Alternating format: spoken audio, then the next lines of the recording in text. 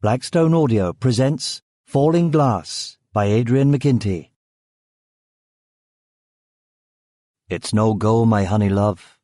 It's no go, my poppet. Work your hands from day to day, the winds will blow the profit.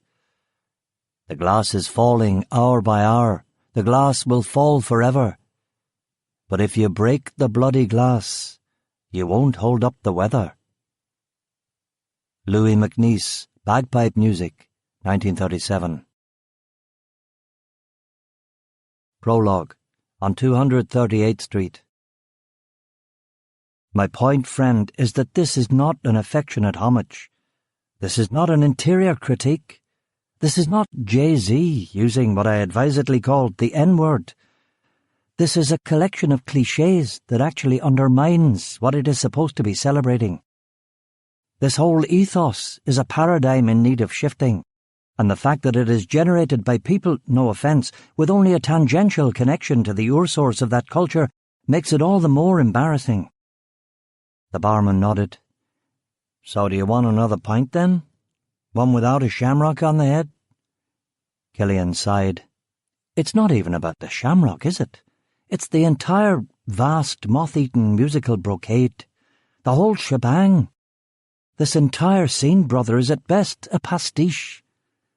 But while we're on the subject of the shamrock, what's with the 4 leaves? Nothing could be simpler to remember. The Celts are polytheistic. They have many gods. St. Patrick wants them to worship one god, so he employs the shamrock to represent the Trinity. God the Father, the Son, and the Holy Ghost. The Trinity. 3 leaves. A 4-leaf shamrock isn't a shamrock. It's a 4-leaf clover. Do you see? I mean, at the bare minimum, we should both be able to agree on that. The barman, bar boy, really, nodded more firmly this time. I'll get you another pint without the shamrock. I didn't know you was from the old country itself, so to speak. Thank you, Killian said. Although, the kid added, with a twinkle in his eye which Killian might have caught if he had been paying attention, you've got to give him credit for the snakes. Who? St. Patrick. You're Irish? A voice asked from behind him, in the blind spot, a dangerous place for anyone to be. Killian flinched and turned, his hand reaching inside his pocket for a ghost piece. A big guy in a Ranger shirt. New York Rangers, that is, not Glasgow. Different thing altogether. Yes, Killian said. Your accent's not Irish, though, is it? The man said sceptically. His voice had a hint of crazy, and his eyebrows were madder than Freddie Jones's in David Lynch's Dune. I'm from Belfast, Killian said slowly. The man nodded slowly. Oh, I see. So not Ireland. Have you ever been to Dublin? That's a real Irish city. Killian's fresh pint of the black stuff appeared on the bar in front of him a mere 45 seconds after he'd been promised it. Not a great sign. The barman, however, must have had concentration or even psychiatric problems, because there on the top was another 4-leaf clover masquerading as a shamrock. Killian knew it was time to hit the exit. But before he did, Dublin's a nice place, but you have to remember that it was a Norse settlement for 3 centuries before it became an English town for 7 centuries more. It's been an Irish city for 90 years. Are you familiar with the Aboriginal concept of the dreaming? The Aboriginal what of the what now? The Aboriginals believed that we have 2 lives, a life here on Earth in what we call the real world, and a life in the dreaming, which is really the real world, where everything has a purpose, where we are more than thinking reeds, are part of some great scheme of things, and in the dreaming certain places are special, certain landscapes, certain settlements. Belfast is one of those places. The Neolithic people thought so. To them it was a holy site. Pristine birchwoods in a river valley only just freed from a retreating ice sheet a mile thick. The Celts weren't interested in Dublin. It lacked a significance in their cosmology, which is why they let the Norwegians have it. Belfast lies at the confluence of 3 holy rivers. In Irish it means mouth of the Farset, one of those sacred streams. Do you see what I'm saying? The man in the Ranger shirt nodded sagely. So you're Australian then? He asked. Killian sighed inwardly. Some instinct had told him that this was going to be a mistake. Even before the plane had entered the airspace of Newfoundland, he'd begun to have doubts. You can't go home again. And the New York of crack wars, quadruple-digit homicide rates, David Dinkins, Mike Forsyth, and 50,000 illegal mix was long, long gone. He abandoned the pub, the pint, and the man, and hoofed it downhill to the subway stop on 242nd Street. He found a Daily News that had a picture of Dermot McCann, Jerry Adams, and Peter Robinson having a pint with the president. They were drinking Guinness. Obama's grin had "Get me the hell out of here" written all over it. Killian yawned. He was dog-tired, and in the morning he had a job to do in Boston that could well be the death of him. The train finally came, after an epic wait. It was now after midnight. "Happy St. Patrick's Day," the driver said on the intercom. "Aye. I suppose we'll see about that," Killian muttered to himself.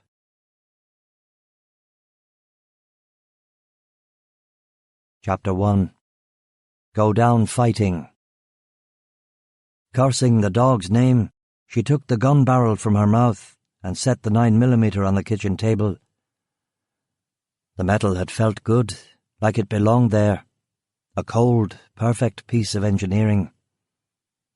She sat on her trembling right hand and stared at the weapon. Ice crystals were melting on the Heckler & Koch's polymer grip and running over the magazine as it lay on the yellow and green formica, waiting. Seconds ticked past in long increments of raw time. She found herself fixating on the disarmed hammer safety and trigger lock, imagining the terrible power of the chambered round. In an instant it could all be at an end. Click. A chemical reaction. An expanding piece of molten lead. Big Dave would kick in the door and take out her kids. The Peelers would arrive from Coleraine and find her note.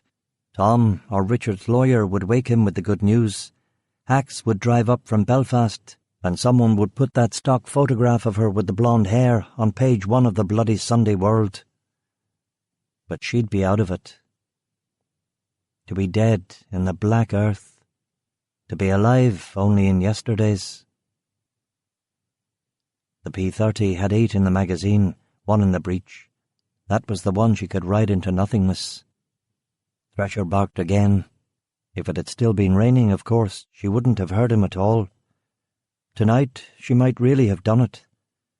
Wouldn't have thought so long and hard and let the barrel slide off her tongue. But not now. Now she was on alert in case this really was something. Someone.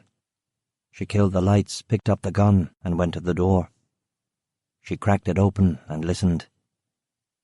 Surf in the distance, cars on the road, a football match on a distant radio. "Thresher," she whispered, but he was quiet now. "Thresher, where are you big Egypt?" She breathed the night air. It was damp, cold. She looked up. The clouds had blown through, and the starfield was rich. The Milky Way, the crescent moon, Orion. She knew about the stars. She'd taken astronomy at Queen's for a year before dropping out. Of course, none of Richard's lawyers ever mentioned that in their depositions. They preferred to paint her as the gold digger, the culchie, the junkie. Her nails were digging into her palm. She unclenched her fist. She closed the caravan door and went inside, sat back down at the kitchen table. The P-30 was still in her hand. A microsecond. That's all it would take. She reconsidered for 1 beat, 2. She shook her head. "No," she said aloud. She safetied the weapon, put it in a plastic bag in the freezer, closed the fridge door. Ended her conversation with death. She walked the length of the caravan to check on the girls. The nightlight was casting a pink glow over the buckled aluminum walls.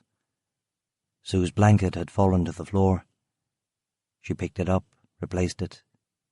Claire was sleeping like a rabbit, curled on all fours, hunched. The barking dog hadn't woken either of them. Rachel stared at them, trying to feel love rather than resentment. But she was so damn tired. Tired of lying, hiding, running. "Good night," she whispered, and went back to the front door. She opened it and took a last look out. "Go ahead, Richard. Send your men. I don't think I even care anymore," she whispered sadly. She locked the door and put the chain across. She tiptoed to her room, the only real bedroom in the caravan, and sat on the fold-out bed. The blankets hadn't been tossed in a week. They gave off an odour. She reached for her fags, opened the box, discovered that it was empty. Rain began to fall on the metal roof. Ding, ding, ding, ding, ding, ding. "Christ," she muttered. Surely the girls would be better off without her. Rachel looked about her. This was madness.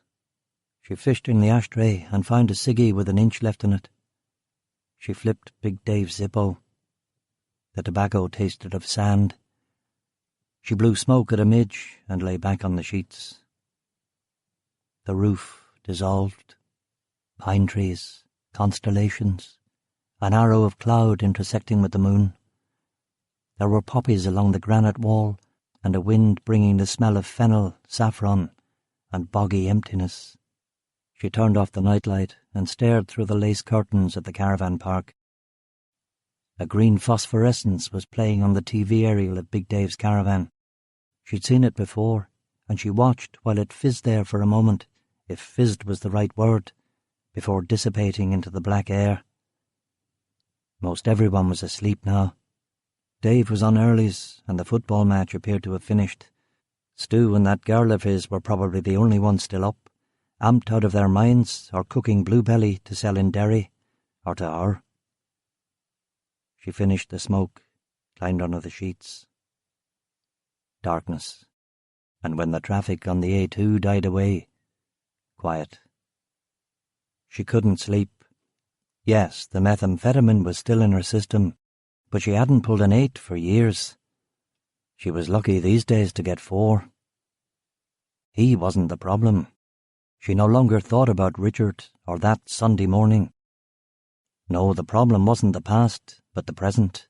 Money, Claire, truant inspectors, Sue, lawyers, private detectives, the police service of Northern Ireland. Drugs. Rachel tugged the sheet over her face. Wind. Rain. And finally, at around 2, a few hours of erased existence. Photons from a different star. Prayers seeping through the bedroom wall. She stirred. The room was heady. The smell, eucalypt, pine, seaweed. She lifted the sheet from her face, rubbed her eyes. Her fingertips were soft, uncalloused, unworked. She noted this with neither satisfaction nor regret. Work was for workers. She lowered her legs to the floor. She looked for her watch, but remembered that it had fallen off her wrist in town. Always sly, the Rolex had seized its chance to keep forever its knowledge of date and time, second and minute. Perhaps it was even a bold attempt on the watch's part to set her free of such notions. She smiled. She liked that. But it wasn't true. The watch was a present from Richard. It was his ally, not hers. And it wasn't even funny. She could have hocked it for 500 quid in Coleraine.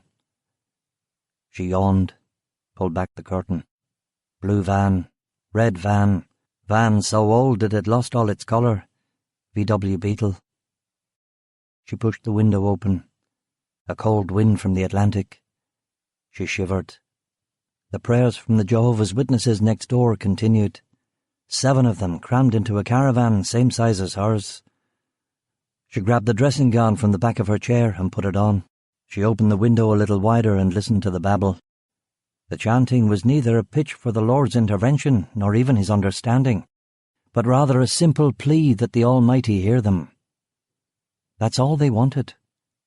Just hear us, Jesus. Know that we exist. Well, I can certainly hear you, she said, getting off the bed. She slid open her bedroom door and checked on the girls. Claire was reading Little House on the Prairie at the kitchen table. Sue was still out for the count. "Morning," she whispered. Claire didn't look up. "Morning," she repeated. "What?" Claire said. "When someone says good morning to you, it's customary to respond," she said. "Sue's sleeping. I didn't want to wake her," Claire muttered. Rachel nodded. Always with the answer, that one. But she quickly saw another line of attack. Claire was sipping from a glass of orange juice. There were ice cubes in it. "I thought I told you never to go in the freezer," she said.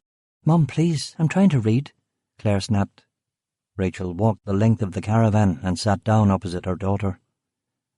There were two ways to go here. Get angry and give her a punishment, or ignore it. She thought for a minute, and then picked the latter. "What's happening in your book?" she asked with a benign smile. Claire looked up. "They just got Jack back, okay?" "Who's Jack?" "Their dog. They thought he was drowned. Please, Mum." "Fine," Rachel muttered, and walked to the front door, ruffling Claire's hair a little roughly as she went past. She undid the locks, opened the door, looked between the branches of the Scotch spruce. A sky like irises, low clouds, vapour trails. The sun had not yet cleared the trees to the east. Dave's paper was lying on his porch, and his car was still there. He was apparently sleeping late.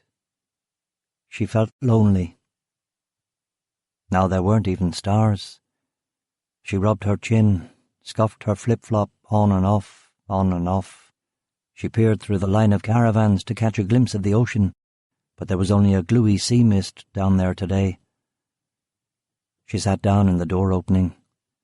At her feet, an empty vodka bottle, a half-smoked cigarillo, a wineglass containing rainwater, and several watermelon rinds now covered with hundreds of black ants.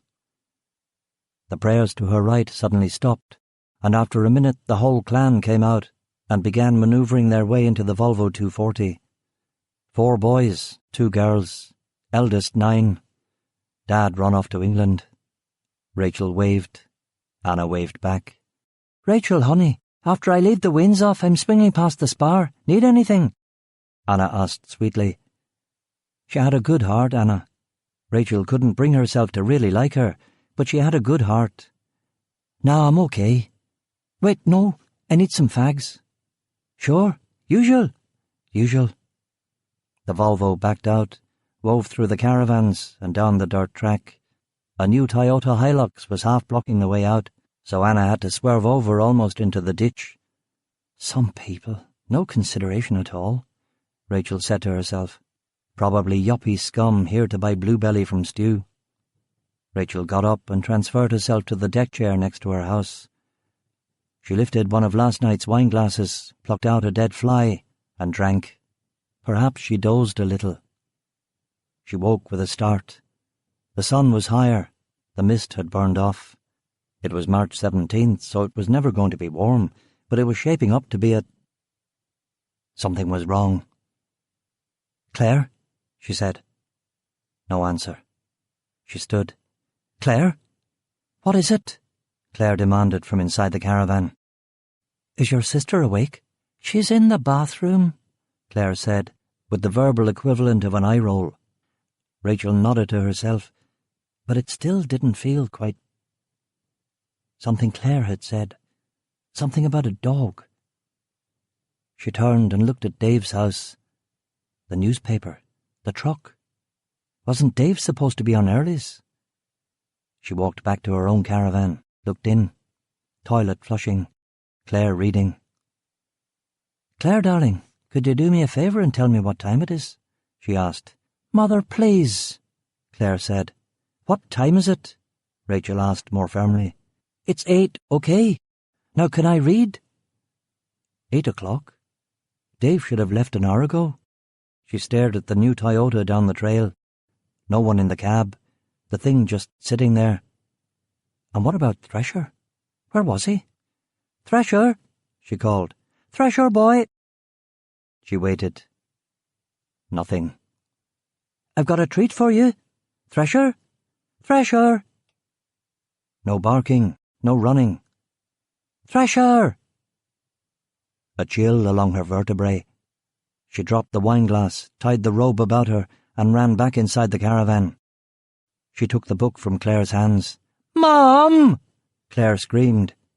She grabbed Claire's wrist, squeezed. "Mom, you're hurting me!" "Get dressed, pack a bag, everything you need.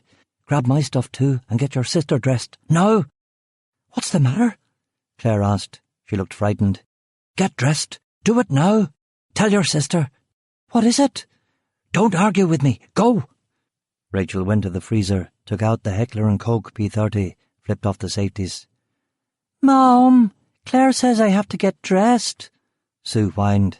"Do as your sister says. Do it. Get dressed and pack a bag," Rachel ordered, with cold authority. She took a deep breath and exited the trailer. She held the P30 two-handed in front of her, finger next to but not on the trigger.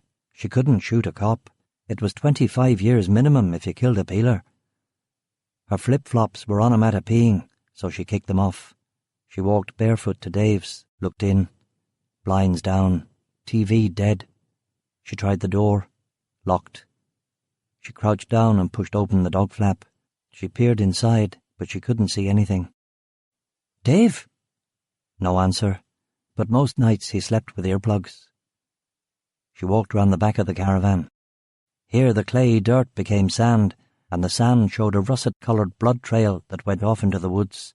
"Jesus," she whispered. She knelt down and touched it, dry but not caked. Swallowing hard, she followed it into the trees. "Thresher?" she tried quietly. And then she thought of a worse scenario. "Dave?" She looked back at her caravan. Everything seemed okay. She stepped over a fallen tree, and there, about 15 yards into the firs, was Thresher, covered in ants, with a puncture wound in his head. She bent down, cold to the touch. Died a few hours ago. He'd gone after whoever had come, and they'd killed him. "Good boy," she whispered. "You did well. Good boy." She was surprised to see that the blood trail did not abruptly end at Thresher's body, but instead went deeper into the wood. She followed it easily over the dense layer of pine needles on the forest floor. Even if she hadn't been schooled by her scoutmaster Da, she still could have tracked this guy. Heavy footprints, a couple of coins, blood, one leg dragging behind the other. At one point he'd fallen, and it had taken him a while to get back up again. He was crawling now, not walking. She found him barely 100 yards from the caravan park. Thresher had torn him up pretty well. He was about 35, wearing a leather jacket, black jeans, white sneakers. He had 2 gold earrings, a pale, pockmarked face, a thin moustache, and a mafia teardrop under his left eye. Lovely. He was covered in sweat, and he'd contrived to break his leg. In his left hand was a mobile phone, in the right a handgun. He was definitely not an Irish cop, nor Interpol nor Special Branch. His eyes were closed, but he looked up when she approached. "Spasiba," he said. Rachel approached carefully. She stepped on his wrist, leaned down, and took the gun out of his hand. She threw it into the forest. "Spasiba," the man repeated. She stepped on his other wrist and picked up the mobile. "Cigarette," he said. She scanned the recent calls, 4 of them to London. "Cigarette." "When are the others coming?" she asked. "Cigarette, please." "Are they coming from London?" "I don't know." She pointed the P30 at his face. "London or Dublin or Belfast? Tell me." "London," he said. Keeping the gun on him, she searched him and found car keys and a wallet. She took a step back. "You tell your boss. You tell your boss," she began. She didn't want him to tell Richard anything. She threw away the keys and kept the wallet. She ran back to the caravan park and banged on Big Dave's door until he appeared, bleary-eyed, confused. "Rachel, what time is it? Jesus, what time is it? Thresher gets me at 6. It must be nearly... Dave, I need the Subaru. Richard's found me. His goons are flying in from over the water." Dave was pushing 65, and first thing in the morning he looked a lot older than that. His face was greyer than his hair, and his eyes seemed far away. "Dave," she said, looking at him, squeezing his shoulder through his denim shirt. "What?" "Oh, the Subaru?" "Yeah."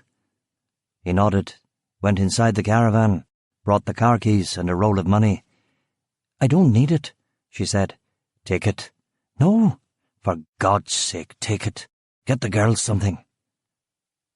She put the roll in her pocket. She kissed him on the cheek. "It wasn't peelers, Dave. He sent muscle. Bloody Russians or something. They killed Thresher," she said. Dave staggered a little, recovered, shook his head. "Guy's a nutcase." "I know. I better go. I'm sorry about Thresh. He was a good dog." She kissed him again and ran back to her caravan. "Girls, are you ready?" Rachel called as she vaulted the cinder-block steps. "Sue won't get dressed," Claire said. Rachel looked in. Claire was ready, standing there with a stuffed suitcase, wearing 3 shirts and 2 jackets. Sue was naked. "Jesus Christ, Sue, you're not even dressed," Rachel said. The goon's mobile rang in her hand. She pressed the green button. "Misha, we're here. Where are you?" a voice said in a Cockney accent. She put her finger to her lips so the girls wouldn't speak. "Misha, where are you? We made it. We're here." She hung up and looked outside. At the bottom of the dirt road behind the Toyota, there was now a black Range Rover. 2 men inside, maybe more in the rear. "Claire, go to Dave's car. Get in the back. Put your seatbelt on," Rachel said, fighting the panic. "What's wrong with our car?" "They might know our car. We're just going to try and drive past them." "Mum, they'll see us." "Do as I say, Claire. Get in Dave's car and put your seatbelt on," Rachel said calmly. It wasn't hard for Claire to see the fear in her mother's eyes. There was only one way in and out of the caravan park, and unless they made a desperate run through the woods, they were going to have to risk it. Rachel gave her the emergency bag, which was always packed with underwear, money, Snickers bars, and the laptop.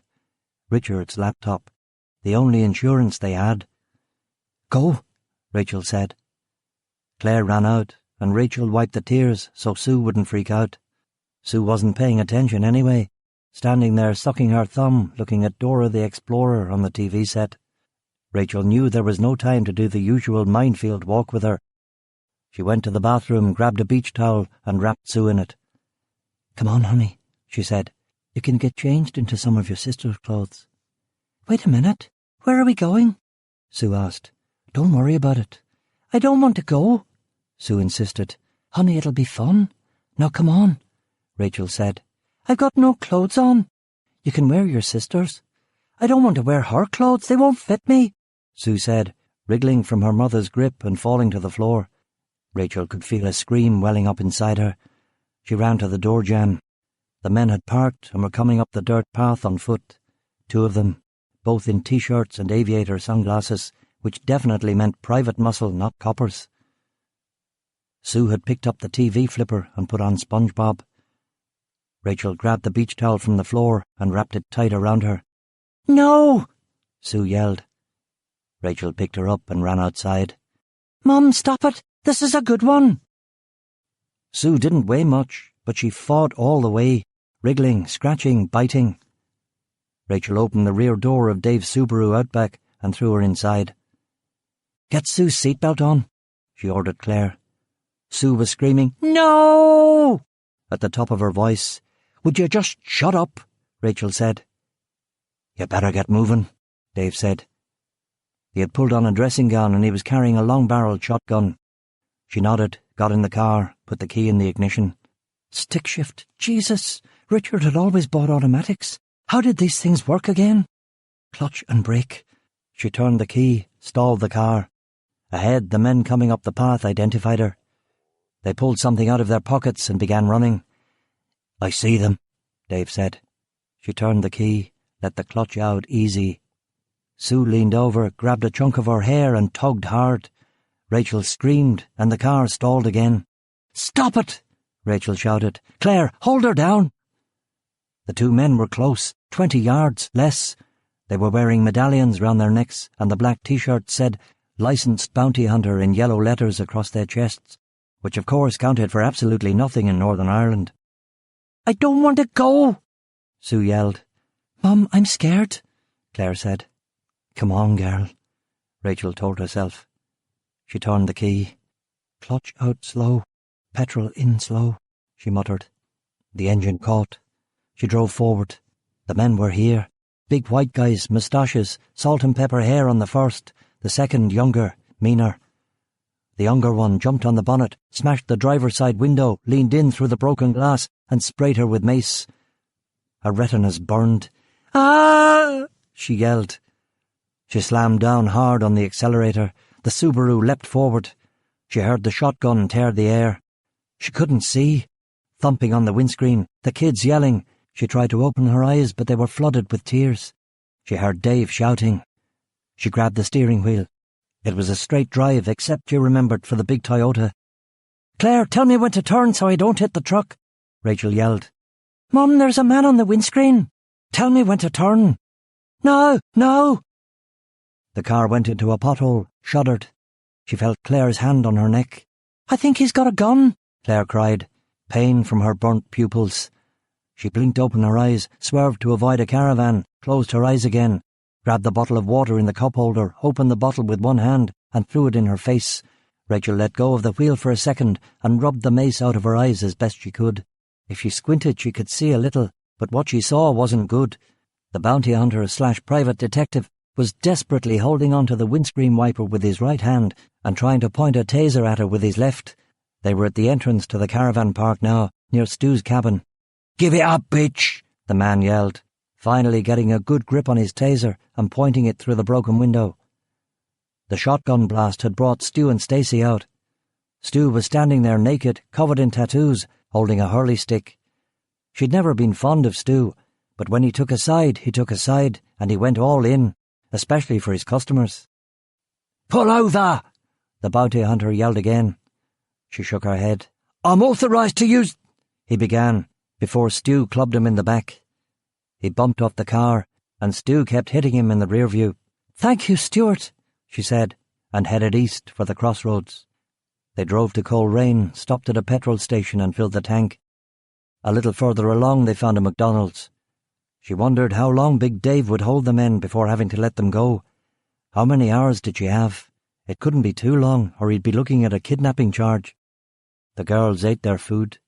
She couldn't touch hers. It grew cold in the booth by the window.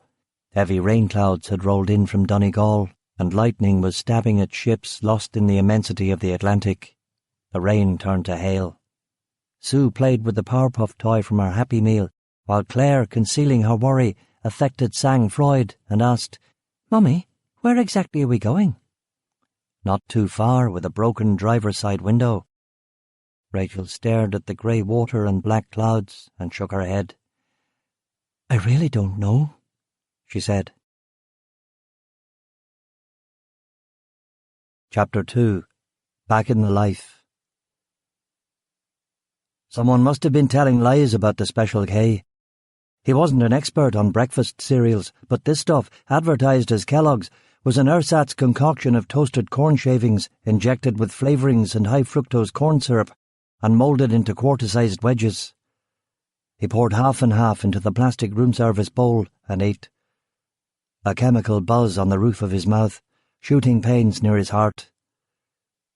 It actually tasted rather good. He sipped the thin coffee. That didn't. Killian picked up his luggage, had a final look in the mirror, and left a $20 bill on the dresser. He'd wanted to leave a $5, but after shepherding it all day, he'd foolishly put it into the vending machine last night to get a Kit Kat. Now it was either 20 or change. He walked across the quad of the Union Theological Seminary and skidded to a halt in front of the chapel.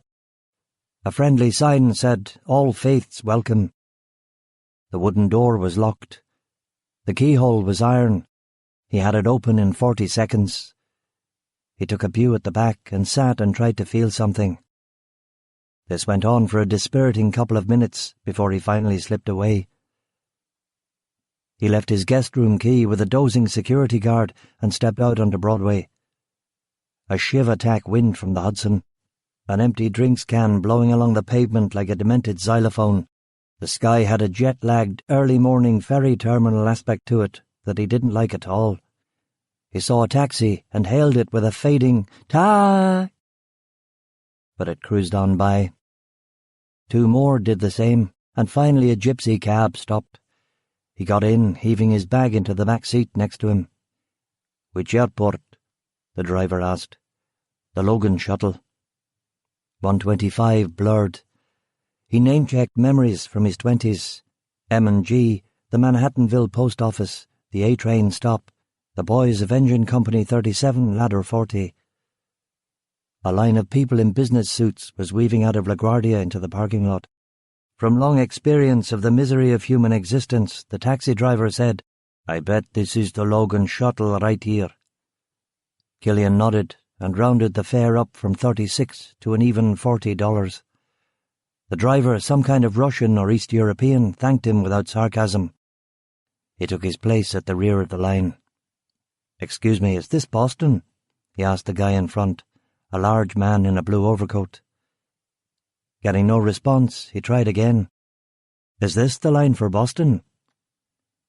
The guy in front twitched, but nada surfed. Killian looked beyond him to the airport, where planes on their skittery approach down the East River consistently seemed to miss disaster by only a few seconds. A wave of depression hit him. He was tired, off-kilter, punchy. The Special K crash was coming, and it wasn't just that. It had been a hard week, hard month, hard year. He had 300,000 quid negative equity on those Laganside apartments, the Northern Irish property crash typically coming after 12 years of solid growth, and just when he had quit the life and turned the trajectory of his existence in a new direction at the University of Ulster. To mention that it was raining and he had no coat would have been redundant. Of course it was. Drizzly, greasy stuff that got you so much wetter than a hard rain because people felt it was okay to stand out in it. He tilted his head back, let the drops spatter on his cheeks, closed his eyes, listened. Trucks on the Cross Bronx, planes at the marine terminal, and a banshee wind blowing through the car park as if across the mouth of an absolute bottle. A raindrop caught him in the left eyelid. He opened his eyes. That sky again. Malevolent. Not exactly evil, but certainly not good. The sky of a petty thief, or a drunken, sentimental spousal abuser. He considered poking the man in front between his broad shoulders. What was his problem? He checked for a hearing aid, and seeing none, Killian's fight-or-flight response began to kick in. Adrenaline flooded his endocrine system. His pulmonary artery expanded, and his funereal white cheeks became red. He clenched and unclenched his fists, his hands remembering 100 ways of disabling a man, even though that wasn't exactly his métier. "Hey, mate, is this the line for the Boston shuttle, or what?" he asked in basso profundo, old-timey West Belfast. On this iteration, the man turned. He was reading the New Yorker, and without looking up and after a pause which seemed to communicate some deep but inexplicable contempt, he said, "What do you want?" Killian felt pleased, and then irritated by this reaction. Really, what was so terrific about getting into a fight with a stranger in a damp airport car park? These days they processed you for a thing like that. Central booking, the island, many hassles. The guy was big and broad, but Killian was bigger, if considerably less broad. "What do you want, asshole?" the man barked. A 1990 freshly minted Killian trying to impress Darky White might have kicked him in the left kneecap, pulled him down by the hair, taken the man's briefcase and smashed it on his head. But this was not 1990. "Look at me," Killian said, in a voice like the rasp of steel on flint. The man looked. "Yeah." In 40 years on planet Earth, 23 of them in the life, Killian's eyes had seen a lot of unpleasantness, and he knew that they could convey a frighteningly deep well of seriousness. A person with any expertise in human relations could read them immediately. This is not a man to be fucked with. As it was, Killian's interlocutor took a second or two before he got it. "Is this the cue for Logan?" Killian asked. Belated recognition, fear, panic. "Oh, yeah, I'm sorry, yes, this is the shuttle," the man muttered, lips trembling, eyes downcast, a posture Killian had seen a tedious number of times before. It failed to gratify him. It bored him. This whole world bored him, which was part of the reason he was at the University of Ulster. "Thank you," Killian said, and released him from the look. "You're welcome," the man replied, and brought the New Yorker up to his face like a shield. Killian looked behind him where a dozen more people had joined the line, which hadn't moved an inch. How long is this going to be? He wondered aloud. The guy in front flinched, but sensed Killian was being rhetorical. How long?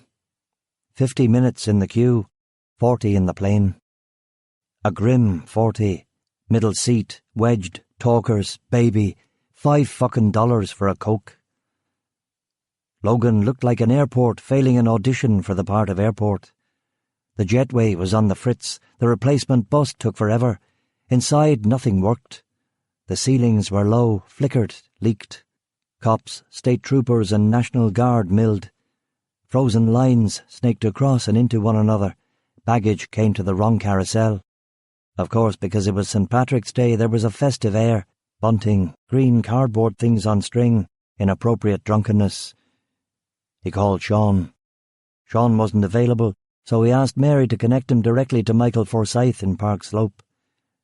He worked his way through a couple of flunkies before Michael came on. "Yes," Forsyth said. "It's your mate from Belfast. They told me. We were all looking for you last night. I didn't want to be found. When you're working for us, you make yourself available," Michael said coolly. "With respect, if you'll allow me to correct you, from this morning I'm working for you. Last night I was on my own clock," Killian said. Killian and Michael came from the same world, self-improving North Belfast petty criminality. Michael knew the type and the angles, but more than that, he knew Killian of old. He wasn't going to out-argue him. Michael decided to let it go. "I just wanted to catch up, not a big deal." "Where are you now?" he asked. "Logan?" "Good. Do you know the Fairmont Hotel?" he asked. "Yes." "Go to the concierge. I'll fax you the address." "Okay." "You'll need a car." "It's not in the city?" "No, the North Shore. You can drive, right?" "Yes." "Maybe I can get you someone. We'll see." "It's not necessary." "Call me if you have any problems. I'm anxious to get this resolved today. I can assure you that one way or another this will be resolved in the next few hours." "Good. The old lady's coming back from Chicago this afternoon for our big St. Paddy's Day do, and I'd hate to have to tell her that this Egypt is still giving us shite." "You won't need to," Killian said. "My people booked you a room if you want it, unless you're taking the red-eye." "I'll see." "Do your lot celebrate St. Patrick's Day, Killian?" Michael asked in a friendly but borderline racist kind of way. People had a lot of crazy ideas about tinkers. "Of course we do," Killian said. "In fact, last night I was giving a wee lad in the Bronx your trademark spiel about the Trinity and Shamrocks." "How did that go down?" "Like talking to a wall." "Aye." "All right. Happy St. Pat's. Good luck, mate." Killian hung up, grew thoughtful. He and Mike had met several times. The most memorable, of course, Christmas Eve 1992, when Michael had murdered his employer Darky White, while he and another couple of guards were humiliatingly out of commission. Killian had been outmatched then by Forsyth, who was his own age and in his own profession, but just so much better at it than he. Killian had quit New York after that and gone back to Belfast, which had turned out to be good timing as the ceasefires had begun by then and the paramilitaries were moving into regular criminality. Everybody needed help for the brand new narco trade, and Killian, with his New York experience, was a man in demand. Previously, the IRA and UDA had killed drug dealers to prove that they were the legitimate defenders of the community. But after the ceasefires and the end of the Troubles, drugs became the vector for their boredom and ambition, and by the mid-2000s, narco-trafficking and manufacture had become the paramilitary's primary raison d'etre. Killian had risen and got a reputation, initially as a heavy and then as a persuader, so that even a year after his retirement, an old pal like Michael Forsyth could put in a call and get him to cross the Atlantic. Still, he wouldn't have come, Mike Forsyth or no Mike Forsyth, but for those bloody apartments. Killian tried Sean again. This time Mary put him through. "Where were you a minute ago?" he asked. "Where were you last night?" Sean asked. "I asked you first," Killian said. "Crapper. And you?" "A place I know," Killian said. "Like that, is it?" "Aye. I rang a few of the hotels." "I knew you would. Don't be smart. You bollocksed it, you big Egypt. There were a couple of extra clients we could have squeezed in." "No way. Not my scene. This is a one-off for you-know-who." "You weren't staying in Jersey, were you?" "You're not going to get it out of me, Sean. Quiet little spot right in Manhattan. Nobody knows about it but me." Sean considered pursuing this further, but time was money. "Okay. You're in Boston right now?" "Aye." "You know the Fairmont?" "He already told me. Said I gotta rent a car. Get a receipt." "You are such a fucking miser." "A four-wheel drive, but nothing fancy." "Jesus, it's not Maine, is it?" "No." "Good." "Sure you don't want a piece? I can give you a few addresses." "Nah, you know me. And those people put you off your breakfast." "What people?" "Gun sharks." "Killian, this is a pretty big score. You might have to get epic," Sean said ominously. "How big a score?" 5 large." "Jesus, and he wants it all today?" "Uh-huh. So watch it. When people get backed into a corner like this, sometimes it's not pretty." "I'll be on my toes." "You watch yourself, okay?"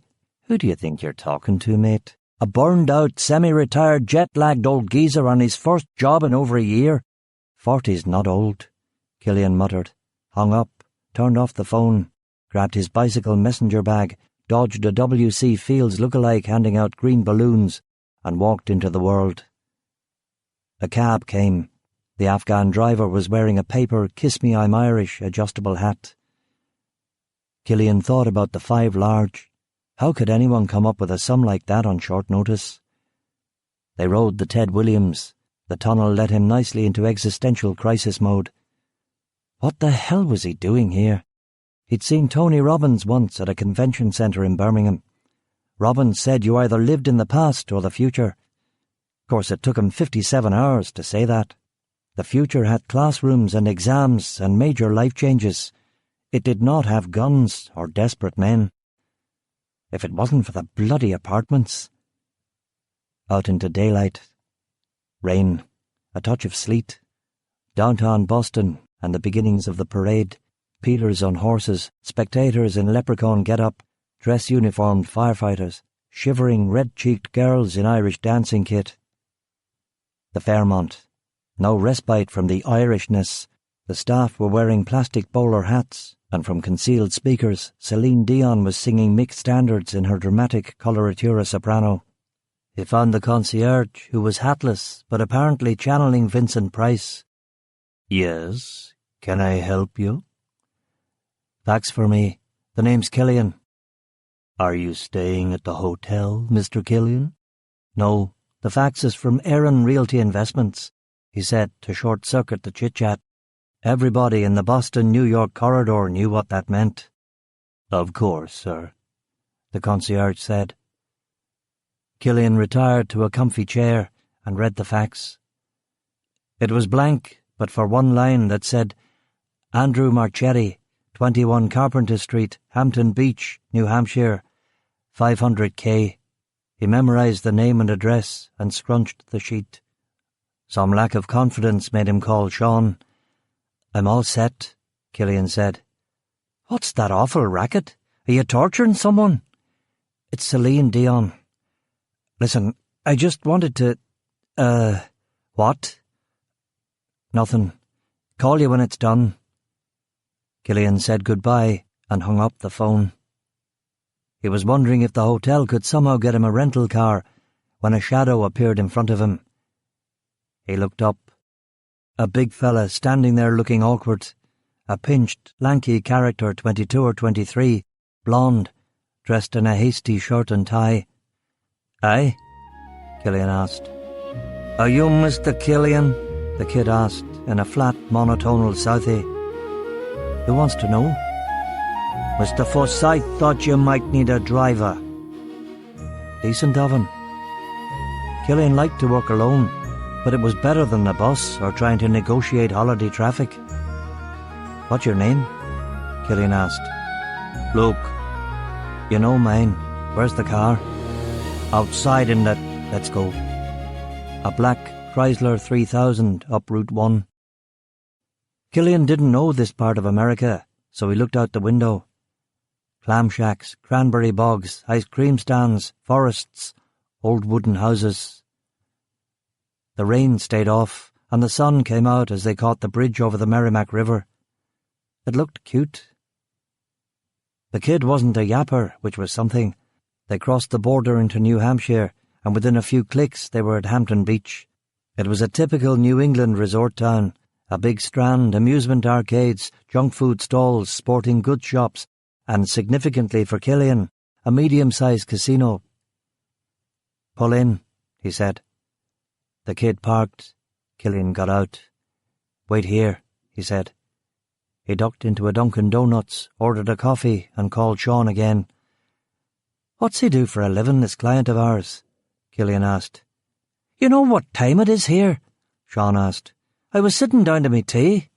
This boy that they've flown me 3,000 miles to see, what does he do for a living?" "I don't know. Why?" "I don't want to get involved in a war. This is strictly per diem for me. I don't need any markers, bad blood." "What are you talking about?" Sean asked. "This is a company town." "Rackets?" "Legit. A casino. Could be a power play. Wouldn't be the first time my best mate MF fucked me up, would it?" "Check it, will you?" He drank the coffee, watched kids in wetsuits walk across the two-lane with their longboards. Killian was wearing a sports coat jacket, white shirt, dockers, plain blue tie. Not exactly dinner with the in-laws, but he still felt overdressed for Hampton Beach on an early spring day. Sean called back. "MF says that he doesn't work in the casino business. He's a banker. Married old money. This is his third marker. Hometown, Atlantic City and Foxwoods. Everyone has been very patient. There are no crosstabs. He is not connected in any way. Law enforcement. No family links. You buy that? Why not? I don't know. If I had a gambling problem, I don't think I'd live in a town with a fucking casino on the boardwalk." Sean sighed. "Should I call it off?" Killian rubbed his chin. "Nah, I'll check it, and I'll call you when it's done. You should also know this. He sent someone." "Babysitter?" "I don't know." "You just be careful, big man," Sean said, in the camp West Belfast tones of BBC TV announcer Julian Simmons. "You know it," Killian said. He tossed the coffee, went back to Luke. They found Carpenter Street 4 blocks back from the beach. American dream. Picket fences, sprinklers, kids, cul-de-sac. Number 21, big New England Tidewater style, made to look 2 centuries old, but in fact vintage 2002. The irony hit. Guy with a gambling problem lives in number 21. 5 or 6 bedroom house with a triple garage. A boy with a wiffle bat trying to play baseball with himself. About 13, brown hair, green eyes, watchman t-shirt. The 3,000 wouldn't attract attention in this neighbourhood, but someone waiting inside would. "You come with me," Killian said. "What are you going to do in there?" Luke asked warily. "What do you do for Mr. Forsyth exactly?" Killian wondered. "I work for Express Cars. I'm a driver." "What do you think I do, Luke?" "I really don't know," Luke said, but his eyes were telling a different story. He knew, or suspected. "If you come, it'll be worth a couple of 1,000 experience points," Killian prophesied. Luke didn't look convinced, so Killian changed from the subjunctive to the imperative mode. "Follow me. Keep your mouth shut." Killian got out, straightened his jacket, walked to the front gate. The boy's Red Sox hat was slightly askew, and he was doing a baseball commentary to himself, just the way he would if this were an early Spielberg movie. Killian looked for a golden retriever to complete the setup, but there was no dog. He swung open the gate. "Who are you?" the kid asked in a lazy Maynard drawl. "I'm a friend of your father's. Is he home?" "He went to Shaw's." "Is your mother home?" "She went to Kittery." "Who's watching you?" "Nobody. I'm watching me," the kid said. "Brothers or sisters?" "Mom took Flannery to Kittery." "I'm glad she didn't take Kittery to Flannery." The kid laughed. "What's your name, son?" Killian asked. "Toby." "Toby? I like that. When are you expecting your dad to get back?" he asked. "I dunno. Half an hour?" Killian reached into his pocket and took out 2 $50 bills. "I'm an old friend of your father's. I suppose I owe you a couple of birthday presents." He gave Toby the money. "Why don't you get yourself a real baseball bat at one of those sporting goods stores on the seafront? A good one," Killian said. Toby's eyes were wide. "I could get a David Ortiz." "Yeah, good idea. Run along now. Surprise your dad." "Can I take my bike?" "Sure. You got a helmet?" "Yes," the kid groaned. "Put it on and scat." Toby got his bike and helmet and pedalled off. Killian walked to the front door, turned the handle, went inside. "Come on," he said to Luke. A pristine, upscale, well laid out, utterly soulless residence. Killian did a brace of the bedrooms looking for a safe. He found a loaded .38 in a locked gun case, and he took the ammo and left the gun. Under a floorboard in an upstairs spare room, he discovered a collection of softcore pornography and $2,000 in Canadian dollars. Killian left the mags and the cash. He found nothing else, nothing major. The most interesting room was a ground-floor study/library which had about 1,000 volumes, old ones, some valuable. To his amazement, he found a book on Le Corbusier. He started flipping through it. He sat down. "What do we do now?" Luke asked. "We wait." Luke pulled out his iPod, plugged in the earphones, and lay on an ottoman. "What are you listening to?" Killian asked, always slightly curious as to what the Waynes were into. "What? What are you listening to?" "Ocean sounds." Killian nodded casually, but his ears were up. He'd seen a snub-nosed Saturday night special shoved in the back of Luke's pants. He thought cross and double-cross. Insurance. Luke, really an Iceman, kills the mark, pins the murder on the schnook from out of town. Plausible, but perhaps not likely. Michael had a rep for straightness, and for a complicated play like that you'd need someone with 10 years under their belt, and this kid was a punk. Furthermore, that gun wasn't the weapon of a professional. "It's nothing," he told himself, and went back to his book. He didn't like Le Corbusier. Le Corbusier didn't understand human nature. Humans were biophilic. 500,000 years of living on the savannah was bound to select for adaptations linked to open plains, grasslands. In his concrete dreamscapes, Le Corbusier didn't allow for any kind of spiritual longing for vistas, for greenery, for other mammal species, for space. Like other 20th century social engineers, Corbusier wanted to remake man in his own image. He thought, that was pretty good. He took out a pencil and began to make notes for his term paper, and was so engrossed that he didn't hear Marchetti come in. He should have put Luke on point. A mistake. Hopefully not a fatal mistake. "What the fuck are you doing here?" Marchetti said. Killian looked up. Marchetti wasn't Italian, at least not New York Italian. White, pale, about 38, thin, crumpled, with that vacant expression Killian knew all too well from the midnight shift in Atlantic City. He was wearing a Hawaiian shirt, blue jeans, slip-on shoes. His eyes were watery, weak, and had a wildness to them. He was balanced on one foot, something Killian didn't like because Marchetti was pointing a sawn-off shotgun at him. Worse than that, pointing it at him and then at Luke, spinning it to the left and right, all on that one unbalanced leg. "Well, motherfuckers, what do you want?" Marchetti repeated. "Hey, man, I'm just here to—" Luke began, but Killian put a hand up to stop him. Killian looked at Marchetti. "You know why we're here," he said dispassionately. Marchetti nodded. "I don't fucking have it." Killian set the Le Corbusier and his notebook on the bookcase, smiled. "That's too bad. I had a phone conversation with Mr. Forsyth earlier in the day, and he made it clear that either I get the money or I send you expeditiously into your next incarnation, if you believe in that kind of thing." Marchetti was shaking. "What?" Killian pointed at the chair opposite. "You should probably sit. The gun'll work just as well from a sitting position." Marchetti blinked. Those eyes again. Old man eyes. Beaten. Killian didn't like them. Marchetti probably didn't feel that he had a whole lot to lose. Luke was on the fidgets. Killian gave him the do-not-pass-go he'd perfected over the years. "Do not even attempt to play for that gun of yours." Luke nodded slightly. "Sit down," Killian insisted. Marchetti sat. "How did you know we were here?" Killian wondered. "I saw Toby on the boardwalk.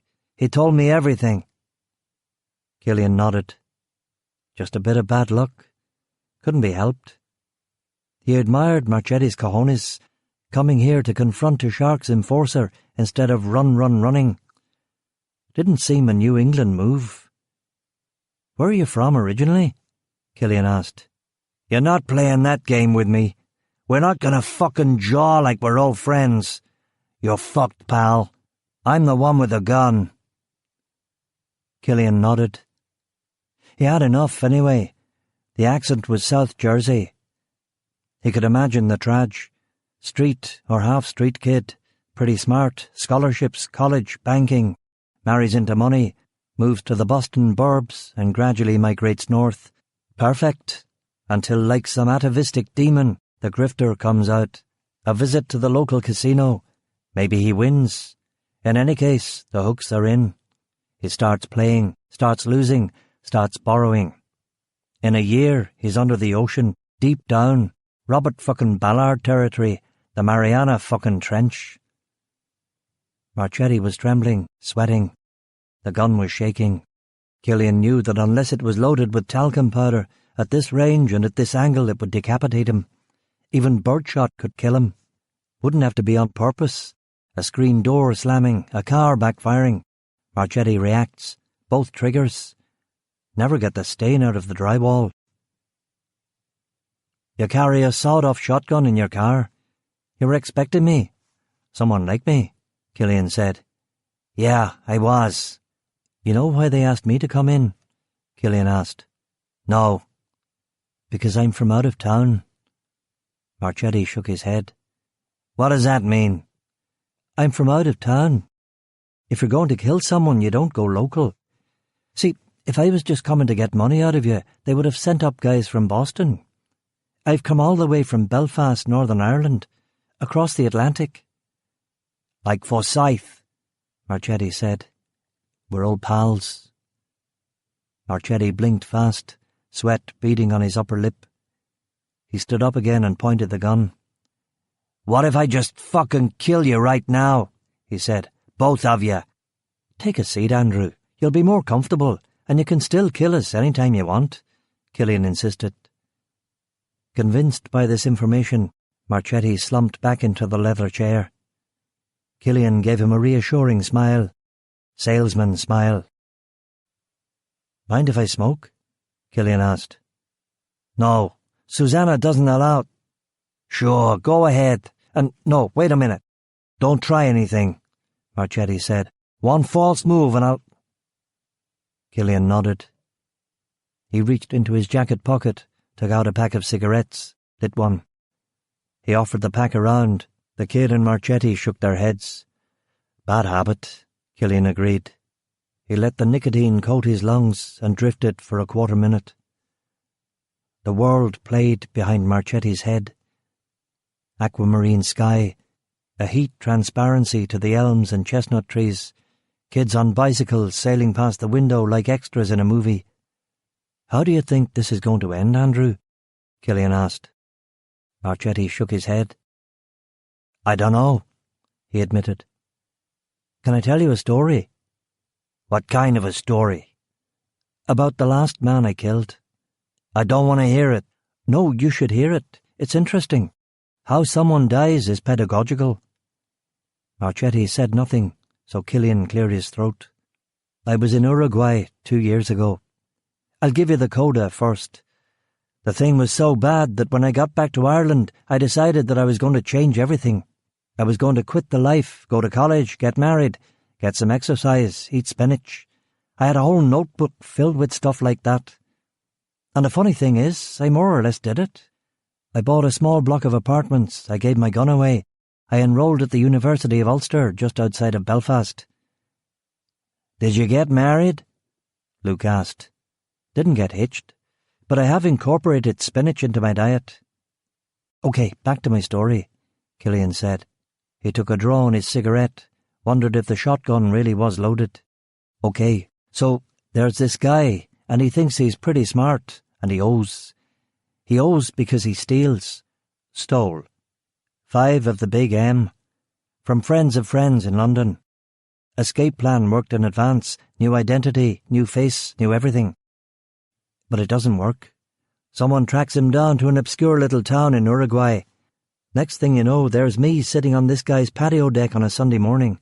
I'm watching this line of yachts coming across the Rio de la Plata, the River Plate, coming across in this almost straight line that stretches all the way to the horizon, each boat about 15 minutes behind the next. The final boats are under the horizon, under the Earth's curve. You get me?" Marchetti nodded. "They're coming from Buenos Aires in Argentina. I guess it's a popular Sunday sailing destination for the rich. Up early, pack some booze and sail to Little Colonia in Uruguay. Have lunch, have a stroll, back before it gets dark. It's a nice place. Beautiful old colonial buildings, shady plazas, cobblestones, lots of cafes. I walked around for a bit, started to get noticed. So I found the house I was looking for, broke in. Of course he's gone. Bed unmade, coffee still warm. He's just popped out to get a newspaper or croissants or something. While I'm waiting, I go out onto his deck and watch the boats. As they get closer, you can see the people on board. Some of them wave at me as they steer into Colonia's marina, but I don't wave back, 'cause I'm a professional. 20 little boats come over from Buenos Aires, and it's getting warm and even more beautiful, and I'm so caught up in this lovely wee moment, I almost don't hear our boy come back. He's driven all the way to Montevideo to get his girlfriend. Nothing in the notes about a girlfriend. You can imagine the scene." Killian sighed and scratched his neck. Marchetti was on board. "What happened?" "They're in the kitchen, and I go back in through the French windows and get the jump on them. They'd given me a silenced Smith & Wesson 38, but what good is that if she's screaming her head off, I tell him to shut her up. He's crying, begging, flipped. She's hysterical. Gorgeous, too, and only about 19. I can't kill her. Just can't. Wouldn't be right. Now I know a bit of Spanish from jobs in the Costa del Sol, so I tell her straight. She can stay here and die, or leave and forget about this. She's a good girl. She wipes her face and walks out. He's begging her not to go. She doesn't look back. He's really bawling now, but it doesn't matter. Our boy's wearing his funeral suit. Nothing he can say can change the judgment. But you never know, though, do you? So I let him talk a little. He tells me he's got money. Millions, he says. We open his safe. It's not millions. It's about 20 grand in euros. Killian paused, finished his cigarette and stubbed it out on the wooden windowsill. Marchetti was pointing the shotgun at the floor now. Killian let the seconds crawl. "What happened next?" Marchetti asked. "While he's spinning some scheme about gold bullion, I sidle next to him and shoot him in the head behind the ear. Easy. Bullet expands in his brain case, exits through his face, kills him instantly. But I have to work fast now. The client demanded torture, A lesson, you know. All that East End Cockney geezer bullshit. You killed him. Yeah, but listen, that's not the story. The story's coming up. So I'm cutting off his penis. You are what? They wanted me to cut off his penis and make him eat it before I killed him. Not my scene, but easy to replicate. Anyway, I'm doing that, not really paying attention, and guess what happens? He wakes up, Luke said, horrified. Killian laughed. Man, you've got some imagination. No, the girlfriend comes back, and she's got a pair of heavies with her. One of them has a fucking AK-47, another has an Uzi. I'm minding my own business, sawing at this guy's dick with my Swiss Army knife, and before I know what's happening, World War III. Killian chuckled, shook his head and looked down. He was talking conversationally, but he knew he had them now. He was good at this. He was a minstrel, a salesman, a preacher. That was a scene. But lucky for me, they didn't know what they were doing. Jazzing each other, shooting for the rafters. I dive for the sofa, roll behind a wall where they can't see me, and then it's tea and crumpets at the palace. I run to the bathroom, out through the window, back in through the front door behind them. What happened next? Luke asked. Killian gave him a shut-the-fuck-up look. I shot both the hoods in the back and checked them in the skull, neat checks, 2 rounds apiece, and I ran over and smacked the girlfriend hard in the face, broke her nose, knocked her clean out. Ran back over to our boy, cut off his dick, put it in his mouth, then back to the girlfriend. She's the problem. Marchetti nodded. His lips were purple from holding his breath. Killian blew smoke at him, and Marchetti finally sucked in air through his open mouth. What did you do? He asked. What would you do? Killian asked. I don't know. I can't kill her, not in the contract. But you can't let her go, not after all this. Killian nodded at Luke. Now was the time for him to speak. Kid caught on quick. What did you do? Luke asked. I went to the kitchen and found a steak knife and cut her throat, Killian said. Her blood came out crimson. She was young. Her heart was beating fast, frothed out all over the floor and all the way to that wooden patio deck. He nodded at Luke and then turned his attention on Marchetti. You see, Andrew, I'm only the advance guard. If you kill me, other men will come wherever you are. Before your eyes they will castrate your son and rape your wife and hurt them until you are begging for their deaths. You need to be made a lesson of. Your story will be legend. It's worth it to them, losing the $500,000 for that. Marchetti started crying. Killian got up, walked to him, put his hand on the barrel of the shotgun and lifted it gently from him. He broke it open and took out the shells. Luke had whipped out his Saturday night special, but Killian shook his head and Luke put the gun away. I don't have any options. I don't know what I'm going to do. I don't know what I can do, Marchetti sobbed. Killian let him cry for a bit, went to the window, stared out at the street. He did a standing 10 count, and still with his back turned, said, When did you buy your house? What? When did you buy this house? 2005. What's the equity? I don't know, we haven't... You don't know? Guy with your problems, give me a fucking break. You know every penny you've got or can get. Things around here haven't been moving. What's the base? 1.2. And you bought for 650. 150 down from me, another 100 down from my parents, and 100,000 no-interest loan from my bank. Killian turned to look at him. Did you refinance? The truth. No, not yet.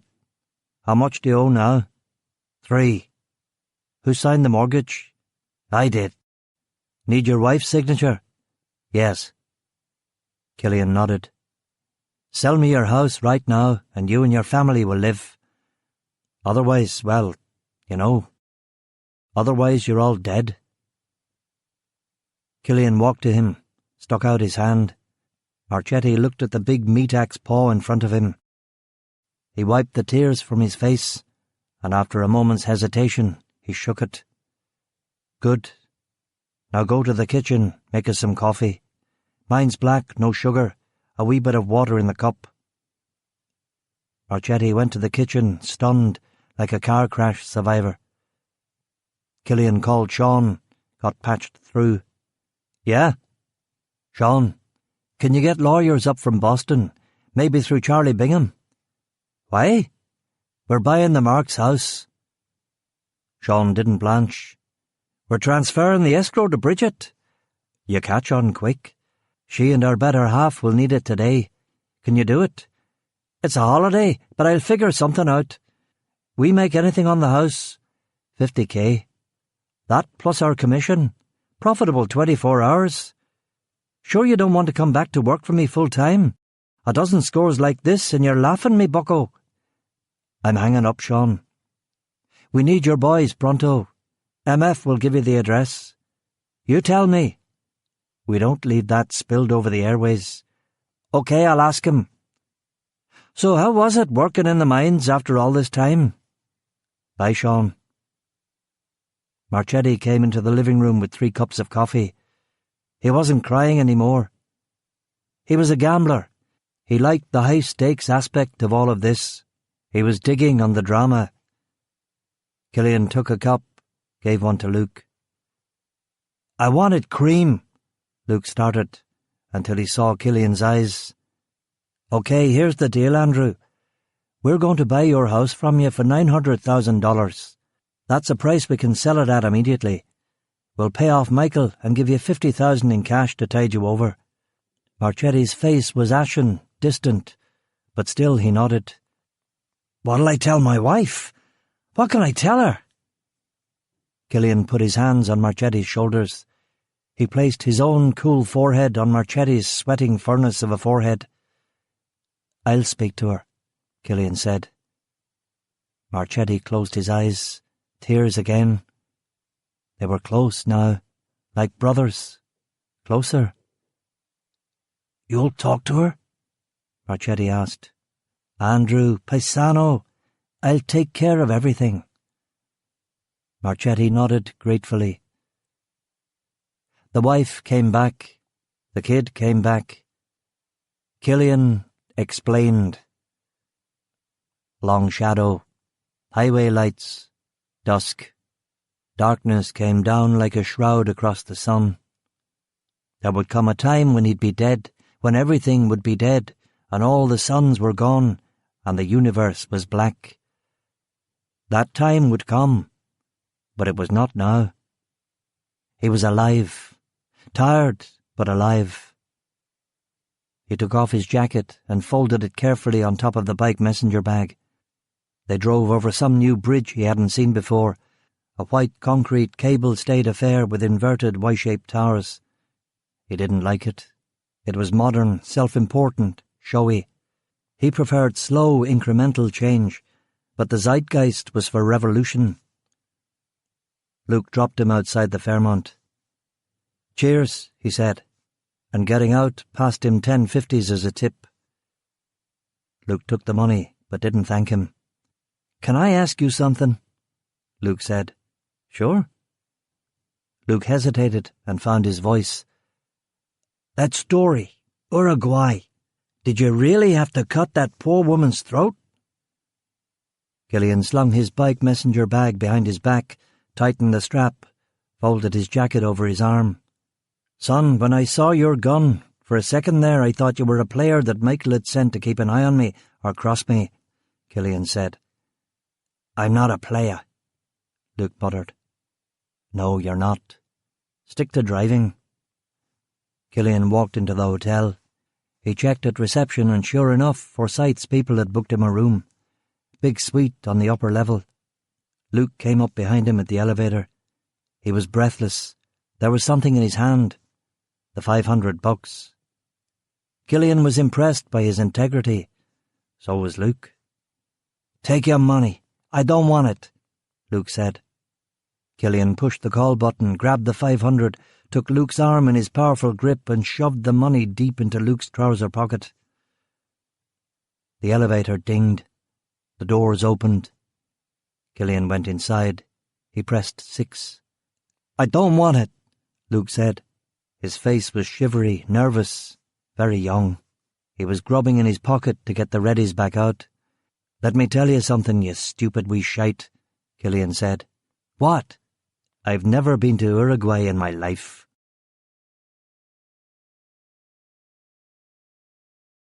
Chapter 3. Richard Coulter.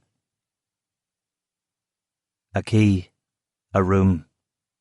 Like all the others. Thousands of hotel rooms over the years. This one was New Orleans-themed.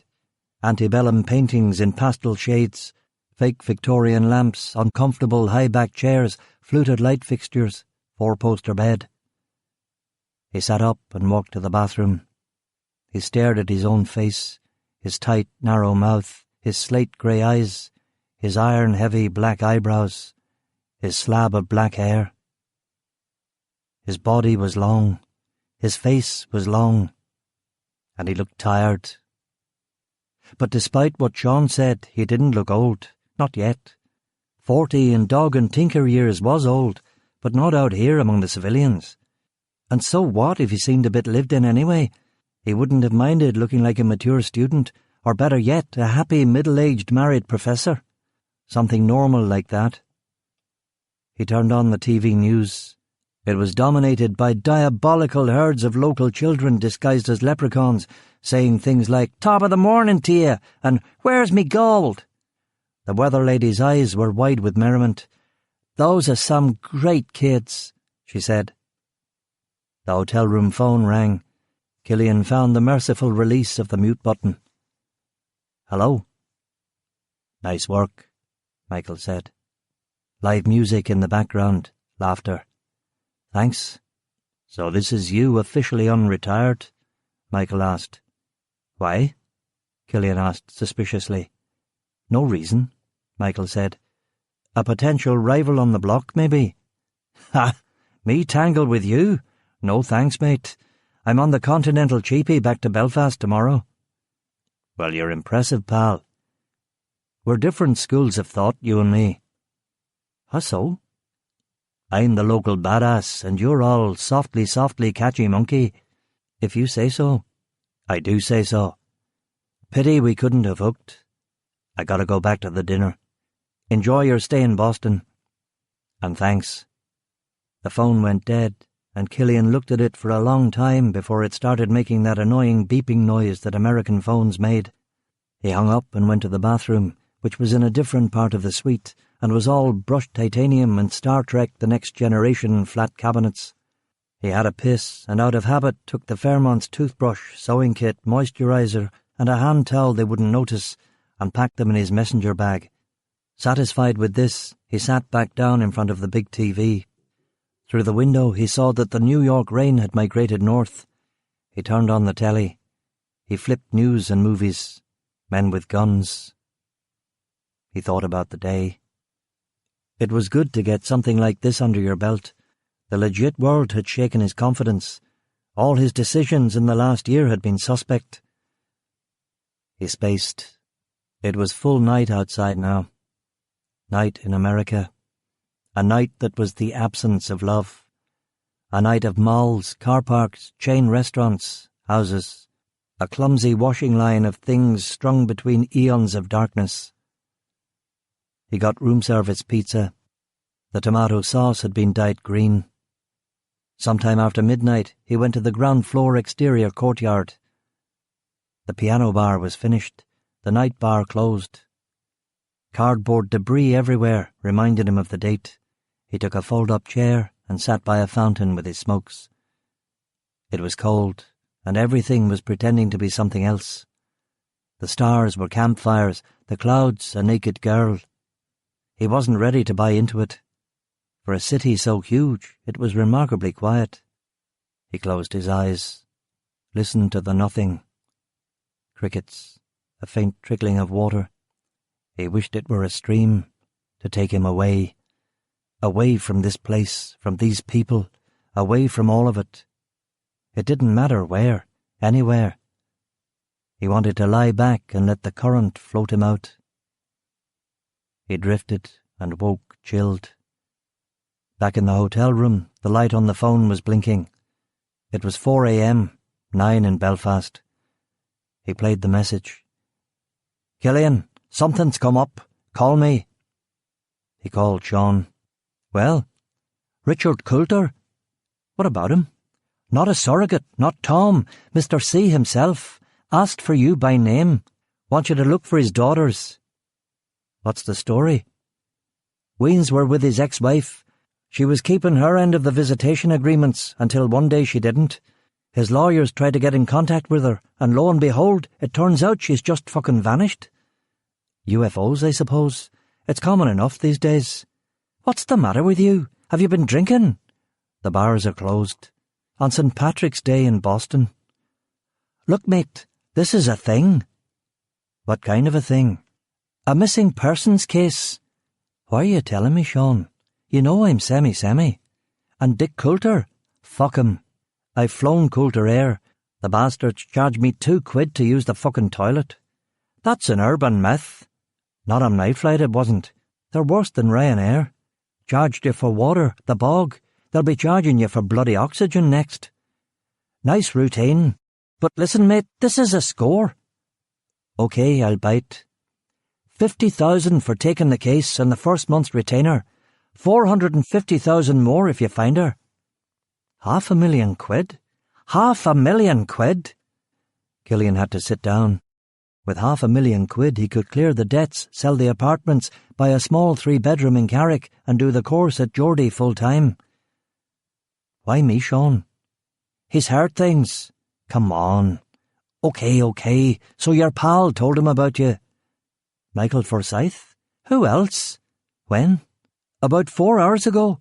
Michael was evidently impressed by your work."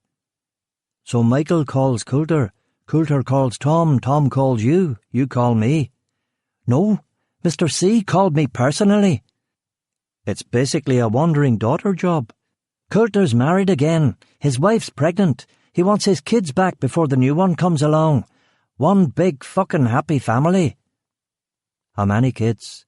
"2. Look, we're the good guys. The missus is off the deep end, fucked up. The kids are in genuine danger. It's all true. She's had drug problems. Didn't you read about her last year in the Sunday World?" "I don't read the Sunday World." "You should keep in touch with current events. You know they have a black president now." "Why so much money?" "He's got money to burn."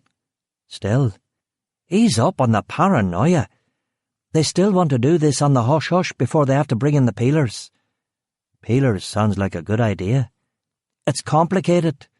Coulter doesn't want the publicity, not when he's looking shaky." "Shaky? I thought he was making money hand over fist. I thought he was going to be the first fucking Irishman in space." "The airline business is in the bog. Coulter Air lost €150 million last quarter, and after that Iceland volcano they were already in the shitter. They've cut half their routes out of Luton. That's why he's in Macau, diversifying." "Macau?" "Macau. It's a former Portuguese colony in China, next to Hong..." "I know where it is, Sean." "What's he doing there?" "Opening a casino." "Aye, sounds like he's really on the skids. That and the $500,000 for finding his wife." "That's not his money, incidentally. That's coming from the kidnap insurance." "Oh, right, the kidnap insurance. Very small time." "Look, they want a decision immediately. Will I tell him you'll meet him or not?" "When did this doll go missing?" 5 weeks ago. This thing reeks, Sean. 5 weeks and now they want to start looking. They're considering contacting the peelers." OK, so we weren't the first guys they went to. They tried the rest and now they want the best. Believe me, this time we're the good guys. Come on, what do you think? Does it sound like something?" "It sounds like something," Killian admitted. "What will I tell him? He wants to meet you ASAP." Killian thought for a full half-minute and then said, "Aye, why not?" "Good. I booked your flights. Non-refundable." "You booked my flights?" "Boston to LA, LA to Hong Kong. Coulter wants to talk to you in person." Killian stared at the phone for a moment. He knew that he should be angry. Sean had gone ahead and booked the trip? Was he really so predictable? "What time do I have to be at Logan?" 11 o'clock, UA 323. 11 o'clock this morning? Yes. I suppose I'd better get some kip then. Aye, that might be a good idea.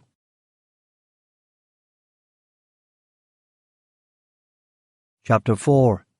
An Oyster in the Mirror Sea. The airport came from the bottom of the ocean, dredged up Dutch style, and poured into gigantic rectangles from which the water was pumped. It was the newest and flattest part of the Hong Kong Special Administrative Region. Fans turning overhead, heavies watching the line from behind a partition. Good heavies, really focusing.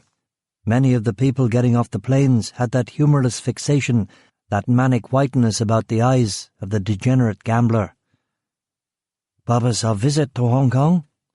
Tourism. How many days will you be staying here? 2 days. Thank you, sir. Thank you. He walked through the overlit, white, antiseptic green channel and nodded to a short young man who was holding up a sign that said Killian.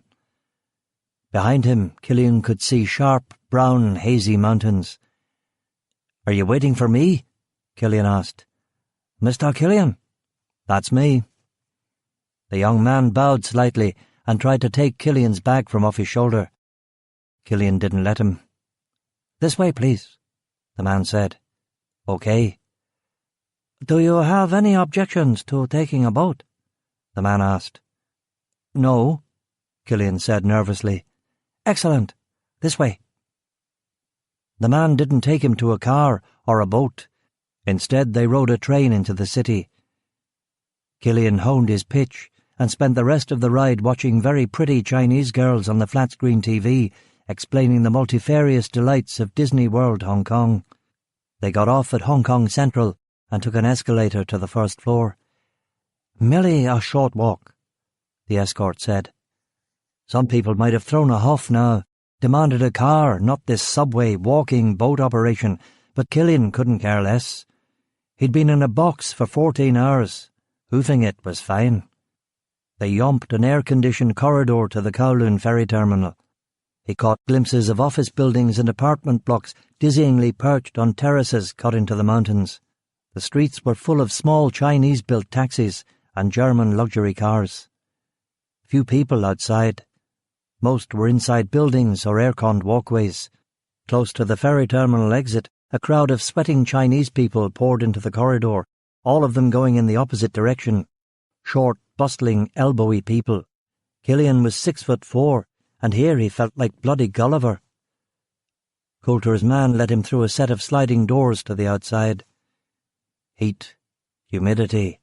Spain could do 110, but he'd forgotten what 90% relative humidity felt like. It was late in the day, nearly 5 o'clock in the afternoon, but it probably wasn't going to cool down any time soon. Jesus, he muttered to himself and took off his jacket. "This way," the nameless young man said, and led him towards a pier on the water's edge. Concrete gave way to a boardwalk, glass walls to food stands, newspaper outlets and a ticket office. A Western girl standing behind a row of taps in a large air-conditioned bar caught his eye. She had blonde hair in a short crop. She was pale, wan. The place was empty. He smiled at her. She smiled back. "Down here," Coulter's man said. "Where?" "Down here," the man said, pointing to a wooden staircase that led to a jetty on the water. He looked back at the girl, and she was still smiling at him. He nodded, and then negotiated the rickety, heaving staircase. A long speedboat was tied to the jetty. A driver was waiting for them, ominously dressed in a splash coat and waterproof leggings. His guide untied the boat from its moorings. "Would you care to step in?" he asked. Killian fought the blind panic and made sure that it didn't show on his face. He shook his head. "Smoke first, okay?" "Okay." He lit himself a small cigar and walked back up the steps. He crossed to the bar, went inside and sat down in front of the girl. His hands were shaking. Sean hadn't said anything about boats. "What would you like?" the girl asked. "Your name and a glass of cold beer." "Peggy, and a beer's coming up," she said with a generic American accent. She was about 25, lithe, slender, with green, sylvan eyes. She was wearing a white polo shirt that said Pier 11 Pub on it. Peggy. Now there's a name you don't hear that much these days. I like it. It's short for Margaret. Yeah, I think I knew that, he said, wondering what year she was born in. 1985, 1986. By 86, Killian's father had drunk himself to death. His mother had killed her boyfriend in a knife fight. 4 of his 9 siblings were in Borstal. His younger sister Ciara was pregnant. And Killian, 16 years old, had stolen 50 cars, had been the getaway driver on a post office robbery, couldn't read or write, and was in love with a girl called Katie. What do you do? The girl asked, and pushed a cold Carlsberg in front of him. I'm in human resources. I find people, manage people. You know the kind of thing, he said. She nodded. Headhunter, isn't that what they call it? Yeah, that's it. He drank half the Carlsberg and grinned at her. But this time she didn't smile back. She was a million miles away. You look lonely, he thought, and found to his annoyance he had actually said it. Too personal, too quick. She shrugged. I am a bit, but I'm okay. I'm fine. He drank the rest of the beer in one gulp. He passed her a $20 bill. You take US? He asked. She nodded. Listen, I have a boat waiting for me. I've got to go, but, you wouldn't want dinner tonight or something? I know this is... Yes. When do you get off? Midnight. See you back here around then, he said. Picked up the jacket he'd left on a bar stool and made for the door. Wait a minute, she said. What? What's your name? Killian. See you at midnight, Killian. Until then, Cinderella. Back at the boat, a trim, tall, balding man with wisps of grey hair, a permatan, sunglasses and a linen suit was talking into a mobile phone. He had a long Gallic nose, and under the sunglasses Killian remembered grey eyes. There you are. I thought I was going to miss you, he said, offering Killian his hand. Good to see you again, Mr. Eichel, Killian replied. Have we met? Tom Eichel asked. Yes, but it's been a while, Killian said. Eichel frowned. He obviously did not remember the encounter, which had been at a party in the Gresham Hotel in Dublin years ago, before Killian had even gone to New York. Must have been 1989 or 1990. Killian was still a kid and had been lifting wallets from the coat check, and Eichel had had 2 of Coulter's bodyguards take him out the back and knock the living shite out of him, while Eichel laughed and called him a thieving wee tinker bastard. Eichel had been about 35 then, and he looked much the same. Good doctors, or good genes, or both. I meet so many people, Eichel said apologetically. It's okay, Killian said. Of course, Sean and I go back, Eichel said. I know. Eichel looked at his watch. Listen, I was hoping to catch you. I'm afraid I can't join you tonight, but if Richard likes you, I'll have someone leave off the files later, okay? Okay. Great. I'm really sorry, but I've got to go. Richard's doing the whole ribbon-cutting thing tomorrow, and as you can imagine, nothing's ready. It was nice meeting you, again. I'll talk to you for real in Belfast, Eichel said, and turned. He was about to walk back to a white BMW which had been waiting for him, but instead he took his sunglasses off, turned, and looked Killian in the eye. You'll consider it, won't you? Sean says you're trying to move out of this line of work. I'm looking for a change of direction, yes. But Sean says this time we're on the side of the angels. He's right. She is a fucking headcase, a druggie. If you found her, you'd be doing the girls and her some good. They need to be out of that environment, and she needs to be in a clinic somewhere, Eichel said. Killian nodded, stepped into the boat, and put on a brave face as it sped out into the Pearl River Delta. The scene was a mash-up of Canaletto and Ridley Scott. In the Kowloon, Hong Kong harbour area, the buildings were on top of one another like a squeezed Manhattan. The architecture functional. A dizzying, vertical city that was all about maximising space with few flourishes. But further out, the Pearl River was crammed with junks, cargo boats, ferries, fast ferries, oil tankers, trawlers, yachts. How many people lived here? 5 million? 10? He'd forgotten to do his homework, and instead he had spent what time he had available catching up with all the latest news on Dick Coulter, which actually turned out to be pretty interesting. Sean wasn't kidding about trouble. Coulter Air was slashing routes left and right, had cancelled all their flights out of Derry and Glasgow, and Coulter had been complaining in the tabloids that the British Airports Authority was killing his business with their taxes. The Icelandic volcano had cost Coulter Air close to $15 million, and the world recession wasn't helping either. Also nothing at all in the press about a missing ex-wife and kids, which was impressive. That showed real clout.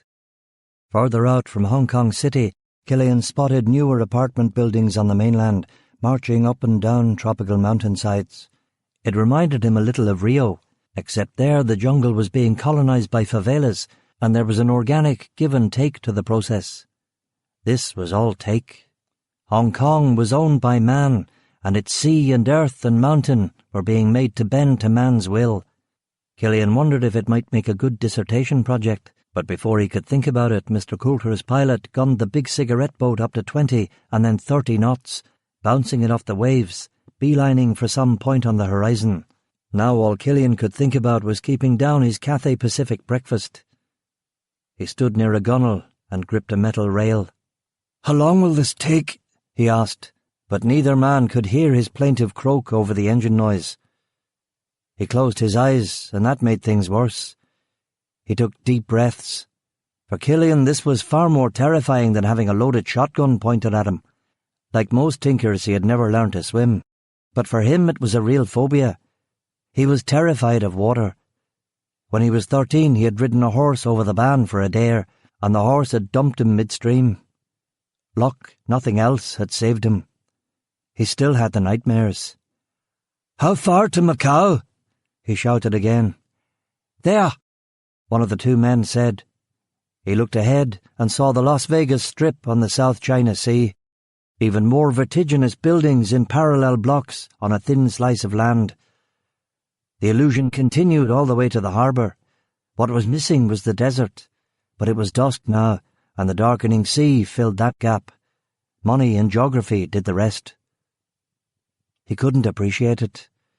He staggered to the back of the boat and returned the breakfast scampi to its native element. One of the two men laughed, and the other said something in Cantonese, which made the first laugh louder. "Bastards," Killian thought half-heartedly. The boat docked at a wooden pier with tyres bobbing on the side as fenders. A European man wearing a chauffeur's uniform and already speaking into a mobile was waiting for them. Killian wiped his mouth and allowed himself to be helped from the boat. His head was spinning. The jet lag and lack of sleep weren't helping much either. Mercifully, the car was close. He walked to an open limo and got in the back. The Strip analogy continued, but it was denser than Vegas, as land was at more of a premium. The people were Chinese, but the names were familiar. The MGM, the Venetian, Caesar's Palace. They pulled into an underground garage. The driver walked him to an elevator, put in a card key, and pressed the PH button. He held the door for Killian, but he didn't get in with him. The lift doors closed, and Killian counted 40 floors before the penthouse. He'd been steeling himself for the chunky, potato-faced Coulter he'd seen on telly and in real life a few times at various things in Dublin and Belfast. But when the doors opened, standing there was a pregnant woman, late 20s, long brown hair, deeply tanned. Very attractive. "Hello, I'm Helena," she said. "Hi, I'm Killian." They shook hands. Her fingers barely touched his, which made Killian think that she shook a lot of hands in any one day. Charity fundraisers, that kind of thing. "My husband's running a little late, and Tom's in the city," she said. "I saw Mr. Eichel briefly already." "Oh, I see. Would you like a drink?" "Yeah, I would, thank you. That boat journey." "Boat journey?" "Ah, right. We didn't take the boat. It must have been very beautiful." The woman had a funny way of speaking English. She was Italian, French, something like that, but with an English boarding school education. Almost certainly an ex-model or actress or TV presenter. Just the thing Coulter thought might impress everybody back home. Killian unslung the bicycle messenger bag from his shoulder and let it drop to the floor, while she walked to a long bar that was stacked with bottles, cocktail shakers, and draft beer taps. "Let me do that," Killian said. No, you sit down," she insisted. "Now what can I get you?" "Vodka tonic, heavy on the tonic, and a lot of ice, please." She brought him the drink and sat on a complimentary black leather sofa opposite his. He removed a plastic stirring stick and looked around the room. Southwestern motifs, leather furniture, animal heads, brick fireplace, and a real chimney. In this locale it was ridiculous. "You like it?" she asked, following his gaze. "It's nice." "It's just our flat for here. We live in Ireland." "Aye, I know. Me too," Killian said. "Oh, I didn't recognize the accent. Whereabouts in Ireland?" "You know Carrick?" Helena shook her head. "It's near Belfast. You must have driven through it." "Possibly. I don't know." "How long have you been married?" 6 months. "Congratulations." He took a sip of the vodka tonic. It was at least half vodka. "You pour a mean drink," he said. "Is it too strong?" she asked, with a con-man smile that immediately got her into his good books. "How do you get here from Hong Kong if you don't take a boat?" he asked. She made a little helicopter sign with her fingers, which Killian also found adorable. "Hello?" Coulter called from another part of the flat, his Ballymena accent unmistakable. His brogue had got defiantly stronger the more famous he had become, until now it was a parody of itself, sort of a cross between Ian Paisley, Seamus Heaney, and Liam Neeson, all of whom grew up in the same general area. "We're in the living room, darling," Helena said. "The peeler's with you?" Coulter shouted. "The man you hired, yes." "Did you tell him anything?" "No." Coulter opened a door and came into the room. He looked sprightly, cheerful, like a demented elf. He was about 5'7", with dyed black hair and a tanned, freckled face that had not been untroubled by the knives of gifted surgeons. He looked healthy and good. Killian knew that Coulter put it about that he was in his mid-50s, but actually he was closer to 60. In his heyday, 4 or 5 years ago, he'd been on the box frequently, doing chat shows, variety shows, showing up as rent-a-quote when there was news about the airline industry. On the tube he had a stage Irishman, slightly sleazy air about him, but in real life he seemed more like a successful ex-footballer or boxer a few years from the ring. There was a sort of rural Mick integrity to him. Killian stood up. Coulter nodded to him, kissed his wife, and got himself a drink from the bar. "Where's Tom?" he asked Helena. "Stuck in the city," she replied. He kissed her again, sat down, and then leaned forward and offered Killian his hand. "Tom talked to Sean Byrne about you. Sean says you're the best," Coulter said. Killian nodded. "Sean's my manager. What else is he going to say?" Coulter ignored this. "And apparently you know Bridget and Michael Forsyth?" "I've met Michael a couple of times, and I've done a few wee jobs for him over the years," Killian said truthfully. "Well, he speaks highly of your work," Coulter said, and then added in an undertone, "and he would know." Killian winced. It reminded him again of that Christmas Eve when he and a bunch of other guys had fucked up their bodyguarding gig and let Michael make fools of them and top their boss. If he'd been Japanese, no doubt the only honourable course after that would have been bloody suicide. But he wasn't Japanese. He was a Pavi, and half of all Pavi were dead before they were 40. Suicide was the luxury of long-lived people. "How was your trip?" Coulter asked. "No problems." "They brought you in a speedboat, right?" "Aye, it was very Bond villain. I was impressed." Coulter smiled. "And who did you fly with?" "Cathay Pacific." "They're good. Fully horizontal chairs, right?" "Well, there was a bit more room than bloody Coulter Air," Killian just about resisted saying, and instead offered the safer, "Very good service. How is the airline business these days?" Now it was Coulter's turn to wince. "We lurch from crisis to crisis. Passenger numbers are off, fuel's still historically high, taxes are through the roof. They're killing the goose. You know I had to cut half our routes out of Luton. The taxes were 3 times the cost of the ticket. Bloody BAA. Idiots. The volcano dust. Volcano dust, is it? My God. No, it's still not good. We're going to be in the red all this year, and probably the first quarter of next. Killian nodded, and the conversation died. It wasn't Killian's place to revive it, but he felt uncomfortable with Helena just sitting there looking awkward. "So I hear you're going to be the first Irishman in space," he said, hoping to chance upon a happier topic. "Not if I have any say in the matter," Helena said with a laugh. Coulter laughed with her. "Honey, I'm on the first flight with Richard Branson and his kids and Sigourney Weaver and Bill fucking Shatner. It's going to be safe as houses." Helena rolled her eyes, and Coulter leaned across and kissed her on the cheek. Helena kissed him back on the lips. Killian smiled. Despite the age and other differences, these two clearly adored each other. Coulter turned to Killian. "And it's mostly for PR, you know. The association with Branson is good for us, and the publicity in the tabloids will be gold. Branson has promised me I will be on the very first flight, so don't believe anything you hear about Michael O'Leary. He's not booked till Flight 3. Killian knew the story. He had read that the space race between Coulter and O'Leary, 2 of Ireland's richest men, was fierce. "I'm impressed," Killian said, and meant it. You wouldn't catch him going up in a rocket, and he had nothing to lose, never mind a pregnant Italian model wife. They talked airlines and flying for a couple of minutes before Coulter turned to Helena with an apologetic grin and said, "Darling, would you possibly excuse us for a moment? I'd like to talk business with Mr. Killian here." "Of course," she said.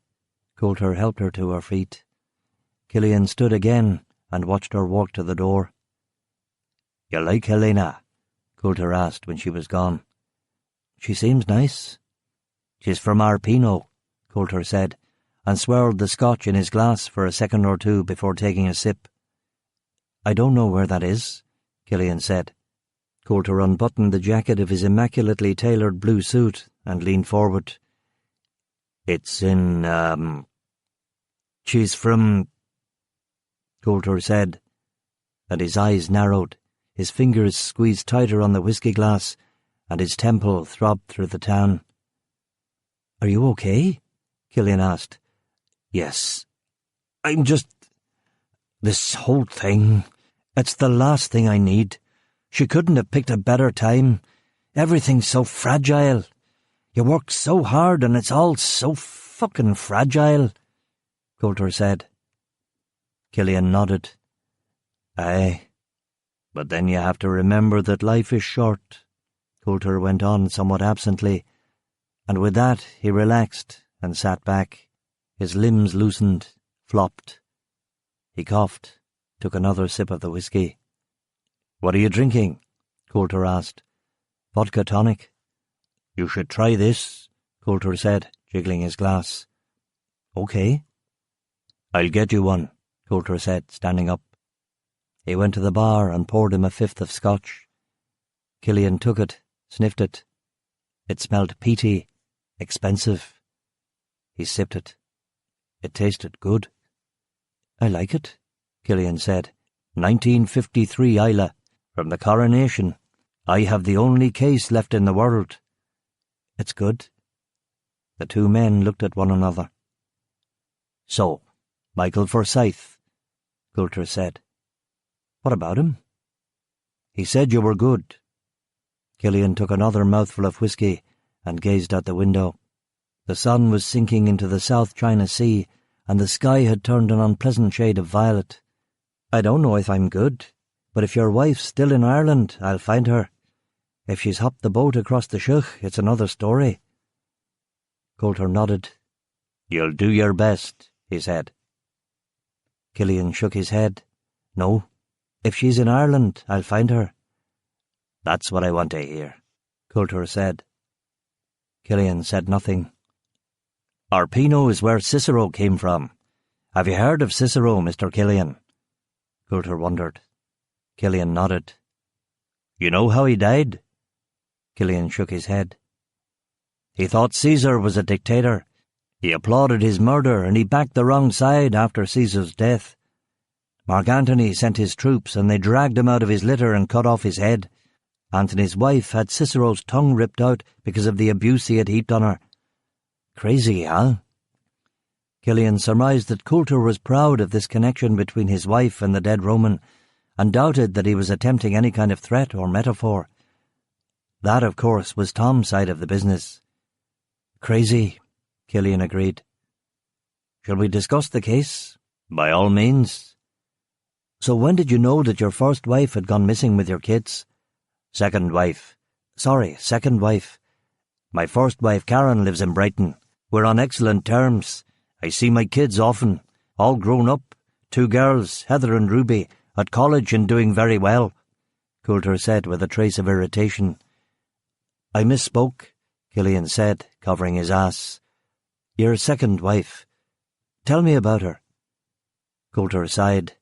And as you see, Helena is pregnant. It's going to be another girl. 5 girls. Congratulations, Killian said. Coulter nodded, sniffed his scotch.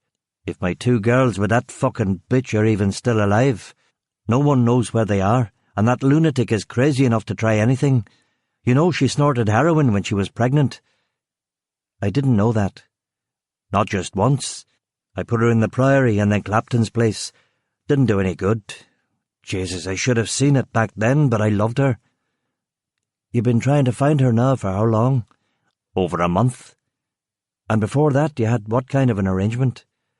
She had primary custody. I got the girls every other weekend and on holidays. This came completely out of the blue. Things were very good between us. I even let her stay at the house in Donegal. She'd met Helena. It was all civilized. Yeah, civilized. I was in Brussels and Tom calls me and says she's gone. Like a fucking genie. Her and the kids, gone. Haven't heard tell of them since. This was from your house in Donegal? Up past Letterkenny. You know Tara Foe? Aye, I know the place. Did she take anything from the house? No. How did you know it wasn't a kidnap? Someone kidnapped them, I mean. Well, it is a kidnap, isn't it? She kidnapped my kids. The insurance company is paying your salary, mate. Or will be when Tom sorts it. That's not what I meant. How do you know there's not a third party involved? She called her parents and told them that she didn't want to give me custody anymore. Said she was going to hide out with the kids. They pleaded with her, but she wouldn't listen. She's a fucking whack job. Killian took another sip of the scotch and stroked his chin. So she wasn't actually in violation of any court orders until when? I was supposed to get the kids the very next weekend. Everything was bloody fine, normal, and she ups and runs. Crazy. Had she given any hint of this before? Nope. And I thought she was over the whole drug thing. I guess not. Killian nodded. Coulter stood. Another scotch? No, I'm fine, thank you. Coulter poured himself another glass. It almost brimmed over the top. We found out she'd disappeared. Stopped using cash machines, only used payphones. Her solicitor doesn't even know where she is. We thought she'd joined a fucking cult or something. Tom hired detectives and they bugged her parents' phone, started sifting their mail. They got close a couple of times, really close on St. Patrick's Day. But now she's fucking gone again. There's one thing I'm not getting. She was awarded full custody even after you told him about the heroin. Coulter snorted. There was an incident. A domestic incident. Stupid thing. She didn't bring that up, and I didn't bring up the heroin. You hit her? Killian asked. No. Don't go around saying that. Nobody was hit. Blazing row, shoving match, and she slipped and went down the stairs. She wasn't hurt. The x-rays came up 0. Did she call the police? Look, I know what you're thinking, but believe me, it was nothing. That's not my scene. That's not the kind of man I am. It was a moment of stupidity. There was no call for the peelers. Rachel only remembered it when I started wondering if maybe I should have primary custody. We decided to call it even. But even that's making it a bigger deal than it was. The divorce was basically amicable. and in the last year we've actually been getting along better than we ever have. She seemed happy for me. We were getting on like a house on fire. Well, now the law's all on your side. She's in violation of the settlement, I assume. Aye, it's practically a police matter. Why don't you call the police? I have consulted with them. Tom has. But I don't want the heavy mob to go in just yet. I thought I'd try the professionals before bringing in the bloody PSNI or the fucking Garda or God save us Interpol. They'll probably spook her into doing something stupid. Killian nodded. He wasn't the biggest fan of the Garda or the PSNI either. And you've no idea where she might be? I wish I knew. Tom's got a few leads. It's always good to have something to work with. And I've got proof she's using again, that she's hanging out with pushers and meth addicts. Those little girls. I am seriously worried for their health and well-being. I'm at my wit's end. That's understandable, Killian said with genuine sympathy. He'd been around serious users, the only subset in his book worse than drunks or gamblers. Where was she last? Caravan park outside of Coleraine. Fucking meth factory caravan park. Can you imagine what the girls have seen? Sue was only 5. Coleraine? When was this? Killian asked. Couple of days ago. They were definitely there. Aye, they were. We have a confirmed sighting. I don't know where they are now. Tom's got the dossier. He'll give it to you with your cheque tomorrow. Coulter finished his scotch and then suddenly began tearing up. Killian was a little surprised. All the times he had seen Coulter on TV, full of outrage, full of bluster. He was the Rock of Gibraltar. He had never seen him like this, vulnerable, visibly shaken. I'm sorry, Coulter said. I'm very upset. It's okay, Killian said, embarrassed. I want those girls here with me. Helena doesn't mind. She's all for it. She'd like Angelica to have big sisters. She knows we're not likely to have any more kids together, you know. This was hard this time, very hard. Claire is 7 years old. She'll forget. I want this to happen, Killian. I want those kids to be happy. We can make a happy family. Obviously, we're moving back to Ireland for the birth, but even bloody here would be better.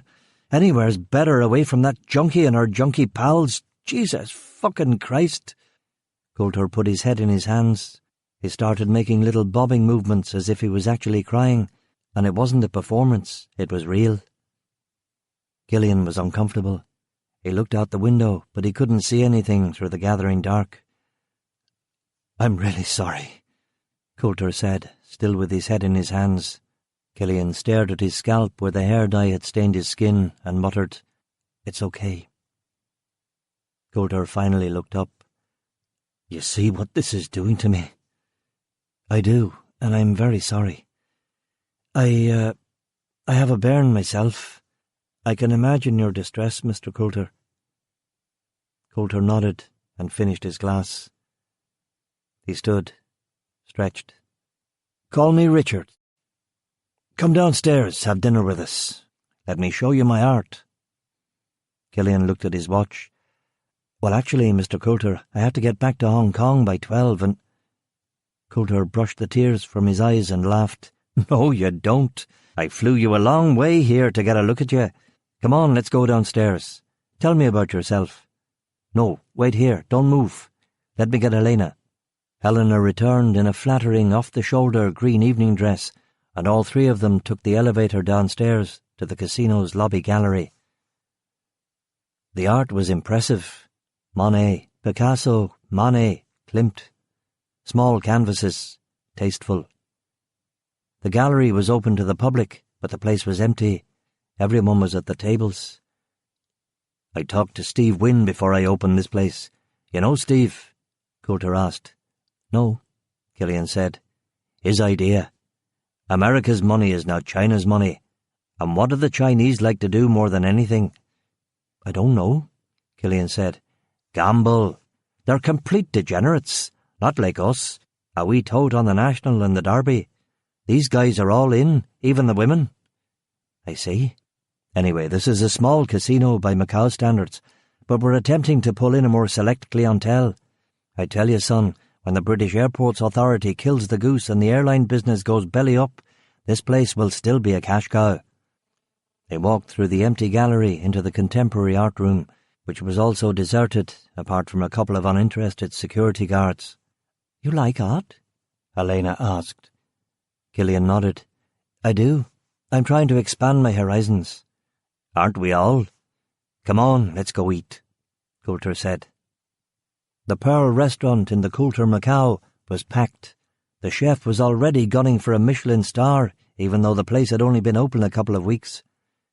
It was Portuguese, Cantonese food, rich and exotic, but because of the boat trip, Killian ignored the truffles and strange fish and ordered the steak. He had it well done, which scandalized the chef. Wine flowed. Convo flowed. Helena talked about growing up in southern Italy, about her early days modelling, about coming to Dublin for some car show, about meeting Richard. She name-checked Paris, LA, Milan, London, New York, and unlike some models he'd met, she actually knew the cities, not just the convention centres or the tented area in Bryant Park. He liked her, and Coulter was growing on him too. It was unusual for a high flyer in Coulter's circle to have dinner with such a lowly potential employee as himself, and Killian knew that it wasn't because of his dazzling personality. Except when he needed to turn it on for business, he wasn't much of a yacker, and he didn't have anecdotes to tell. He couldn't talk about his tinker childhood, he couldn't talk about New York, he couldn't talk about his Belfast underworld days. There were lots of stories, but none of them were appropriate. And besides, he preferred to listen, to her accent and Richard's tales of the London A-list. Killian knew he was a good listener. Sean said that that was his best characteristic, and it was a rare one to have in Ireland. 2 tables over, Coulter's heavies were trying to be unobtrusive. Killian had spotted them immediately. Chinese goons, 3 of them. A tough wee crew. Not that clever-looking, maybe, but hard. They beaded him for a while, and one of them lip-curled when he touched Richard on the shoulder. But as time passed, everyone relaxed. The restaurant was full, the service impeccable, the meal excellent. "The Chinese name for Macau is the oyster in the Mirror Sea," Coulter explained. "It's the gift of the ocean, especially today with so much of it built on reclaimed land." "I like that," Killian said, and from the best seat in the house he looked out at the blackness of the South China Sea and the occasional lights of container ships passing in the dark like some massive luminescent sea creature. His gaze slipped back to Richard and Helena. They were holding hands under the table like kids. Helena appeared to really love him, and of course he was nuts about her. He tuned in for the punchline to Coulter's latest story and laughed when she laughed. Coulter was self-deprecating and funny, but at the back of his stories it was always that hard-working Presbyterian farm boy thing. He never talked about what had really got him going in the 70s, the fact that he had been in the right place at the right time and had somehow been very lucky with his breaks. Few people wanted to credit luck rather than their own sweat, and Killian didn't mind. And not that it mattered now anyway. Rich men could tell it like they saw it. That was their right. They had 2.5 bottles of exquisite wine, and Killian was more than a little jazzed. He said good night. Coming out of the bog, he took the silly risk of bumping into one of the goons, who was either coincidentally going in to piss or more likely to check up on him. He took the goon's wallet, and as he followed the mental map Coulter had given him back to one of the 3 presidential suites, he looked at the notes, which all seemed to have a 0 too many. Some cleaner was going to get the tip of her life tomorrow. He put the card key in the door and opened it. There was a brown envelope lying on the floor. He picked it up. It was the full case file on Rachel Coulter, along with a personal note from Tom Eichel apologising again that he couldn't have a proper meeting with him. "It's nothing," he muttered. "Who are you talking to?" He flinched, but it was only Peggy, the girl from the bar, sitting in a leather armchair eating room service ribs and flipping between the TV channels. "What are you doing here?" he asked. She got up, walked to him, and kissed him on the cheek. Her breath smelt of champagne. A nice Irishman told me that you were indisposed, but if I wanted, there was a helicopter waiting that would take me to you. What's a girl to do? How could I say no to an offer like that? Easily. The whole thing, including me, could have been a setup. You could be on your way to some seraglio in the Gulf right now.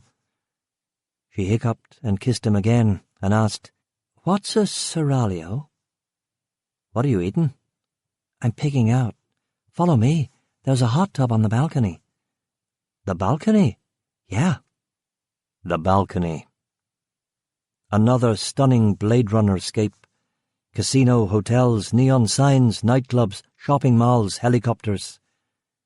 He was right. America's money was now China's money, and a good chunk of it was being gambled at roulette wheels, poker tables and mahjong tables within the confines of this pseudo-state. The hot tub was perfect. Peggy had changed into a bikini top. Where had she gotten that? Where are you from? He asked. Kansas. What about you? Belfast. Ireland, right? Right. And they call you Killian? They do. She waded across the hot tub. You remind me of someone, she said. Oh, Jesus, don't say your dad. I'm not that ancient. She laughed. Let's go down to the tables. Are you kidding? Absolutely not. Okay, let's go to the bar on the roof. They have a bar on the roof. The problem with young people is that they always wanted to move, he thought. Okay, he said. The rooftop bar. Rat Pack music, low-key neon, a few men in suits making their way through the single malt menu. A martini, please? She asked the Cantonese barman. I'll have the same, he concurred. They were underdressed, she in her work polo shirt, he in his suit trousers and shirt. They were still damp from the tub. She drank her martini and slid the empty back across the bar. The barman caught her eye, she nodded, and he began making her another. Let's get a booth, she said. Killian followed her. He waited for her to sit, but she pushed him down and sat on his lap. She kissed him. She sat next to him in the curved booth and rummaged in his pocket for his smokes. What are you doing here, Killian? She asked him. A job interview with Mr. Coulter. Did you get it? He wants me to do it, and I'm thinking it over. He's rich. You should take it. I think I might. They had 2 more drinks. Killian felt drunk. She pulled him close, lifted his shirt, and slid her hand under the waistband of his pants. She felt his dick harden. She kissed him, and he pressed his knee against her crotch, and through 2 layers of cloth he could feel the moisture in her pubis. Come on! The barman yelled. They went back to the room and stripped and kissed and made love, and when she came, he came, and for a fraction of a second, for an intake of breath, for a heartbeat, life was sweet. Sweet. While she slept, he slipped back onto the balcony, lit a cigar, and adjusted the chair so that it was almost flat. He looked at Tom's file on Rachel. The firm they'd hired to find Rachel weren't bad at the raw intelligence, but they'd rented the heavy mob to bring her in. Russians, resident in England. He skimmed their report, which was half-arsed and full of excuses. He thumbed the 10x8s. She was an attractive woman, 30, with curly reddish hair, a retroussé nose, green eyes. A little like Helena. Coulter had a type. He read the lawyer's brief. A lot of claims, but a lot of evidence to back those claims. He skimmed the bio. She too was from the Ballymena area. She'd gone to Queen's for a year. She'd taken astronomy. That was about the only interesting thing about her. The rest was boilerplate. Of course, she'd quit and drifted, eventually moving to Dublin, getting a hostess job in Temple Bar. He yawned. There was a lot of information, and he was very tired. He set down the folder and looked at the Southern Hemisphere stars. He'd liked astronomy too when he'd been a kid. Astrology, to be more strictly accurate. Killian, where are you? The girl asked from the bedroom. He picked up the briefing notes and put the photograph of Rachel Coulter back in the folder. He had told himself that he wasn't going to take the case until after he'd met Coulter, But now there really wasn't any alternative. To turn down this much money would be obnoxious. And he liked Richard. And he liked Helena. He went back to bed, and they fell asleep in each other's arms. But when she woke early the next morning, Killian had already gone.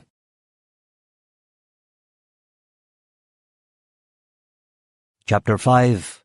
Lawyers, Guns and Money. It took her an hour to find a payphone that worked. It wasn't that they'd been vandalised, it was just that no one used them anymore, and gradually they'd all been taken away. In the end, she had to go to Derry City Hall. Her head was throbbing. She hadn't had meth, or indeed anything, for 3 days. This was the cold turkey. But this was not the way to quit. She was not in a place of healing. She did not love herself. She was not submitting to a higher power. Her head felt like it was going to split in half. She dialed Ballymena first. She was praying that she'd get the answer phone, but her stepmom picked up. Hello? Hello, Gillian? Oh my God, where are you? Gillian, I can't tell you. Rachel, what are you doing? Gillian, I'm doing what I have to do. There was a reporter in this street. I'm sure Mrs. McAtamney saw. What did you tell them? Your father told them to buzz off. They'll find you, Rachel, and the police will be next. Where are you?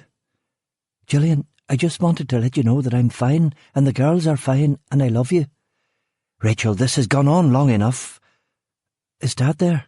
You have brought disgrace to this family. You need to turn yourself... I want to talk to Dad. Rachel, it's not too late to... I want to talk to Dad. Fine. There was a brief pause before her father came on. Hello? Dad, I miss you. I'm going to send you a postcard. Okay, sweetie. I'll look out for it. I love you. I love you too, honey. How are my girls? The girls are good. You're looking after yourself? Of course. I gotta go. Bye, darling. She hung up, pleased with herself. She'd already bought a postcard from Belfast to throw any peelers or private eyes off the scent, but her dad knew that her real letter was going to come care of the lodge. She rummaged in her bag of 50p's and called Tony next. He wasn't home, so she left a message. Tony, honey, I'm okay. We're all okay, and we miss you. Love to Sandra. Next she called Saoirse. Hello, McKinney, Benson and Thomas. How may I direct your call? Saoirse Thomas, please. Who shall I say is calling? Rachel Anderson. I'll put you right through, Miss Anderson. Hello? It's Rachel. Rachel, where are you? You know I can't tell you that. You can tell me. I cannot be compelled to give the court that information. It's attorney-client That's not really true, is it? Under child protection statutes you can be compelled, and you know it. Rachel, I wouldn't do that. I would never... Listen, I don't have a lot of money in the phone. I just want to ask you how you're getting along with those decrees or whatever they are. Rachel, you're in a great deal of trouble. The best thing for you to do at this stage is to turn yourself in. I can't get any orders set aside with an outstanding warrant against you. The judge wouldn't even look at it. You know they're considering a charge of double kidnapping. That's 15 to life, Rachel. How can I kidnap my own kids? It's very complicated, but believe me, they can do it. Please, for your sake and the sake of your kids, just turn yourself in. I'm trying to keep everyone calm. Coulter's lawyers want the court to throw the book at you. Let those fuckers do what they like. I'll go to the press. Good, do that. Tell your story. I'm sure you'll get a great deal of sympathy in certain quarters, but you've got to turn yourself in first. I don't have to do anything. Why am I not front-page news now?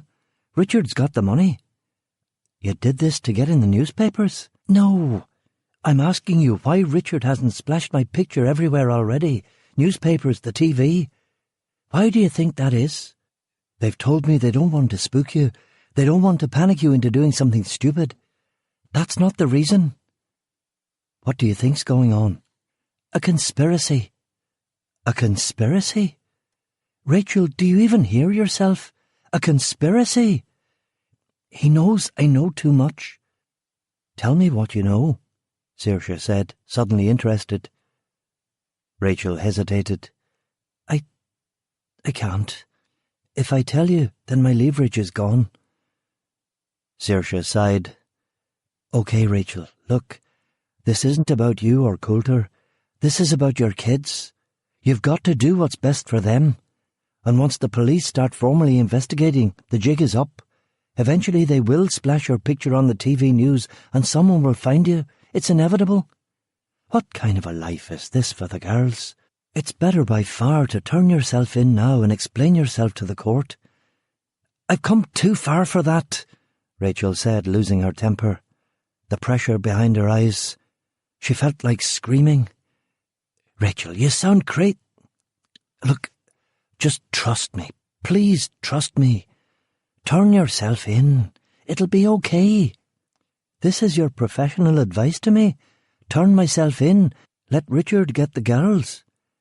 When you're in a hole, you have to stop digging. You know, I was even thinking about killing myself. Why don't I just do fucking that? Rachel, come on. Don't even say something like that. I'm hanging up now. I'll call you when I can. Rachel, don't hang up. Please don't hang...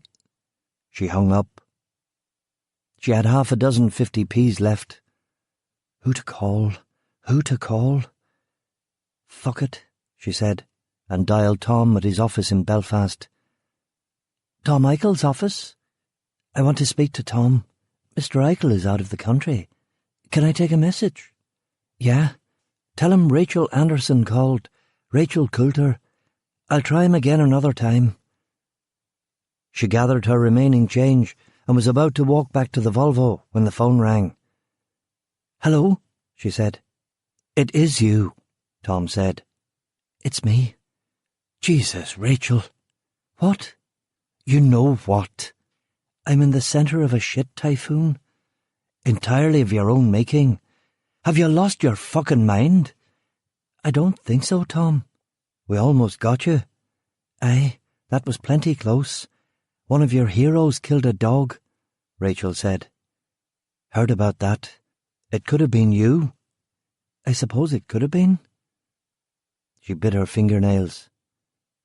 This conversation was pointless, but she had to tell someone. Tom, you know that gun you gave Richard, the pistol, the one we all shot that time in Donegal? Yeah, what about it? I took it and I put it in my mouth. I was thinking about blowing my brains out. Oh, Rachel. And that wasn't the first time either. Don't say that, honey. You're smarter than that. I'm so tired, Tom. I know. I know what you're going through. I've been there, remember? I know, Tom. Let me help you, darling. Tell me where you are, and I can have someone there in half an hour. I'm at the top of the Empire State Building. Tom laughed. Great. I'll come myself. I'll be the one carrying red carnations. Get roses at least, you cheap bastard. How are you living? I suppose you've hocked your jewellery. She was glad that he'd said your jewellery and not Richard's jewellery. Tom had an old-world courtliness about him. She liked that. I'm living off the grid. It's easy, she said. I don't even know what that means. Tom, I should go. Wait, Rachel. I feel I should warn you, 'cause nobody else is going to. We've hired a pro to find you now. Scary guy. He's good. I don't want you to get hurt. Why don't you do me a big fat favour and walk to the nearest police station and turn yourself in? You'll get your one phone call. Call me and I'll come with a whole army of star lawyers. We'll get this straightened out in no time. I'm not going to do that, and you know it. I don't understand it. You and Richard were getting along so well, so well. I mean, I know you've had problems in the past, Rachel, but we've always got through them together. This isn't about me, Tom. I'm hanging up. Wait, Rachel. I got one more idea. Fast. Leave Sue with Claire. She's pretty responsible, right? Get in your car and drive for a couple of hours until you're well away. Then call the cops, let them know where the kids are, and you just keep on driving. Love, it's not you we want. It's the kids. You can do whatever you like. Give us the kids and we'll leave you alone." Rachel was surprised. She stared at the phone. Really? Richard hadn't told Tom about the laptop. Tom was his oldest friend, his lawyer, his consigliere. Who did Richard trust? Or was Tom just being coy because of a potential wire on the line? Rachel didn't know what to say now. It was probably best to say nothing. "I like you, Rachel. You know I've always liked you. That's why we haven't called the cops. Richard wants this taken care of in as low-key a way as possible," Tom said. "No, that's not the reason.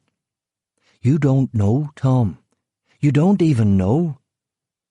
The pain in her head was almost unbearable now. "But you gotta understand, we're going to win.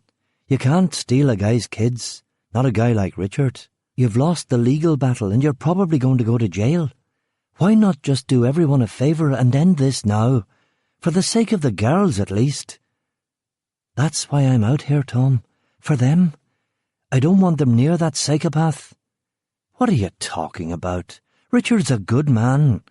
I mean, we're all really sorry about that one time. He's changed and he loves the girls. And you know Helena's pregnant, right? All he wants is his family. He doesn't even bear you a grudge.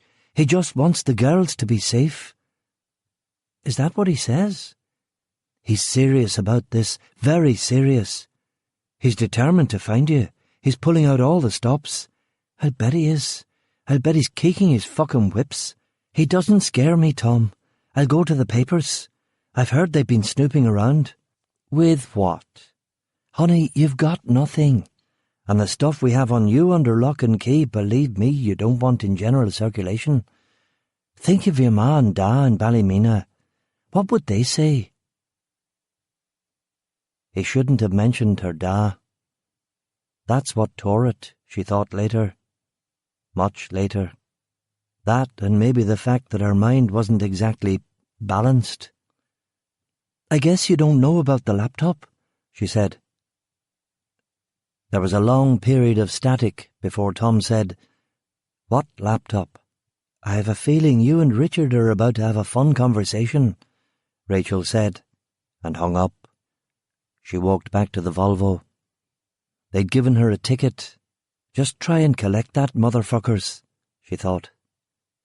She put the key in the ignition, and after a worrying couple of stalls, the engine finally caught. It was a 1983 240 turbo she'd bought in Derry, but apart from 10 square feet of rust, it actually ran pretty well. She drove along the N56. It wasn't rush hour, so it was easy. It was, however, raining hard. Only one wiper worked, and it made a draggy, scraping sound as it moved. She had to slow to 25. Fog had drifted down from Malin Head, and the lights on the Volvo gave off a discouraging yellow glow. She looked at her watch. The girls had been alone for over 3 hours. That was about as long as she felt she could leave them. Boredom could incite a lot of mischief. And then there was Eric. Eric came on Big Dave's rep, but Big Dave hadn't seen him for years, and you just never knew with people who were seasoned by isolation in the middle of nowhere. When she reached Gartha, the rain and loch spray and fog had commingled to produce a cold, seething blanket of unpleasantness. She eased along the road until she hit the BP station. The pumps were closed, and although the general store's light was on, Kelly was nowhere to be seen. She went inside, lifted a Mars bar, and left 50p. She started the Volvo, and again it complained about it. She switched down to first gear and avoided puddles and potholes as best she could, and finally, after an even slower than usual drive, she parked outside the cabin. The surf was pounding the beach in huge, close-rolling breakers. The rain was coming in horizontally from the Atlantic. She walked up the steps and knocked on the cabin door. "Who is it?" Claire asked. "It's me," she said. "What's the password?" "I don't know, darling." "You can't come in without the password," Sue chipped in. "Just unlock the bloody door. I'm getting soaked out here." She heard the bolt unclick. She pushed on the door and went inside. The metal bucket she'd set up under the drip was overflowing. You didn't think to empty the bucket? She scolded Claire. Never told me to. You know what initiative is? Yeah, Claire said glumly. What is it? Sue piped up. Rachel grabbed the bucket and carried it to the front door. She threw out the water and put the bucket back under the drip. I'm hungry, Sue said. Her cheeks were red, and her eyes blue and far away. She was pale, beautiful. She almost looked like a normal kid. In fact, she was a normal kid, physically at least. She just had what the social workers called learning difficulties, and what the daycare people in Belfast had called challenges. Well, sweetie, I got some hot dogs, and I thought I'd boil up a cup. Rap, rap, rap, on the front door. Fuck, she muttered under her breath. You said the F word, Sue sang. You don't even know what an F is, Claire taunted her. Rachel put her finger to her lips and got the 9mm from the fridge. Rap, rap, rap. Who is it? Rachel asked, and turning to Claire she whispered, Get your sister. Go to the back door. Open it. Claire picked up Sue and ran to the rear of the cabin. She took the semi-automatic out of the plastic bag. The rain had come on harder, and once Claire had opened the door, she could feel the breeze blow through. Rap, rap, rap. She held the Heckler & Koch two-handed and pointed it dead ahead. Who is it? She asked again. Rap, rap, rap. Who is it? Rachel demanded in a louder voice. What? Who is it? It's Eric. Oh, Eric. Hold on, I'm coming, she said. She went to the back door and brought in Claire and Sue. Sue had stuck her face out into the rain and her hair was already soaked. Rachel put the gun back in the freezer bag and closed the fridge. She slid back the bolt on the front door. Eric was standing there in a sou'wester and tarpaulin hat. Come in, Rachel said, faking concern as best she could. Eric was 45, with a thick beard, a barrel chest, salt and pepper hair. He drank. He'd inherited the main house and the guest house, as he called it, when his father died. He didn't appear to do anything. Apart from the rent he got on the cabin and the campsite in summer, he didn't have an income. Rachel didn't like him. She got a vibe. It was true that she got a vibe from most people, but he creeped her out big time. Dave had known him when they were both in the Navy. Dave had been a 20-year man, but Eric had called it a day after 5. You got a letter, Eric said, holding up a sodden envelope. Rachel took it. There was a Ballymena postmark. Thanks, she said. Who do you know in Ballymena? Eric asked. Mummy, can we play snakes and ladders? Claire asked. Yes, play with your sister. I'm talking to Mr. Brantley, Rachel said, and gave Eric a smile. The light bulb flickered, and a few moments later, thunder crashed in the distance. Well, Eric said, rubbing his grey stubble with the back of his hand, don't let me keep you from what you're at. I'd ask you to dinner, but I just got back from Derry. We just got back from Derry. Never let him know that you leave the girls here alone, she thought. Dinner would be nice, Eric said, looking at the girls over Rachel's shoulder. She turned around. Sue had taken off her wet clothes. She was standing there naked. Claire, get your sister dressed this instant. She's all wet, Eric observed. Put a blanket around her. She'll catch her death, Rachel told Claire. You do it, Claire said. I'm talking to Mr. Brantley. Do it this instant, young lady, Rachel barked. Groaning, Claire got up, went to the bedroom and came back with a blanket, which she draped over her sister's back. The fixed smile returned to Rachel's face. Must be a handful, Eric said in a kind of drawl, like he was Cornish or something, except that she knew he was from Ulster. It was an affectation he'd picked up in the Navy, and now was stuck with. Oh no, they're pretty easy, she replied quickly. You were talking about a wee bite of dinner, Eric said. Yes. How about Friday? How would you like to come over on Friday? She asked. What's Friday? It's nothing special, but if you give me a couple of days I can really prepare something. I can make a chicken Kiev. Do you like chicken? Ach, I'm not choosy. Why not right now? Whatever you're having would be fine by me, he said, and swayed a little toward her. His breath smelled of whiskey. He was gazing right through her, and when she turned again, she saw that the blanket had again fallen off Sue's back. No, no, no, she laughed nervously. I'll give you something to look forward to, a real treat. Chicken, potatoes, a real home-cooked meal, and an apple tart. When was the last time you had a home-cooked apple tart, Mr. Brantley? It's been a wee while, he admitted. Shall we say Friday at 7? What's today? Today's Tuesday, Mr. Brantley. Ah, shite, that's the whole week. He blinked so slowly that she thought for a moment he'd taken a micro-sleep. He made a fist and banged it into his leg. It made her jump. He wasn't tall, but he had long, sinewy, powerful arms. Love, just let me sit down for a wee minute, he said, and lurched further into the room. He grabbed the top of a chair, steadied himself. I could have opened that letter, you know. It came to my house, he continued, and looked over at the girls for a third time.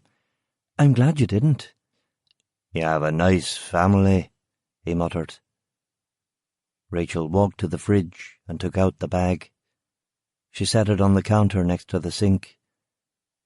She walked back to Eric, steadied him, and leaned him back from the chair. Touching him sent a chill along her spine. He was burning up. So, are you on for Friday? She asked as calmly as she could. I dunno. I'll get wine, or beer if you prefer. Definitely prefer beer, he said, and wiped his arm across his nose. He wasn't that drunk, she concluded, not paralytic, just enough to plane off a little of his caution and reveal the inner psyche. She wondered if his name would come up under one of those pedophile checks at a public library. So, are we on for Friday? She attempted again. He blinked, shook himself. Friday? Oh, yes, of course. She saw him to the door, opened it, gently pushed him out into the rain. Goodbye. Good night, she said. We'll see you on Friday then. Okay, he muttered. She closed the door and put the gun back in the freezer. She opened the envelope. A letter from her father and 450s. It wasn't necessary. She'd been doing okay for cash, if it wasn't for the problems with the Volvo. She had an idea. She went back to the front door, opened it. The rain had turned to drizzle and the wind had dropped. Out in the Atlantic, she could hear whitecaps breaking on the reef. Oh, Mr. Brantley, what's the boy called who does the tune-ups? She yelled. He turned, looked at her for a second, processed what she'd said to him. That's Reese Piper. Sometimes we call him Rowdy. Fair special with his hands, that boy. You couldn't ask him to come over tomorrow morning to look at my car? Ask him yourself. She mimed not having a phone. Oh, he said. I forgot about that. Well, if I remember, I'll give him a call. Oh, please do. And you're definitely on for Friday? I'll be there. Friday night. Sounds good, he said. She closed the cabin door, heard him trip on something and swear. Friday was good. She'd bought 72 hours. They'd be gone in 24. She gave the girls hot dogs and put them to bed. She destroyed receipts and began packing suitcases. She slept well. In the morning the sun was shining, the sky an eggshell blue. She let the girls run out onto the sand.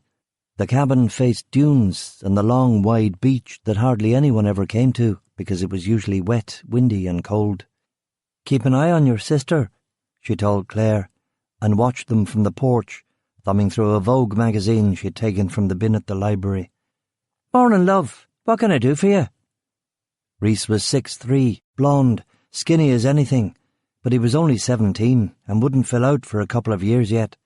He was wearing tight, old-style blue jeans, wrecked Converse high-tops and a loose black T-shirt. His accent was a Sligo variety that could make him a small fortune as a barman in London. "The Volvo wouldn't start yesterday. I have to go to Fermanagh tomorrow. You couldn't look it over for me, could you?" "Not a problem," he said. He popped the hood, did his thing. "Well?" she asked. "Where do you want me to start?" he asked. "It's that bad?" "Aye," he said, grinning. "What do you need to fix just to get me to Enniskillen?"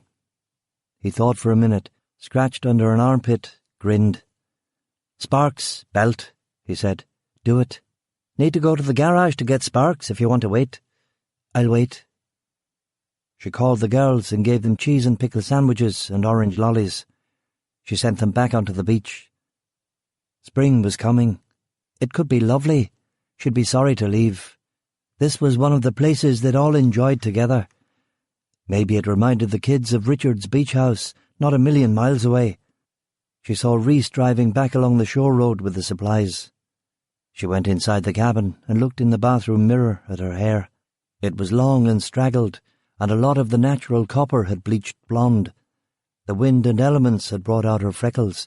A huge line of them across the bridge of her nose looked like scar tissue. Still, she knew she was an attractive woman. She brushed her hair and changed into a denim shirt and left the top 3 buttons undone so that her black bra showed. She disciplined the freckles with powder and applied a little dusky eyeshadow. She waved to him through the window. He nodded and went to work on the car. She wanted him. Badly. 2 birds with 1 stone. What did it matter what that made her? At least she wasn't doing it for drugs. "Well, love, I suppose that about does it," he said after 45 minutes. "What do I owe you?" €40 would cover it. She checked on the girls. The tide was 2 miles out and not due to turn for a couple of hours. Eric's Ford Sierra was gone. She opened her purse, pretended to look inside. "I may be a little short," she said. "Whatever you've got," he said. He didn't know his lines. She sighed. She found her purse and gave him the money, leaving him with a vague sense of disappointment. She watched his truck kick dust and called the girls and got them ready. It was hard to tell Claire that they were moving on again. She went to the bathroom to secretly cry. Sue didn't really get it at all. Rachel packed the suitcases, made sandwiches, looked out the puzzles and games from the Coleraine Drive. "Where this time?" Claire asked wearily. There was only one place left. "Well, we can't go east, 'cause that's the way we came." "We can't go west, 'cause that's the Atlantic," Claire said, playing along. "We can't go north, because that's the edge of the world," Rachel said. Claire smiled, that little toothed, double-dimpled grin of hers. "So it's south, then?" "Yeah, south. Southeast, really. I have one place left that's off the grid, Tom," she added to herself. She loaded the Volvo and belted the girls in the back seat. She put the 9mm in the passenger seat, safetied and trigger-locked, just like Tom had showed her. "Take a last look at Donegal, girls," she said. "It's too misty to see anything," Claire muttered. "Look anyway." She drove up the private road until it looped back and joined the N58. "South," she said, and turned the clunky dial that flipped the lights as a small spell against the fog. Rachel had good instincts. She was right about Tom. As soon as he'd finished speaking to her, he'd gone to see his boss, who was packing for the return trip to Ireland. Elena was downstairs, swimming a couple of laps. They talked about the laptop. The conversation grew heated. Tom was flabbergasted, angry, amazed. But then his temper cooled, and he sat down to think. He thought for several hours. Killian was the wrong man for this job. He had read Killian's CV. He was a thieving tinker's brat from some shithole north of Belfast. Unfortunately, he and Coulter had hit it off, which was fine when all that was at stake was a couple of brats. Bints at that. But now everything was at stake. It would have to be someone from outside, No Irish or English sandman could risk the heat. The flight from Hong Kong to London was due to leave in an hour. Tom wanted it settled before they got into the air. He called Michael Forsyth in New York. "What is it?" Michael asked. "You sent us a fucking jippo," Tom said. "Jesus, don't tell me you're prejudiced." "So you knew?" "Of course I knew. Listen, Killian's one of the best. His name's not even Killian, is it? He's one of the fucking Cleary clan, isn't he? Fucking North Belfast fucking tinkers, the fucking worst." "Tom, what is it? I did Richard a favour here. As a friend. I don't normally deal with this kind of stuff. I'm up on a whole other level these days." I know. Sorry. Look, Mike, I'm in the red zone here. There's been a wee complication." "Oh, aye?" "Aye. Nothing I can talk about over the phone, even on this line, but Killian's not the boy I want on this case. Pity of it is that he and fucking Coulter hit it off. Dick likes him. He's good. He's very good, Tom. Nearly as good as me back in the day," Michael assured him. "It's not that. It's not just finding the bents. With this particular wrinkle, I'm going to need a nice man." "Oh, yeah?" "A real piece of work. He'll do what he's told, no questions. Take the paycheck and vanish. It's not just that Killian's a tinker. I need someone who isn't squeamish. Someone who is not connected in any way to Belfast. Someone from your side of the shuk." "Outsider? That makes me think it, whatever it is very bad." "It is. I'm thinking Killian stays in to find the whore, but someone at a whole other level does the rest." Michael didn't hesitate. "You'll be wanting the starshin then. I'll have one of my boys give him a call." And with that, the last of the pieces fell into place.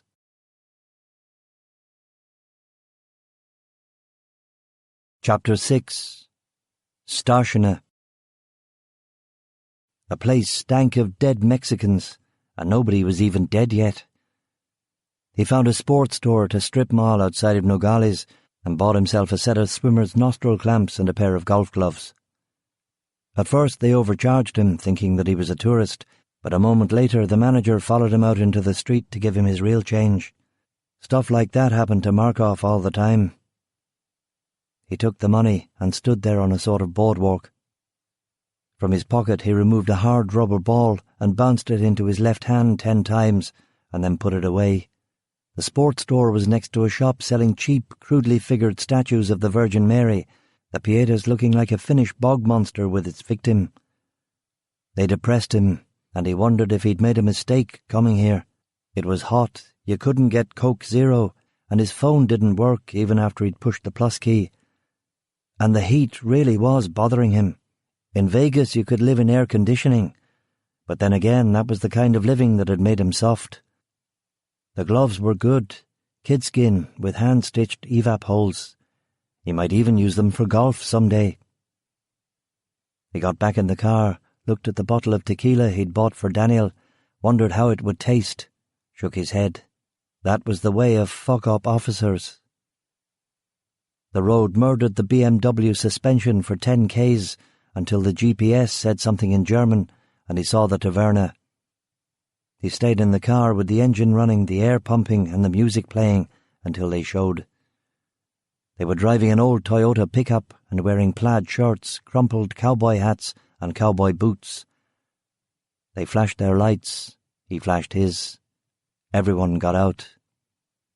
"Good morning," they said in English, and asked to see his ID. He showed them his American passport. They nodded and told him to ride in the back of the truck. "What about my car?" he asked, and they told him that they would look after it. The one with one eye pointed a grubby finger at the tailgate.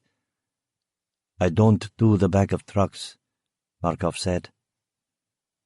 He sat next to the driver for half an hour on dirt roads, in a cab stinking of aftershave, until they came to a big house in a guava cactus plantation. Men with AKs gave him the once-over and waved them into a shady interior courtyard with a fountain. Kids playing, women talking, a washing line. Markov stretched his back. He counted guards until a man he recognized from Bernie's info pack got up from a chair and shook his hand. His count showed a dozen heavies, and as many gardeners, maids, butlers, and other auxiliaries. Hard to fight your way in or out of here. The hand shaking his was covered with rings. The man was short, and his breath had liquor on it. "This way," the man said, and they went out a side gate into the plantation.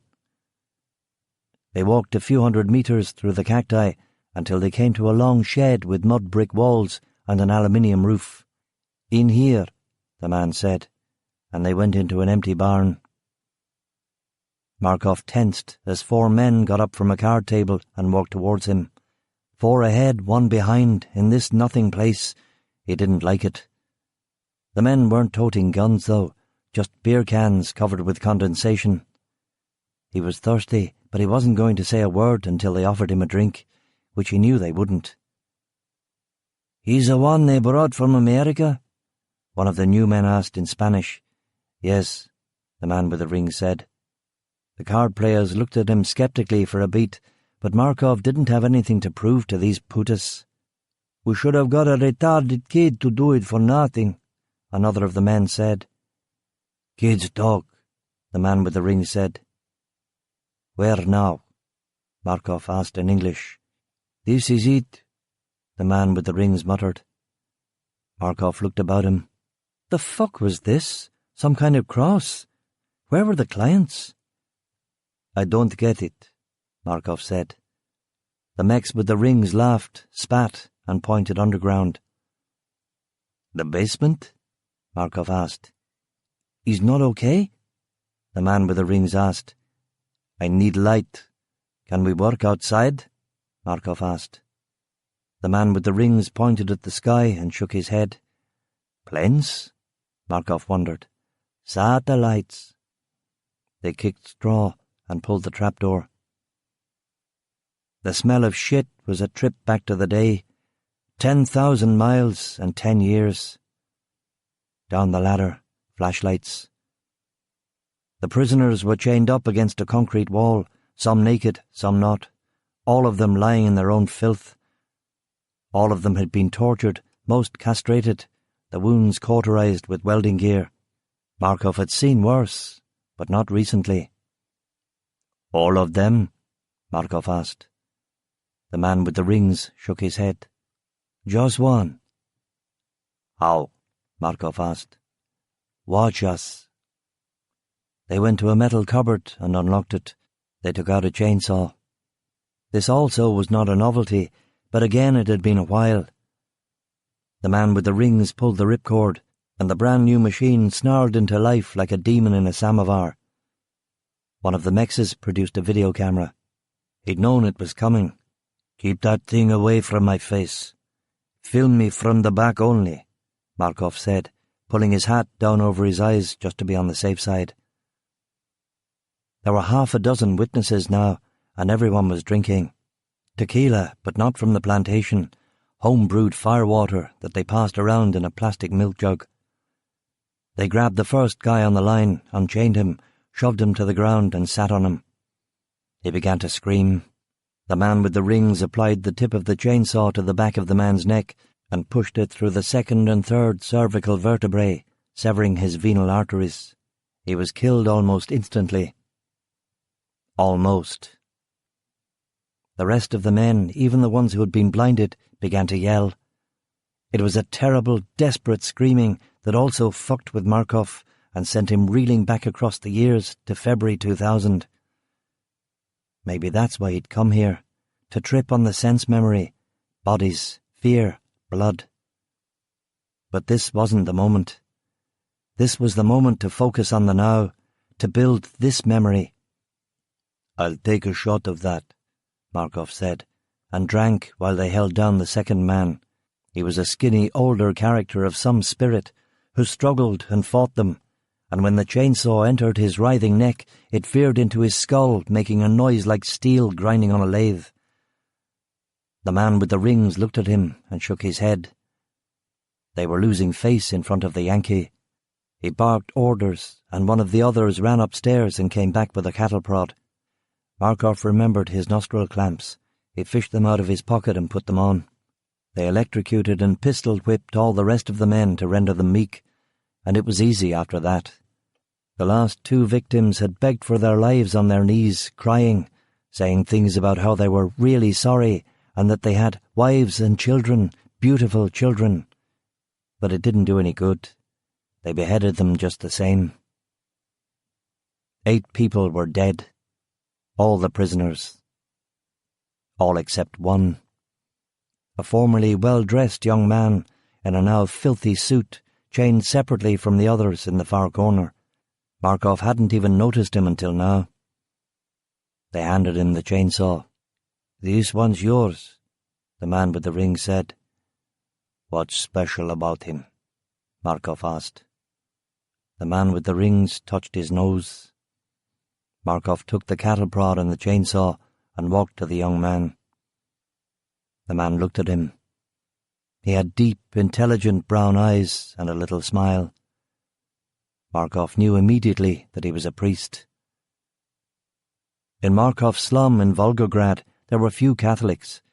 Even after the fall of communism, it was the Orthodox who had the power in that town. Fatherless Markov had a lot of respect for his local priest, a Pole called Korshunov, who had impressively survived every regime from Khrushchev to Yeltsin. "Excuse me, Padre," Markov said in Spanish. "Is there any possibility that I could be released from here?" the priest asked in a whisper. Markov shook his head.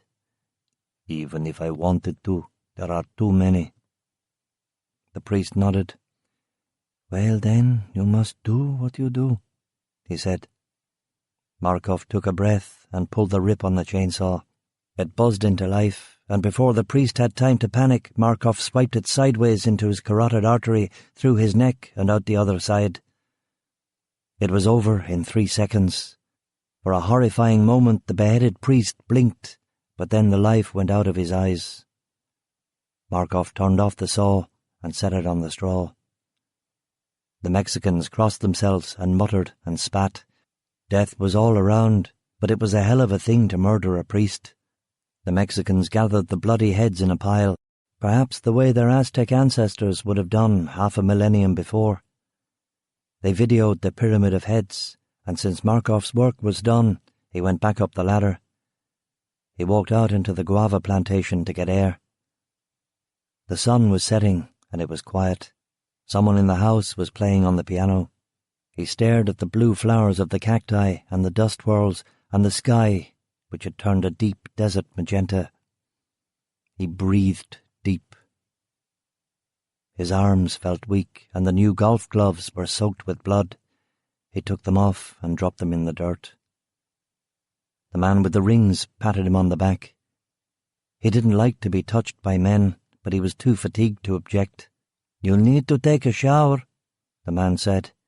"Yes," he agreed. "This way," they said, and led him back to the house and showed him a standpipe near a stable. "Here?" he asked. "Fucking forget it. I need a shower." "You can't go in looking like that," they told him, and there were 6 of them, and they were adamant. He stripped and showered under the cold water, and he heard the men muttering about his scars and tattoos. They gave him a change of shirt and jeans, and finally he went inside to meet Don Ramon. Ramon had a fully serviced bar set up in the dining room, with a barkeep and a cocktail waitress. He ordered a double vodka and a freshly squeezed orange juice and ice. He mixed them following a formula of his own devising, and drank. He waited and waited, until the sky was the colour of a black bull, and the old paranoia and suspicion had risen to the surface again. He drummed his fingers on the bar and refused the offer of more liquor. The barman looked uneasy. This, Markov told himself, was what happened to you as an independent operator. Without a crew or a family to back you up, there was no possibility of retaliation, no possibility of a war. Anyone at any time could decide that you were expendable. Markov began thinking of ways he could get out of here. Surely he could lose them in the desert at night. The barkeep was a kid, about 19. He could kill him in a heartbeat, and the man with the rings came back and told him that with regret Don Ramon could not meet him personally, but he had asked him to give him this. Markov took the envelope and didn't count it. They took him to the truck, and he rode in the back where he hoped the stink would be less. He looked at the stars and smoked. They left him at his own car, and he had to drive for 45 minutes before he stopped shaking. It was 9 by the time he arrived at the Nogales Days Inn. He just made the last meal service. He got the enchiladas and a pitcher of beer and tequila. He asked around at the bar, and he was able to score a gram of coke. He snorted it in his room and lit a cigarette and sat on the balcony chair. The view was over the parking lot and the highway, and the smell was of kerosene cooking fires and cheap corn oil.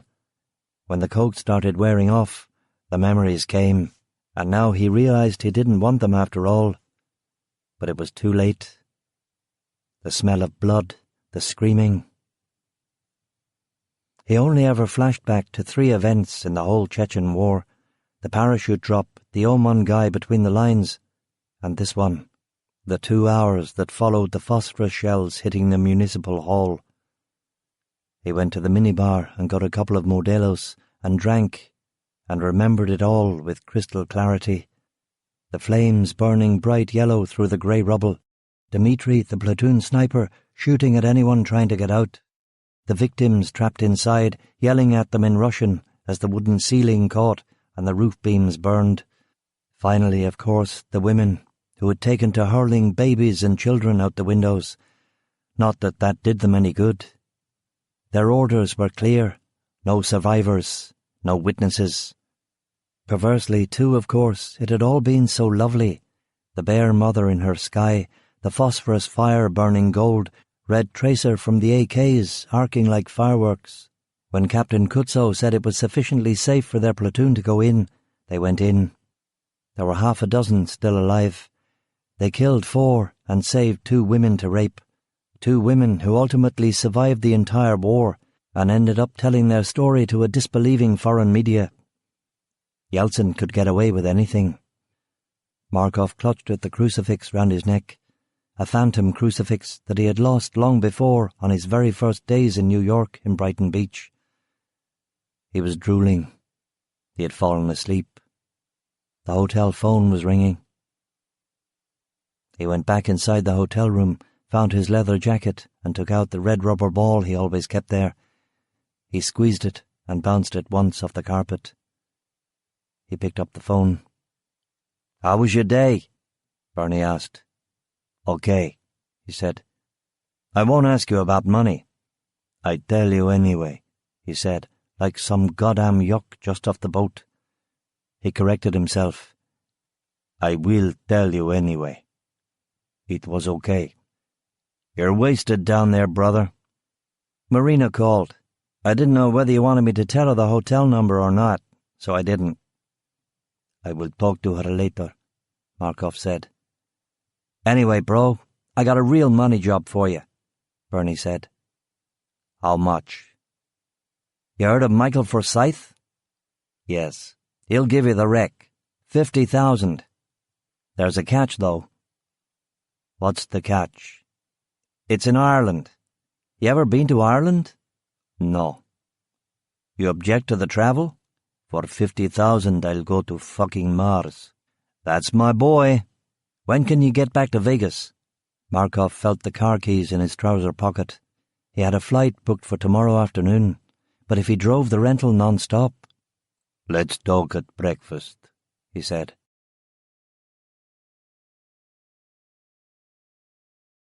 Chapter 7. The Tale.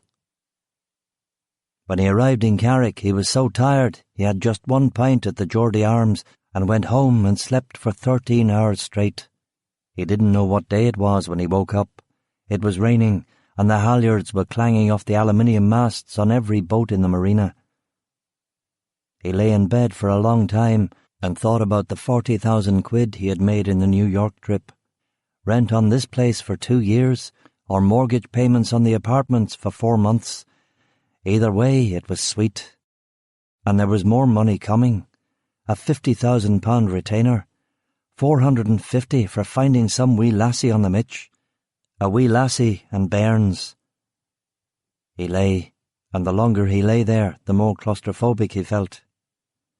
He sat up, walked to the window and swung it open, gulped the sea air, Sometimes the house felt like a prison.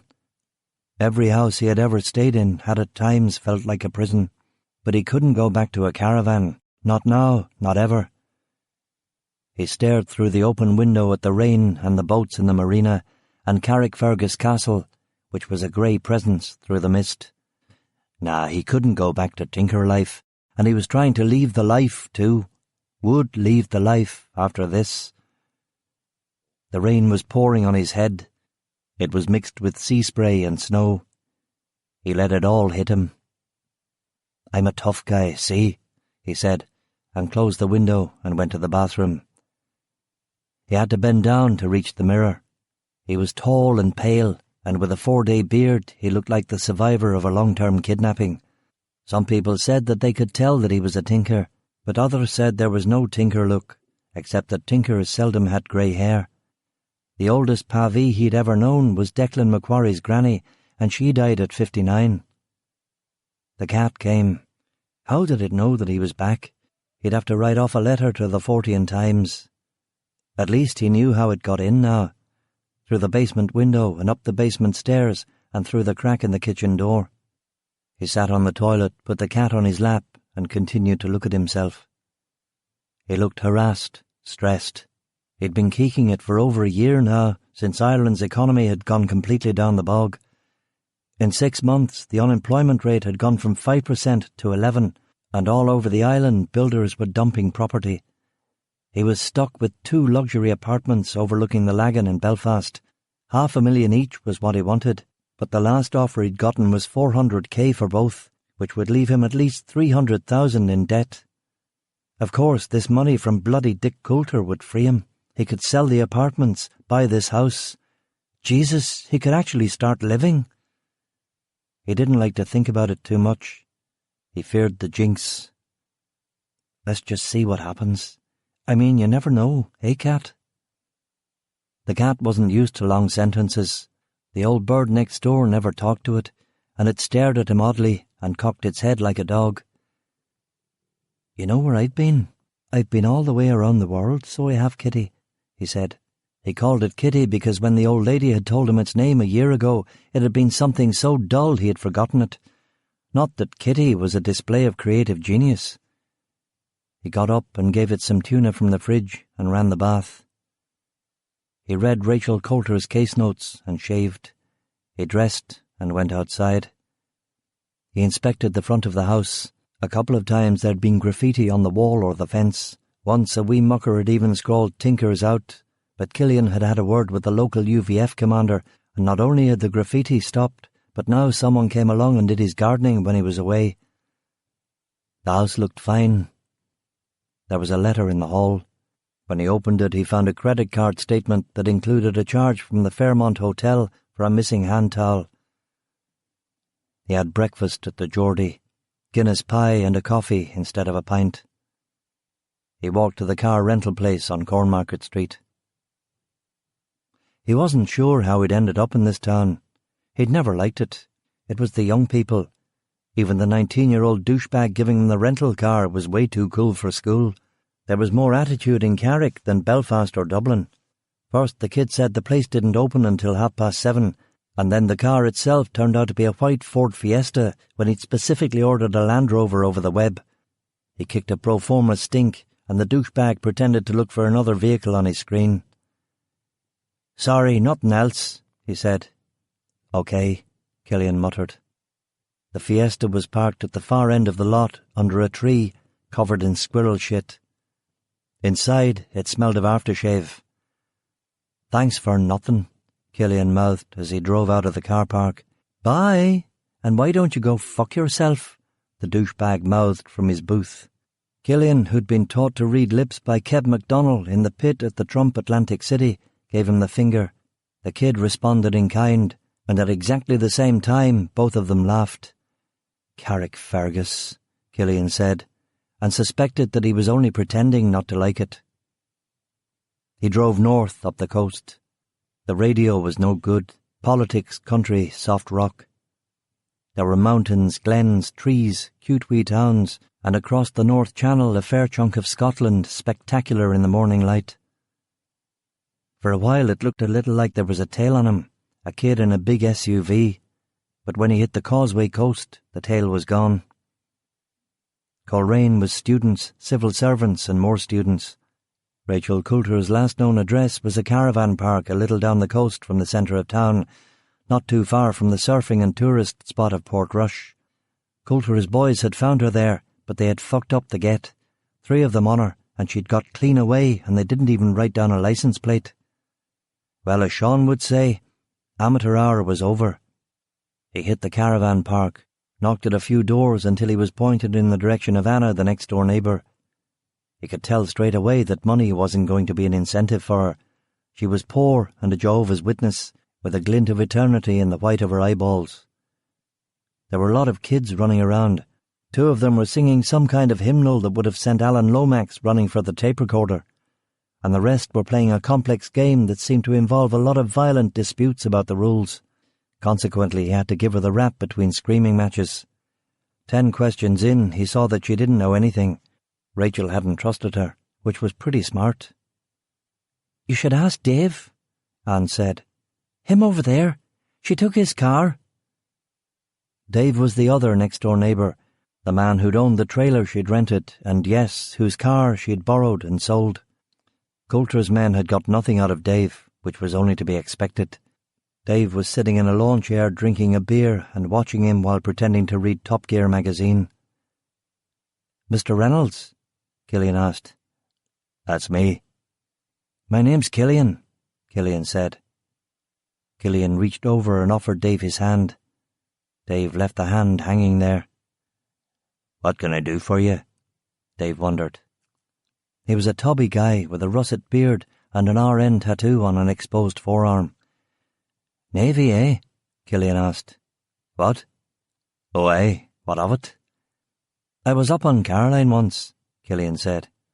"Is that so?" Dave said, interested. "Very nice ship," Killian said. Killian had indeed been on HMS Caroline once, the Royal Navy's reserve headquarters in Belfast, when he was 18, and him and a mate had paddled over there in a stolen rowboat, thrown a grappling rope over the side, climbed up, broken in, and stolen 5,000 quid's worth of silver plate. "Ach, she's a great old girl," Dave said. "The last of her class, the last commissioned vessel from World War I. "Is that a fact? I did not know that," Killian said, with the appropriate amazement. Dave grinned. "She was in the Battle of Jutland, was HMS Caroline." More amazed nods. When Dave smiled, he became a different guy, good-looking, with a pleasant face under the beard and the easy confidence of an ex-serviceman. He was drinking himself to death, of course, but who wasn't? "Were you in the forces, then?" Dave asked. "No, not me. Me ma's da was a Yank soldier, though, passing through, you know. He was at the Bulge. Dentist, if you can believe it." Dave nodded. "I can believe it. The fucking Bulge. I've read about it. Yon was a bad one. He and your gran not hook up after?" Killian laughed. "Are you joking? He had a whole other family stateside. He sent me ma money, though, till she was 18. Of course, by then she had 2 wains of her own. You know how it is." Dave nodded. He did indeed know how it was. "So what can I do for you, Mr. Killian?" Dave asked. "I'm looking for Rachel Coulter," Killian said. Dave went all cold front and stroked his beard like he was trying to make a fucking genie come out of it. "Aye, you and everybody else." "She sold the car you lent her in Derry," Killian said. "I gave her the car. She didn't do anything wrong," Dave said, his eyes narrowing as his right hand crumpled his magazine into a tube. "Well, I think the cops have it now. You might even get it back," Killian said. "I don't want it back. I gave it to her," Dave muttered. "Mind if I sit?" Killian asked. "Free country." Killian unfolded a chair and positioned it next to Dave. He closed his eyes and breathed the air in through his nose. "Suppose you don't know where she was going?" he asked after a minute. Dave shook his head. "Don't know. Don't want to know." "Is that her caravan there?" Killian asked, pointing to the only one in the place with its windows closed. "We prefer trailer. And yes, that's it yonder. Mind if I take a look inside? You got a warrant? I'm not a peeler. Then that's a no. Killian smiled and leaned back and contemplated the woods for a while. He liked it here. The ocean in the distance, big Scots pine trees that sloped up the hill, fresh air. I'll probably just break in when you're gone someday, so why don't we save ourselves the trouble? You already destroyed all the incriminating materials, right? Letters, maps, phone books with numbers circled on them, that kind of thing, Killian said after another pause. Dave said nothing, careful not to incriminate himself just in case. You didn't forget the phone books, did you? Some of the best stuff is in the yellow pages, Killian said. Dave looked uncomfortable. Killian yawned, and Dave perhaps sensed that Killian's patience was boundless and that if he wanted to, he could sit out here all day. Look, mate, what is it you want exactly? He asked brusquely. You see, the thing is, Mr. Reynolds, I want to help her, Killian said. You want to help her? Dave said with obvious scepticism. I work for her lawyers, Killian said, and handed Dave his card, which was just a name, phone number, and email address. Dave took the card, examined it, and put it in his shirt pocket. What we're trying to do is establish contact with her before Coulter's people bring her in, or before, God forbid, she harms the kids. I suppose you know she's about one jump ahead of a kidnapping rap, Killian said. Dave nodded. I heard that. It's Interpol, and believe me, they are cold characters. They'll stop at nothing. They could charge you with being an accessory. It was your car. And from the report I read, you weren't exactly cooperative, were you? I didn't do nothing. Those bastards killed my dog. I'm putting together a lawsuit. Coulter's fucking loaded, so he is, and I want compensation for Thresher. I loved that stupid dog. I've got a solicitor. I hear you, brother, I hear you, Killian said, shaking his head. A minute crept by, and they sat in the chairs, listening to the surf booming in the far distance. Killian felt himself relax. This was nice. Like old Boston Luke, he really should put some ocean sounds on his iPod. Dave obviously appreciated the silence too, because it was another full minute before he cleared his throat and asked, What's going to happen to her? Killian shook his head. I don't know. Coulter will probably find her. If he doesn't, the Peels will. I suppose Coulter gets the kids, she goes to jail. It's not complicated. She says that Coulter hit her, that he can't be trusted with the kids. Really? What did she tell you? Killian asked, intrigued. Dave shook his head. She didn't spell it out, but she said that, and she was afraid of him. You could see it in her eyes. And those guys he sent, Jesus. Killian nodded. He's a first-class arsehole, that's for sure. After another silence, Dave got up, went inside the trailer, came back with 2 cans of harp. He offered one to Killian. Don't mind if I do, Killian said. When the can was a third drained, Dave looked at him. If you guys get to her first, what the fuck can you do? Killian shrugged, like it wasn't a big deal to him. Truth be told, I don't know if we can really do anything much. The whole situation is pretty far gone. He finished the harp, and then as if the thought was just occurring to him, he added, I suppose if we get her to turn herself in, we could put the kids in the custody of her mother and father in Ballymena, throw in a domestic violence complaint, and the court will probably let them stay there until custody gets resolved. She talked about her da, said he was good people. Aye, her da was an engineer for Hughes. Her mum, her stepmom actually, I think, played hockey for Ireland. Dave smiled. No kidding? Nope. Montreal Olympics. Dave laughed. That is wild. Montreal Olympics? She never told me that. Don't think she would have been born, would she? Dave shook his head. No, I suppose not. Killian crushed his can and stood. He smoothed his jacket. He was wearing a suit for this gig, blue suit, tie, black raincoat, black loafers. It was a nice ensemble. Throwback. If only fedoras had been in. Thanks for the beer, partner, he said. I was kidding about breaking in, by the way, and I'm sorry about your dog. Just another one of those things that Egypt is going to have to pay for. You know what I told my bosses? I told them we should get her to turn herself into Oprah. Coulter's a pretty famous guy. This story isn't getting the play it should. You gotta wonder about that." He gave a bitter laugh. "Aye, you do," Dave concurred. Killian offered Dave his hand again, and this time Dave shook it. "And if you think of anything, you give me a call, okay?" Killian said. It was canned dialogue and it stuck going out, but adding to it would have made it worse, so he just started walking. Killian thought there was about a 30% chance of a flip, but when he'd gone almost to the ford, he'd diminished those odds to close to zero. He was wrong, though. "Mister! Hey, mister!" Dave called. Killian turned. "Yeah?" Dave walked over. "Look, I don't know if it's any help, but I told her about this sort of cabin my Navy mate rents out near Letterkenny. You know, if the car showed up in Derry, she might have been heading out that way." Big Dave handed Killian a piece of paper with an address on it. Killian nodded. "This is good." They shook hands again. "I hope we get to her before he does," Killian added. "If you see her, tell her I was asking about her," Dave said. "And the winds." Killian nodded and walked Dave back to his caravan. "Hey, you wouldn't happen to have a recent photo, would you? I'm working off wedding pics." Dave nodded and came with a picture of her and the kids outside the caravan. Rachel looked nothing like the wedding picture. She was aged and pale, hollow. Her eyes were deep-set and dark.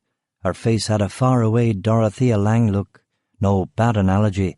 She was a modern girl. She looked modern. She was a beauty that had faded fast, like Julia Roberts after the kids, that Egypt Sean would have said. "Ada Aroshin," Killian said, much to his own surprise. It was thank you in Shelta, a language he hadn't spoken for nearly 20 years. Now why had he done that? What was his brain cooking up? What memories were fighting their way to the surface? Not the reference to his grandfather, the army dentist. No, something else. Probably the caravans. Killian got back in his car and drove out of the caravan park and onto the A2 near Coleraine. He didn't pick up the tail again until he'd been on the Derry road for nearly an hour. "Man, that boy is good," Killian said to himself with a whistle. Good, but not great. Item number 1, Killian had seen him twice now. Item number 2, he'd rented a honking big white Range Rover. Maybe the only thing they had available, but even so. Killian drove for an hour and stopped for lunch at a McDonald's.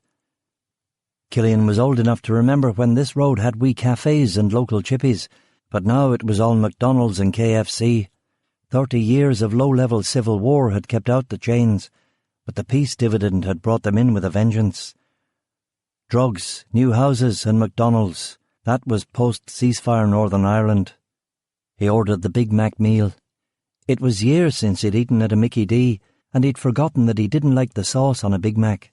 He drank the Coke and did the crossword in someone's copy of The Guardian, and eventually the Range Rover driver came in to get food and take a piss. He was about 30 to 35, a shaven, bullet-shaped head, grey eyes, a paper-white, scarred face, neck and knuckle blue-ink tattoos, probably prison tattoos. You only got that pale and muscled on the inside. He was a scary dude, either paramilitary thug or what? Killian couldn't place it. Killian watched him as he ordered a cheeseburger. He watched him still as he found a seat as far from Killian as you could possibly get in this restaurant. He was a pro. Didn't look once in Killian's direction, not even by accident. Killian took a couple of photographs of him with his camera phone and sent them to Sean. "Urgent," he texted as his subject line, and added, "Tale from Carrick, who?" "Excuse me, sir, can we sit?" a woman asked Markov. She was with her son. It was his own fault. He was hugging a corner table for 6. Markov glanced at Killian, but that old fool was still reading his newspaper, totally oblivious to the fact that there was anyone on him. Markov grunted, and the woman sat down. The boy had red hair and a gap-toothed smile like a comic book character. He didn't eat his food. Instead, he played with the freebie, which was a plastic paratrooper with a working chute. Parachute. Markov flinched. He could see it coming. Another voyage down into the dark of the lizard brain. Perhaps Mexico had been a mistake. Getting soft was all right. Soft was good. Soft was the future. Marina wanted to get married and move to Henderson. He should marry her. He should marry her and get her pregnant and have kids and wait until the property market completely bottomed out and then buy in Henderson. He closed his eyes and thought about Marina riding her bike to UNLV in her pink t-shirt. Pink t-shirt. Marina smiling. Pink. Eventually the boy and the woman left. Killian was still reading his newspaper. Markov shook his head. How could a man like that, who had never lived, ever hope to outwit him? Killian's phone rang. It was Sean. "Tell me about our boy," Killian said. "Mary thinks she knows him from somewhere. I sort of think so too. He's got that sort of face." "Paramilitary?" "Definitely not Irish. Mary's saying she knows him from the sheets. From America." "Fucking Forsyth. This is him, I'll bet you a ton. A tail on me. A fucking double cross. Relax, yo Jimbo. You don't know anything. I know Forsyth. I know his ways. He's tailing me to get an angle. I find the girl. Our boy over there takes her in. I doubt it. However, if that's the worst-case scenario, what are you going to do about him? Who knows? Keep an eye on him. For now. Do you have any leads on our girl? It's not as cold as I thought it was going to be. A trail to Donegal. Coulter's bound to have checked Donegal of all places. I don't know. That's why he came to us, isn't it? He digs pyrites, we dig gold. Yeah, okay. And if I can come up with a name, I'll call you back. Sure thing. Killian hit the red button and folded the Guardian. He window-peeped. On the other side of the glass it was raining and grey, and everything was falling back into the pattern, that oh-so-predictable pattern he'd left behind. Divorce work, missing persons, heavying.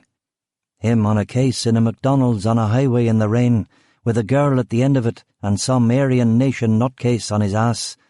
Where was this new life he'd promised himself, this new era that was supposed to be well in place before the time he turned 40? This was bullshit. Of course, it wasn't entirely his fault. No one could have foreseen the crash. What he needed was an older brother in the legit world, or friends in the legit world. People who read the FT, people who could analyse trends, see ahead.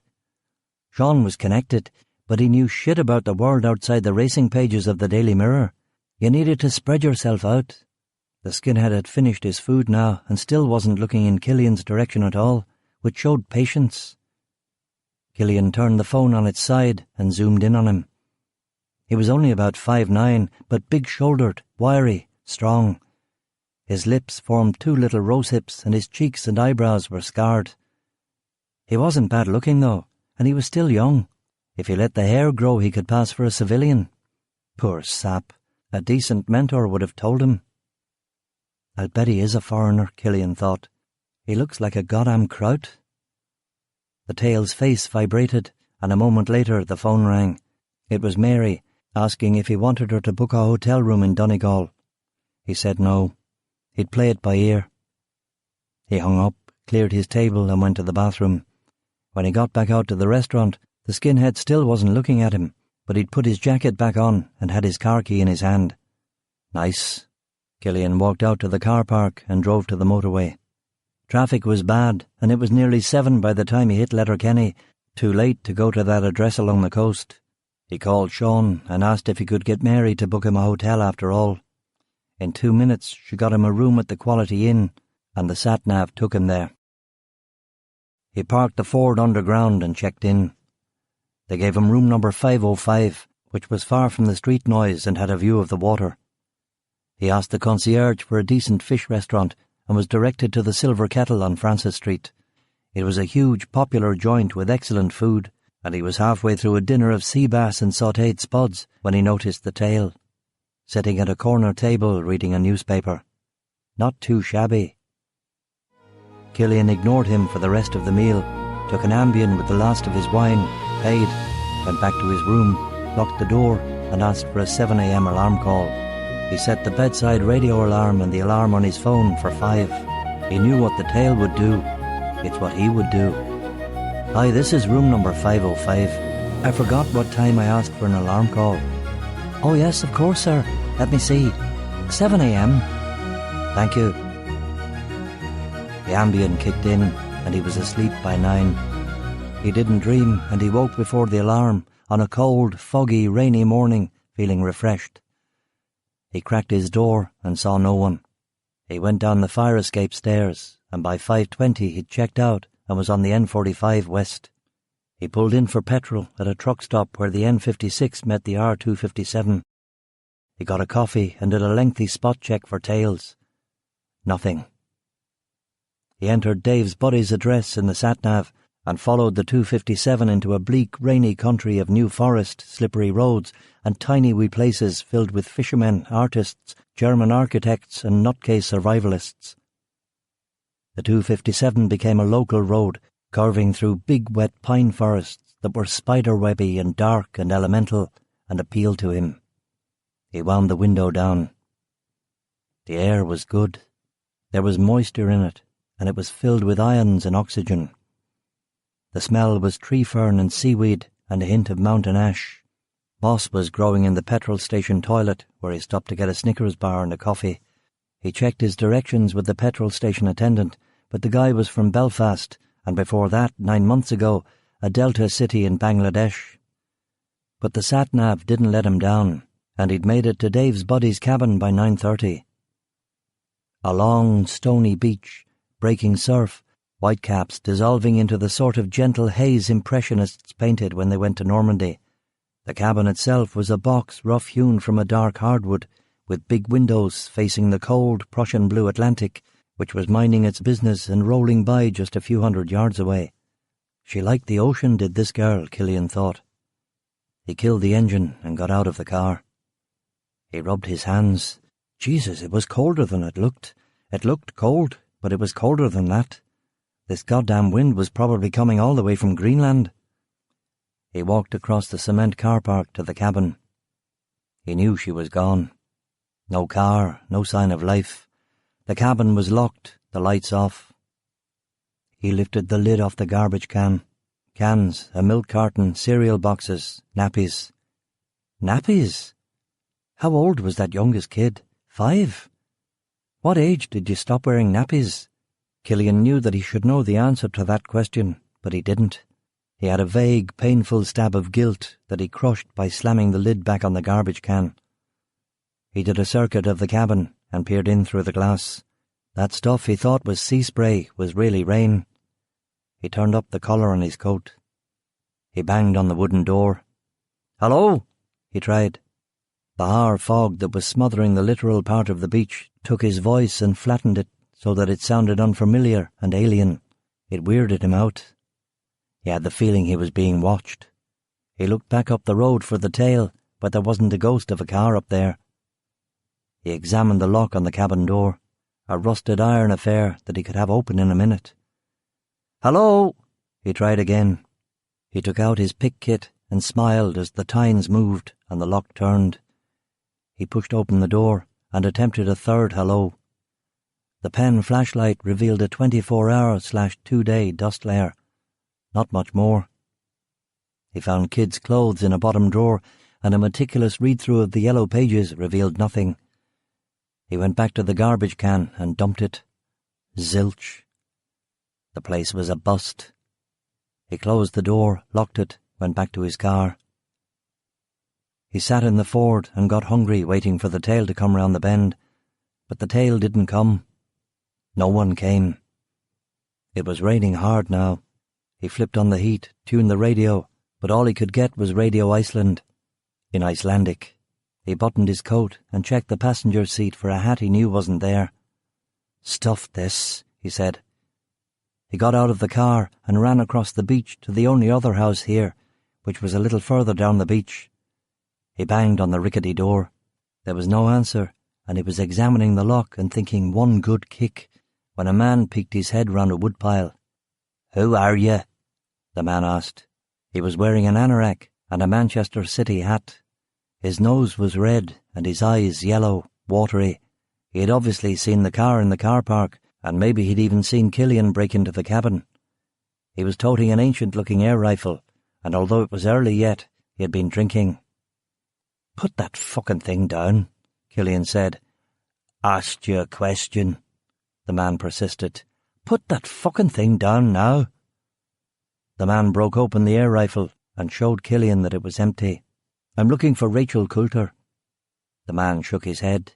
"Never heard of her." 30, brown hair, 2 kids. She was probably calling herself something else, Killian said. The man nodded and walked over. "Oh, aye? Said she was called Julie." 2 kids, brown hair, 30-ish. "That's her." "When she cut out?" "Wednesday." 2 days ago. Could be anywhere by now. "See where she was going?" "Are you a peeler?" "No." "Who are you?" the man asked, with a cunning leer on his face. Killian handed him his card. The man leaned in. His breath was bad, and yes, there was booze on it. Those yellow eyes could be the early signs of renal failure. "Did she say where she was going?" Killian repeated. "What's it worth to you?" the man asked. "Can we go inside?" Killian asked. The house was shite. Boards had sprung from the floor, the roof leaked, there were pictures ruined by moisture in antique frames, the TV was covered with a plastic sheet. Killian sat in an armchair that smelled. An old blind poodle cross came over and started sniffing around him. "Sorry about the place. I might move over to the rental. This place isn't so great," the man said, as if becoming aware of it for the first time in a long time. "So, Rachel Coulter." "We were talking money." They did the dance, and the man took Killian's 50 without much of a fight. "She told Reese she was driving to Fermanagh, Skillen. That's not a lie, that's what she told him." He was a sleek-at-wee drunk, and Killian could tell that was only a part of it. "What else have you got? You've got something?" Killian asked. "She told Reese she was going to Fermanagh. That's worth 50. But that isn't all I got." Killian nodded. "Okay, what else is there?" he asked. The man went to a back room and came out with a letter that he had steamed open. The envelope was addressed to her and had a return address. Killian could easily have taken it. One light push and this character would have fallen over. "She was bad news. Reese says she was all over him. She was after me too. I wouldn't fuck her though, probably all poxed up." "How much?" Killian demanded. €100 in my hand," the man said. Killian gave him the money. "You got anything else?" Killian asked. The man shook his head. Killian went back into the rain and read the letter in the car. It was short. "Honey, I hope you and the girls are well. We're doing just fine, and you know I'll support you whatever you decide. I'm sure you have got your reasons. I never trusted that man in the first place. Anyways, keep in touch, and remember that I love you. Hope you can use this 50. Get the girls something fun. Dad." But like a good citizen, Rachel's father had filled in his return address on the back. It was from his RAOB lodge in Ballymena. That's where she wrote to him. That's how they avoided a peeler or private eye mail tap on their house. And it had been 2 days now. There was a pretty good chance that her father would have already received a postcard with her new address. "Guess I'm going to the arsehole of the universe," Killian said to himself. He left this scene, went outside and called Sean. "News?" "What?" "Can't see over the phone, but I got a letter that's going to give us the next step." "You know where she is?" Sean asked. "I know a man who does, and he's not too far from the old home base." "Good stuff. What about our boy, the tail?" "He was a punk. I lost him." "Great work. You still got it, brother." "You want Mary to book a hotel somewhere?" "Nah, I'll go home tonight and hit my lead in the morning." Where are you now? Letterkenny? That's a long old drive to Carrick. You should take it easy, mate. Thanks, Sean. I'll be fine. It took Killian 4 hours to get to Carrickfergus. It took Markov 3.5. He was impressed by the town. There was the castle and sailboats, and the air was pleasantly moist and cool. Marina would love it. They booked into a place called the Coast Road Hotel and phoned Marina in case it all went wrong. "Hello?" she said. He smiled. Unlike him, she instinctively answered the phone in English.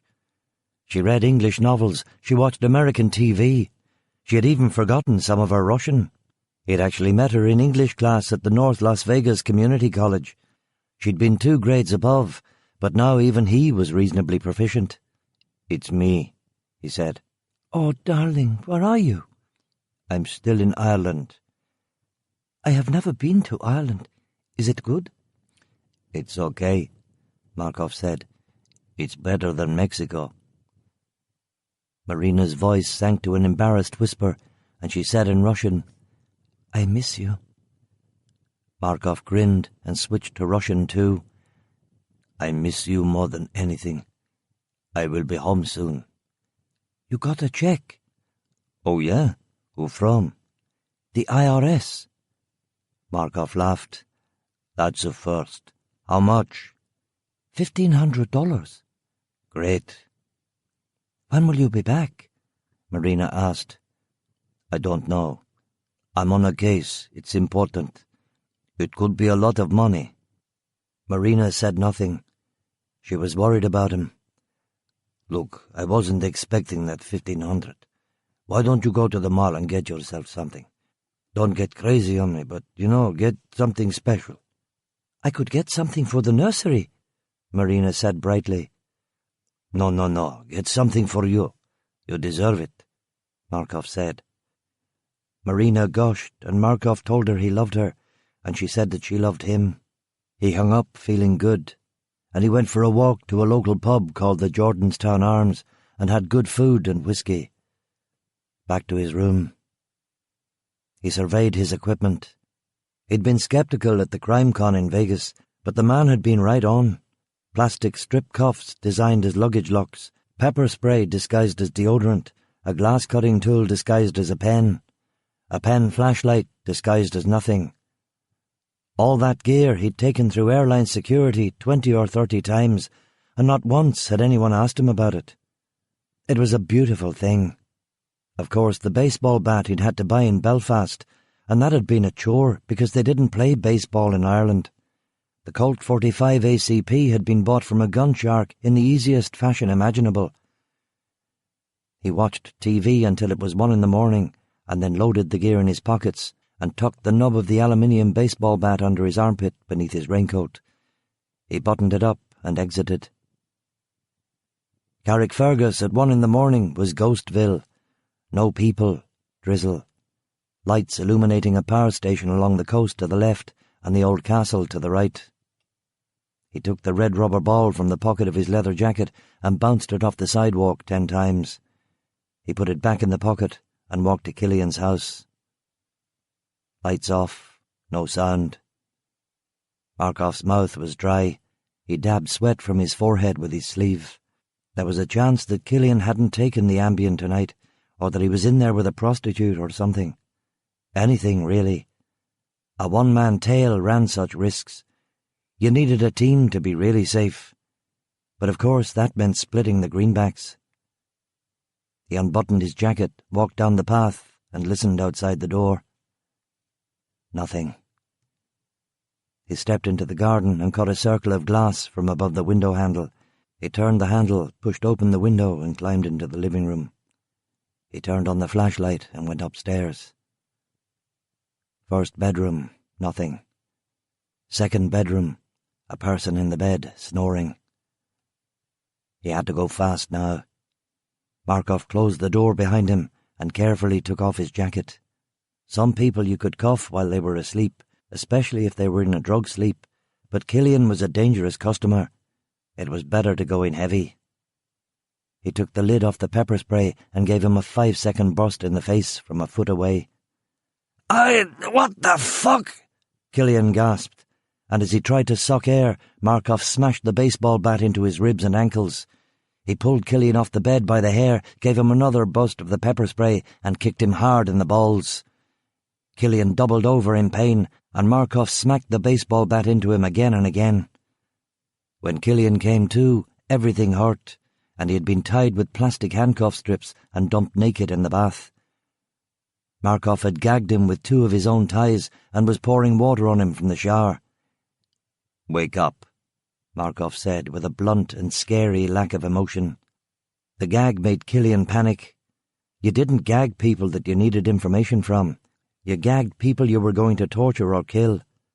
Killian opened his eyes, but his vision was blurred, his head spinning. "Can you hear me?" Markov said. Killian fought the panic, grunted. "I want you to know who I am, who it is that does this to you." If he could have talked, Killian might have gone for a mistaken ID rap, but all he could do was grunt again. "They call me Starshinya, old man. It means sergeant. I am what you can never be. I kill you, but you are very old man. I take pity on you. I let you live. You hear what I am saying to you? This is business matter. Do you understand? I now have letter from Rachel Coulter's father. I reach him first. I reach her first. I not kill you. I let you live. This is how civilized men behave. We beat you at your game. You are old man. You retire now. You are Jay Leno. I am Conan O'Brien. I respect age. I don't break legs. I don't cut off dick. I think you understand. I kill you if I want to. Kill you like pig. Yes, you are lucky man. Very lucky man." Killian felt duct tape cover his eyes and mouth. The Russian leaned in, and Killian could feel his breath on his cheek. He stank of the same aftershave he had smelt in the Ford yesterday morning. "Not bad for punk, eh?" the Russian said. Laughter. Footsteps. Killian heard the door close. His head spun. He felt sick. He knew that if he threw up in his mouth he could choke to death. Everything really hurt. His nerve endings were overloading his brain with messages of pain and destruction, and his mind was torturing him with questions. How had he tracked him? What was he going to do next? That punk line. It had to be the car. He'd hacked his phone or his email and gone ahead of him to the car rental place. He'd moved fucking fast. He'd bugged the Ford and bribed the kid to make him take it. He hadn't needed to be close. He'd installed a GPS tracker and a voice-activated transmitter. Perhaps he'd let Killian see him. Perhaps he'd wanted to be seen. But all along he'd been a step ahead. And he was right.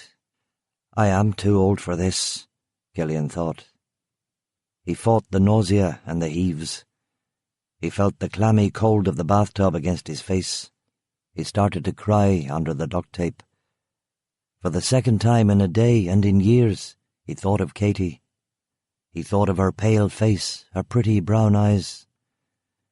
He knew that she'd had 6 or 7 or maybe even more kids since the separation. In the only life she had ever known, she was probably happy. That could have been him. Maybe it all went back to that. Maybe there was a good fucking reason for not taking the road less travelled. It was quiet now, just the wind playing on the halyards in the marina. Spirals of sound, atonal variations on a pair of notes. An Irish Ramayana. Spirals and labyrinths. Boats floating in and out of the void. Every boat a soul in the immense night. And every boat lost. Blood lapped his face from the contusion above his ear. The spinning world grew distant. The ringing in his ears stopped, and he knew that the pain had gotten so much that his mind was closing up shop. "No," he protested, "no!" But it didn't do any good. Killian heard a car door slam and a plane fading in the distance. Yeah, he thought. You're right, mate. It's not bad for a punk.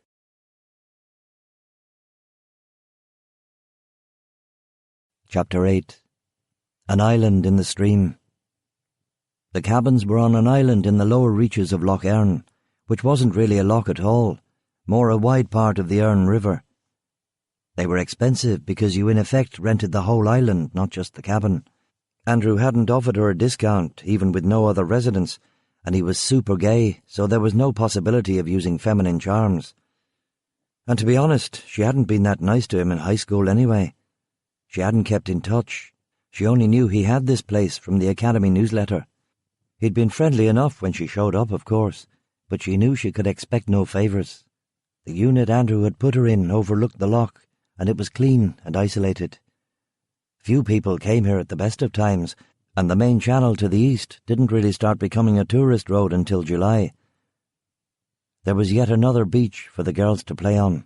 They were almost used to it now, making sandcastles in the rain. They were hardy. Even Sue, who it had to be said was doing a little better. Richard, if she could have told him, would have been pleased. She watched them through the window and counted her money. She had €2,000 and about £1,000 left, which was a considerable amount, but which would only delay the inevitable. 10 weeks at the most, although the back channel to her father might give her more time. The cabin, bungalow really, was quite large. 2 bedrooms, a bathroom and a kitchen/lounge. Big windows with views of the beach, and beyond that to swans on the misty loch. It was a tourist board version of Ireland. "That's mine," Sue said. "No, it's mine," Claire yelled. She closed the window so she couldn't hear the ensuing fight. She watched the herring gulls soar over the water. She watched the gentle waves on the beach turn oleander white. She thought about mistakes, quitting Queen's, getting into the Big H, marrying Richard, running off with the weans, telling Tom about the laptop. Jesus, she could go on all day. And then there was the good. A week of cold turkey. She'd given up drugs on 4 previous occasions, but something about this time felt different. Maybe because this time she had finally realized that this wasn't just about her. She thought about options. There were 4. Number 1, suicide. She'd be out of it. The girls would probably be safe. However, she had proved again and again that she didn't have the bottle for it. Number 2, Tom's plan. Leave the laptop, leave the girls, call the peelers and try to vanish. But Tom would certainly come after her now. Why had she opened her big mouth? She'd be hunted, alone, and they might even use the girls against her. Richard might do that. Tom certainly would. Number 3, go to the peelers/media. That might actually be the best option. Richard would be fucked, and he would never get the girls. She'd be protected by the tabloids. But Tom would no doubt unleash the details of her heroin use, and the fucking tabs loved building you up to knock you down again. She might not get the girls either. They might be taken into care. She might never see them again. And then, of course, there was McCann. The IRA would be thrown into chaos. She'd become a hate figure. Some faction or other might try to assassinate her. She was terrified of that. She'd become the centre of some awful media vortex. That would be even worse than this. Probably, eventually, when the money ran out, she'd pick number 3. But for now, it would have to be number 4, the status quo. Staying here, one step ahead. At the very least, it would give her time to think. And it was beautiful. Here where Europe ended in lakes and sea spray and slate beaches and forest. There was a knock at the door. Her heart missed a beat, but it could only be Andrew. Richard's men wouldn't knock, and the peelers weren't randomly coming out here on a rainy day in March. "Come in," she said. Andrew came in. He was completely bald, with half-moon glasses over a strange figure-8 face. He wore a red ascot and a tweed suit with yellow checks in it. He was a little plump now, and you could tell that he was cultivating eccentricity. In the village, they no doubt talked about the puff with the English accent. He should be across the water auditioning for a BBC mystery series.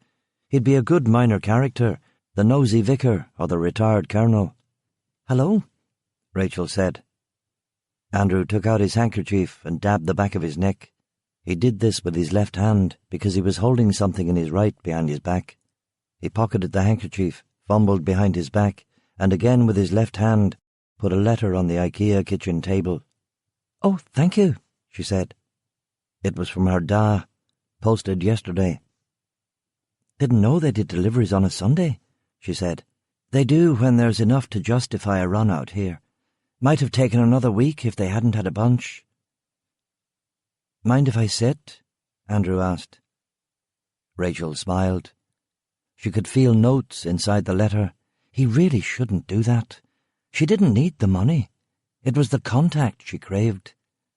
"Mind if I sit down?" Andrew asked a little louder. "Oh, sorry. Yes, sure."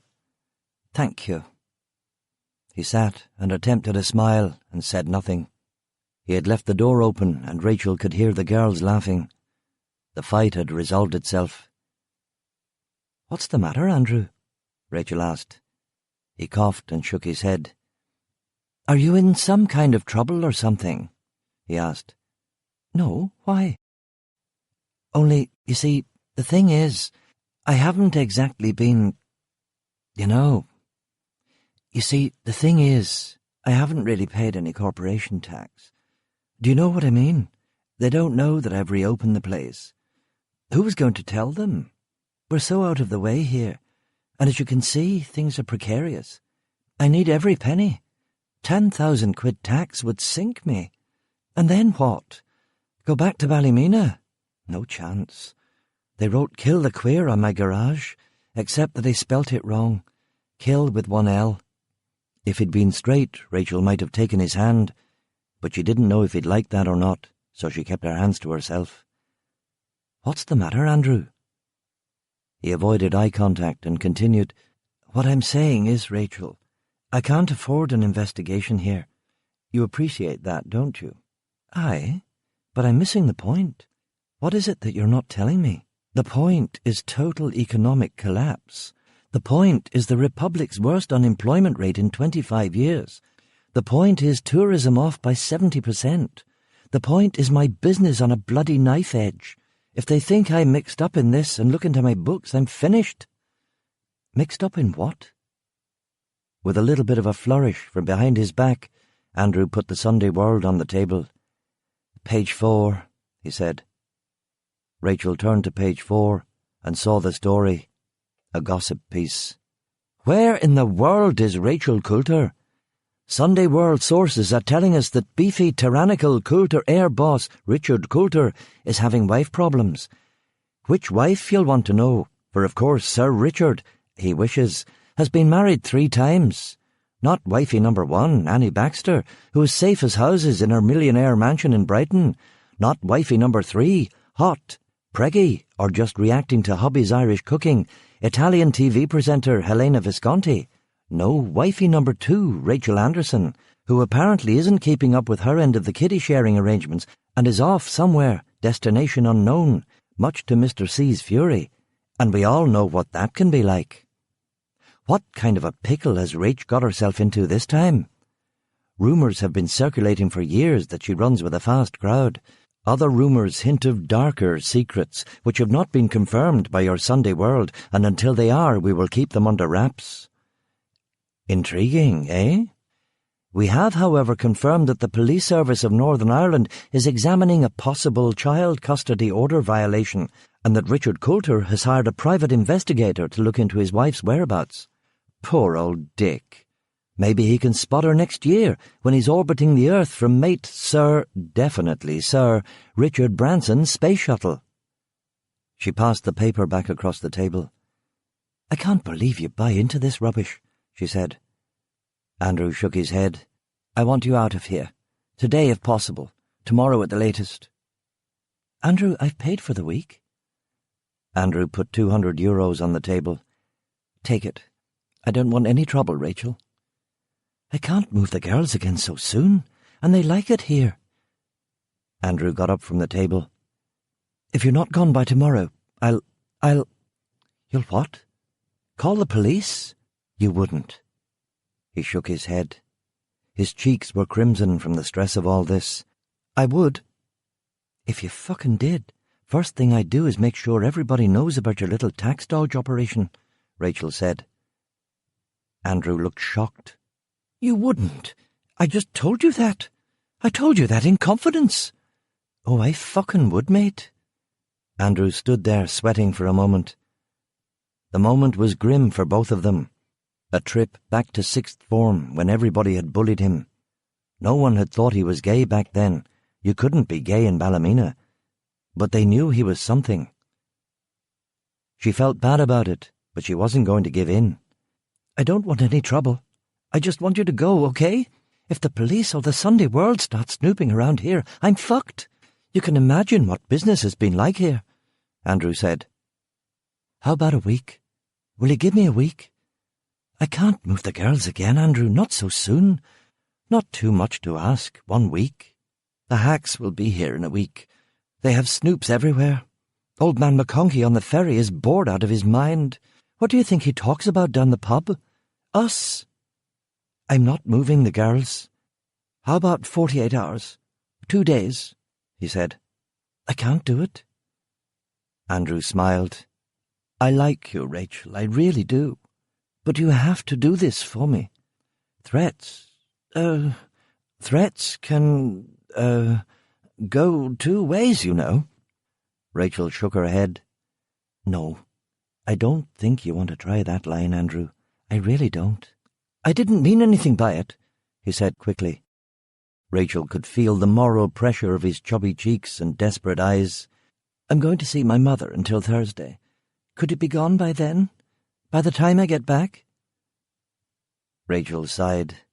She couldn't take this. "Okay, Thursday it is," she said. "You have to be gone," Andrew insisted. Rachel nodded. "Then gone we'll be, Andrew. And fuck alone knows where." Andrew left the cabin. He got the ferry off the island later that day, leaving her alone with the girls. Alone in their own private kingdom. She made the girls Heinz tomato soup with white bread, and from Andrew's cabin she borrowed a bottle of Gordon's gin and had G&Ts after she put the girls to bed. She dozed and heard a noise. It was Sue, sleepwalking, trying to lift the deadbolt to get outside. "Where are you going, honey?" she asked. "To see the ducks," Sue said drowsily. "You can't go outside. It's dangerous," she said. "What does dangerous mean?" Sue asked. "Dangerous is bad, sweetie." "Oh." She lifted Sue back to her bed and climbed in beside her, stroking her forehead until Sue fell asleep. She went back to her own bed, tried to sleep, tossed, turned, finally drifted off. The murmur of the loch water invaded her dreams. The king of the lake was singing, an old song in the old tongue. Melancholy. The meaning eluded her. She woke with a start, feeling that things were going horribly amiss, at this moment, right now. She checked that the house was locked and the girls were safe. She still wasn't satisfied. She tried conjuring life into her mobile phone, but that was a lost cause. She wanted to shout a warning, but she didn't know who to warn, or what to warn them about.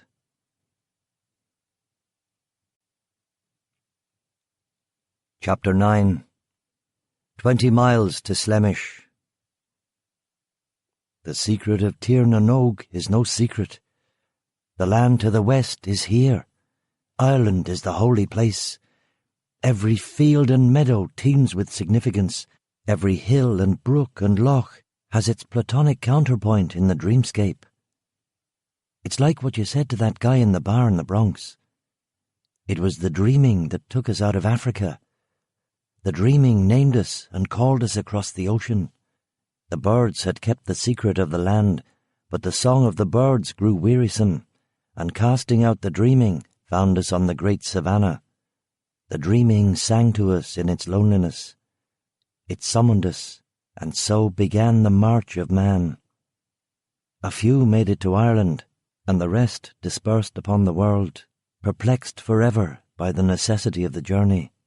That's why we wander. We pavee, we travellers, we tinkers, we follow the ghost cattle of our ancestors. Ireland is our promised land, at the confluence of our histories. We live in the sacred, we live in mythology. Do you see? Killian, if that is your name. Do you see? Wake up, I'm talking to you. A breeze on your face from the open window. The wind's long fingers cooling your lips. You hear halyards, you smell salt water, you taste blood. You feel a dull, heavy pain. You bite into the duct tape that's been put clumsily over your mouth. You bite right through it and yell. A nightjar pauses in its hunt. "Help!" you croak. "Help me, for God's sake!" Like Homer, you sing blind. "Help me! Help me!" You try this for 1 minute and 30 seconds and black out. Ellipses. Moments. The what in the mirror see? The pearl. The sky is a mirror. The sky is a giant grey mirror reflecting pain back to earth. It is night, and again everything pretending to be something else, those campfire stars, those clouds in the shape of a naked girl, that river under your feet, a forgotten river, now part of Greater Belfast's underworld of tunnels and storm drains, but previously a welcome stream for pilgrims, merchants going to the Holy Well at Carrick, the Holy Well of Fergus Moore MacArc, Fergus who drank from this same stream before setting out to found the Kingdom of Scotland. You know things like that because of who you are, what you are. The water is emerald, filled with gold and chlorophyll. Water, wind, thoughts. You don't do well with your own thoughts. Your own thoughts hurt you in this world of nothingness, this world from the other side of the mirror, here where the shadows fall inversely, where entropy reverses itself, where you watch yourself. And there's something else. None of these thoughts have been in English. You have been thinking in Shelta. You get to your knees, clear your throat, spit blood. "You should have killed me, punk, whatever your orders were," you say in the language of the Saxon.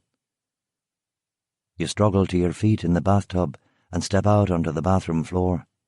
The duct tape is still across your eyes and your hands are in the plastic cuffs behind your back. You know what to do. You walk to the sink, lean over it, and grab the bathroom cabinet handle with your teeth. You pull open the cabinet, shove in your face, knock everything to the floor. You make sure the cabinet's empty, and then you lie down on the floor and smoosh your face into every object that was in there, shaving foam, safety razor, soap, until you find the sewing kit from the Fairmont. You sit up, grab the sewing kit box in your fingers, slide across the plastic lid, tilt it. The needles come out. You grab one, hold it between thumb and finger, and wedge it into the saw socket lock of the plastic cup. You wedge it carefully between the teeth. Gently does it. That's it. Perfect. Using the needle as a lever, you slide out one plastic rim of the cuff with your thumb. Centimetre by centimetre. If the needle snaps and gets stuck in there. But you've done this before, 100 times. Your father taught it to you and the other boys. Escape from handcuffs, the picking of locks, the untripping of alarms, tools of the trade. Plastic handcuffs were after his time, but you'd learned their secret in an hour and a half from your Uncle Patrick. You create a lever, run the plastic tie over the lever, and it slides completely out. You have the lever, and all you need now is patience. A quarter inch, half an inch, an inch and a half. You maneuver out the strip and wriggle your wrist loose until it's free. Yes! You stand, rip off the duct tape covering your eyes, run to the bedroom, call Sean. Ring, ring, ring, ring. Hello? Mary, put Sean on. This is an emergency. Who is this? Put Sean on now. Pause. Hello? It's Killian. The tail got me. Russian kid. Beat the shit out of me. Tied me up. And now he's gone to Ballymena to brace Rachel's parents. What? Fuck. Okay. Well, that won't do any good. They don't know where she is. Tom's operatives have been tapping their phone, intercepting their mail, following them, and she's wise to it. Doesn't even bother trying. Nope. She's been sending postcards to her dad at the RAOB, the fucking boss lodge in Ballymena. I found a letter from him to a place she was staying at in Donegal. She's skipped, gone somewhere new, but odds are that he knows her new address, and now our tail knows he knows. He'll fucking brace them, get our location, get the drop on us and our fucking $500,000. Jesus. How in the name of God did he get to you? I don't know. He followed me. He's good, okay? He must be Forsyth's. I told you something was fucking fishy about this operation. He's a fucking Russian. I'm playing with, at least, fractured ribs. He went easy on me. Could have killed me. Shit. What time is it? 2:30. Who do we know in Ballymena? UVF, UDA, must be somebody. Rocky McGlynn, old stager for the UFF. I think he's up that way. Okay, find out the Andersons' address and tell Rocky to get over there right away. Ivan might not have found it yet. If he has, we're fucked. Regardless, I'll be there in 20 minutes. From Carrick? No chance. Call me with the address on the road. I can't believe this bollocks, Sean muttered. I told you it was too good to be true. You know, we could call the peelers. They'd be over in 10 minutes, and if the bastard's in there torturing them, they'd get him. Last resort, Killian. Get the peelers involved and there goes our dough. You're right. Okay, bye. Action stations. Second person to third. Killian hung up and pulled on a jumper, jeans and sneakers. He grabbed a coat and ran outside. He got in the Ford Fiesta and turned the key. The phone rang. Aye. Are you sure about this, Killian? He sounds like a bad bastard. Mary giving you the old eggy? It's not about Mary, it's about you.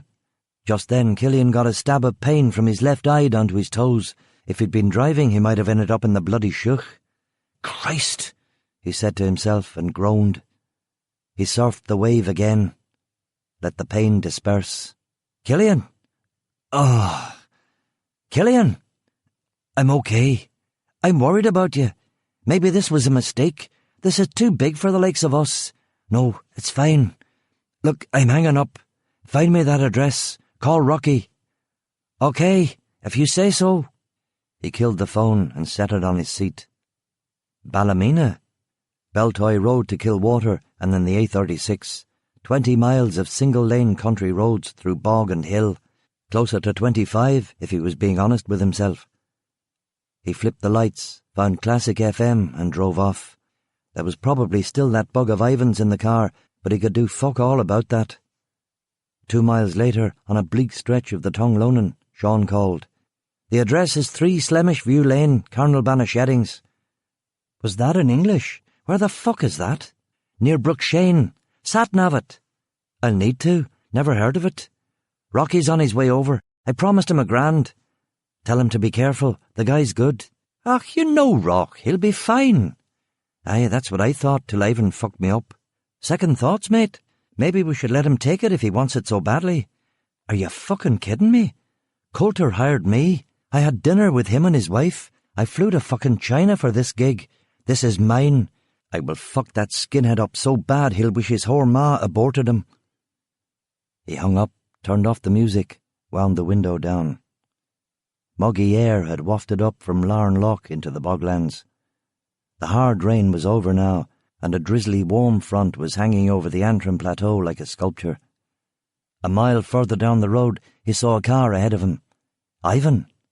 He took the Fiesta up to 100 through the village of Glenoe and passed it, but it was a Vauxhall Astra, not a Range Rover. The phone. Bad news? He asked. Is there any other kind? Sean said. Okay, what? Rocky can't find the house. He says it's in the arsehole end of nowhere, up near Slemish. Fucking hell. Tell him to keep on it. Did it come up in your sat-nav? Haven't done it yet. Was waiting till I got to Bruckshane. Aye, well, hopefully one of you will find it. Where are you? How far are you away? I'm bombing it. I'm doing a ton on the A36. How long? 15 minutes. What's his start? Hours, maybe 3. Jesus, fuck. Who do we call? Tom? Tom? Bollocks. This is his play. This is his boy. What then? Tell Rocky to get his head out of his arse. Okay. Tell him to look out for a big white Range Rover. Big honking thing. Won't be able to miss it. Watch where you're going. Don't fucking kill yourself. I won't. The warm rain was coming sideways from the mountains now, and he had to flip the wipers. He turned on the radio again, but the reception up here in the wilds was shite. All he could get was accordion music from Radio Scotland. He nixed it when the phone rang again. Did you get Rocky? He asked. Aye, I did, Sean said. Says he wants $2,000 now. Cheeky bugger. What did you say? What could I say? Good man. So what's the story?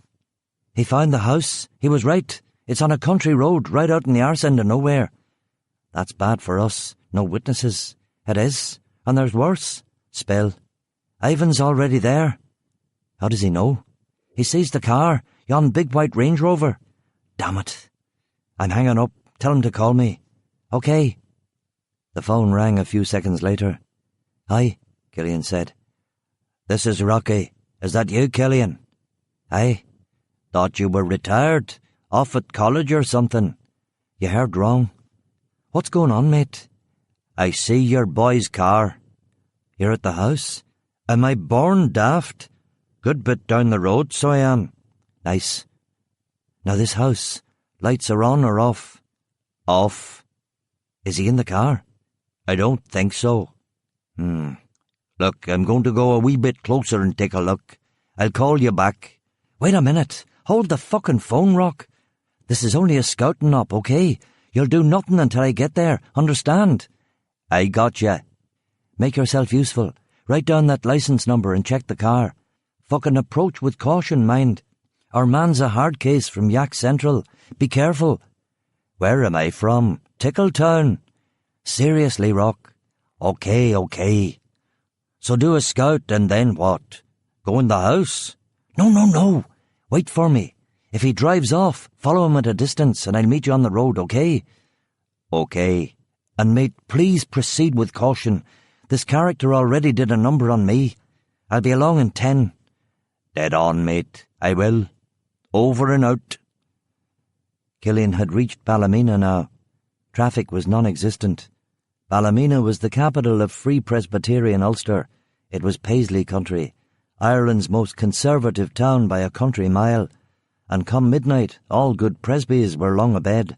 By 1 a.m. you could have walked down the high street naked playing the tuba, and not a curtain would have twitched. Killian kept his kit on, but he hit 105 miles per hour on the bypass to Bruckshane. The only people who saw him at all were a couple of smack dealers who were in the middle of a moan about the collapse in prices of real estate, stolen cars, and brown tar heroin. He finally plugged the address into the sat-nav, and a Welsh voice took him through Bruckshane to a spot on the map where there didn't appear to be anything at all, merely green blankness and dotted lines instead of roads. The windscreen told him the same story. Rolling hills, boggy sheep farms, cottages abandoned since the famine, and not much else. In the starlight you could see the looming presence of Slemish Mountain, which dominated this part of County Antrim. St. Patrick had been a slave on Slemish for 7 years, and it had a reputation among Killian's folk as a haunted and unlucky place. Killian, who'd never quite got over his superstitious in fucking spades childhood, shivered. The sat-nav was all Catherine Zeta-Jones in the 90s. You are approaching your destination. You are approaching your destination. You have reached your destination. I have, Killian said, and peered out into the gloom. Nothing. He was wondering if he'd programmed the thing correctly when he saw a car parked ahead. Not a white Range Rover. He flipped the Fiesta's headlights to full beam. Aye, definitely not a Range Rover. A grey Renault Espace, a big family car. Rocky's wheels, Killian said to himself. It unnerved him. He called Sean. Sean, did Rock ever ring you back? Nope. I thought he was calling you. He didn't. Is there something wrong? I don't know. I see his car, but I don't see the Range Rover. Can you give him a buzz while I park? Sure. Killian pulled the Fiesta into the shuk 200 yards back from the Renault. He still couldn't see the house from here, but it must be just over the dip in the road. He killed the lights, got out, listened. Nothing. It was so quiet, in fact, that you could actually hear the sea 10 or 15 miles away. His phone rang, and he switched it to vibrate before answering it. Yes, he whispered. Rocky's not answering. A chill went through him. He thought and said the same thing. That can't be good. No, Sean agreed. Killian, are you armed? Nope. You don't have a gun? I don't have anything. I'm retired, remember. What did you do with your shooter? I gave her to Carly McAleese. Remember she was having a domestic with her ex? Well, that was a fucking buck-idiot move, wasn't it? What are you going to do now without a piece? I'll be okay, Sean. Look, I'm going in. Don't call me back. I'll call you. Son, I know you need the money, but this doesn't seem like a brilliant plan. Why don't we abort and call the peelers like you said? Sean, I'm going in. I'll call you in 10. Killian hung up and walked along the boggy shuk to the Renault. When he got there, he looked inside. Nobody. A couple of school bags and a stuffed elephant. He looked back at the hill. The rain had stopped. The clouds had blown through and the moon was shining right down the road. If someone was up there by the hedges and they were a half-decent shot at all, they could take him out easy. He had to get off the street. He climbed out of the shuk and up over the fence. He started hiking through a boggy meadow. The moon and the Milky Way had really turned it up a notch, and he could see down into a flooded valley on the windward side and back to the town on the lee. It was a part of the country he didn't recognize. He hadn't been out here before, even in all his wanderings. He struggled to make out the main road to see if a distant car was driving away, but another band of rain was coming in from the west and swallowing up virtually everything else in the valley. Ivan might indeed be down there legging it, but he couldn't tell. He had nothing else. He was all in on this plan. He ducked low and walked through the squelching, waterlogged ground, approaching the Andersons' place from the back. He jumped a stone wall between the fields, and on a rise he finally saw the house. No lights, no noise, no sign of the Range Rover. Damn it, he whispered. He walked on, wading through little mounds of sheep shit and sinkholes filled with water. He came to the edge of their field, which was bordered by a river, and it was either cross it or go back to the road. The road was out of the question with the situation unknown. The river was deep, fast-moving, black. A barbed wire fence had been stretched across it a little further up at another field boundary. That would do. He ran to the fence, and with his Nikes on the bottom wire and his hands grasping at the gaps on the top strand of metal, he made his way gingerly across. It vibrated with every movement, and he had to lean in to compress it. Of course he got cut. In the darkness he couldn't avoid it, and at the end he nearly sliced his thumb on a barb and almost slipped down into the water. Blind panic. He closed his eyes and made it to the far bank. He stepped off the wire onto the bank and sucked his thumb. The moon was moving slowly back behind the rain clouds. Darkness would have been nice, but he couldn't wait for it. He cut through a crude path in the heather worn by stray sheep and reached the back gate of the Andersons' house. He peered through the iron bars. A 2-story farm lodge in white stone. Nice wee spot. Picture postcard scene in the daylight, with Slemish and the sea in the background. Killian scanned the driveway next to the house. An old farm Land Rover. No Range Rover. No other cars. No nothing. The hairs on the back of his neck were standing up. The gate was locked, but he climbed it easily. He stood in the garden among rows of cabbages and clothes on a washing line. The house was still. Curtains drawn, back door closed, silent. Killian walked down the path. Net curtains over a dining room window. He looked through but saw nothing. He tried the back door. Closed. It was a Northern Ireland Yale standard. By the age of 10 he could open those in 2 minutes. Every boy in his clan could.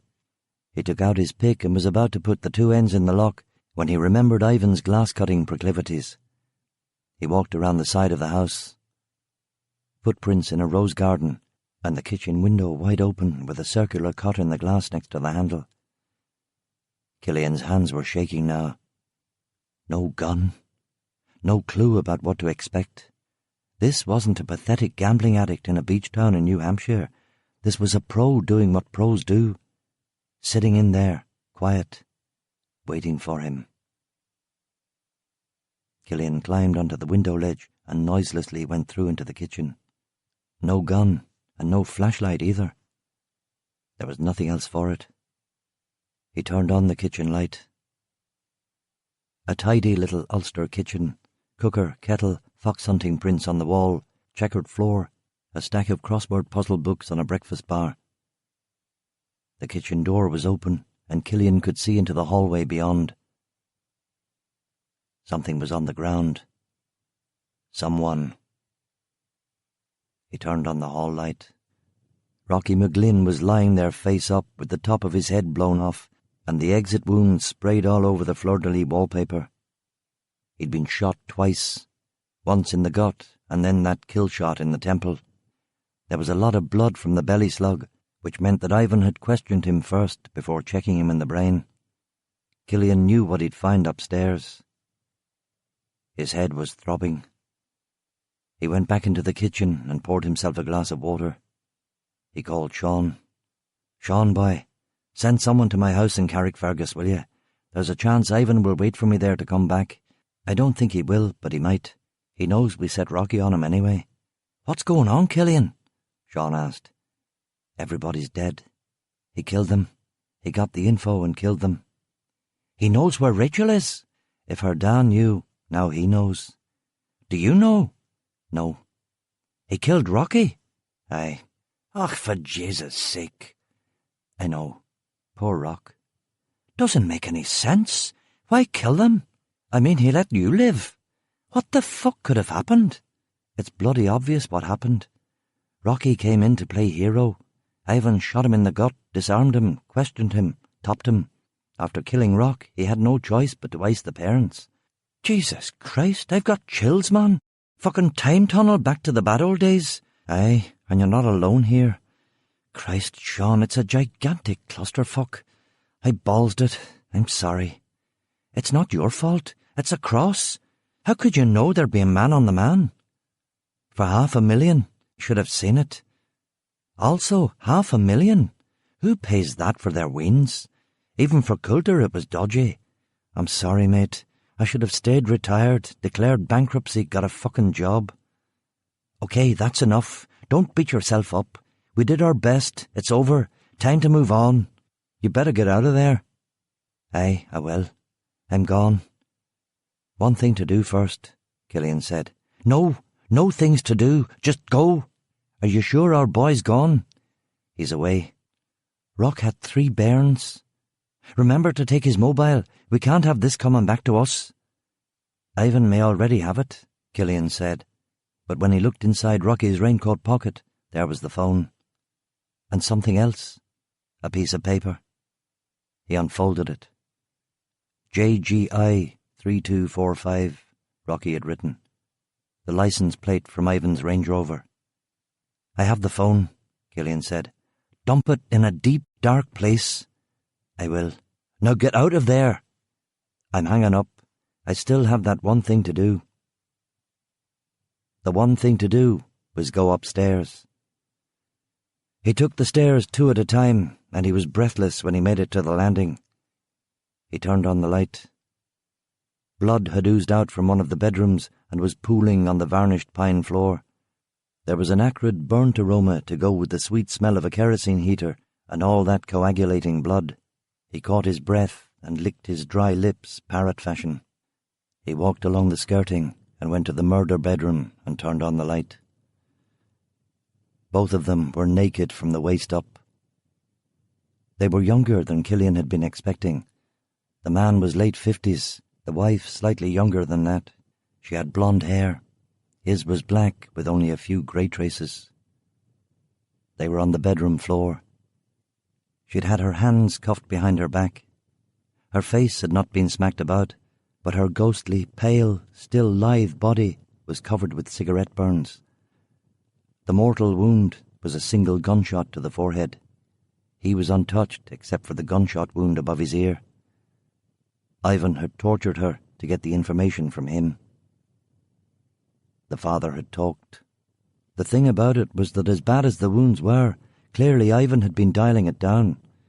He hadn't raped her, he hadn't sawn anything off. He probably would have let them live if Rocky hadn't come in. Ivan didn't want trouble. He wanted the payday, and his instructions were to go easy. This case involved a millionaire who owned an airline and a casino, who hobnobbed with Richard Branson, and who was going to be the first potato-eating Mick in space. Go easy, Killian thought, as he looked at the dead woman with only half a brain. Dick Coulter's former mother-in-law. This level of violence made no sense. But it was Rocky who had caused this. Ivan might have been happy enough to tie them up in the basement to give him time to find Rachel. He was heavy mob, yes, but Forsyth wouldn't have recommended him if he was a total loon. Killian examined the wife. The cigarette burns were fresh in the last half hour. He sat on the edge of the bed and recapitulated everything up to 2 minutes ago. Ivan flies to Ireland, follows him, breaks into his house, knocks stupid old Killian for 6, gets Rachel's dad's letter, drives up here and ties up the 2 old folks, starts bracing them in a fairly scarily conventional way, until Rock comes blundering in with a 6-shooter, and then it all goes to fucking shit. Aye, something like that. He kills Rock, and then, pressed for time, strips Mrs. Anderson and burns her till her husband talks. Probably missed him by a matter of minutes, Killian said out loud. He looked into the lifeless face of Mrs. A. What he'd actually missed was being killed along with them by a matter of minutes, for with no gun or weapon of any kind, Ivan would have taken him down too. The phone rang. Aye. You're still there, aren't you? Yes. Get the fuck out. Go. It's not your fault. Get in your car and go. Killian shook his head. Something's not right about this, Sean. This can't be about custody. It can't be about the kids. I've been thinking about it. Forsyth wouldn't have sent a guy like Ivan for a wandering daughter job. $500,000. Forsyth gets a finder's fee. 25 grand. Chicken feed to him. Bridget's worth millions. All legit, too. No, this is something else. Something we haven't clocked to yet. What then? I don't know. Think about it in the car. Okay, Sean, Killian said, utterly defeated. He hung up, took out his handkerchief and wiped his prints from the light switch. He walked back downstairs past Rocky and back to the kitchen. He wiped the hall light switch, the kitchen light switch, and the water glass. He wiped his prints from the kitchen window and slipped outside. He scuffed over the footprints in the roses and wiped his prints from the gate. When he reached the Ford Fiesta, the first hint of sun was rising over Scotland. He got in, stuck the gear stick in first, and drove past the Renault and the Death House in the direction of unlucky Slemish. Sean called. Please tell me you've left. I'm in the car driving to Larne. Good. We'll forget this ever happened. I'll tell Tom that you were the victim of a break-in and you've been shook up and we're dropping the case, okay? Well, there's no way we can go on, is there? No. We'll have to return the retainer. That's okay. I don't see how Tom keeps this out of the papers. Oh, they'll blame the paramilitaries. They always do. Aye, I suppose you're right. Are you okay, mate? It's funny, I was feeling so good after New Hampshire. I handled that well. Not a drop of blood. Everybody happy. I thought I was getting my groove back. I'm too old, Sean. I don't have the stomach for it. Aye, I know. Don't worry about it. Circumstances beyond your control. Go to bed and try and get some sleep, and get that window fixed if you can. There's one other thing, though, isn't there? What? Well, he'll probably kill Rachel now, won't he? Now that he's off down this road, he's got nothing to lose. That's someone else's problem, mate, not ours. Come and see me in Belfast tomorrow, okay? I will. Get some sleep if you can. Killian hung up. The Larne road was deserted, but there ahead of him was the North Channel and all of Galloway. He could see the ferries and Blue Mountains, and even the lights of planes on the approach to Glasgow. He drove through a whitewashed, traditional village he didn't know existed, through chimneys curling peat smoke over thatched roofs. There were horses in fields, big hunters and fine racing mares. Of course, because it was early morning, he got caught behind a herd of cows on their way to milking. A kid driving them, about 11 years old, in jeans and barber jacket and a flat cap. The kid was smoking. Killian was time-travelling to cattle markets and horse fairs of his youth. He still didn't know where he was, except that Slemish was in the rear view now. The sat-nav was showing blankness, and even the Welsh girl was suspiciously quiet. The cows were going slow, and Killian stalled the Ford Fiesta. Of course, Sean was right. Go to bed, sleep, forget about it. Sean was older than him by 15 years. Killian had gone to work for him when he was 21, after he'd returned from America. Sean had become a kind of surrogate dad. His real father, of course, would have given him completely opposite advice to Sean. The Tinker Code did not rely on paper. Your word was everything. Your name was everything. Duty was more important than right. You fulfilled your obligations above all else, even unto death. Killian had read 1,000 books since Sean had taught him his letters. He had tried to transcend that code. But he knew better. You are where you came from. There are no disembodied selves. There are only humans embedded in practices, places, cultures. The man without a culture is a myth. No such being exists. In the Pavi Code of Honour, a life is given meaning by the narrative each narrator imposes on himself within the story. Killian's journey could not end at this place. It just wasn't possible. He called Sean. Yes? I want you to do something for me. What? I've got the license plate of the Range Rover, JGI 3245. I'll bet it would be pretty easy to get the guy's credit card details through the hire car company. Find out who he is. Aye, probably. And it's bound to have sat-nav, isn't it? Aye. If he's running it, which is a stranger to Ireland, he probably is. The car rental company can trace the car through it, can't they? We can find exactly who he is and where he's heading. Killian, you're not thinking of... Sean began, but Killian cut him off. Aye, I am thinking of... Call me back when you've got a bead on this motherfucker. It'll cost us. I'll have to lay out a couple of grand. Lay it out. You can't let it go, mate, can you? No, I can't. Is this some sort of fucking tinker thing? Yeah, it is some sort of tinker thing. A long pause. I'll call you back when I have anything. The Fiesta had reached the edge of Antrim Plateau now, and beneath him was the ferry port of Larne. The sea had whitecaps, and a Navy helicopter was flying close to the water, churning spray as it searched low for some lost comrade or missing boat or dog walker swept out to sea. Up here in the high country, however, everything was calm. Chapter 10.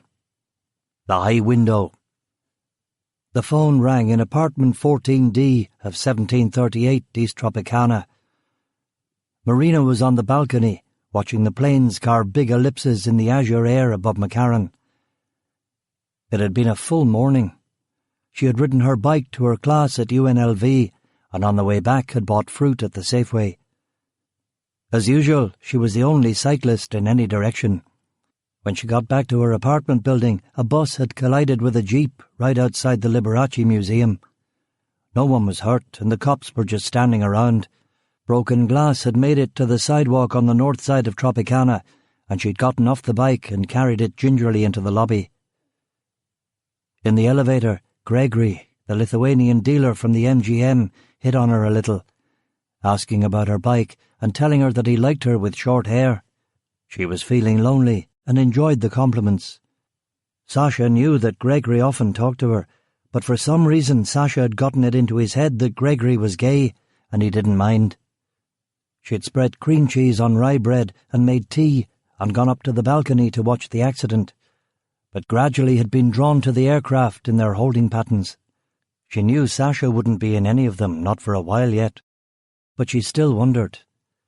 Often he surprised her, coming home unexpectedly. She used to think he did this to try and catch her in the throes of an affair, but now she knew that he did it because he missed her and because Las Vegas was home. At the first ring of the telephone, she ran to the living room. She picked up on the second. "Hi," Sasha said. "Oh, hi, darling." "I miss you very much," Sasha said. She knew he was upset because he was speaking in Russian, and he was trying to hide the slur in his voice. "What happened?" she asked. "Nothing," he lied. "Are you okay?" she asked. "I'm fine. Everything is fine. How are you?" "I'm okay. It's morning here. I had my class. Are you still in Ireland?" "Yes." "Where are you?" "It is place called Killian," he said, sounding the difficult word in increments. "What time is it there?" "Night," he said, and lapsed into silence. A Boeing 777 air-braked on its final approach. A police radio crackled. Sun glinted off the pyramid at the Luxor a mile to the west on the strip. "Do you want me to call you back?" Marina asked. No. I will go to sleep now. I have an early start in the morning." "I am so tired," he said. Marina waited for the other shoe to drop. The confession, the tears. Sasha was an emotional man, and Marina was his only outlet for these emotions. To everyone else he was Starshina, the sergeant, but to her he was Alexei Alexander, little Sasha of the golden hair. Of course now he almost always shaved that hair, for the job. A fire truck pulled noisily up outside to deal with the accident, and she closed the balcony door. "What's going on there?" he wondered. "Nothing. It's paramedics. There was a car accident." "Did you wear your bike helmet to the college?" "Of course. And I always ride on the sidewalk anyway." "Tropicana is bad street. Many drunks," Sasha said in English. She switched to English too. "Are you all right?" she asked. There was another long pause. "Yes, it was just little tense." "Have you been doing your stress ball? Remember Dr. King, Sasha. Do your stress ball." "I have been doing my stress ball," Markov snapped. Marina said nothing and waited. She didn't have to wait long. "There was an incident, an unpleasant incident," he said, back in that Volgograd dialect of his. "Are you hurt?" Sasha muttered something that she couldn't get. "Are you sure you're all right?" "I'm fine. Other people are hurt when they deal with me," he said. "Old fuck, old interfering fuck. I should have cut his throat." "But you didn't. You didn't hurt anyone that badly, did you?" Marina asked. 5,000 miles away, in the Quality Hotel in Enniskillen, Fermanagh, Northern Ireland, Sasha looked at the phone as if it had just bitten him. Did she really know? Was she still buying into this denial? She who was so clever she had graduated first in her English language class and was now studying at the University of Nevada. Was he such a monster that she had to do this in order to live with him? He smiled at the mirror above the writing desk in his hotel room. Yeah, she did. And worse, he had to play the game too when he was back with her. And no, not for her, for himself. He shuddered, frowned, sat down on the edge of the bed. He bounced his rubber ball off the wall, but it didn't help. The old woman had screamed so sickeningly. The man had begged him. He hadn't wanted to kill them. Their daughter's fuck-up was nothing to do with them. No good deed went unpunished. He had let the old fuck in Carrickfergus live, and because of that he had to kill 3 people. It wasn't necessary. He would have made the husband talk eventually, if he'd been given the time. If the old fuck had only given him the time. That fool he had sent to do his dirty work for him, barging through the door. Was that really the best they could do in this country? It was bullshit. This country was bullshit. They thought they were tough. They thought they had it hard. They were spoiled. If you want to see the aftermath of a real civil war, visit fucking Grozny sometime, assholes, he muttered inaudibly. He thought of the boy with the parachute in the McDonald's. And this time it came.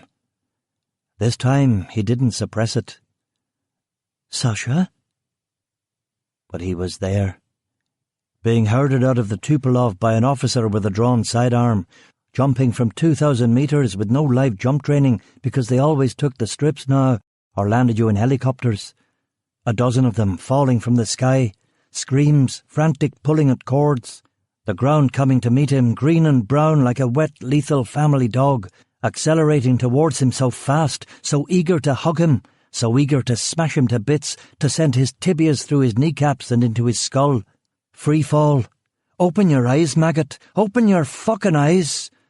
Clouds, apartment buildings, grey evil. Yuri's face is covered with blood. Yuri, his body, falling with him. What the fuck had he done to himself? Buildings, screams. The orange toggle. He remembered somebody somewhere saying once. A slurred voice, a drunken voice. He pulled the orange cord, and the yelling next to him ceased, the drama around him displacing itself into a silent world. They lost a quarter of the platoon, pancaked, worthless, dead conscripts that nobody would ever miss. The corporal, high on moonshine he'd brewed from boot polish, lived. The officer who'd saved the plane from Chechen AAA got promoted. Sasha? I am still here. And you're sure that you're okay? Yes, he said impatiently. You're not in any kind of trouble? Should I call Bernie? Sasha laughed. No, you worry too much. Don't call Bernie. I just called because I wanted to hear your voice, he added. Well, here it is, she said. Tell me about your day. How was your class?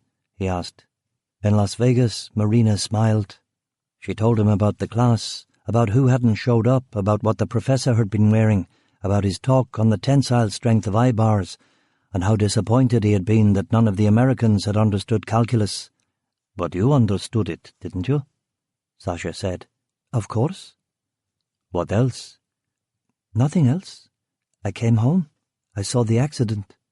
I saw Gregory. I like him. He is a good man for a Lithuanian. Yes. Sasha yawned. I must go, darling, he said. I love you. I love you too. He blew a kiss down the phone and hung up.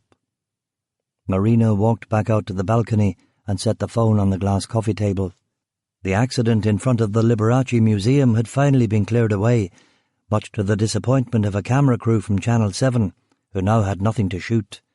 He hadn't sounded that intoxicated, she told herself. She sat down, sipped her tea and closed her eyes. She crossed herself and prayed to St. Andrew that Sasha wouldn't drink himself into oblivion and that he wouldn't do anything stupid, and finally that he would come home safe.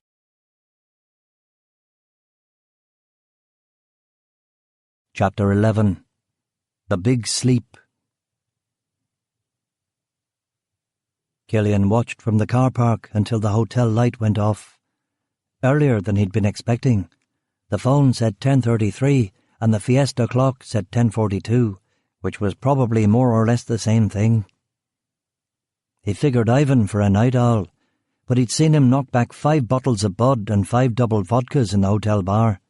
He'd seen him go outside and bounce a rubber ball up and down 10 times, and then go back inside and get 2 more double vodkas. A lot of booze, and the fella was skinny. He'd give him half an hour to toss and turn and take a piss before he'd try anything. The rain had stopped. Rivers and seas boiling, 40 years of darkness, earthquakes, volcanoes, the dead rising from their graves. The fucking rain had stopped. He called Sean. "It's going to be a piece of piss," he said. "That's right, just jinx it, why don't you?" Sean said. "Any blowback yet?" "None." "When do you think they're going to find them?" "I don't know. We could call it in, but why would we?" "Aye, we're not doing that." "So you're going to give this scheme a go?" "Aye." "I don't need to say it, do I?" "No, once bitten and all that." "You should have put something in his drink." "Amateur hour. Patience is all you need. Call me if there's trouble." "I won't." He hung up. He got out of the car. His heart was racing, adrenaline pumping. He wasn't going to do anything for at least 30 minutes, but Ivan had clearly gotten under his skin, spooked him. He lit a match. The phosphorus ignited with a white flare, fire kicking staccato backwards along the wood pulp and turning yellow as it cooled. He watched it, oddly fascinated. The damp air caught the smell of burning and smothered it in the stagnant, earthy smells of the wet evening. With only a few seconds left in the match, he pressed the hand-rolled joint reluctantly into the flame. It was his last one, and it was too late now even to get a packet of ciggies. In a few seconds, the cannabis was already dissolving in his blood. His hand stopped shaking, his head cleared, his eyes learnt how to focus again. The match dropped out of his hands, taking a long second to fall and die in the black leaves that had collected in the gutter. He crushed what was left under the heel of his shoe and took another drag on the Virginia tobacco, mixed with a touch of Moroccan hash. Ivan's hotel room was still dark. A breeze was blowing off Lough Erne. Nice place, Enniskillen. All traces of the big IRA bombing in '89 were long since gone. Nice place, but cold. There was a pub on the other side of the car park which had a lot of empty seats, some in the window. And he felt cold inside, too. He wished just once he could have a real conversation with Sean instead of business or blather. He wished again there was someone he could talk to, who would listen to the thoughts he overheard himself thinking. But there was no one. "It's the path you've chosen, you idiot," he said, and spat. Keeping his eye on the window, he walked to the lake shore. His stomach was rumbling. He hadn't eaten in a day, and his head still hurt from the beating. Oil and beer cans were jigging in and out between the tied-up boats. It was quiet, the yachts making the only music, clanging those familiar halyards and shaking their booms into discordant notes which resonated uncomfortably off the water. He grimaced. Even with the dope mellowing him, it was irritating, like 100 schoolkids playing some warped modernistic triangle symphony, sort of thing you'd see on BBC4. A kid came by, a short, sleeked-looking boy with freckles, mouth opening and closing, clearly itching for a convo. Either that or a pufter. Nah, there weren't any pufters in Fermanagh, or if there were, they kept bloody quiet about it, poor sods. The kid sidled, stood there. "Evening," he said finally, in a cautious country voice. Killian said nothing. "Is that grass you've got in your fag?" the kid asked.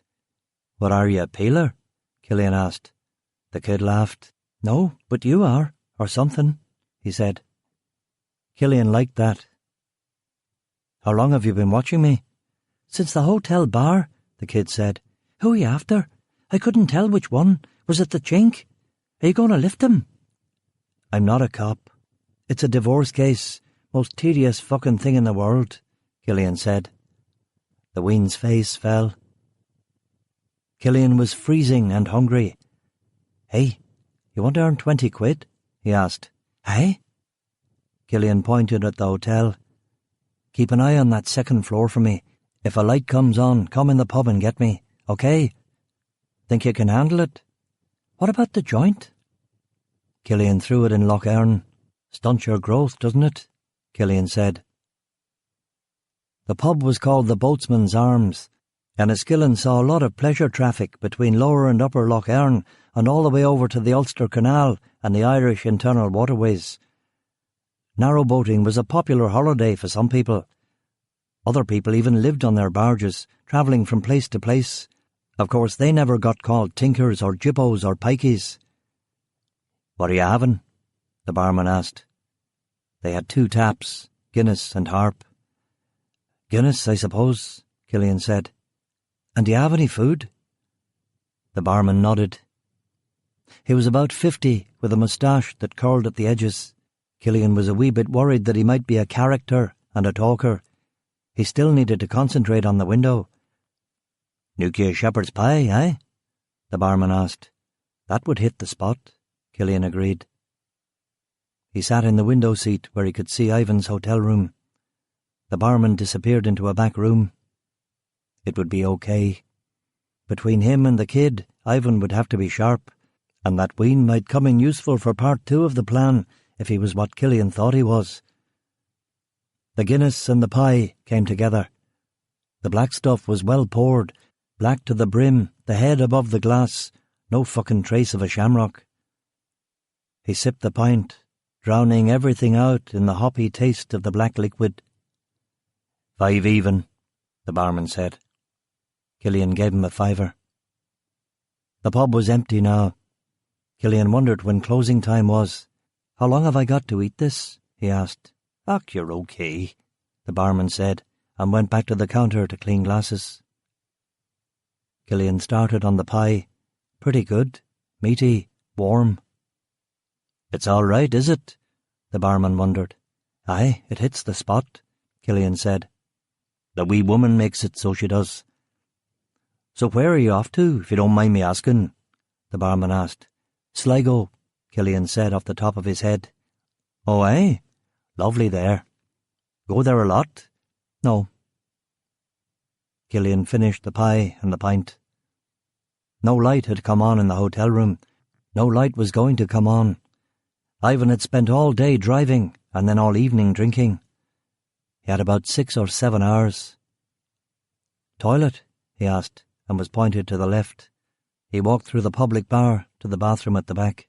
It was really only a wall with a metal trough at the bottom, angling into a ditch that ran outside. There were big holes in the whitewashed walls that he could see out of, and a hole in the felt ceiling through which he could see the sky. Clouds were moving silently across the constellations like vast alien ships. He pulled down his fly and pissed into the soap ball stuck in the bottom of the drain. It fizzed and bubbled, and he shook the last of the yellow urine onto the soap and pulled up his fly again. There was no water for the wash basin, so he wiped his hands on the back of his black jeans. The graffiti here was a time warp back to the 90s. Up the IRA, fuck the IRA, fuck the Pope, fuck the Queen, UVF, UDA, INLA, PIRA, CIRA, no Pope here. With the occasional Man United, Liverpool, and there in a corner, Tinkers out. They'd never grow out of that, would they? He looked at his watch. 11:20. Ivan had been down for nearly an hour. Suddenly his legs gave way, heart hammering, breath shallow. He leaned up against the wall and pinched the top of his nose. It was a panic attack, not a heart attack. "Fuck," he said, and slammed his fist hard in the whitewash. Plaster crumbling under the blow. "What's all this about, Killian? Tinkers out, the dead woman, tangling with a big boy like Ivan." Through a hole in the outer wall he could see the car park and the loch beyond. It was pitch black beyond the arc light, like a friggin' coal mine, like a friggin' cave. He focused on the dark until his breathing was normal. "Okay now, is that it?" he asked himself. Apparently it was. He took his car key and scratched a line through the graffiti about the Tinkers, digging it until it was illegible. He bent down to look in the piece of glass that was almost a mirror, but with the tane scraped to a few flakes. He was like a ghost in the glass. He walked back out into the lounge and said goodnight to the barman. He found the kid in the car park and gave him 20 quid. "Thanks, mister," the kid said. "You want to earn 100 more?" Killian asked. "Aye?" "I need a car." The kid didn't balk, but merely asked, "What's the matter with yours? Or is that nicked too?" "No, it's not nicked. It's mine, but it's been fitted with a tracking device by the guy upstairs. He's a rival investigator, and we're both on the same divorce case. It sounds exciting, but it's not. It's a fairly common practice." The kid looked at him. Killian had pegged him as a sleekit wee so-and-so, probably joyriding since he was about 13. Of course he could get the car himself, but it had been a while, and it would take time. "Aye, I can get you a car easy," the kid said, "but it'll cost you more than 100 quid. "How much?" "Let's say 5. "Let's say 2. 250. 2. "Aye, OK. What sort do you want? It's Enniskillen, so you're not going to get a Porsche." "No, nothing like that. Nothing flashy. I'd go to the side street. Better chance of getting an unlocked wee job," the kid said. "How long will it take?" Killian asked. "No time at all. Meet me back here in 10 minutes. "Aye, nae probs." "One more thing," Killian said. "Aye." "I am not a man to be fucked with." "I can tell," the kid said a bit cheekily, and sloped off into the shadows. The car park had one CCTV camera on a pole near the emergency exit of the hotel. Killian walked back to the water's edge, fished out a shopping bag, dandered to the hotel wall, and made his way behind the pole. He shinnied up without difficulty and put the shopping bag over the camera. He dropped to the ground and ran to Ivan's white Range Rover and took out his skeleton key. He was lucky this was an old model. The new one sometimes confounded him. Stealing cars was a young man's game. He put the key in, toggled it, pressed on the tines, and heard a click. It was all about the alarm now. He opened the hood and disabled the battery. He tugged on the door handle and flinched, but no alarm sounded. He looked inside the Range Rover just to give it a once-over, but there was no guard dog or fucking booby trap, just a dense, expensive aftershave smell. He sat on the driver's seat and tried a couple of the skeleton keys on his key ring until he found one that turned the ignition. He reconnected the battery, flinched, turned the key, and the Range Rover roared into life. No alarm sounded this time either. He put the car in neutral and turned on the sat-nav. He thumbed through the menu until he found the last programmed address. 3, the Holiday Cottages, Dervish Island, Fermanagh. He wrote it down in his notebook and then cleared the sat-nav's memory, just on the off chance that Ivan hadn't written it down somewhere else. He rummaged in the glove compartment for money or IDs, but Ivan had been scrupulous about taking everything to his room. That was okay. This was already a good night's work. He shut down the sat-nav, turned off the engine, and pressed the bonnet release button. The hood popped up. He got out of the car, closed the passenger door, and locked it again. He took out a penknife and mini flashlight he'd bought on the road. He held the flashlight between his teeth. He lifted the hood and propped it on its stand, and then, leaning carefully over the engine, cut the spark plug wires with his penknife where they went into the cylinder heads. He stood back and examined his work with the flashlight. If you took a casual look, you wouldn't see anything wrong. Even an experienced mechanic might not twig it for an hour or so. He closed the hood just as the kid was pulling into the car park with a black Mercedes W112, which wasn't exactly the most discreet vehicle in the world, with all that chrome, tail jets and lacquered bodywork. "What do you think?" the kid asked. Joyriders and professional car thieves had completely different sensibilities, Killian reflected. "Well, it's a bit fucking shiny, and there's no sat-nav," he said. The kid's face fell. "You want me to get something else?" "Nah, it'll do." "Where's there a garage I can get a map of Fermanagh?" 24-hour garage just down the road," the kid said. "Aye, well, a deal's a deal," Killian said, and gave him 200 quid. He was secretly pleased.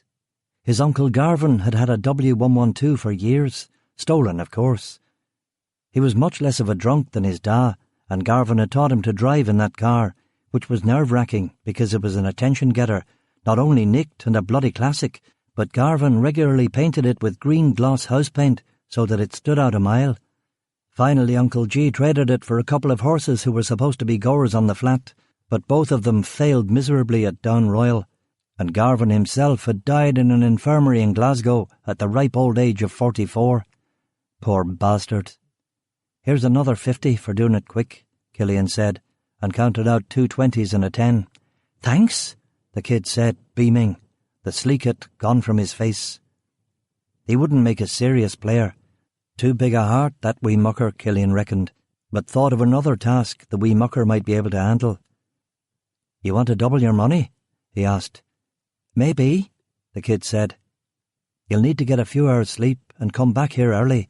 Can you do that?" "Aye, I think so." "I'll want to know when the owner of this here Range Rover finally gets his car going. I've slowed him a wee bit, and he'll need to call a mechanic." "You've knackered his car," the kid said. "Why didn't you just drive it in the loch?" "I don't want him to catch on straight away. If you nick his car, he just hires another one, doesn't he? But fuck with it a bit, and he'll spend hours trying to sort it, see?" The wean nodded. "Oh, aye," he said. Killian and the kid were both enjoying the pedagogical aspect of this relationship, but it couldn't last. Killian had to get moving.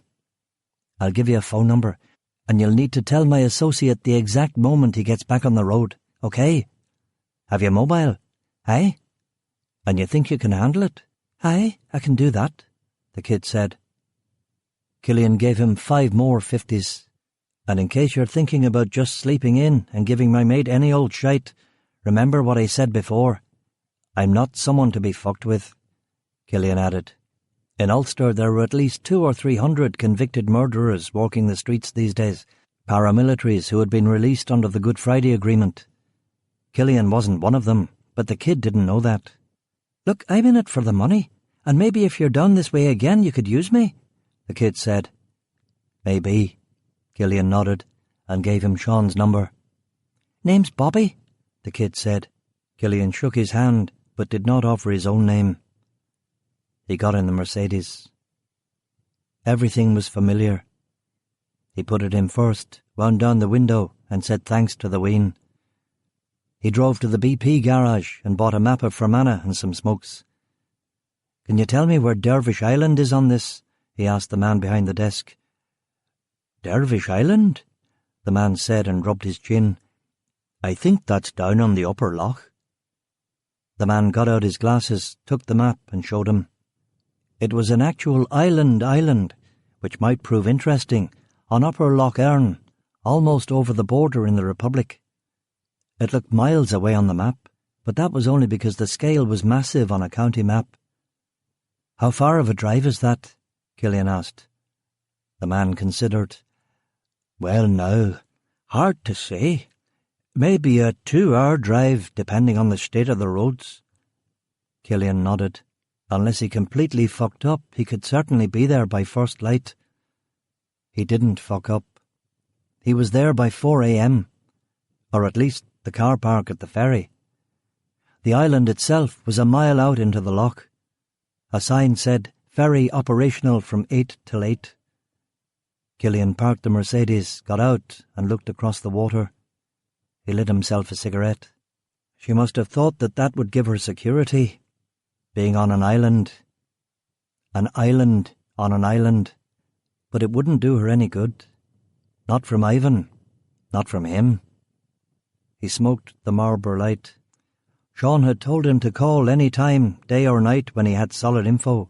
The poor bugger would get a thumping from Mary, but he called him anyway. "I found her," he said. "Jesus, that was good. It was on Ivan's sat-nav." "Aye, just like I thought." It was the hire car company's sat-nav tracker that had told them where the Range Rover was in the first place, after a few pennies had greased the wheels. Now Ivan's programming had told him where to go next. "And Ivan himself? Did you have to get heavy?" No, I just let him sleep." "Good work, mate. So where is she?" "Place called Dervish Island in Fermanagh. I'll go over there when the ferry starts running in the morning." "Great. Unless you want to go over there now. You know, middle of the night, element of surprise and all that. What, fucking swim it?" No, there must be a rowing boat around somewhere." "I'm not going out there in the dark." "So what are you going to do now?" Sean asked. "Probably just have a smoke." "Get some kip," Sean suggested. "Oh, I paid a wee mucker to keep an eye on Ivan's car. He'll call you when he gets moving, and you'll call me." "Can you trust him?" "Aye. Wee joyrider shite. Oh, and one more thing." "What?" "I fucked with Ivan's Range Rover, cut the sparks." Sean was impressed. "You've done a good night's work, mate. Get some kip. And remember, she's no bloody picnic either. Just confirm that she's there, and I'll tell Tom and we'll get further instructions." $500,000? Jesus, what a week. "I'm hanging up.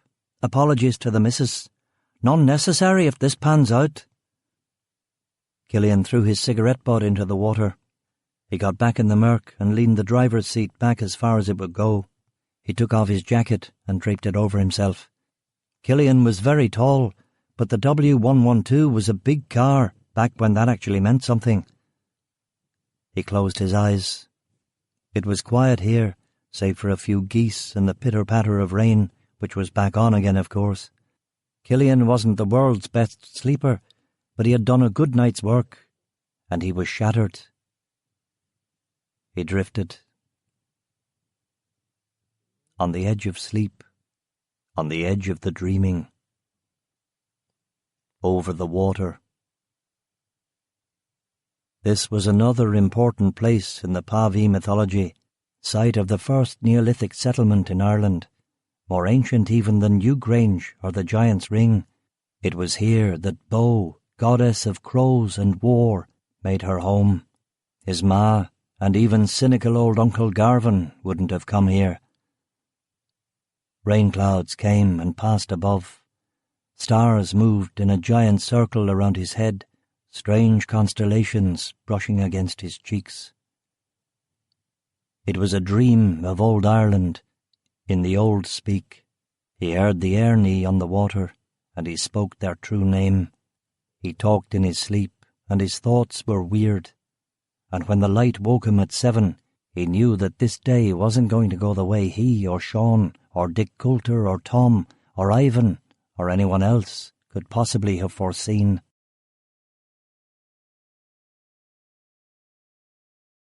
Chapter 12. Farewell, my lovely. Tom Eichel drove from his apartment in central Belfast to Dick Coulter's house in Knocknagulla in a speedy 20 minutes. If it had been rush hour, it might have taken him an hour, but at this time of the morning all the traffic was going the other way. He zipped through Carrickfergus in Kilroot and turned left at the big no-entry sign just before the Blah Hole turn. Viv nodded to him at the gate and lifted the barrier. Security had been tightened at what the locals called Castle Coulter since 2006, when a continuity IRA abduction scheme had come to light. CIRA had planned to kidnap one or both of Coulter's 2 daughters and ransom them back to him for $1 million each.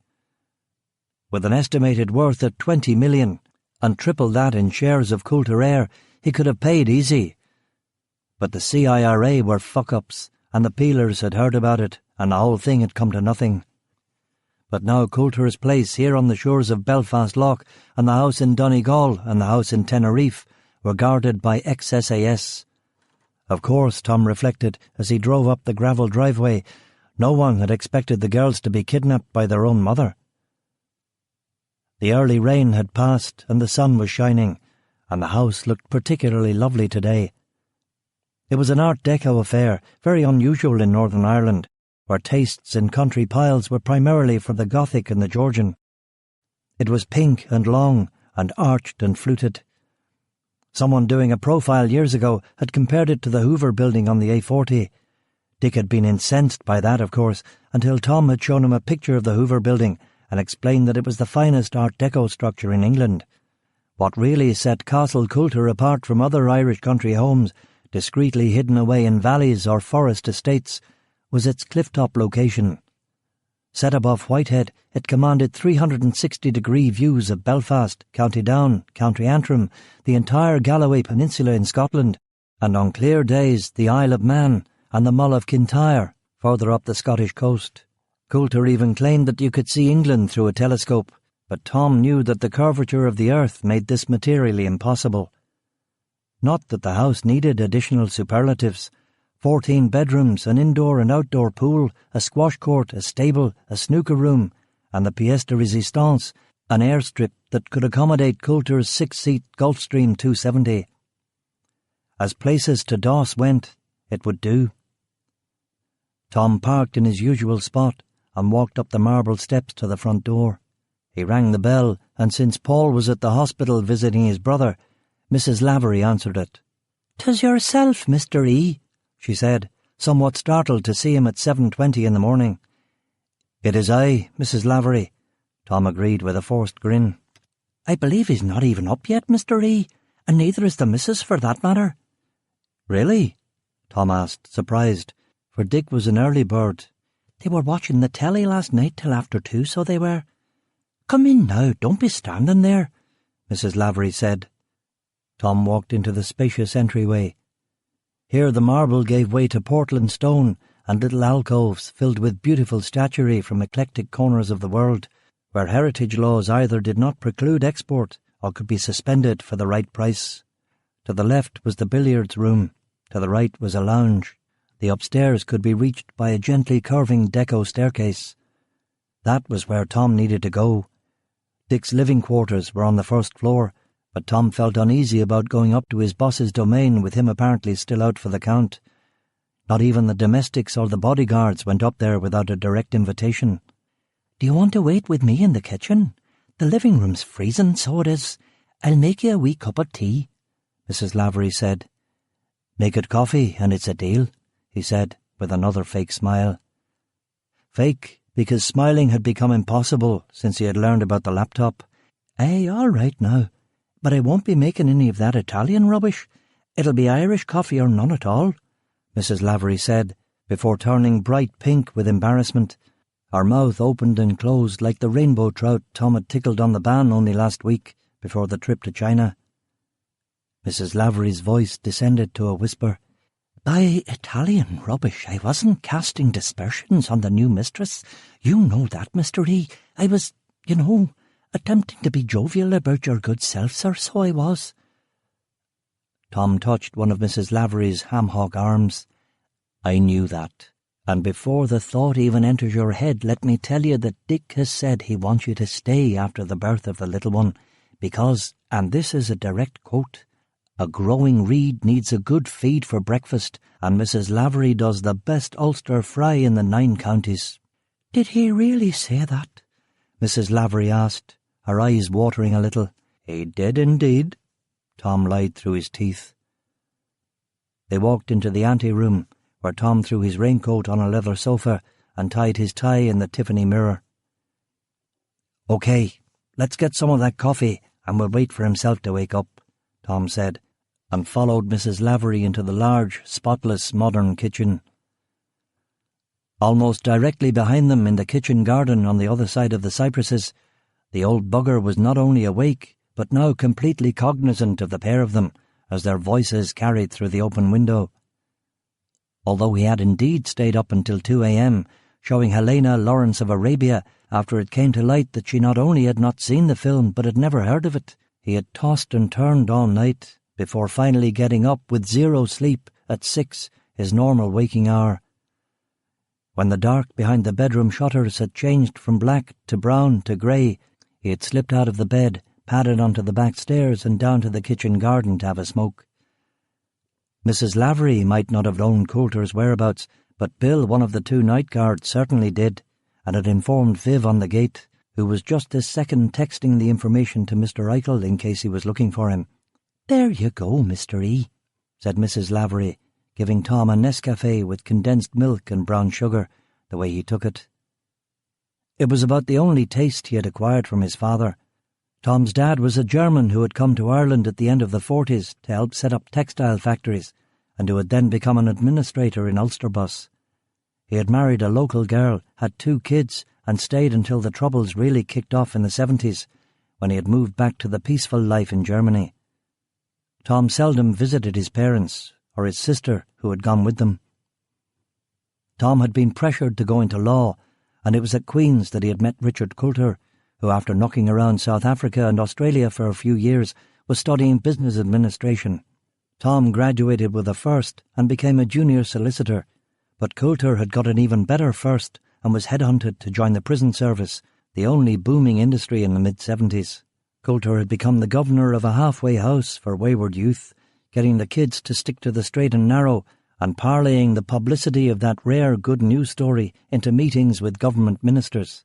Coulter became one of Belfast's few entrepreneurs of the Troubles, dipping his finger into many pies, but especially bomb damage contracting work, which was the pie to have in 70s Belfast. The rest of Coulter's trajectory was a well-known and oft-repeated tale. His construction firm had branched into the hotel business and the package holiday trade. He had then acquired a small start-up airline operating out of Belfast Harbour Airport and Glasgow's Prestwick. 10 pilots, 3 shorts, 330s and a DC-10. Of course, no one back in 1986 could have foreseen the monster which Coulter Air would become. By 2011, CA had a 90-plane fleet. It serviced 40 European airports, had 3 million passengers a year, and had flights starting at £9 plus fees. Tom hadn't quite been there at the beginning, but almost at the beginning. When Richard was getting out of prisons and into construction, Tom had come on board and agreed to become Richard's fixer. None of it had really been legal work.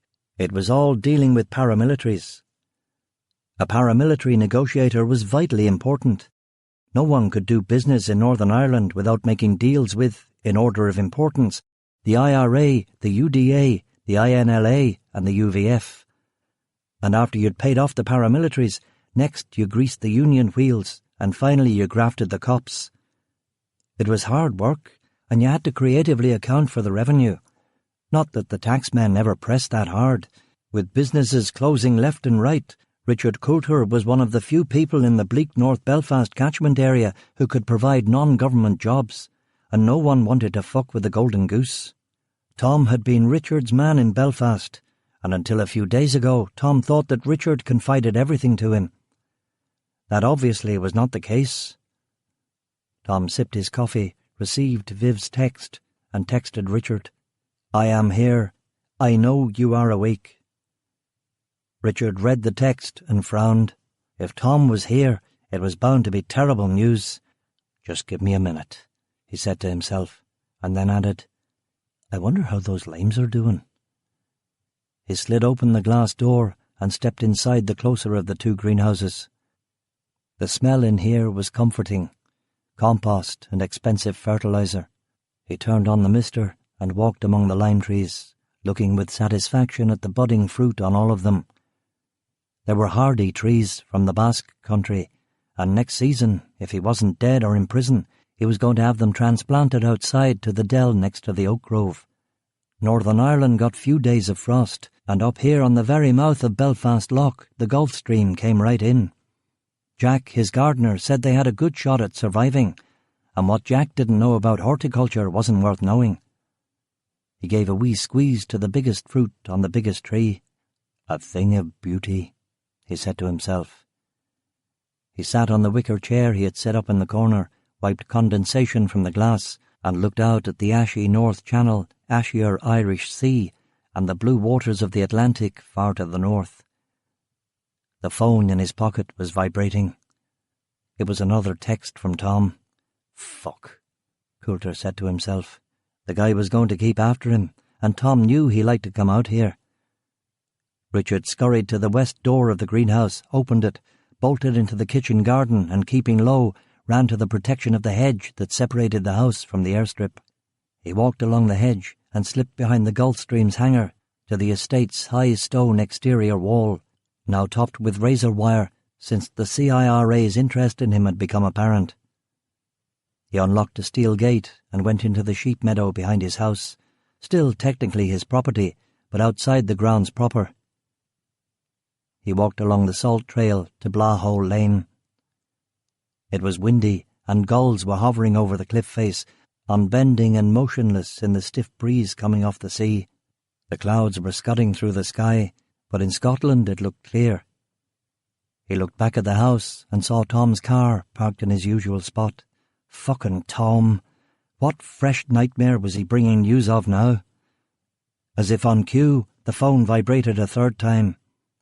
He ignored it and kept walking along the lane. He was dressed in his pyjamas, dressing gown, slippers, and he hadn't any money. But since he was de facto lord of the manor in these parts, none of that mattered, and his watch alone could be pawned for a plane ticket anywhere. With his millions in secure accounts in the Bahamas and Switzerland, he could bugger off right now if he wanted. He didn't need the publicity. He didn't need the notoriety. He didn't need Northern Ireland or his family. The thing that no one understood was that basically he was a loner and actually a bit shy. He had grown up in conservative, backwater 1940s Ulster. His da had been a teetotal, gospel hall-attending, evangelistic, Paisley-voting dairy farmer. His ma was a sectarian nut who believed that the Bible was literally true and that everyone not of the Free Presbyterian Church of Scotland was going to hell, with a special place reserved for followers of the Bishop of Rome. Richard had 5 older brothers, 3 of whom had become missionaries in Africa, and no sisters, which meant that he had all the usual sibling hang-ups and quite a few idiosyncratic extras. And they were hardy stock, the Coulters, border warriors in Scotland and Ulster who had survived Flodden, Glencoe, Culloden, World War I and the Belfast Blitz during World War II, when a Luftwaffe Heinkel 111, miles off course, had dropped a bomb on their dairy. Both of Dick's parents were still alive, and of course they and all his siblings believed everything they heard and read about their youngest son and brother. One of the reasons he often had to go on those ghastly morning shows in person was to defend his good name. And he even promised his 92-year-old ma that he, a Free Presbyterian, would beat Michael O'Leary, a Roman Catholic, to become the first Irishman in space. "Need to talk," Tom texted. "In a minute," Richard muttered to the phone. The lane next to his estate wall was muddy, and the tractor divots were filled with rainwater, and it was some job not to get his slippers drenched. However, after 5 minutes of careful manoeuvring, he reached the main road and the village of Knocknagulla itself, which was precisely 6 houses and a shop. The shop wasn't yet open, and the newspapers were piled up outside in bundles. He slipped a copy of the Daily Mirror from its pile. There was nothing about him in it, or the airline. Nothing in the Express or the Star. And it wasn't until he got to the Daily Mail that he found his own name mentioned in an editorial from Peter Hitchens, something about how travel narrowed the mind rather than broadening it, and how Coulter Air was responsible for British people seeing how rotten Europe was, and how lucky they actually were to live in glorious Albion. Coulter read it twice, and really it was almost a kind of compliment. He put the mail back on its pile. His phone was vibrating yet again. He called Tom back. Okay, can you come and get me? I'm at the newsagent just down the road," he said. The soles of his slippers were soaked in mud, so he scraped them clean while he waited.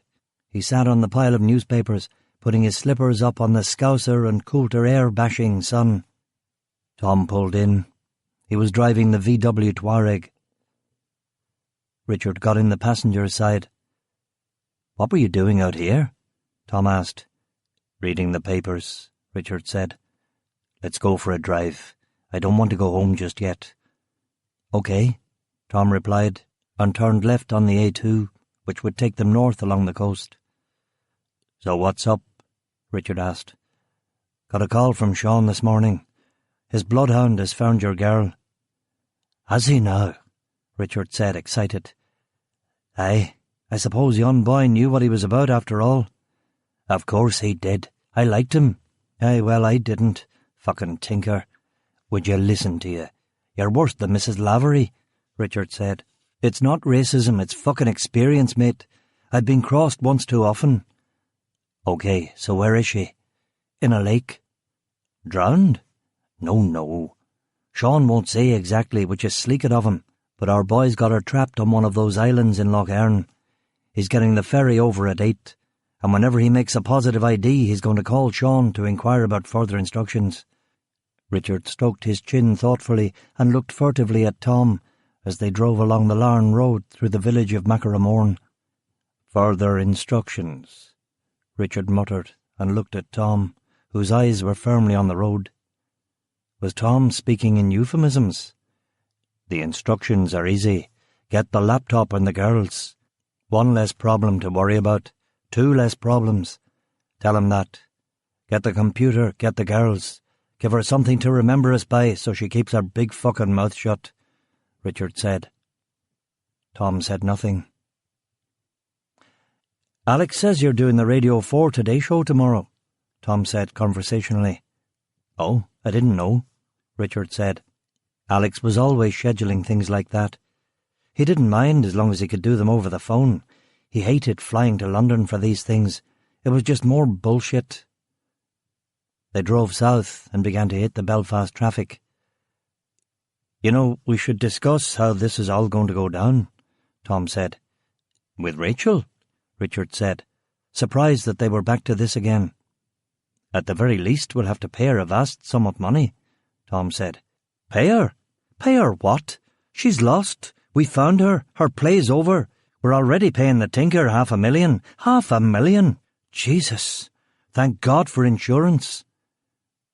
Tom looked at Richard and shook his head. "For one thing, I'm almost certainly not going to claim this from the insurance company. The last thing we need is an investigation." Richard looked at Tom incredulously for a moment before he conceded the point. "OK, so $500,000 of my money for my own kids, and you want us to pay more?" They drove through Knocknagulla and Kilroot before Tom continued with his point. "Richard, we both know that we can't let things end here. We're going to have to discuss how we keep Rachel quiet." "What are you talking about? She'll be quiet. She keeps quiet about the laptop, or we release the fact that she used heroin when pregnant with Sue." Tom shook his head. "She told me she thought about killing herself. She's erratic, unbalanced. She's probably using drugs again. You really think we should bet our entire future on Rachel's continuing goodwill? It's luck and luck alone that she hasn't gone to the press already. The Sunday World is clearly gunning for you, mate. Did you read last Sunday's?" "Of course I fucking did," Richard said, irritated. "So there's that. And it's also lucky that she didn't in fact top herself." "Why?" "Because when you shoot yourself in the head, someone generally calls the peelers, and the peelers would have come and found the laptop, and you, my friend, would be in a white-walled interrogation room right about now." Richard's eyes narrowed. "So you want to pay her off?" Tom didn't answer. Richard looked at him. Tom felt the look, but kept his eyes on the road. Richard shuddered. They'd been dirty over the years, very dirty, but payoffs were one thing. Doling out cash to paramilitaries, bullying unions, dealing with protection rackets and the worst political class in Western Europe. This, though. They sat in silence while Tom took them up the M5 across Belfast and onto the Bangor Road. They still hadn't said a word when they reached the Bangor Marina, the biggest one in the north of Ireland. There was a shirt and shoes rule, but the security guard knew Richard of old and let him down onto the pontoon. They went on board and down below to the chart room. His yacht, White Elephant, was modest, a 55-foot twin-masted ketch without a lot of prettying. Below decks was spacious enough, and it was fully automated, so that in theory you could sail her across the Atlantic solo. Not that Richard had. He'd gotten it for Rachel, and they'd only ever been as far as Belfast Lough on calm days. The last time he'd been out in it had been with her. Were the kids with him? No kids, just him and her.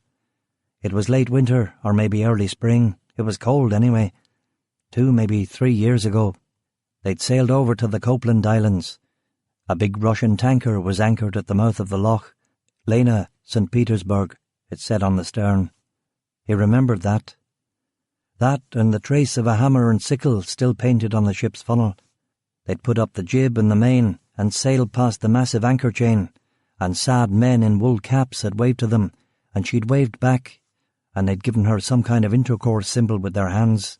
She'd laughed, but when he'd launched the dinghy, she'd been nervous. "It's going to be okay," he told her, and it was. The water dark and moody, and the sky as blue as it ever gets out here.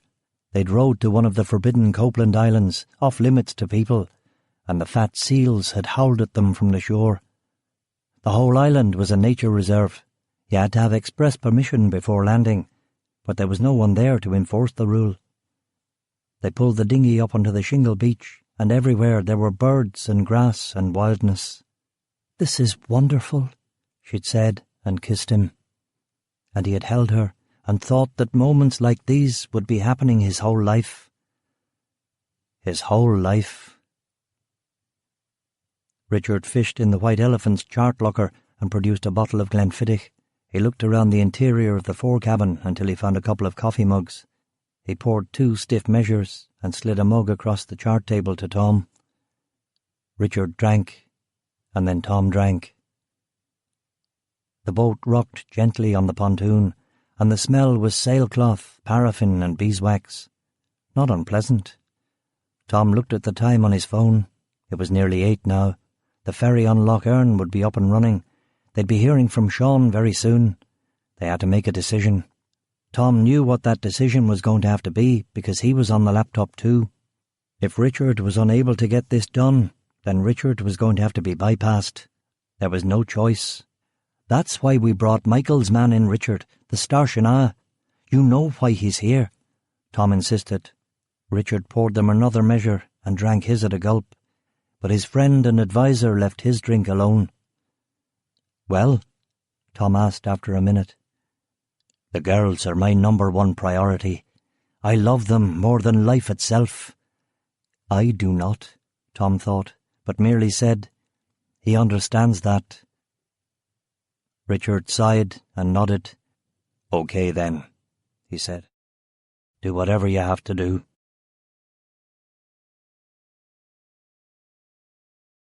Chapter 13. The Lady in the Lake.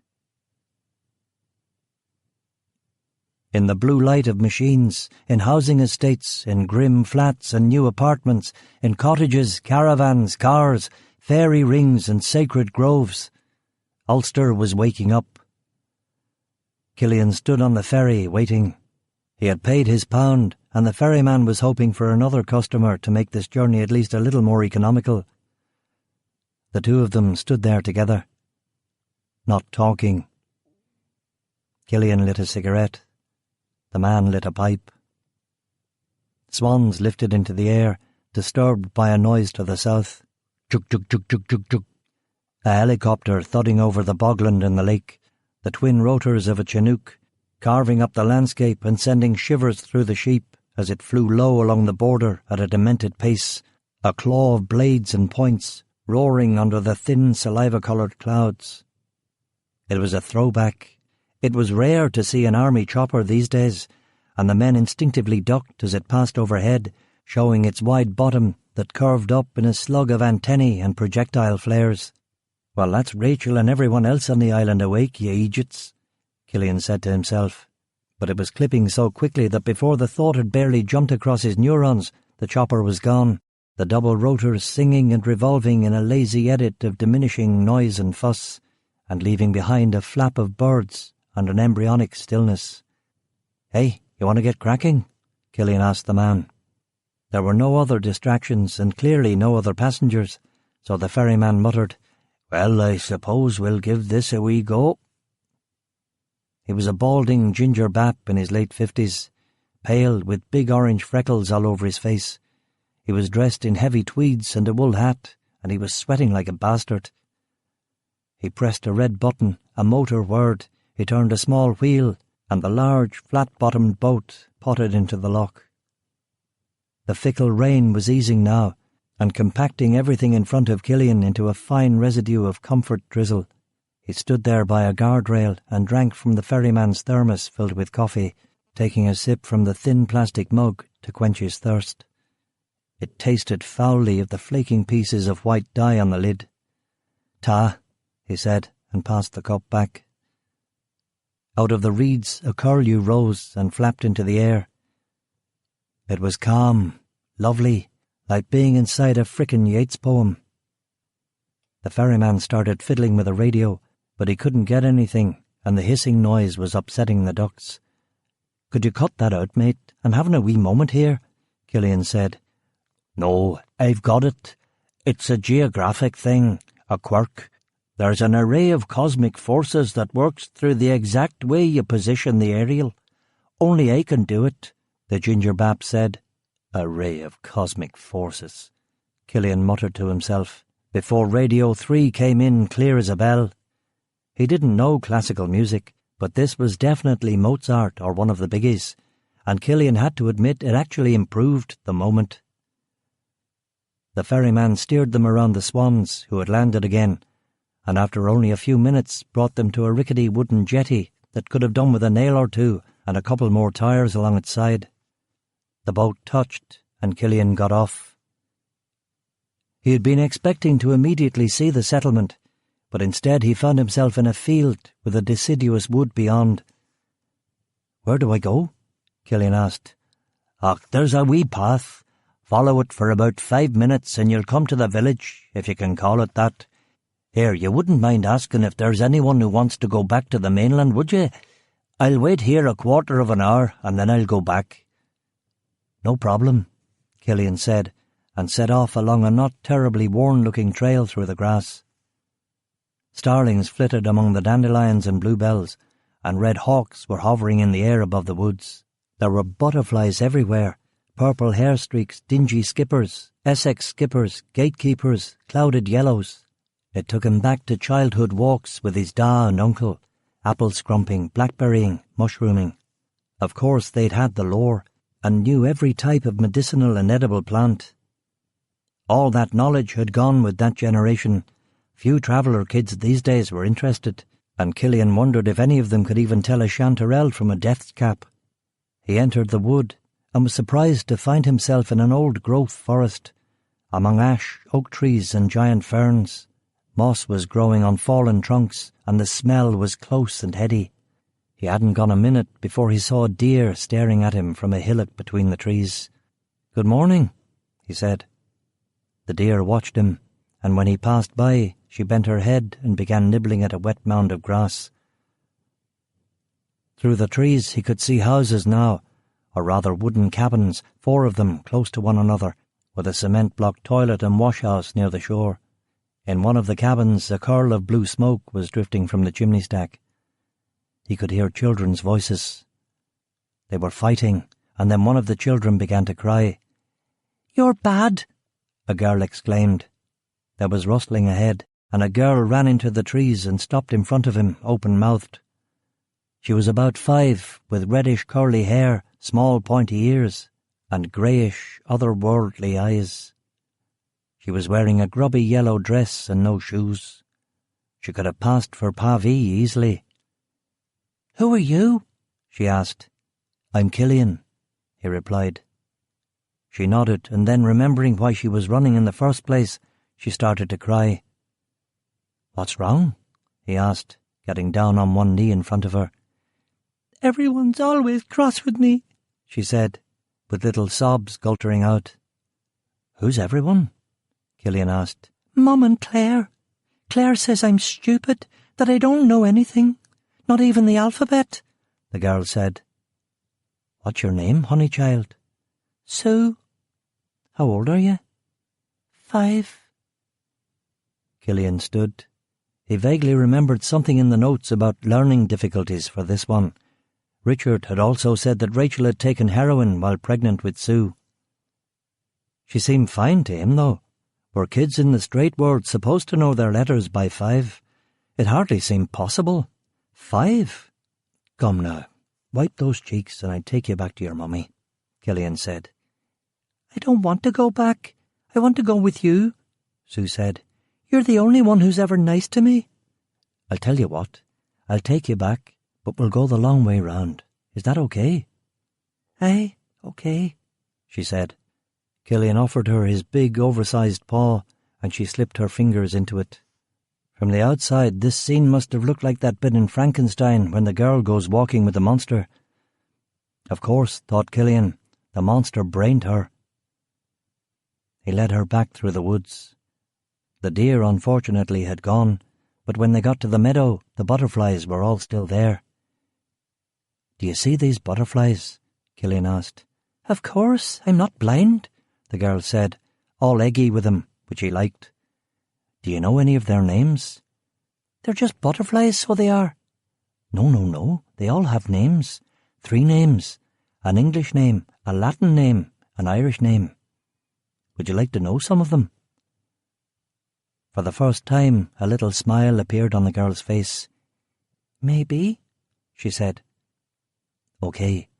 See that big orange one with the white and black underside? Normally they don't survive the winter. Can you guess what that one's called?" "No." "It's called a painted lady." "What's it called?"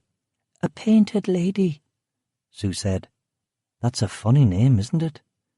Okay, now you see those wee pale blue ones? Aye? They're called holly blues. That's easy. Holly blues. What's that white one? Sue asked. That's called a wood white.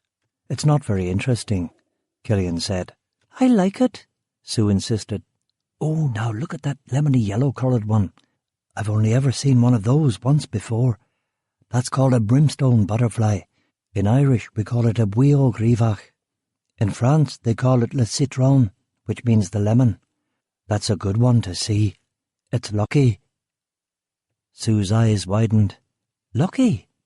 Uh-huh. Now, Killian said briskly, tell me them all back. Painted lady, holly blue, a wood white, and a brimstone butterfly, which is the lucky one. Very good. Now you know something your sister doesn't. Let's go find them, shall we? Sue shook her head. Tell me one more thing first. Killian rubbed his chin. You drive a hard bargain, he said. Okay, you see that little bird in the tree, the one making all that racket? Yes, Sue said enthusiastically. That's a wheat ear. It's a very special bird. Tough little guy. It flies further than any other small bird, all the way across the mountains and the ocean and the desert. Just a few weeks ago, that cheerful little chap was in the middle of Africa. What do you think about that? Cool. What's he called? A wet ear? Wheat ear. He's got a nice song too, hasn't he? He's happy to be alive after all that perilous flying. Okay now, young lady, let's go. They held hands back through the wood until they came out once more at the cabins. The older girl was down by the water, launching driftwood into the gentle current. Go play with your sister now. Be careful of the water, and I'll talk to your ma, Killian said. I'll tell Claire about the butterflies in the wheat ear. Do that, but don't tease her with something you know and she doesn't. She does it to me, Sue said. Ach, you be the better un now. Run along, bairn, Killian said. Sue ran to her sister, and Claire gave her a hug, and they began to play with the wood together. Their ma was further up the shingle beach, having a fag and gazing out at the loch. Rachel hadn't seen him yet, and he framed her in the TV set of his fingers to get a bead. Aye, she looked a good bit like her photo. Wilder now, thinner, but still very attractive. He took a picture of her with his camera phone to send to Sean later. She was wearing jeans and a baggy green jumper and black Wellington boots. He walked to the beach so she'd see him in her lateral vision and wouldn't be startled. At the first crunch of his shoes on the shingle, she turned.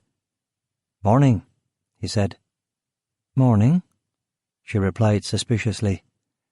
Is this an all-female preserve? No, she said suspiciously. Are you looking for Andrew? He's not here. He's down in Enniskillen for a couple of nights. You shouldn't have told me that, Killian thought. Better to let me think you've got allies everywhere. She threw the cigarette into the lake. He walked closer. She had freckles on her cheeks, and the scarlet traces in her hair were glinting in the sunlight. Her hands were very white against the green of her sweater, fretting with nowhere to go once the cigarette was done. Her head turned and looked at the cabin.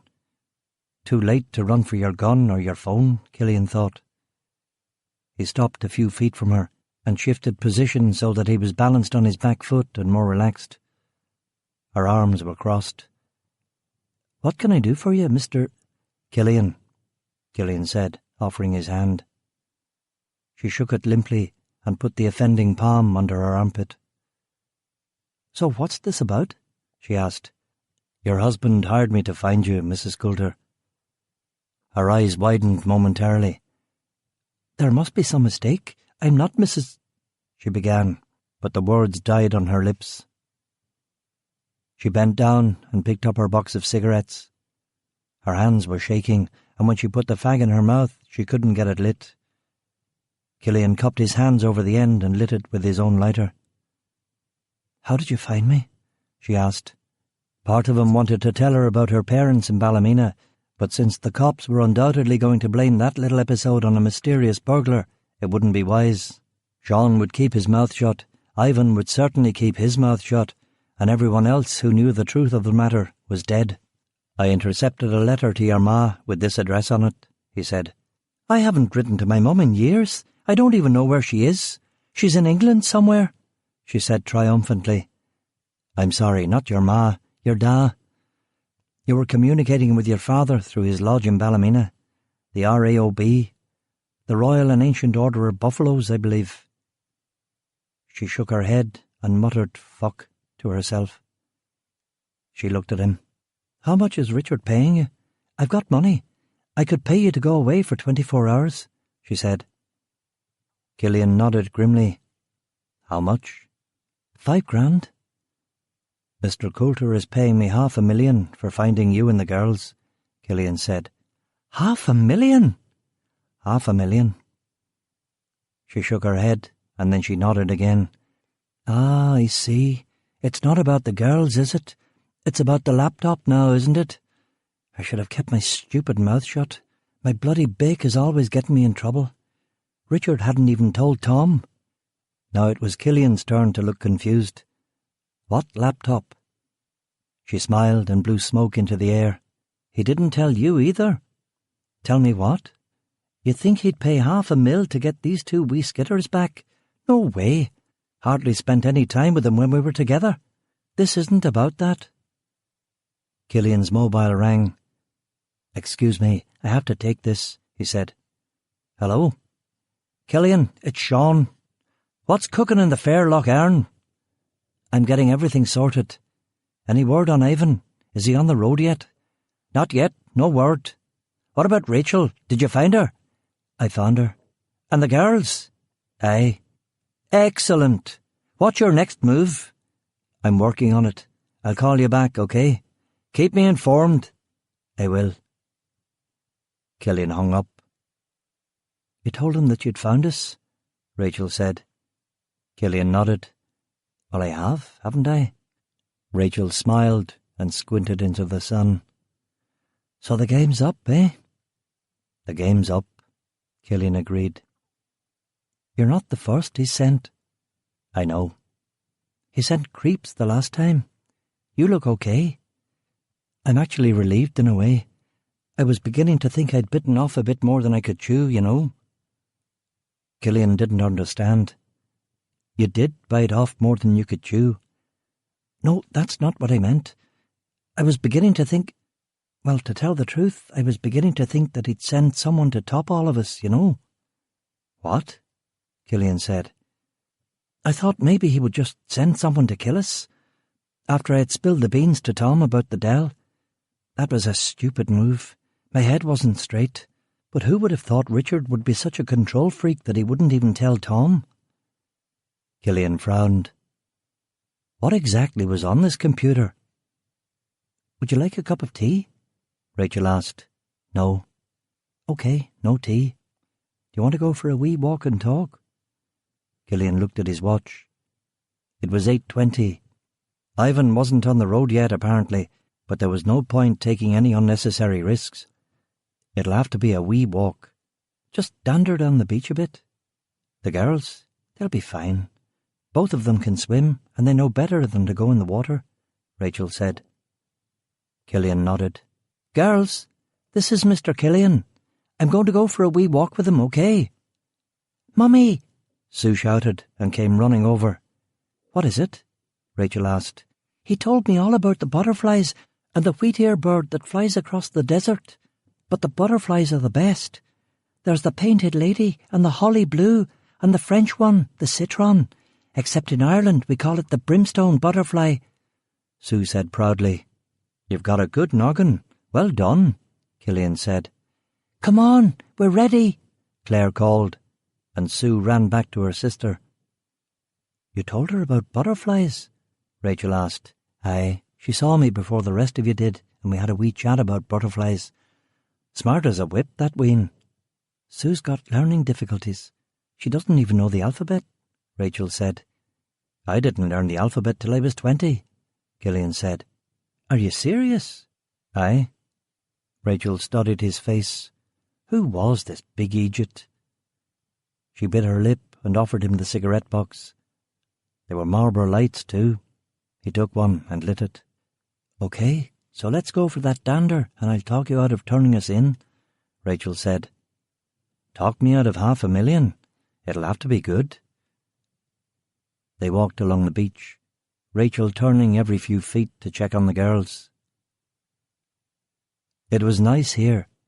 No boat traffic, only birds. On the far shore it was bogland with a line of white heather like strands of grey hairs. They smoked and didn't speak. Killian looked at the phone clock again. 8:30. Ivan was bound to be awake by now.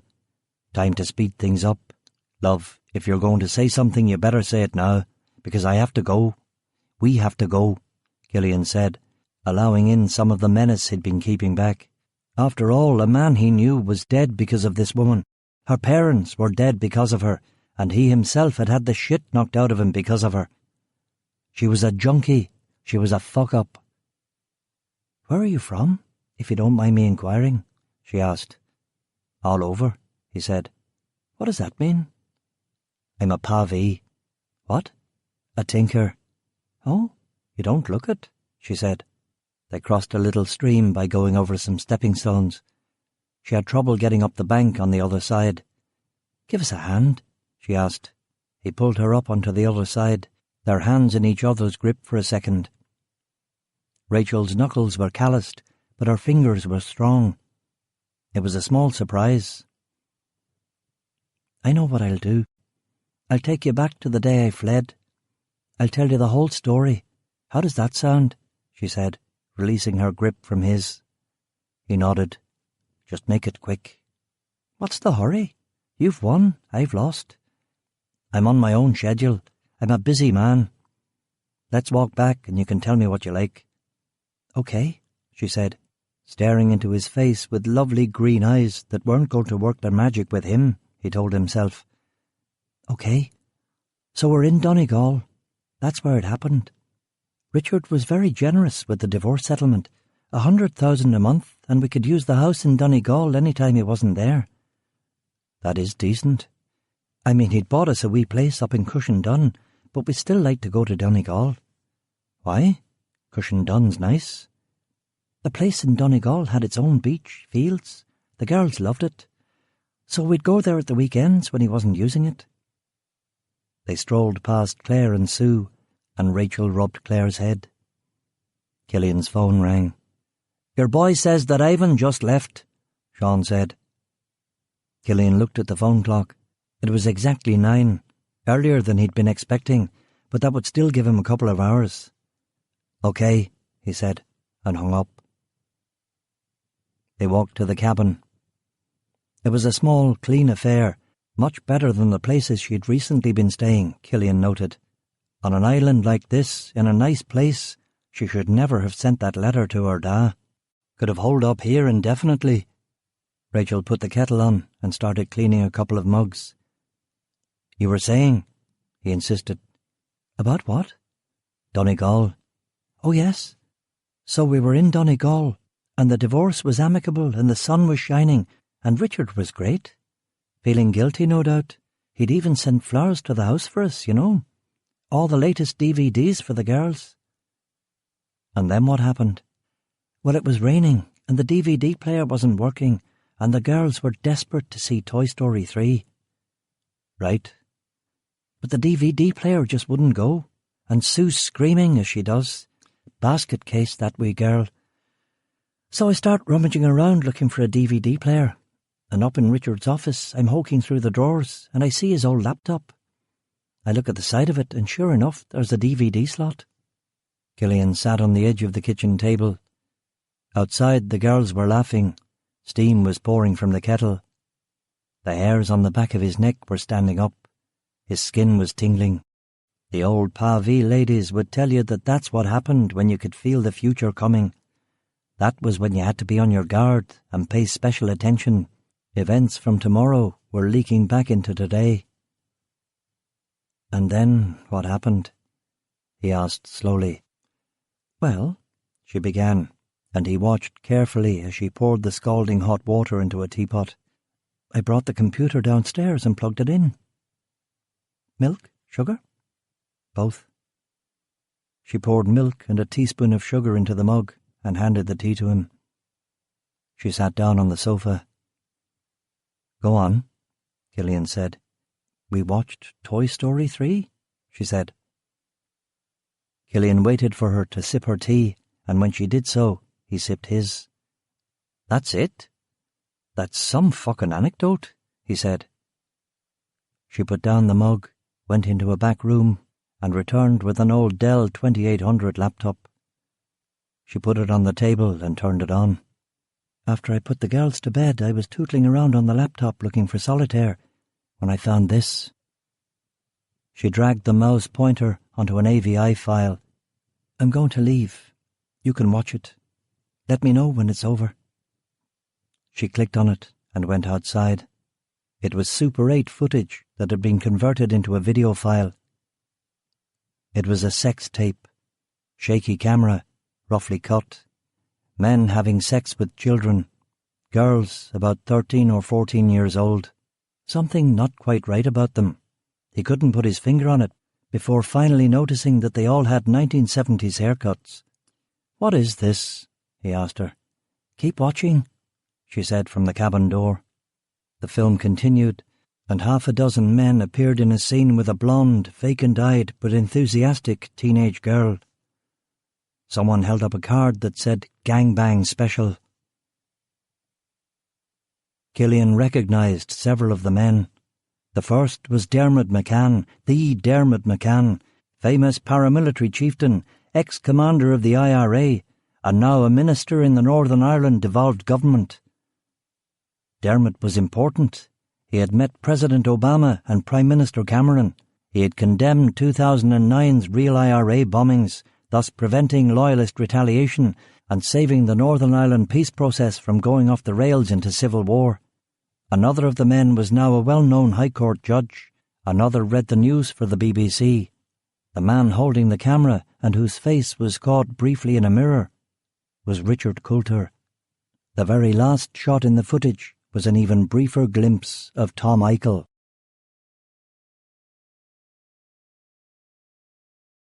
Chapter 14. The Long Goodbye. Markov was feeling pleased with himself.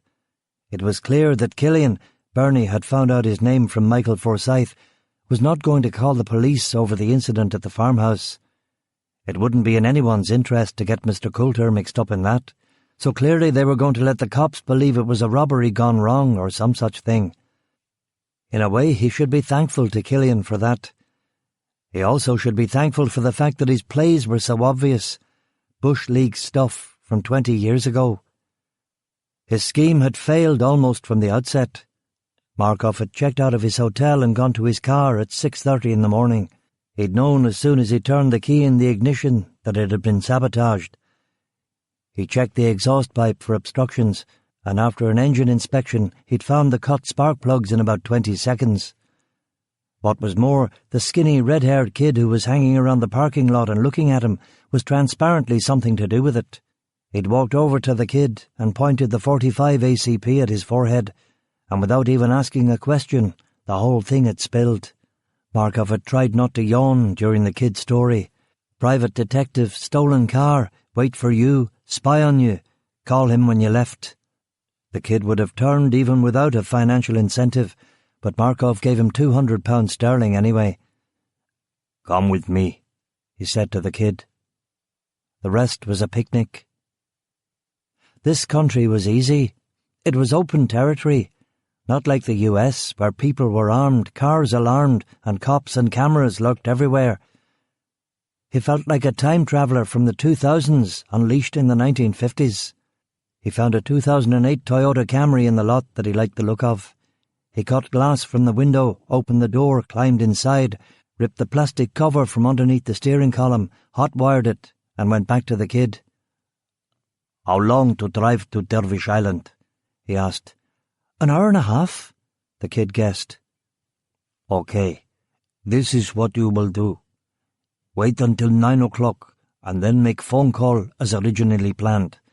Tell Killian I have just left. Okay. What time? 9 o'clock. Perfect. If you fuck up or try to cross me, I will search 4 corners of earth until I find you. Your death will be long. It will be famous. It was now 7 in the morning, plenty of time to get to the island and take Killian by surprise. Plenty of time. And the money and the prospect of a 45 slug in the temple would keep the little shit honest. Poor old Killian. But that's the price you paid for being old and slow and stupid. Markov drove the Camry to a gas station, bought a map, a sandwich, and a Coke Zero. It was a full-service station, and while the man pumped the gas for him, he bounced his rubber stress ball up and down into his left hand. It was cold and a little drizzly, but he was wearing a leather jacket and his jeans and a thick T-shirt. He was okay. He was feeling good. He tipped the guy pumping gas £5 and drove south out of Enniskillen into a boggy sort of woodland. The rain came on, and Markov flipped the window wipers, and later he had to hit the fog lights as a mist rolled in from the shores of Lough Erne. He found it quite pleasant. He wound the window down, turned off the radio and his phone, and breathed the air. He liked it here. Las Vegas dried you out, wearied you, and after the initial excitement, neither he nor Marina nor any of the locals ever went anywhere near the Strip. This might be a good place to retire to. Marina's father was a Volga German who had recently migrated to Berlin. They could probably get German citizenship through him, and with German citizenship they could live anywhere in the European Union. Maybe. He'd see. He drove on. He had to consult the map a few times, but he didn't get lost, and he found first Upper Lough Erne and then Dervish Island easily. When he pulled into the ferry parking lot, he saw that the car Killian had stolen was still there. An old Mercedes, the kid had said. Duh. He parked the Camry next to it. There were no other cars, no people. There was a small flat-bottomed boat, which was obviously a ferry, but no attendant. If it had been Russia, he would have said that the ferryman was lying drunk somewhere, and in America it would have been one of those holidays they were so fond of. Markov pulled apart the starter wires, and the Toyota's engine died. He got out of the car and stretched.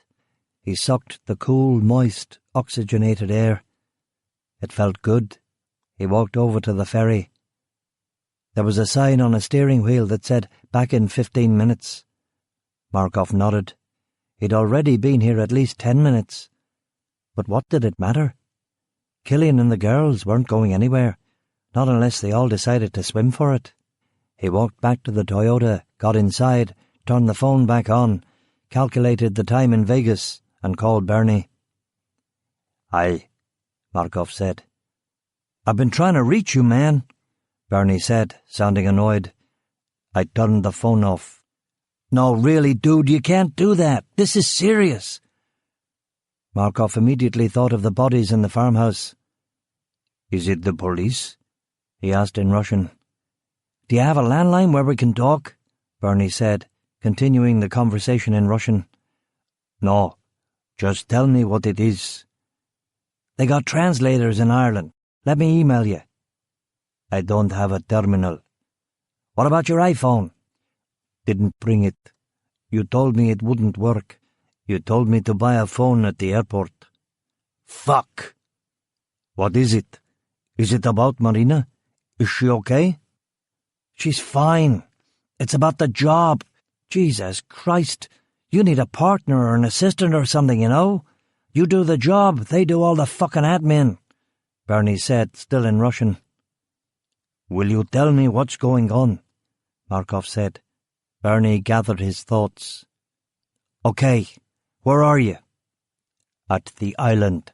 She's on an island in a lake. I'm at the ferry terminal. I'm here." "How big is this island?" "Small." "And she's definitely there?" "She is. That's the good news.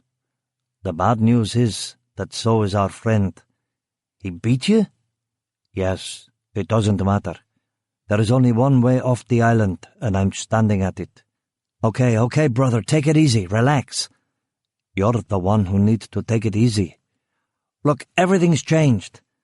Let me get confirmation and call you right back, okay? Keep your fucking phone turned on. What's going on? I'll call you in 2 minutes. Bernie hung up. Markov lit himself a cigarette. A red Mazda pulled into the parking lot. The ferryman got out and walked over to the flat-bottomed boat and sat under an awning on the deck. He was a red-headed guy of about 50. He had his raincoat on and a tweed cap pulled low over his head. He must have noticed Markov standing next to the Toyota, but he didn't pay him any attention or say hello. He didn't seem interested in soliciting custom, which meant that he was obviously some kind of civil servant. Markov's phone rang again. "Are you there?" "I'm here," Markov said. "Okay, now listen to me. The job has changed. We're getting a lot more money, okay?" Bernie continued in Russian, just on the off chance that it might indeed help obscure things if the police ever did get a recording of this. "Okay. This is what I want you to do. I want you to take care of the wife. I want her to go on a trip, okay? You understand me?" "I understand you." "You think you can do that?" "Yes, I think so. I will have to take care of our friend, too." "Okay, then do that." "Okay. Now listen, old friend. The kids are not to join those two on the trip. They are going to stay at home. Do you understand?" Markov nodded. Kill Mrs. Coulter and Killian, but spare the kids. Made sense. "I understand. Take care of the wife and her friend, but not the children," Markov said. "Exactly. Now the most important part of all of this is the computer. You must get the laptop. That's crucial." "I know that already. I don't have all the information about their location or who they are with. I'll call you back in 5 minutes." "Do that. One final question." "Yes?" "How much more money?" "A lot more money. But you must get the computer, and you gotta leave the kids." "Wait a minute. You don't want me to bring the children with me?" "You can't bring them with you after you've just taken care of their mother, can you? Just take care of her and her friend and get the computer. Someone will leave an anonymous tip about the kids." "Okay. I'll call you back when I've done my assessment." "Do that." Markov put the heroin syringes in one of his jacket pockets and the ski mask in the other. Kill the wife, kill Killian, leave the drugs paraphernalia in the cabin, get the laptop, leave the island, call the police. Some kind of drug deal gone wrong, a tragedy, but not completely unexpected with her family history.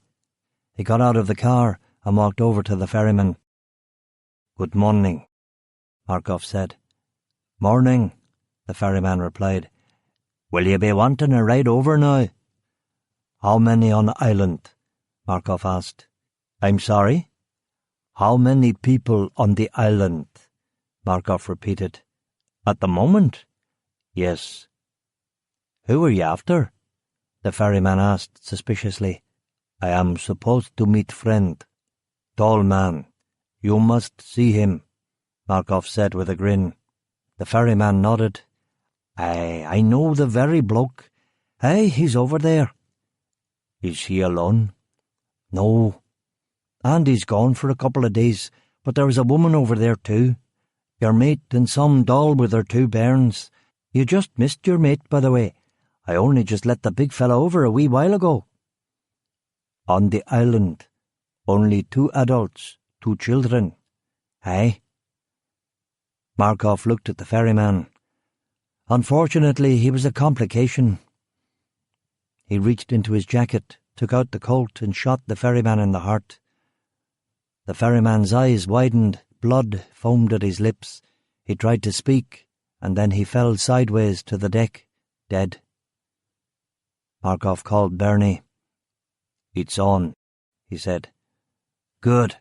I'll call you know who." "No. Don't call anyone until it's done. More professional that way." "Absolutely, of course. You just give me the nod." I will. Markov bounced the rubber stress ball and pulled on the ski mask. He got onto the odd, flat little boat, slid off the mooring ropes, and pressed the red button which started the motor. It potted into life, and he steered it away from the dock. When he was a good bit out into the loch, he shoved the ferryman's body into the water.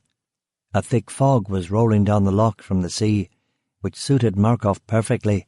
If someone was on shore and looking out at the ferry, they wouldn't notice something amiss until he was close to shore. What was obviously the dock was looming out of the mist. Markov would need one hand on the steering wheel and one on his gun. He took out the ACP and pointed it at the shore, and steered the boat towards a wooden jetty bedecked with tyres. When the ferry was a few metres away, he killed the engine and let it drift. It bumped up against the dock with a dull concussion. He jumped off, tied the boat to a bollard, and crouched with the gun perpendicular to his body. He breathed, waited, stared into the fog. No one was here. He looked down the jetty into a sort of meadow. A path led through it towards a wood, but because of the mist he couldn't see anything beyond that. No sign of houses or people. Still, it was a small island. They couldn't be too far away. He looked at his watch. It was 9:16. Killian would only just have gotten the phone call from the kid. He wouldn't be expecting him for another 2 hours. What an asshole. He listened and thought that he could just make out children's voices in the distance. Maybe he couldn't see the family, but he'd certainly hear them. He stood there for a moment and thought, and checked the Colt and put it back in his trousers. A lot more money, Bernie had said. It was obvious why the laptop was worth a lot more money. Blackmail material. It had to be blackmail material on Richard Coulter, one of the richest men in Ireland. If they'd pay a lot more money as a finder's fee, they'd pay 10 times that to get it back. Millions. Maybe the smart move would be to take everyone out, get the computer, fly to Nevada, and look at it with Bernie. They could cook up a completely new play together. Markov took out his rubber ball and bounced it off the deck, catching it in his left hand 10 times. He thought about the incident in February 2000 in Grozny, when the insurgents had captured an Oman officer and crucified him between the Chechen and Russian lines. He was a fucking Oman, whose motto famously is, "We give no mercy and expect none," so nobody wanted to risk their lives trying to save him. But his screams had gone on all night, and he was young. He was yelling for his mother and begging his comrades to come and save him. But even in the dark, they knew he was sniper bait, and he'd probably been booby-trapped too. It took Captain Zhiganov's arrival just after dawn for anything to get done. Zhiganov had assessed the situation in 15 seconds, asked for a bolt-action rifle, and killed the Oman with one shot. Nothing in the entire Battle of Grozny had impressed Markov quite like that. Hesitation was the enemy. Boldness was the key.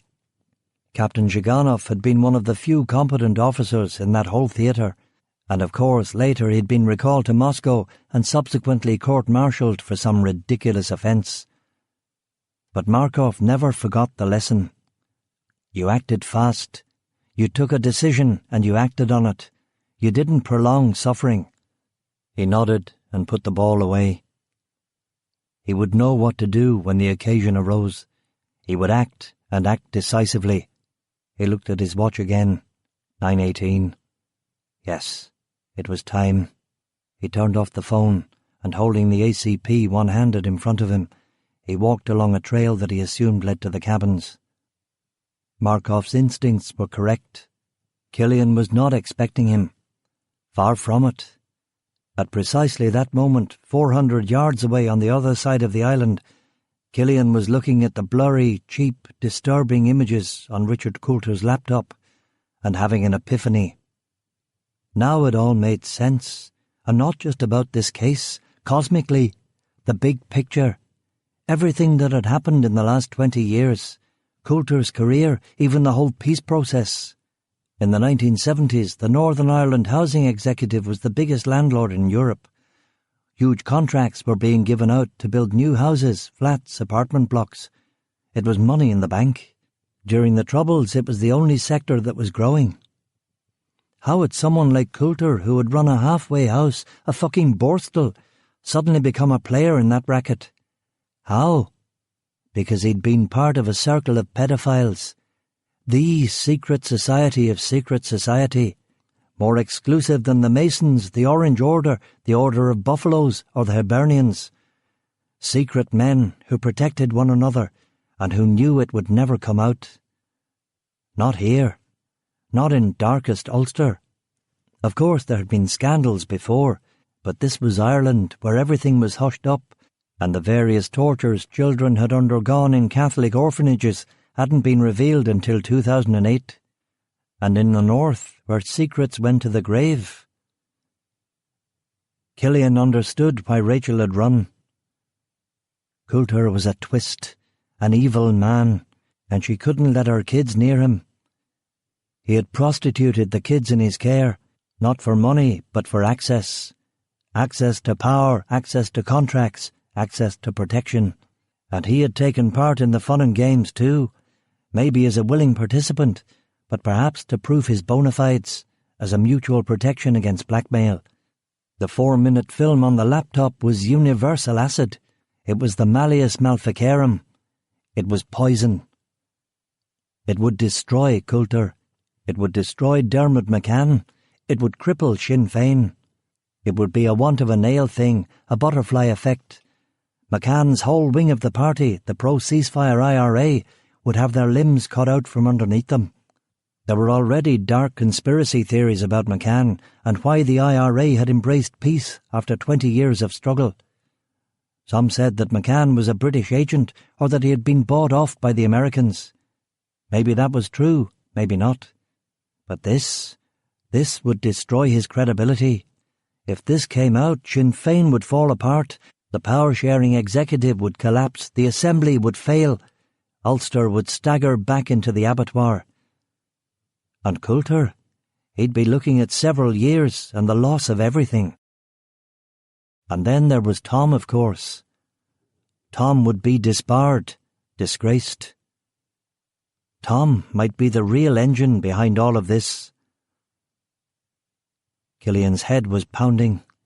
This is why we shrink from people, we Pavi. Why we don't want their talk, their hypocrisy and lies. We don't want them breathing near us. Humans were never meant to be this close to one another. We weren't meant to be in buildings.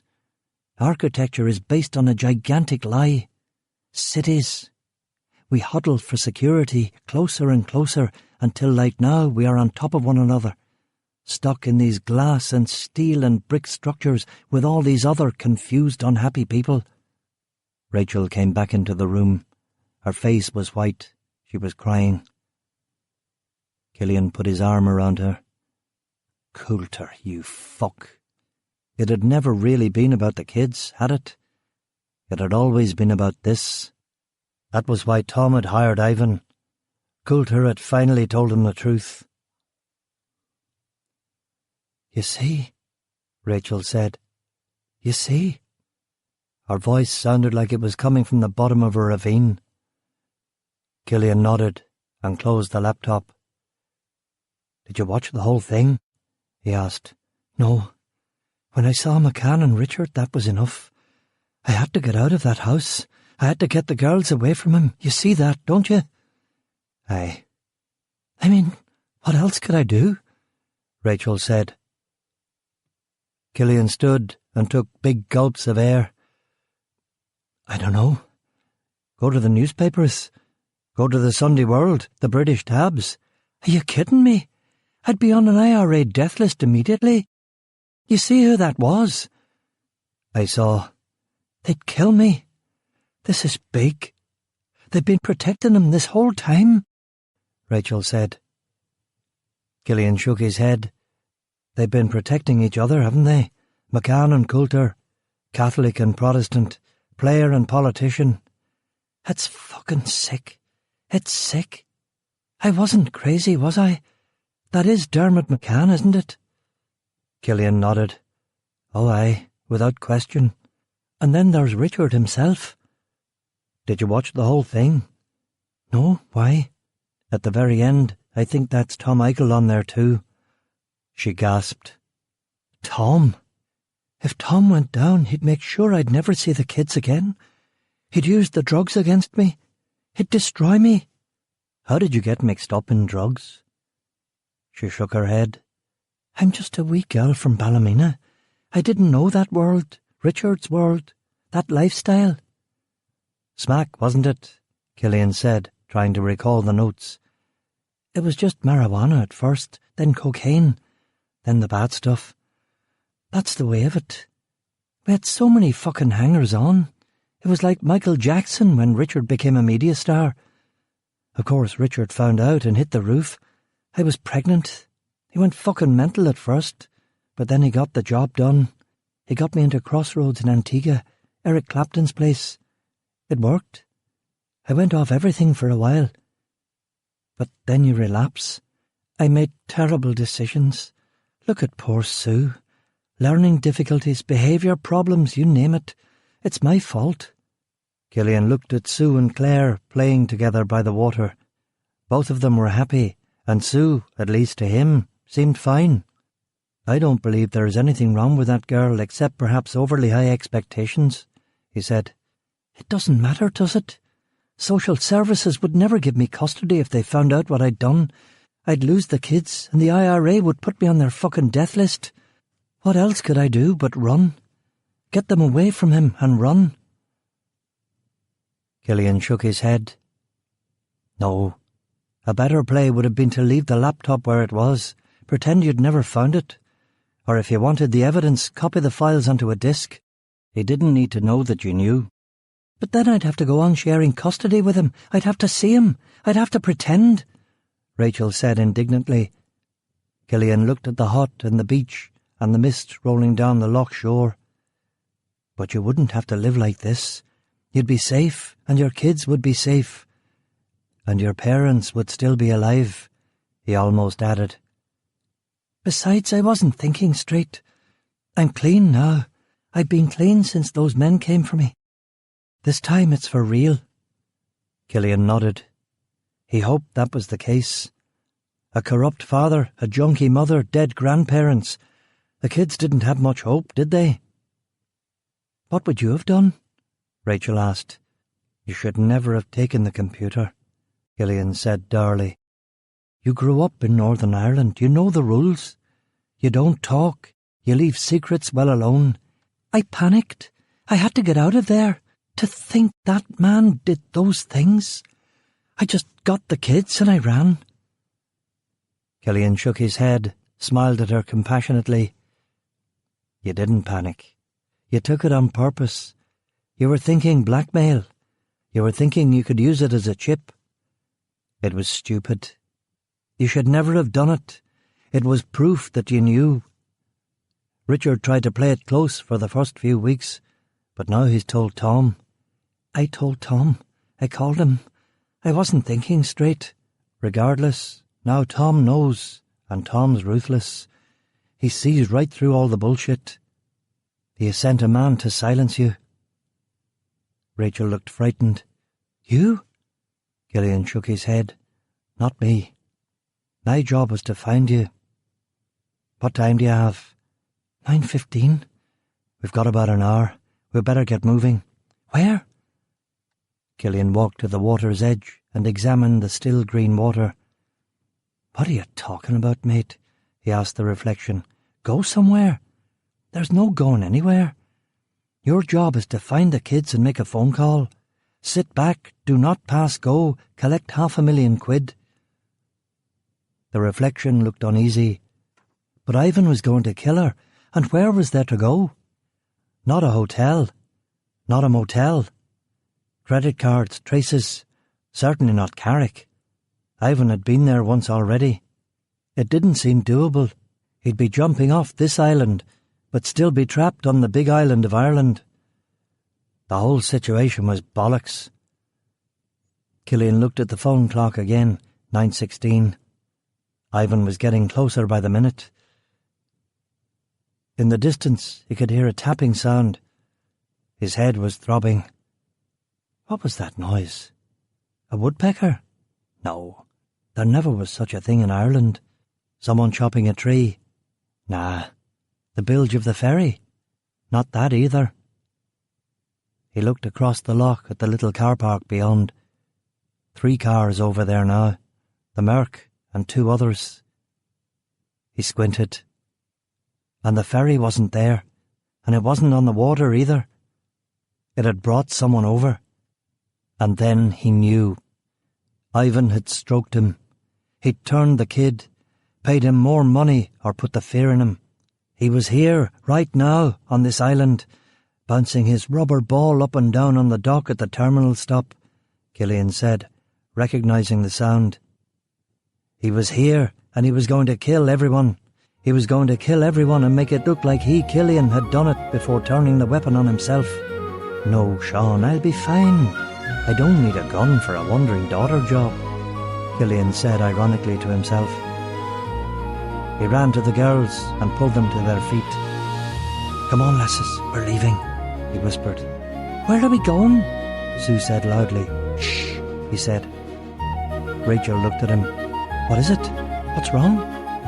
Killian put his finger to his lips. There's someone coming, he hissed. Very dangerous. I don't have a gun. I do, Rachel said. She ran into the cabin and returned with the laptop and a Heckler & Koch 9mm wrapped in a freezer bag. Killian took the gun, checked the mechanism, and bent down to talk to Sue. Sweetie, you're going to have to be very quiet. What's the highest you can count to? 50, Sue said. That's brilliant. I want you to count to 50 in your head, okay, sweetie? Sue nodded enthusiastically. Killian turned to Rachel and Claire. He's coming to kill us. We have to get out of here now. Do as he says, Rachel added, and they ran to the woods, keeping low to the ground. They hadn't got 20 feet when they saw Markov walking down the trail. He was wearing a balaclava, holding his pistol in front of him, and walking cautiously towards the cabin. If he had looked to his right just then, he would have seen them, despite the trees and the mist. Everybody down, Killian hissed, and they ducked behind an elm tree. They lay on the ground until Markov had passed their spot. Killian peeked above a low branch and saw Markov's back entering the campsite. He was a pro. It would take him only seconds to scope it. Now we run, he said, and picked up Sue. She was heavier than he'd been expecting, but Killian was a big man. He could carry 2 of her without much difficulty. They ran through the woods and got to the butterfly meadow before they heard Markov yell behind them. Killian turned. Markov was running, but they had 100 yards on him. Keep going, Killian yelled. Branches were cracking under their feet. He's shooting, Sue said. It's just the tree branches, Killian assured her. He has a gun. We're sitting ducks, Rachel said. He'll never hit us at this range, and he knows it, Killian said, and hoped that that was the case. They ran through the meadow and reached the jetty. Everybody get on board, Killian said. He loosed the ropes and pressed the start button. The engine sputtered into life. He looked at Rachel. Head for the shore. Don't wait for me. What are you going to do? Rachel asked. I'll give our Russian friend something to think about. He boomed off the little boat with his foot, and it started moving into the water. Killian crouched behind an oak tree and waited for Ivan. One gut shot would take that motherfucker out. He waited and lined the sight along the barrel. But Markov was a paratrooper who had fought the Chechen Mujahideen. That was a school where you learned or died. Frontal assaults got people killed. He didn't know if Killian was armed or not, but he had to assume that he was, and Markov had risked too much and had too much to live for. Killian looked into the gathering mist and saw no one. Where is he? Killian muttered. His nerves were jangled. He was tense. Fog was still drifting across the meadow, but visibility wasn't that bad. He counted out seconds and made it to 30 Mississippi. Where are you, dickhead? Killian shouted. Nothing. Come on, I'm waiting for you, Killian said. Markov wasn't interested in Killian. The personal was the realm of the amateur. The computer, the wife, were on the boat. Killian was nothing to him. Less than nothing. He ran to the left, off the meadow, into the bog grass and then the reeds that led to the loch. He took off his leather jacket, zipped it, and ripped the laces out of his sneakers. He tied off the jacket arms and folded it in on itself. He shoved the gun down the back of his jeans. It would get wet, but it was a Colt 45 ACP, a mother of a gun, blowing people's heads off since 1911. It would work. He waded into the reeds, and pushing the jacket in front of him, he launched himself into the loch, using the jacket as a float and kicking with his feet. The water was warm, calm. The distance to shore wasn't a kilometre. They had a start on him, but the lady couldn't steer for shit. The ferry was zigzagging across the gap, and every time she corrected her mistake, it cost her more time and distance. Markov was eating up the meters in a straight line. He felt a little sad. It was just going to cost him time. It was going to cost her her life. "Where are you, Egypt?" Killian said, and couldn't escape the feeling that he'd been made a monkey of yet again. He walked back into the meadow. Butterflies, mist, no fucking Ivan. Aye, he'd been stroked. Twice in one day. He turned and stared at the loch water, and there he was. Sure enough, 200 yards from the shore. "Christ!" Killian said. Ivan was swimming like a bloody torpedo, like someone who'd been in the frigging Olympics or who'd had special forces training. He was going to catch her. He was going to climb up on the ferry and shoot her, and he had taken her only defence, her pistol. "Rachel!" Killian screamed, his voice carrying all the way down Loch Earn. She turned to look at him. "The Russian! He's in the water behind you!" He pointed to where the assassin was swimming. He was now more than a third of the way across the loch, and she was still halfway to the shore. Killian not only couldn't swim, but didn't know the first thing about it. He was damned if that was going to stop him. He ripped a tire from the side of the jetty, threw it into the water, jumped on top of it, and started kicking with his feet. As long as the tire was underneath him, he was pretty sure he couldn't drown. The tire was steady, the water still, but even so he was terrified. On the ferry, Rachel saw Killian launch himself into the loch. It was too late. The Russian was going to catch them. After all this... "No!" she sobbed. Claire started to cry. "Is he going to kill us?" Sue asked calmly. "Help us! Somebody help us!" Rachel screamed at the car park. But there was no traffic on the water or on the road. "Somebody help us! Help us, please!" she screamed till her lungs were burning. She urged the boat faster, but it was at the limit of its capacity. "Somebody help us, please!" "Mummy, what's happening?" Sue was asking. "Mummy!" The ferry was barely over halfway to the mainland, and the Russian was 50 metres away. He'd be here in seconds. She could see the assassin's face. He was in his 30s, with blue eyes. There was a coldness in those eyes. He'd be clinical, emotionless, like a surgeon. She turned to Claire. "Take the wheel and keep steering for the shore. Don't stop." She pulled off her sweater and grabbed one of the orange life rings from its hook and shoved it inside the sweater. She tied the arms underneath the life ring so that it was taut. She went to the back of the little ferry and waved at the Russian. "Hey, you! You!" she yelled. Markov looked up at her. "You don't want us, you want the money, right?" She picked the laptop from off the deck. "This is what you want, isn't it? It's all here. This is what he's paying you to get, right? Look what I'm doing." She put the life ring with the sweater stretched across it in the water. She placed the laptop on top and launched it off into the loch like one of the girls' homemade rafts. The eddy took it immediately, spinning it away into the current. "There it goes," she said to Markov. Markov watched the life ring separate from the ferry almost as if it had a motor. Killian watched too. He wasn't surprised at the speed. Upper Loch Earn rises in the high bog of Central Ireland and flows north into Lower Loch Earn and finally into the Atlantic, and when the tide was on the turn, the current could be very fast. Markov swam in place for a beat, 2, 3. It was absurd, farcical. His orders had been to kill the woman and take the computer. He had not been instructed regarding the priorities of the mission, and like an idiot, he had not asked.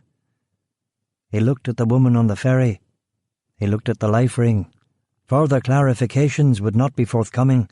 In any case, his phone by now was soaked, undoubtedly ruined. He had to make a split-second decision. The ferry with the wife and kids was reachable. The laptop, drifting north at a surprising velocity, was also reachable. But he could only make a play for one. Which one? What would Bernie do?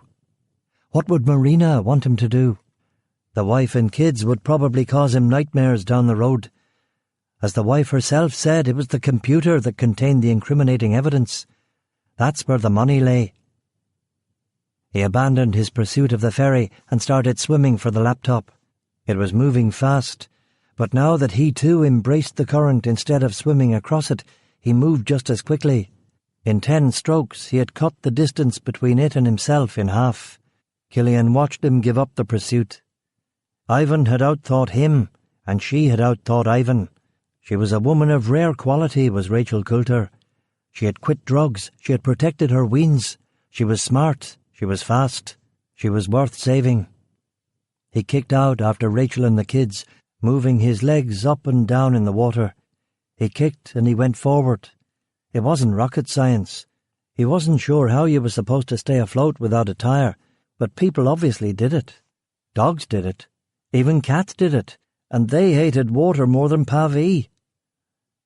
Rachel saw him. She grabbed the wheel from Sue and steered the ferry back towards him. "Go to shore!" he yelled at her, for Markov wasn't far enough away yet for his liking. "No, I'm coming for you," she said. He and the ferry converged and then bumped into one another.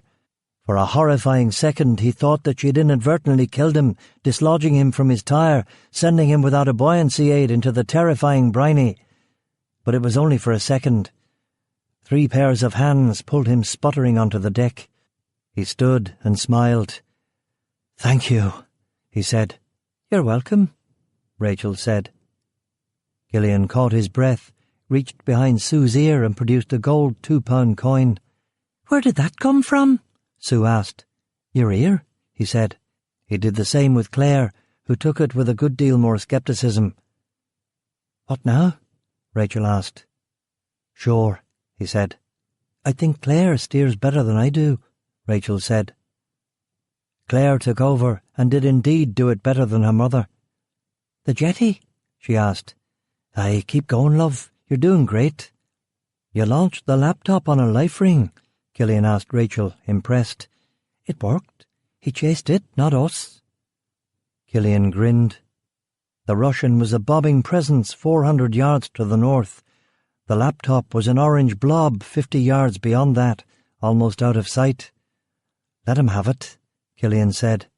He could already foresee the double cross coming, and smiled at the complications that this would cause Tom Eichel and Richard Coulter. But it was not to be. A fast-moving cigarette boat was gunning up from the lower to the upper lock, probably on its way to the Shannon Canal. The big, purple-painted, high-sided boat was easily clipping 25 knots. It missed Markov by 10 boat lengths, but the wake knocked him about a bit, and of course overturned the life ring. The laptop and all its secrets joined all the other secrets at the bottom of Ireland's holiest lake. Markov screamed in frustration just as the ferry touched the jetty on the mainland side. "That's a crying shame," Killian said with a grin. They piled into the Mercedes just as rain began to pour heavy and cold out of the low clouds. He flipped on the windscreen wipers and the lights and drove onto the B-127. "I can't believe we made it," Rachel said. Killian safetied the Heckler and Coke and passed it back to her. She put it in the Mercedes' spacious glove compartment. "And all without a single shot being fired," he said with satisfaction. At the junction of the B-127 and the A34, he took the A34 road east. "Where are you taking us?" Rachel asked, a furrow of suspicion forming between her eyebrows. "Somewhere you'll be safe," he said. She looked at him, and she looked at the girls, and then back at him. "This is my whole universe, and I'm giving it to you," she seemed to be saying. "I give you my word," Killian said. She looked into his slate-grey eyes, which told her that where he was from, this actually meant something. "How are you doing back there, girls?" Killian asked. "We're doing okay," Claire said bravely. "Where are we going now?" Sue asked. "Do yous like animals?" Killian wondered. "What sort of animals?" Sue asked. "Horses, goats, dogs, cats, chickens, donkeys," Killian explained. "I like horses," Claire said.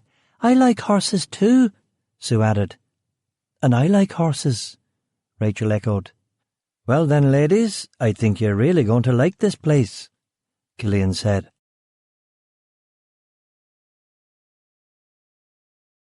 Chapter 15. After the Equinox. Killian knew about Island McGee, of course, but for some reason in his 40 years walking the old sod he had never been there.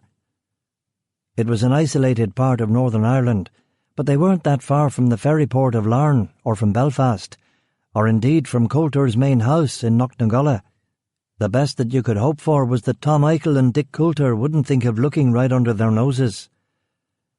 The Pavee weren't exactly in the business of concealing their movements either.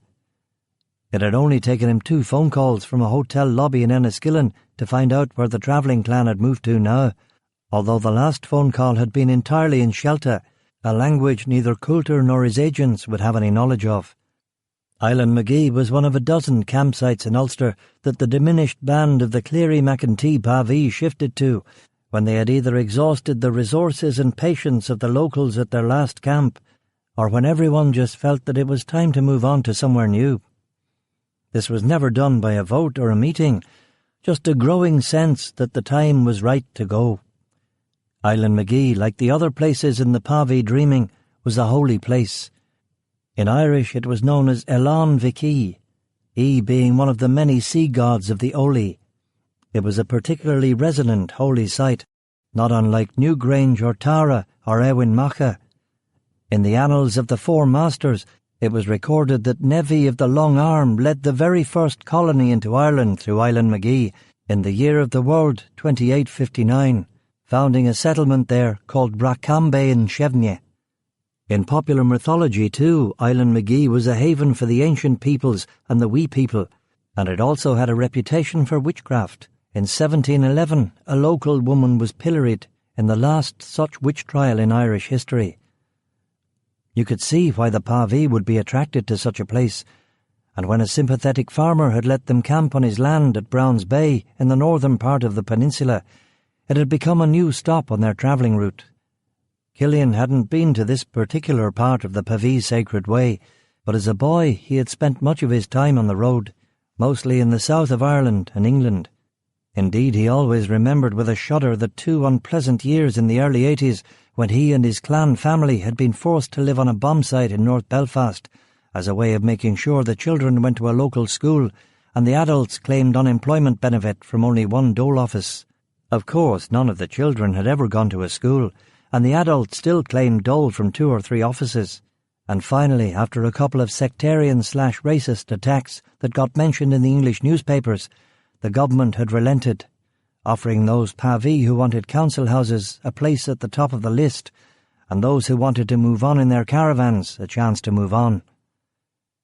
Neither option had appealed to Killian, who had by then reached his 17th birthday, and who went first to London and then New York to offer his expert car thieving and chop shop skills to people who would appreciate them. But over the years, more and more of the Pavee had taken the offer of council homes, and as the older population died, the number of travellers who actually travelled shrank. Of the 15,000 Pavee in Ireland, perhaps only 2,000 or 3,000 nowadays were truly nomadic. Killian had no idea what to expect when he arrived at Browns Bay. Would there be 5 caravans or 50? Would there be young people or just oldsters? Would anyone remember him? Would they welcome him or turn him away? Would she be there, or had she long since moved to England or America? The drive from Fermanagh to the coast of County Antrim had taken all day, and as they arrived, the sun was setting on the vernal equinox, which marked the beginning of the quarterly horse fair. Killian had forgotten about that. But he had promised horses, and although in the old days you might have seen hundreds, now that meant at the very least a few dozen, which was more than enough to excite both girls as they pulled up in the B560 and parked in the large car park at Browns Bay. There were hunters and ponies aplenty in muddy fields in the auction ring, and some even on the beach, where they were getting a free fetlock bath in the surf. The actual horse auction was only one part of the fair. There was also a chip van, an ice cream van, a couple of stalls selling handicrafts, a fortune teller, and a mini carousel for the kids. The traveller settlement itself was a line of small white caravans facing the beach. 14 caravans, he counted, which was a couple fewer than he'd been expecting. Killian drove through the car park and parked the Mercedes in the field where the Pavi camp was located. "Are we here? Is this it?" Rachel asked. "This is it," he said. He got out of the Merc, opened the back door, and gave Claire and Sue 2 more pound coins each. He looked at Rachel. "Okay for them to get an ice cream each?" he asked. "I don't see why not," she said. "Can we go see the horses?" Claire said excitedly. "Yes, but be careful of them and don't touch them, and stay where I can see you," Rachel said. "Okay," Claire said. "Keep an eye on your sister, and stay where I can keep a direct eye on you," Rachel emphasized. The girls ran off. Rachel turned to Killian. "What is all this?" she asked, with a little smile on her face. "A horse fair? I can see that. I mean, where are we? What are we doing here?" "We're on Island McGee. We're among my people. I'm going to see if we can stay for a few days. We'll be safe here," he said. "Oh," she said, and nodded absently. "We'll be safe here," Killian said again. "Yes," she said. Her eyes were red, distant. "Are you okay? Are you hungry?" On the journey they had only stopped once at a Kentucky Fried Chicken, and Rachel had eaten nothing. "I'm okay," she said. "Look, it's been a traumatic day for all of us. We need food and rest. You should try and eat something." Rachel nodded. "I could do with a cup of tea," she said. "That's the spirit," Killian said. "Now I'm going to see if there's a spare caravan where we can stay." Rachel nodded. "I'll go down to the beach. I'll keep an eye on the girls from down there," she said. "Okay." She walked over the field and onto Browns Bay Beach. It was a nice beach, sandy and long, and protected from the swells on 2 sides by the headlands. She took off her shoes, rolled up her jeans, and let the water coat her toes. Killian grinned. He was right about her. Search for her near the sea, boys. That's where she's happiest. Rachel looked back at Killian and smiled at him. She was grateful that he had done this, that he had taken over. She was so tired of it all. She needed someone to confide in, someone who would carry her burden for a while. Killian seemed to be that man. They had built a small bonfire on the beach and were burning driftwood and kelp. It smelt good, and she walked over to it to keep herself warm and to be nearer the girls who were in the queue at the ice cream van. The sun had set over the Antrim hills, and the sky had turned scarlet and persimmon. Scotland was already in silhouette, and she could see the many lighthouses that ran along the Ayrshire coast, and each of the glens along the Antrim coast was a different colour. Blue, indigo, violet, green, and the water between the kingdoms glass, a silver-grey cistern on which no ships moved. Rachel looked at the sky and spaces between the stars into that deep forever, and cried with relief. She let the tears flow and went over to the girls and joined them in the queue. "What do you want, love?" the ice cream man asked. "What do you recommend for these 2? She said. "Ach, there's only one thing. A 99 with chocolate sprinkles," the ice cream man said with finality. "Okay, 3 of those." She watched him make it. Soft-serve ice cream in a cone with the Cadbury's chocolate flakes shoved down the middle, and then the ice cream dipped in chocolate sprinkles. All 3 of them walked to the beach. A man with a donkey appeared beside them and asked Claire if she wanted a toty wee ride on it. Claire stared at her mum with a guilt-inducing tremble in her lower lip. "Can I, Mum?" Claire asked. "Och, she's a queer old girl, easy with the bairns," the man said, patting the donkey on the forehead. "OK," Rachel said. "And me next?" Sue demanded. "Sure," Rachel agreed. Killian walked along the line of caravans, negotiating his way among stray dogs and cats and even chickens, who you would have thought would have been in their run by this time of the evening. There were kids running around, and although most of the men would be having a barney over at the horse auction, Killian knew that he was being watched by several pairs of adult eyes from behind net curtains. 500 years of prejudice had taught the Pavi to be on their guard against strangers. He walked to the first caravan and knocked on the door. A girl of about 12 answered it. She was dirty and holding a screwdriver in one hand and the air intake of a motorcycle in the other. "Hello," Killian said. "Hey," the Wayne replied. "What's that, a two-stroke?" "Look, I'm busy. What do you want, you big un?" the girl demanded, in a Glasgow accent so broad that it would have made Colonel Pickering think twice about a wager with Professor Higgins. "I'm looking for the camp boss," Killian said. "That would be me," a voice said behind Killian. He turned. A young man wearing a green trench coat covered with badges and wild flowers. Underneath he had on a navy blue jumper, brown corduroy trousers, combat boots and a long striped scarf. He was pale-skinned, with unruly black hair and a pointed beard. He was about 24 or 25, which would be about right. "Who are you?" Killian asked in Shelta. "I'm Donal. I'm the clan chief," Donal replied in the same tongue. "You're the king?" Killian wondered. "We don't use that terminology anymore," Donal said. "OK. What happened to Dokie McConnell?" "Dokie's been dead 3 years now, and the chief before me was topped down on Muck Island a while back. It was an incident. Made the TV. You may have heard about it." Killian hadn't heard about it, but it didn't surprise him. Travellers died early, and usually in violent ways. "Now, friend, who are you?" Donal asked. "I am E. McAtee of the Light Hands, of the Clan of the North," Killian said. Donal stroked his beard and nodded. "Aye, I know ye, or of ye." "You'll be wanting Katie then?" "She's here." "Yes." "I'll talk to her presently, no doubt. But I wanted to ask you for your help."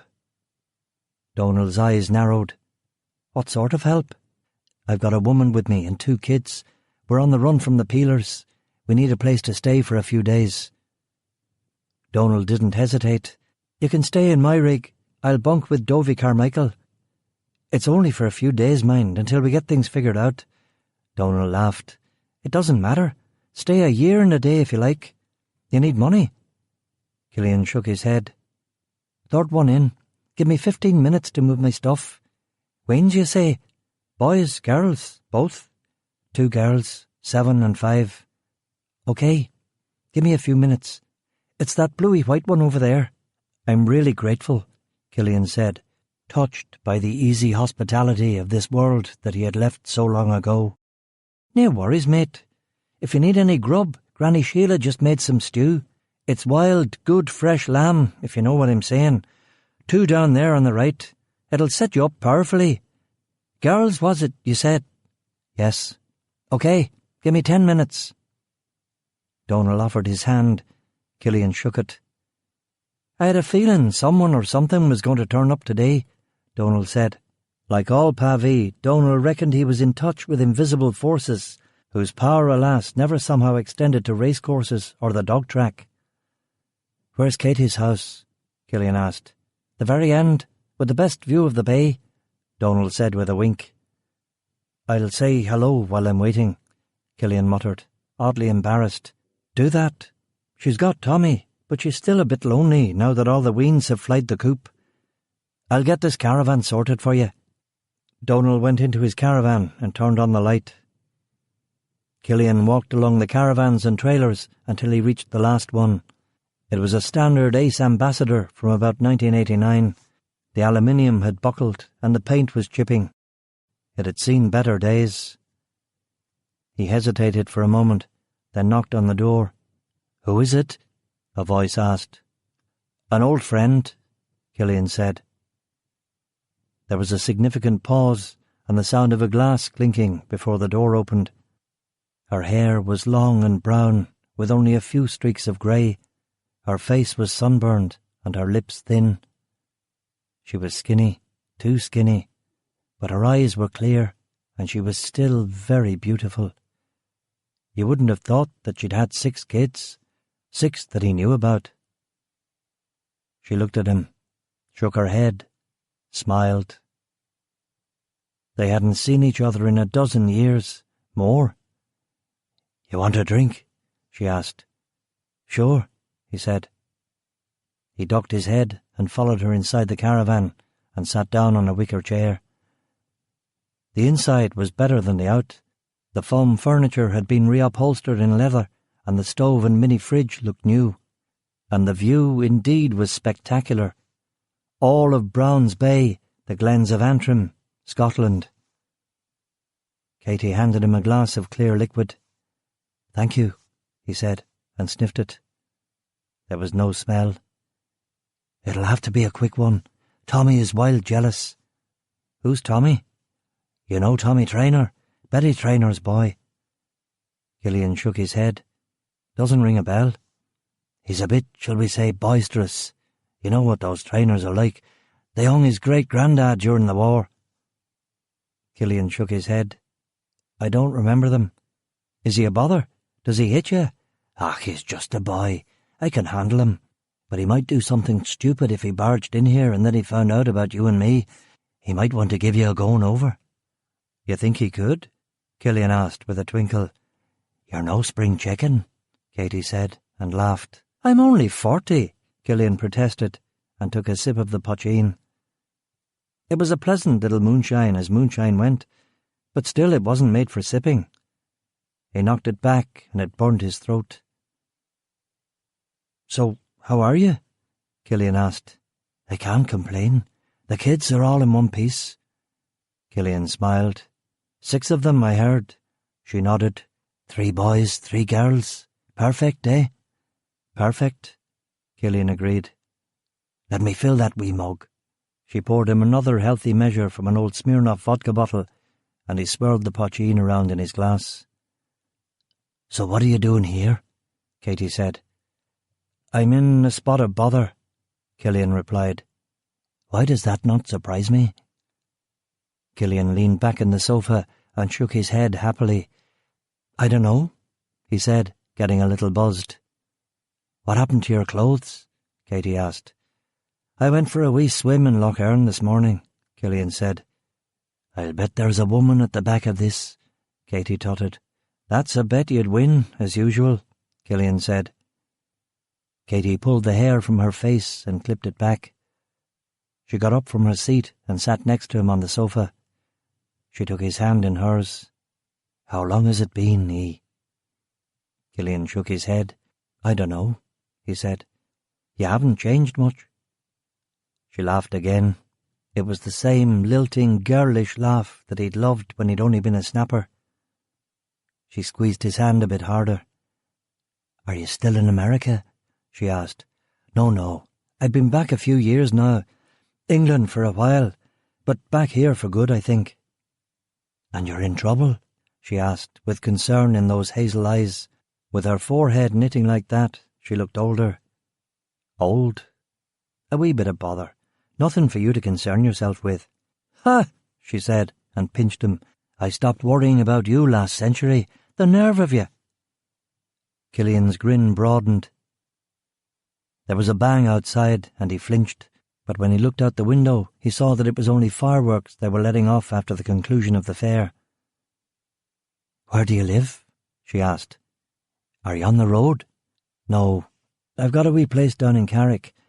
I actually have some flats up in Belfast too. Can't get rid of them. You know what the property market's like." "Is that the bother you're in?" "No. It's a different kind of bother." She nodded, drank her glass, and dragged the bottle across the coffee table with her foot. She filled 2 more glasses. "How's Karen?" he asked after a deep breath. She beamed. a big, easy smile with no recrimination in it. "She's doing well. You know how hard it is for the first year." "First year of what?" "She has twins."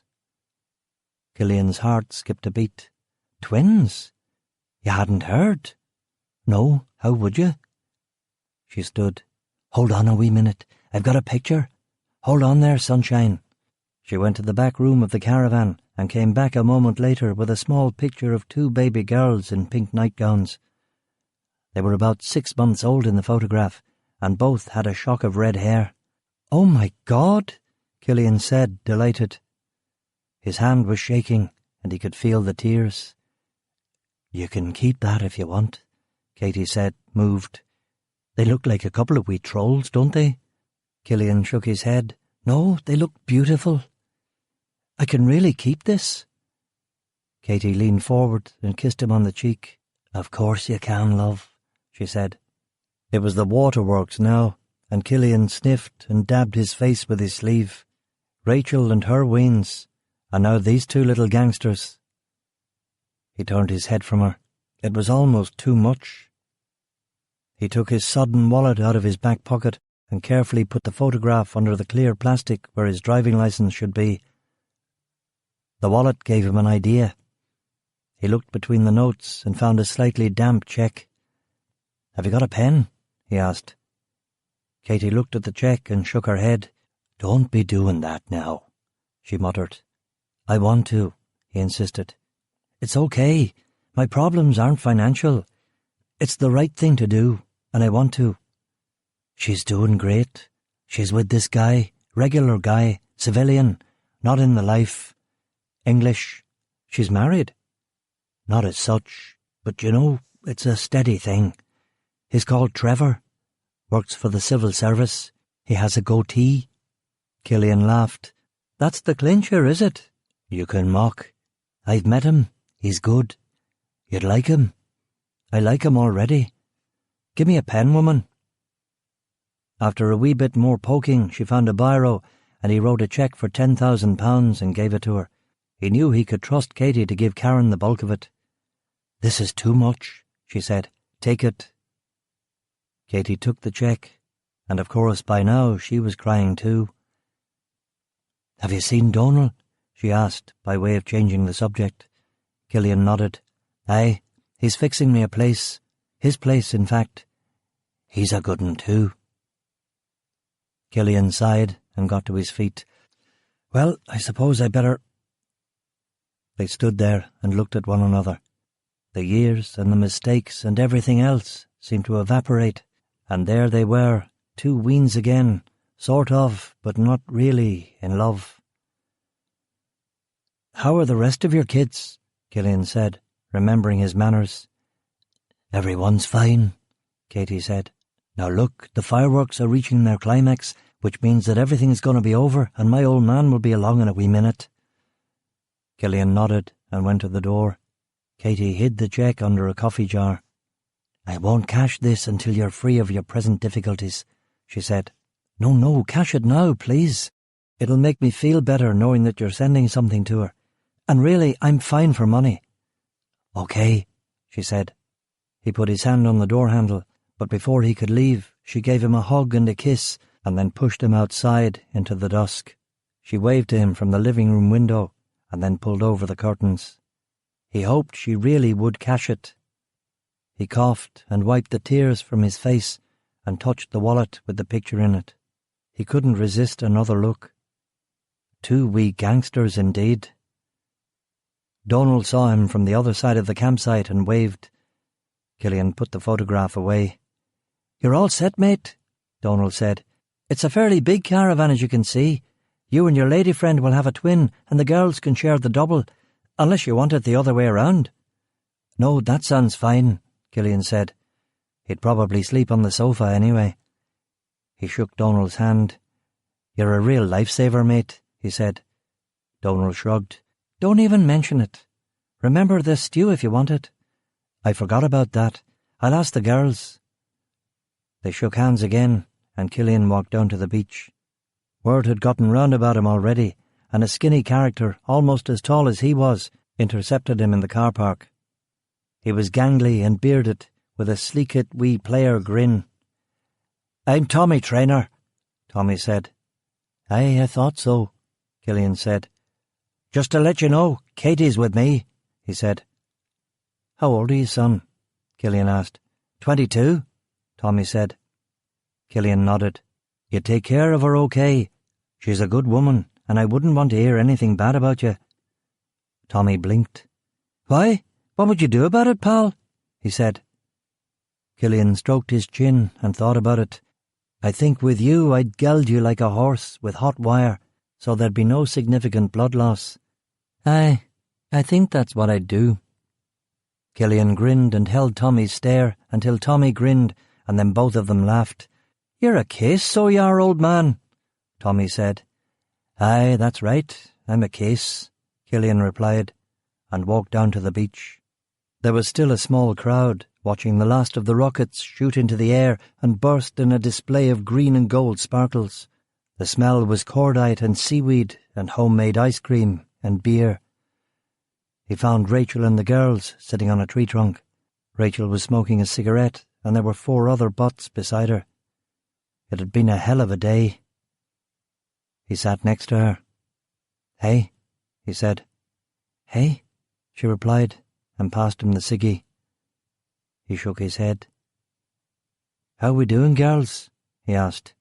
"We got ice cream and we rode a donkey and we patted the horses and we even went to the water and a man gave us a necklace that he'd made, and then there was fireworks," Sue said breathlessly. Their eyes were wide and excited and sleepy. Killian smiled. "There's food if you want it. Some sort of stew," he said. Rachel shook her head. "I think we'll just put the girls to bed. It's been an emotional 24 hours. "That it has," he agreed. They sat there and watched the very last rockets, and as it began to grow cold, Killian took Claire in his arms and Rachel led Sue by the hand up to Donald's caravan. They walked a little apart now as the beach narrowed. She went ahead, and his footsteps splayed into her smaller footsteps, distorting them and turning them into his own. He did it on purpose, noticing as he did her unusual gait, the tiny spaces between the steps and the wide leg stance. She'd ridden horses as a kid. Their worlds weren't so distant. They laid the girls together in the double bed. Donald had changed the sheets so that they were pink with flowers on them, and he had put a stuffed Tigger and Pooh on the pillows. "I'll take the Pooh," Claire said sleepily. Donald had also got a bunch of children's books, picture books and Roald dolls, which was a nice touch from someone who probably couldn't read himself, Killian thought.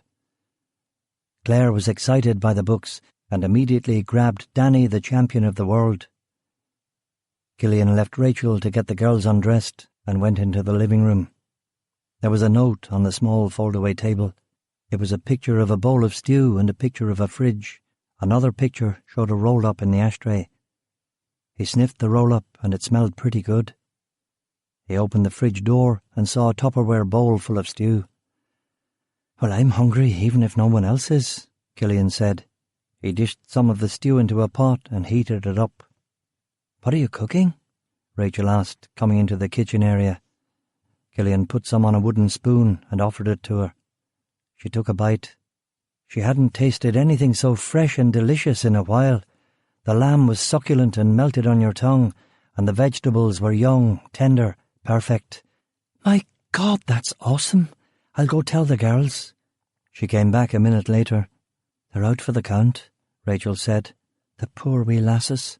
Probably be in psychotherapy for the rest of their lives after today." "I don't know about that," Killian said. He had seen plenty of horrifying things by the time he was Claire's age. A man kicked to death by a horse, a man burned in a paraffin heater explosion, a woman stabbed in the belly.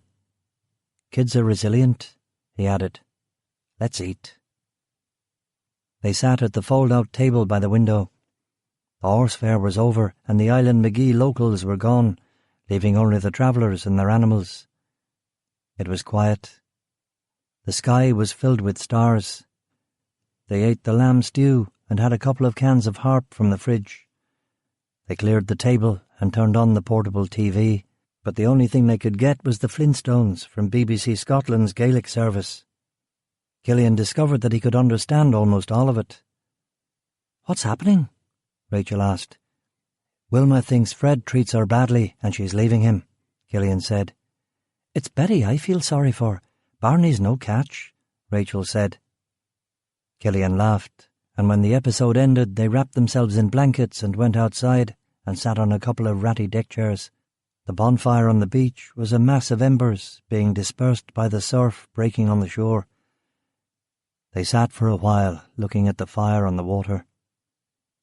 "Let me check on the girls," Rachel said. Killian lit a cigarette, and Rachel rejoined him 2 minutes later. "The girls are asleep," she said. "What time is it?" Killian shrugged. "I don't have a watch, and my phone's dead." "I'm shattered," she said. "Go to bed," Killian said. Rachel nodded. "I will." "I'll sleep on the sofa," Killian added. "There are 2 beds in that room." "I know. I'm restless, though, and you need your sleep." "Have you got any smokes?" Killian lit her a ciggy. "The sea's nice," she said. "Yeah, it is. It's mild for March." Killian nodded. They sat and smoked, and Killian counted the lighthouses. 8 of them. The one furthest north may be 50 miles from here. "So these are your people, eh? Gypsies?" "Not gypsies. Pavi. That's a new word on me." "Not to us. You can call us thinkers or travellers if you like." "No, Pavi is good. But if it's not a stupid question, what is the difference between Pavi and gypsies?" "Gypsies are Roma people, originally I think from India. They speak an Indo-European language, which I've been told is quite similar to Sanskrit." "And Pavi?" "No one's really sure where we came from. I've heard and read about dozens of theories over the years." "What are the theories?" "Oh, that we were the original inhabitants of Ireland before the Celts came, or that we were the survivors of Cromwell's land clearances. Some even say that we didn't come from Ireland at all, but an Atlantis-like island that used to exist between Ireland and Scotland." "What do you believe?" "I like the we were here first theory." "Are there many of you?" "Not many. A few thousand in Ireland, couple of thousand in England and America. Never really gave you lot much thought before, you know. In Northern Ireland you don't. It's all about prods and Catholics." "Most people don't." "You speak what? Irish?" "It's a kind of an Irish dialect. We don't like to talk about it with outsiders. It's an argot." "How come you never learned to read until your 20s? Killian shrugged. "Just never got around to it. We were so busy learning other things." "What things?" "Fixing motors, chopping cars, picking locks, learning to care for horses, that kind of stuff." She nodded, looked at the water. "What's going to happen to us? Me and the girls?" "You'll be safe here for a while at least. I'll get a phone and make some calls. Losing the laptop changes things. It changes the whole game. If I can't get through to Richard, I'll get through to Tom." "It's going to be okay." "It is, I promise." She smiled at him. "So is this what you do for a living? All this madness?" "I used to. I've retired. Semi-retired. I'm doing architecture at the University of Ulster. BA. Mature student kind of deal." "Architecture? That stuff interests you?" "Very much. Not you?" "Not really. One building's pretty much like another, isn't it?" Killian put the ciggy on a breeze block between the 2 chairs. "You see, for me, houses are mysterious and fascinating places. You have to understand that I lived in a caravan until I was 17, and then hotel rooms for the next 10 years. I didn't actually live in a house until my late 20s. They still seem weird and exotic. I've got a whole theory about it." "Aye?" "Aye," he said with a smile. Rachel considered him. You wouldn't exactly call him handsome. He was too tall and ungainly for that, but you could see how certain women could fall for him. His eyes in particular had an odd grey glint to them that she liked. "Go on then," she said. "You know you're itching to." Well, architecture is the art and science of permanent structures. But I think humans aren't supposed to live in permanent structures. It's not natural. So that's why the whole thing is weird. What are you talking about? Homo sapiens came from Africa.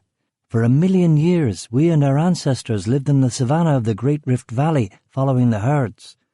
Our life for the last 50,000 generations has been about motion. There were no buildings because there were no settlements. We followed the grazing animals, hunting them, gathering fruit and wild grasses.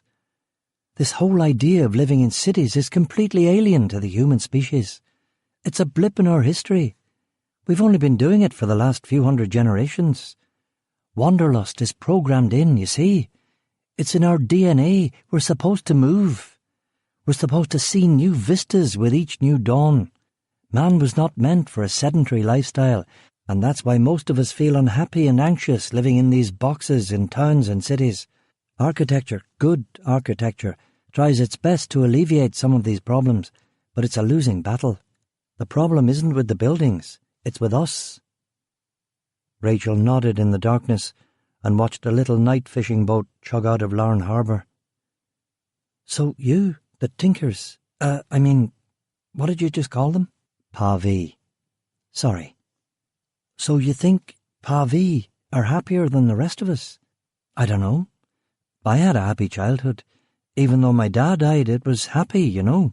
And go out there among those men and their horses at the fair, and I don't think you'll find much angst. He thought again about the photograph in his wallet and wondered if his grin was lighting up the beach. And the truth was that right now, in these chairs, among his own people, with this woman, he was happier than he had been in decades. I suppose not, Rachel said, and laughed and coughed. She threw away her cigarette. Want another? Killian asked, offering her the pack. Nah, I'm giving those up too. I'm trying to be more careful about what I put into my body these days. I've gone straight before, but this time I mean it. It's different. Killian liked to hear that. He smiled at her. You know, I went to university too. I studied astronomy for a year. I loved that guy Patrick Moore. Ever see him? Rachel said. Killian shook his head. I loved all that stuff. It's not just looking in telescopes. There's a lot of maths and formulas. Why did you quit? I met Richard in the beaten docket. That was when he was just coming on the TV, you know. Completely fell for his act, the patter, the persona. He was still married then. Killian concealed a yawn behind his hand. He was tired. He enjoyed talking to her. He was liking that cold breeze off the water now. But it had been an exhausting few days. What did you like about astronomy? He asked out of politeness. She began talking. She talked stars and Doppler shifts and planets and the expanding universe and the possibility of life on Mars or on the frozen moons of Titan or Europa. Her voice was losing that neutral Anglo-Irish cadence it had acquired in the years with Richard and slipping back into pure Ballymena. He enjoyed that. She kept going, and he found himself drifting. Let's go to bed, she said. He nodded and followed her inside. You go on. I'll sleep out here, he said. No, let's go to bed, she said. She took his hand and led him to the bedroom. They pushed the twin beds next to each other and stripped naked and lay together under the skylight. She showed him the constellations, and she told him the Latin names, and he told her the Shelta names, the Irish names, the real names. And they lay under Orion and Mars and Saturn's spouse, King Jupiter. I forgot to tell you something, she whispered. What? Thank you. For what? For saving our lives. You saved yourself? No, it was you. Their hands touched, her fingers in his big paw. Maybe he's the one, she thought, and if he wasn't, it didn't matter. They made love. and the planets turned in the Keplerian clockwork of their ellipses, and the moons about the planets, their mouths meeting over the frozen oceans of Europa. She kissed his furrowed brow and his strong jaw and his hard lips. He kissed her back, and she said, "I'm afraid, Killian. It's been a long time." And he said, "I'll show you." And her legs wrapped about him, and they showed each other more increments of that raw time, and this time the seconds weren't long enough, and then, when it was over, they lay in each other's arms and slept.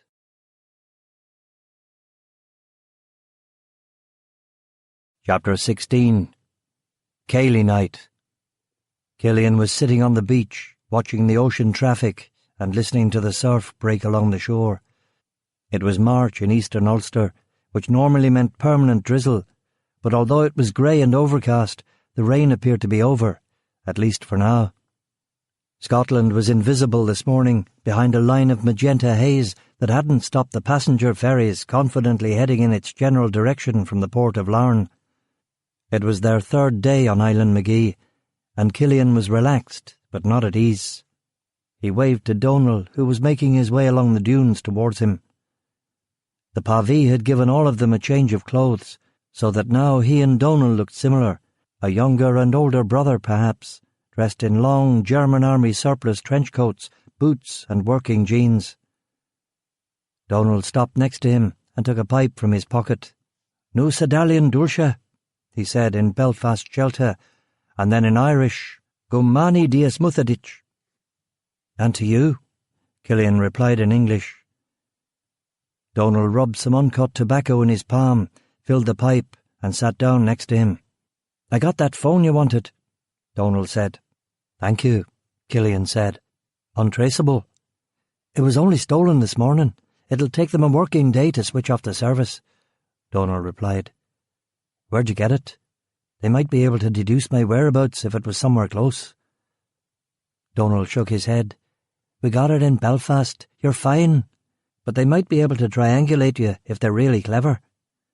"I won't stay on that long," Killian said. "Well, here you go," Donal said. Killian took the phone. A shiny little red thing with a picture of Hello Kitty on it. "You've no idea how much I appreciate this," Killian said. "Can I give you some dough? All I'm doing here is eating your food and sleeping in your house." Donal shook his head. "Nah, you're fine. You're the prodigal. It's our job to take you in." Killian tried to hand him a £50 note, but Donal wouldn't countenance it. "Your money's no good here, mate," he said. Killian rubbed his chin and considered for a moment. "Can I at least give you a hand at the cemetery? I heard that's what you were doing for cash." Donal shrugged. "It's not necessary. I'd feel better about staying here if I was doing something," Killian said. "If you want to. I'm going out this afternoon. It's just me and a spade. It's tedious stuff. They'd get poles for it if they could afford poles. I'm not shy of a wee bit of sweat. Okay if I tag? Aye, if you want. Give me someone to talk to. And me too. It's an estrogen fest at my house." Donal yawned, wiped the sand off his bum and stood. "Well, things to do, mate. We're having a ceilidh tonight. Can you play an instrument?" Killian shook his head. "Not me." "I'd make your calls now and toss it just to be on the safe side," Donal said. "Aye, I'll do that," Killian replied. "Sláinte." "Sláinte." Donal wandered back to the camp, puffing his pipe. A gang of kids and dogs came running along the beach in front of him. They were playing kick-a-tin, a complex hide-and-seek game Killian had played as a ween. Rachel's girls were among them.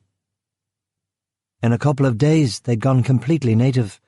Their hair was braided, they'd swapped jeans and T-shirts for dresses and homemade wool sweaters, and shoes were an alien item of clothing. The big gang of Pavie children had taken the girls and made them wee sisters. Rachel, of course, still kept an eye on them, especially little Sue. Not that Sue wanted her ma keeping tabs, since this was her first chance to be a big lass with lassies younger than herself. Still, Killian mused, Rachel was right to be watchful. There was the sea after all, and no Pavi could ever forget that the watery element was a dodgy place. Although Rachel tried to keep a discreet distance, Killian could see her in front of the caravan, sitting in a deck chair, reading a novel. She too was shoeless, and her hair was blowing about her face. "Hello, Mr. Killian," Sue said breathlessly as she ran past. "Hi," Killian said.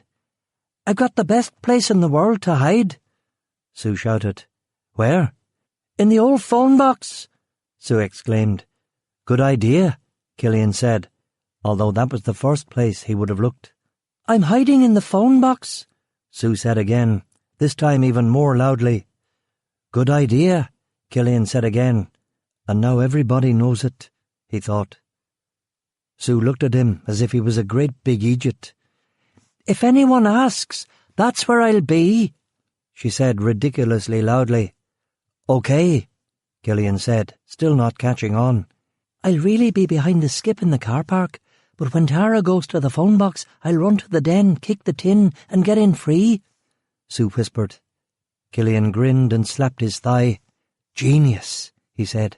"Hi, I know," said Sue, who not only looked healthy and happy, but also appeared to have grown an inch over the last 3 days. "Olan and cat kiun banya lesh," Killian said. "Meow," Sue agreed, and off she ran. Picked up some of the lingo too, Killian thought, but his grin flatlined as he realised it was now time for his own phone shenanigans. He called Sean. "Hello," Sean said. "It's Killian," he said. There was a long pause. A very long pause. "Where are you?" Sean asked. "I'd rather not say, mate," Killian said. "You can tell me," Sean insisted. "Better not." "You're with her now, right? Her and the weans? She fucking turned you, didn't she?" "It's not like that, Sean." "What is it like, Killian?" Sean said, seething. "There's a lot of information you don't know. Try me. Like the fact that our friend pimped out kids in his care in the 1970s, like the fact that he's got a collection of homemade pornographic images of children." There was another long pause. "Can I ask you a question, Killian?" Sean asked. "Ask." "Have you lost your fucking mind?" "No." "You know who came to see me at my home yesterday?" "I'm guessing it wasn't Cardinal Brady." "Tom E. and his new pal Ivan, in my house, in my fucking house, with Mary in the back kitchen making tea for everyone," Sean said, dripping poison. "I'm sorry, Sean." "They explained how high up this goes. It's not just Mr. C, is it? It's people just a wee toty bit scarier than that. And Ivan's a pretty scary motherfucker himself, isn't he? Mate." "Sean, listen, I'm sorry they've got you involved in all this, but—" "You're sorry. I was keeking my bloody whips. They call him the Starshina, the sergeant. The boy's a vet. He's a fucking hero of the Chechen wars. He worked in Mexico. He's a pro, Killian.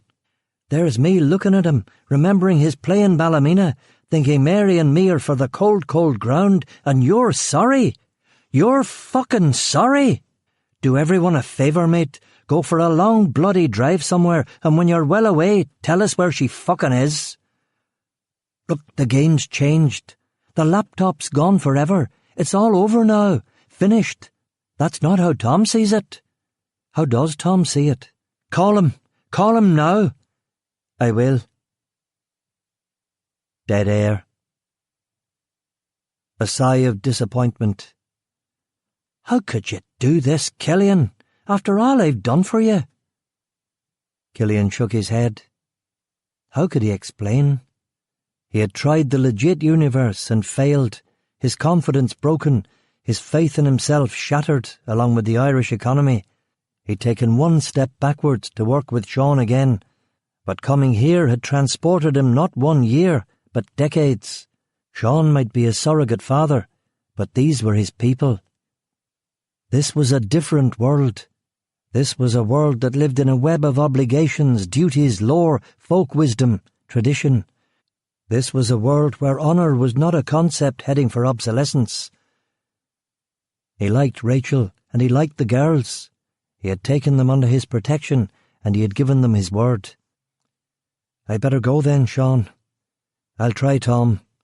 "Do that," Sean said. "I wish you luck. Please don't call me back until this is resolved."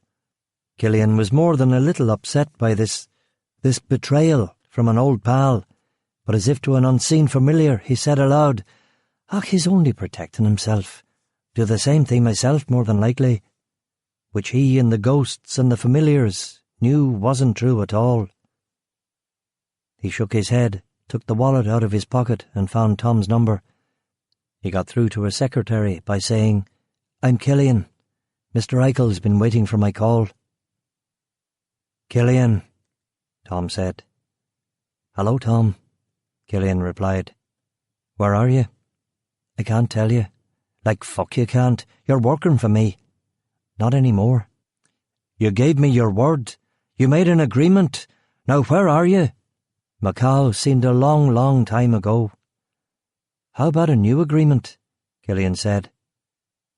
Instead of exploding, Tom hesitated. "I'm listening," he said cautiously. "I take it our friend told you what happened to the computer." "He did." "As I see it, that returns things to the status quo ante," Killian said. "How so?" "Well, just like before, we've got nothing on you, and you've got stuff on us. So why not just let things go back to the way they were?" Killian said. "It's we now, is it?" "Cut that out, Tom. You're a fucking grown-up. We're talking business here." Tom said nothing for a while. "You don't have a backup of the computer's hard drive?" he asked. "No." "How do we know that?" "You can give me a lie detector test if you want. Why would she need a backup when she had the machine itself?" Killian could hear Tom pacing on the hardwood floor of that fancy office of his on Royal Avenue. Killian got to his feet and walked down to the water. Sue came running past him and made it to the den, yelling, "1, 2, 3, I'm in free!" Killian stood in the wet sand, watching his army boots sink. The ferry had long since vanished into the pink haze, and the seascape was empty but for a couple of gulls.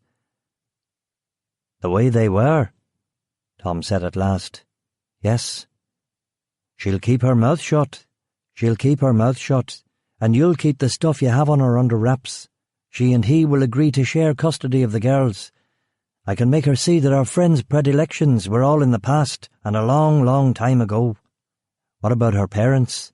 "What about them? I've been watching the news. It's still a blank sheet there, isn't it? The cops are still treating Rocky as a missing persons rap." "Aye, but for how long? 5 days? It's not going to go a week. She'll talk. I know she'll talk. She's the type." "She won't." "This isn't just about C. It's about me too. My life." "I know. I'll explain it to her. And then there's our other friend. He thinks the films were burned up in an incendiary attack in 1982, an attack which him and his friends carried out. C has been lying to him, and me, for 20 years. Tell him that." "No, I'm not telling him fucking anything. We'd all be fucking dead." "Tom, listen." "No, you listen. I never trusted you, Killian, but I had heard you were a man of your word. You made a deal with us. Keep your end of it.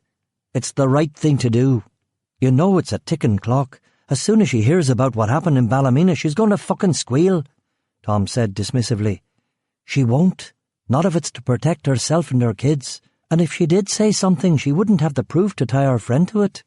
She doesn't need proof. The innuendo would be enough to destroy the share price and my friend's reputation. My whole fucking career. Our lives. It would be fucking catastrophic. I'm not prepared to take that risk." "I'll fix her," Killian insisted. Tom coughed. "And there's a third fucking problem, isn't there?" "What?" "You. You know about Ballymena, and she showed you the laptop. What do we do to keep you quiet?" "Are you kidding? I'm cheap, Tom. I'm cheap as dirt. A couple of grand will keep me happy. You can spare it." Silence. The waves on the beach, children's laughter, Tom's brain churning gears. "Well?" Killian asked. "Let me get this straight. You fix her, and everything goes back to the way it was. Tom asked. Aye? And the guarantee is what? Make her sign something. Something legal. You're a lawyer.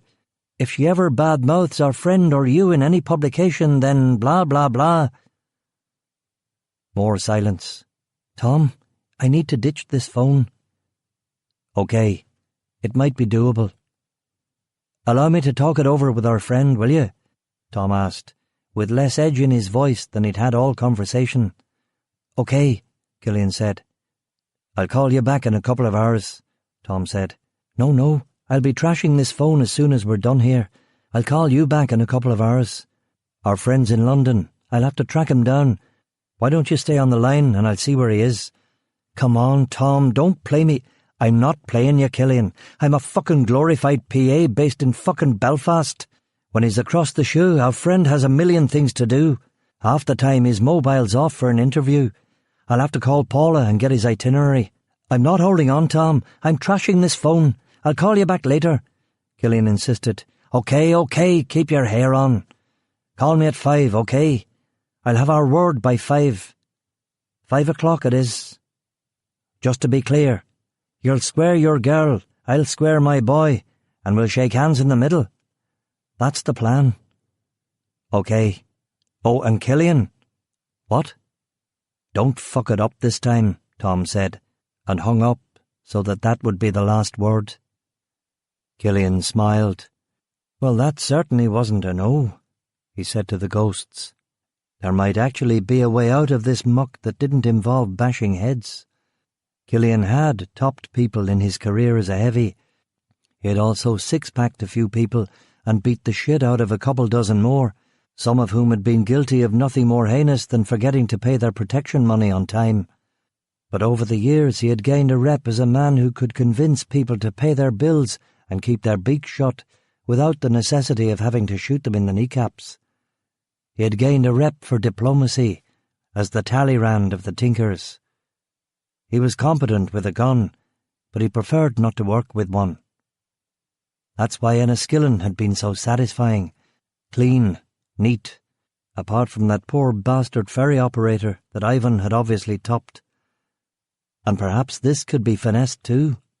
No one else need die. The hard part would indeed be breaking the news of her parents' murder to Rachel, but Killian knew that if anyone could do it, he could. He would put on his serious face and explain. As nice as it was here, this was a fantasy, a holiday, and it couldn't go on forever. He walked a little further into the surf, flipped the phone shut, cocked his arm, and skimmed it into the sea. It bounced 4 times before it sank. Not bad, he muttered.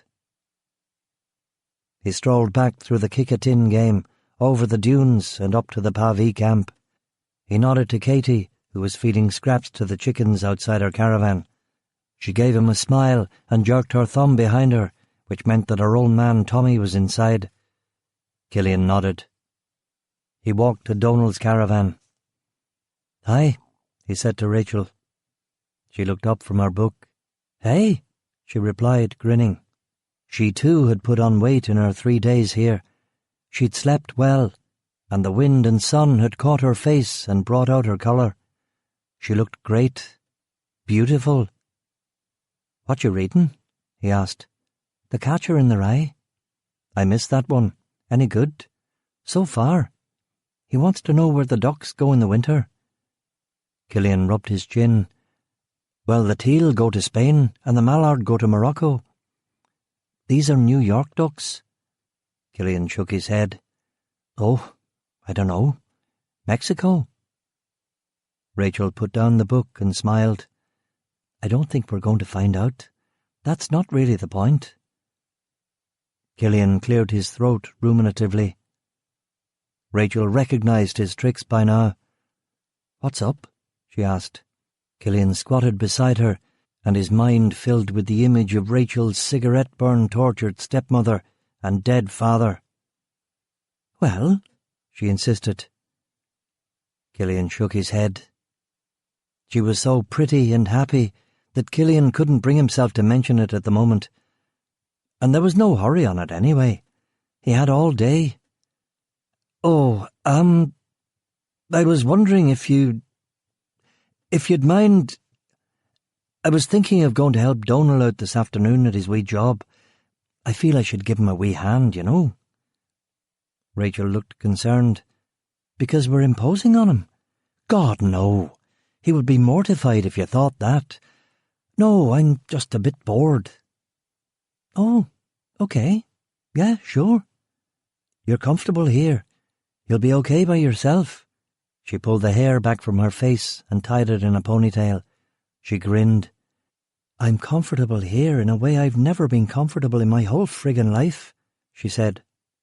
Killian repeated her remark to Donal 2 hours later in the small, ancient Mill Bay graveyard on the Larne Loch side of Island Magee.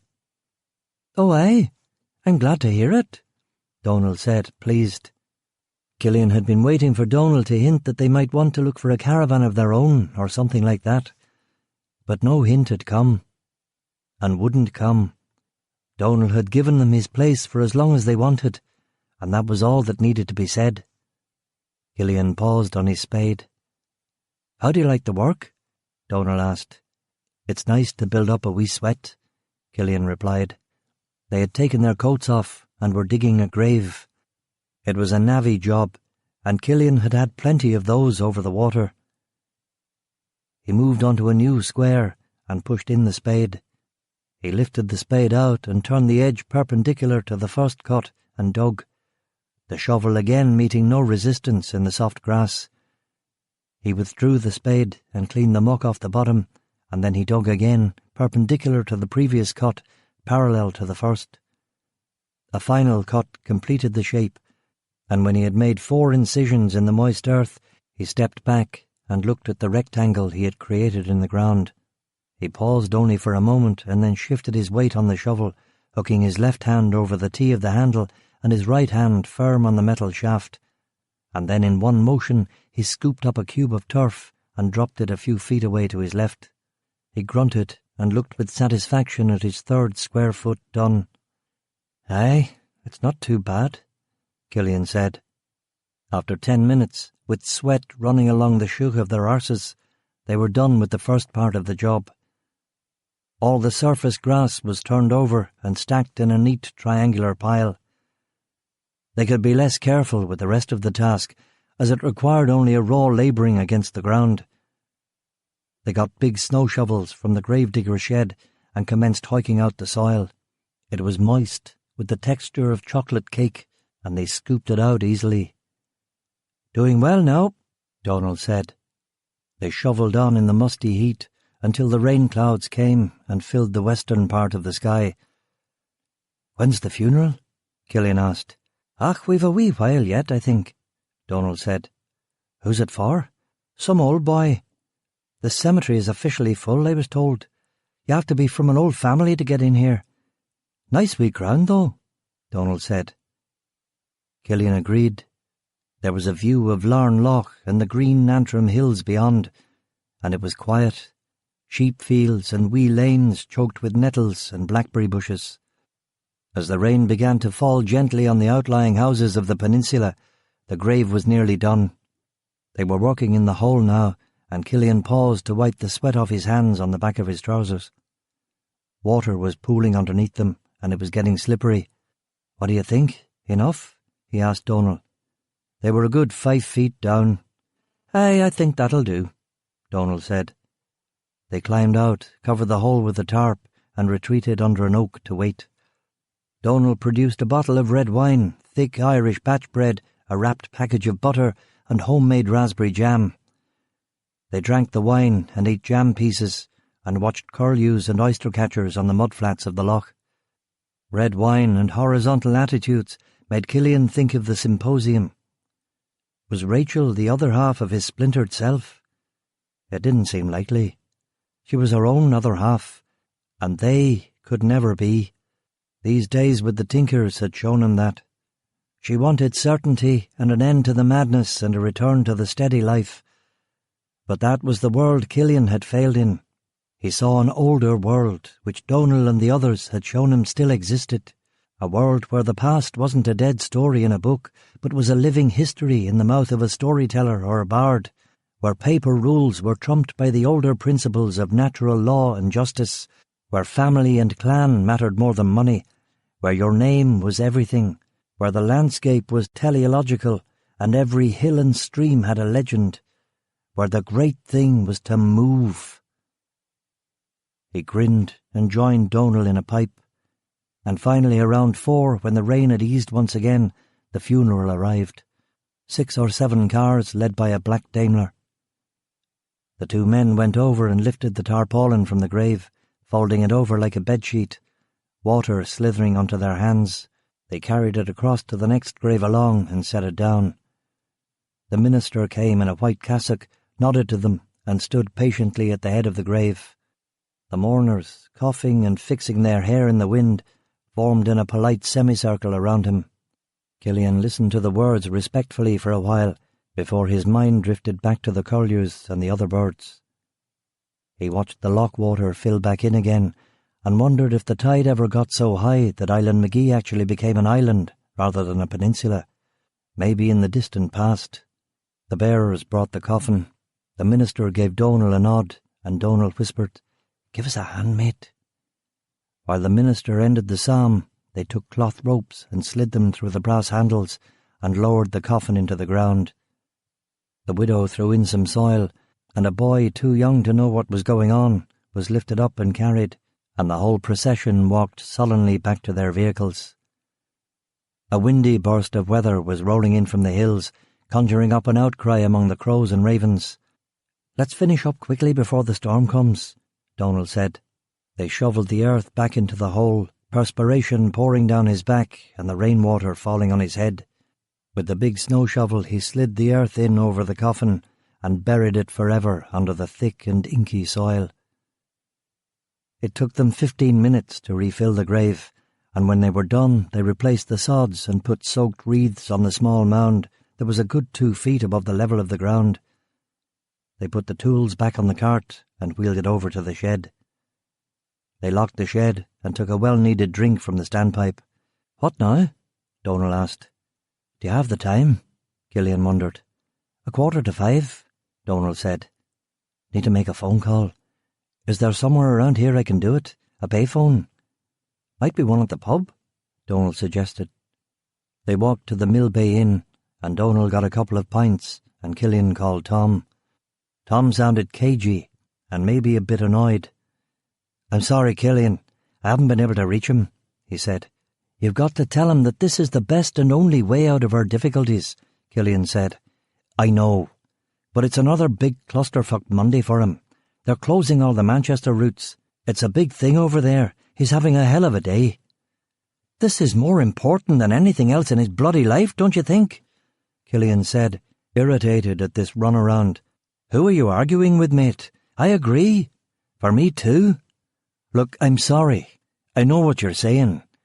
He's flying back tonight. I'd speak to him in person. Call me first thing in the morning. I'll have it sorted by then, okay?" "Okay," Killian agreed reluctantly. "And you worked on our girl. Is she okay with everything?" "She'll agree if your boy agrees. No press, no peelers, no fucking ruskies, no nothing. Status quo." "Status quo. Call me in the morning, Killian." "I will." Killian hung up, pissed off. Sure, he had a million bastard things to suss, an airline, a casino, a fucking trip to space, but only Rachel could destroy him. That boy needed to get his priorities straight.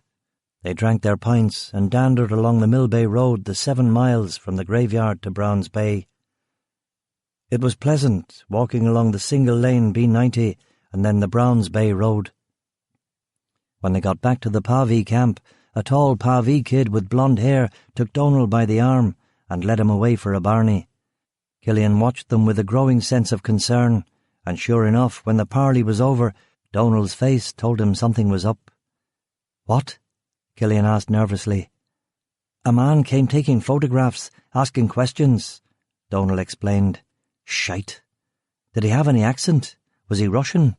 "No, Irish guy, short, with black curly hair, glasses." Killian shook his head. It didn't ring any bells. He said he was a tourist, but everyone gave him the runaround anyway, acting thick, pretending not to speak English. Could he have been a tourist? Maybe. Probably not, though. Almost certainly the DSS, the benefit fraud people, they're always snooping around. What are you going to do? Donald sighed. Nothing for it. Better safe than sorry.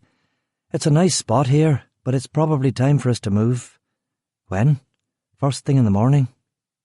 Where do you think you'll go? Probably Lough Swilly in Donegal. We haven't been there for ages, and there's fishing, and we can get into Derry to sign on. Killian nodded. Is it okay if we tag along, just for a couple more days? Our wee difficulty is, hopefully, in the process of getting itself sorted out. Donald shook his head.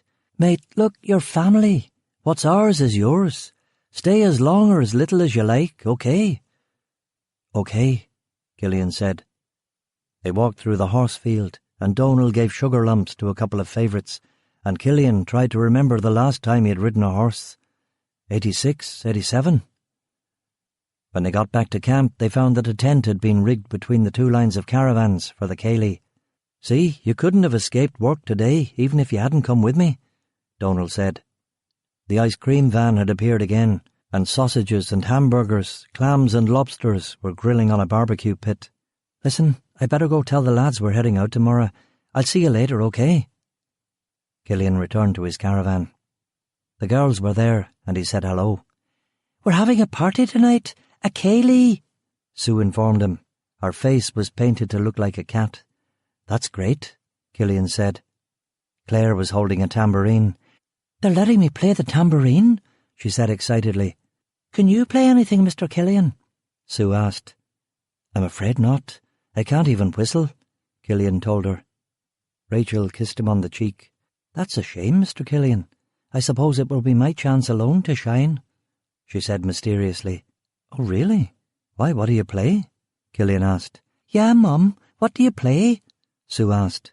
Rachel touched her nose. That's for me to know and you to find out. Well, I better go shower. I can't go anywhere looking and smelling like this, Killian said. Wait a minute. The girls have been asking me about knives, said Rachel. Yeah, Mum, we want knives, Sue exclaimed, and even Claire nodded. I'll see what I can do to rustle up a pair, Killian said. Rachel shook her head. No, you don't understand. I want you to talk them out of it. Knives are dangerous.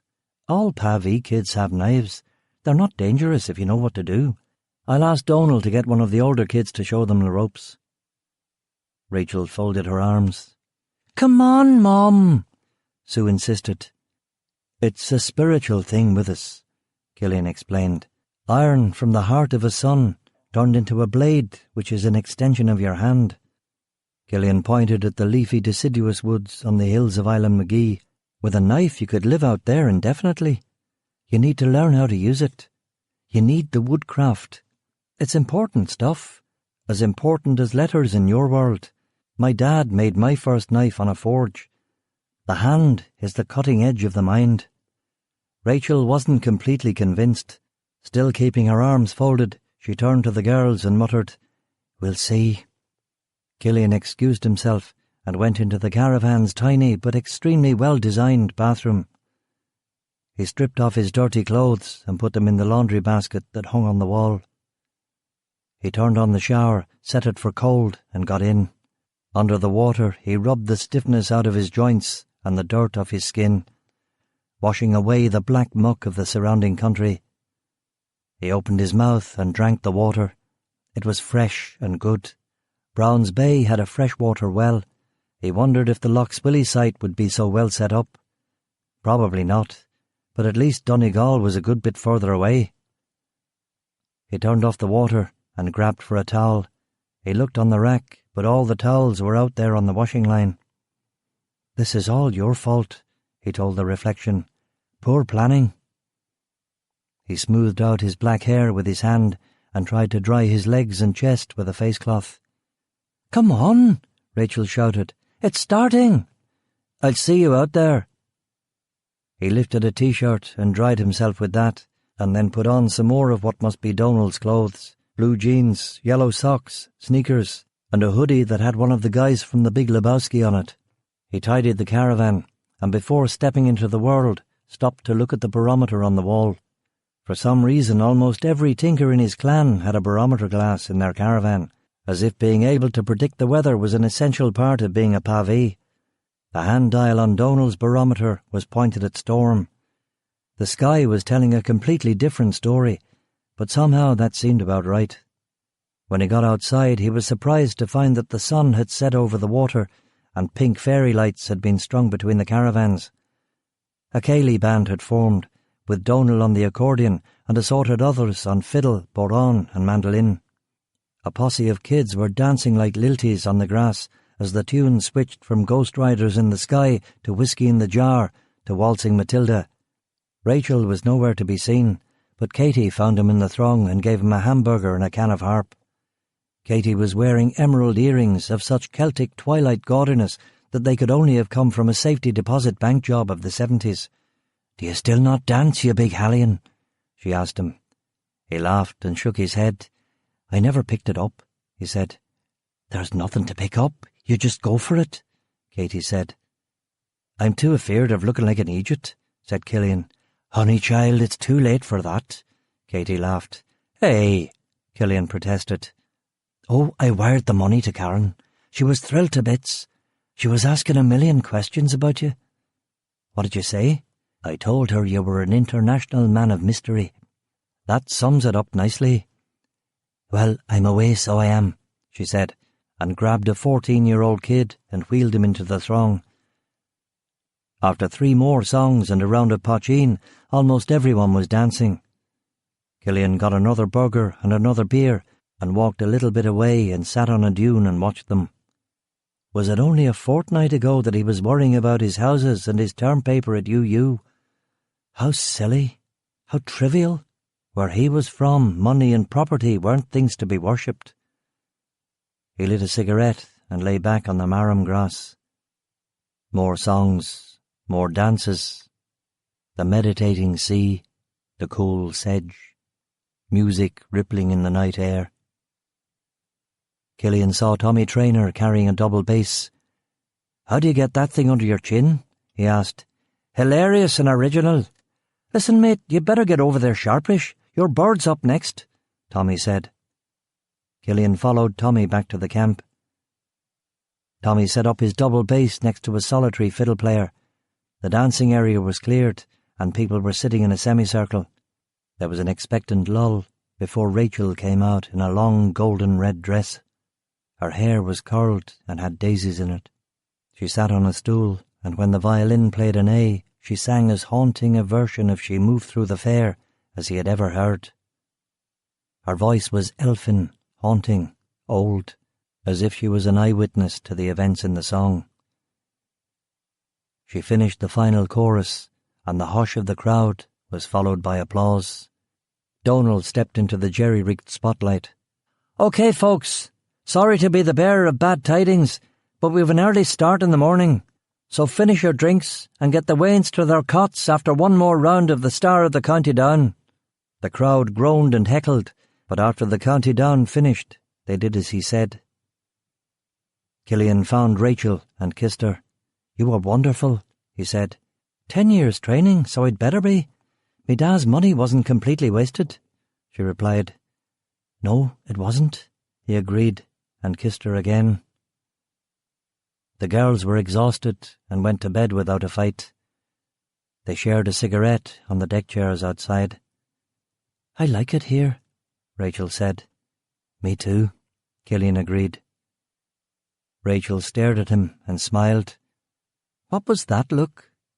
"Nothing," he said. "Come on." "What?" "Oh, I don't know. I think you romanticize this life. What do you see when you look at these caravans and these people?" "Why? What do you see?" Killian didn't answer, but he shook his head ruefully. The truth was that he romanticized it too.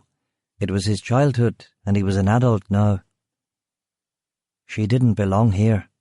He thought back to his decision at the graveyard. They'd part soon, him and her. There was no other way. "I dunno, Killian. I'm just a wee middle-class girl from Ballymena, you know. I didn't want to be in a big flippin' melodrama." Killian laughed and finished the cigarette. "You don't know the half of it. My whole life has been about melodrama." They went back inside. The girls were safely down. They lay together on the bed. Her song and the moment and the remark about her da killed another opportunity to tell her about the murders in Ballymena. It would have to be in the morning then. He was annoyed at his cowardice, but not that annoyed. He was lying with the star of the Ceilidh and the most beautiful girl he knew. He kissed her, and she held him. It was the more perfect because of the bitter sweetness of the moment. He told her of the Pavi, of their passions, and their belief that the great enemy, death, was conquered only if you lived, really lived, when you breathed the world's air. You fought and you ate and you breathed and moved under the stars, and that was enough. They made love until they were drenched with perspiration. Exhausted, they fell asleep in one another's arms.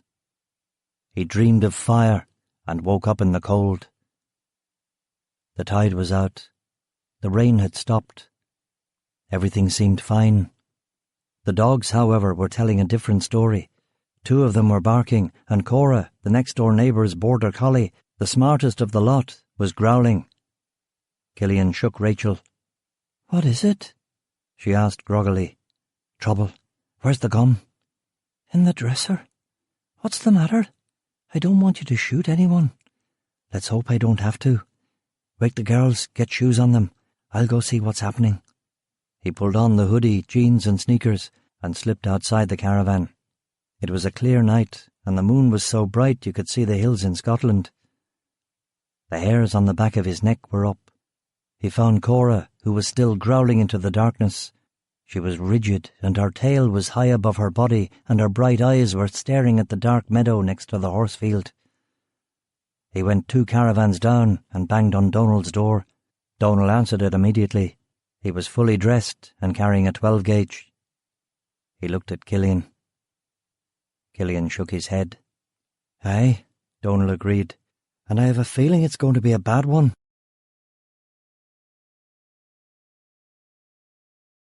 Chapter 17. The Killing of the Tinkers. Killian sniffed the air. There was an acrid tinge, as if from an oil slick or a chemical spill out at sea. "What's that smell?" Donald asked. "I was going to ask you the same question." "I don't know," Donald said. "Cora seems to know," Killian said. Donald broke open the shotgun and loaded a couple of shells. "It's only birdshot," he said. "I don't think we'll be in the business of trying to kill anyone." Killian wasn't so sure about that. He took the clip out of the Heckler & Koch and counted slugs.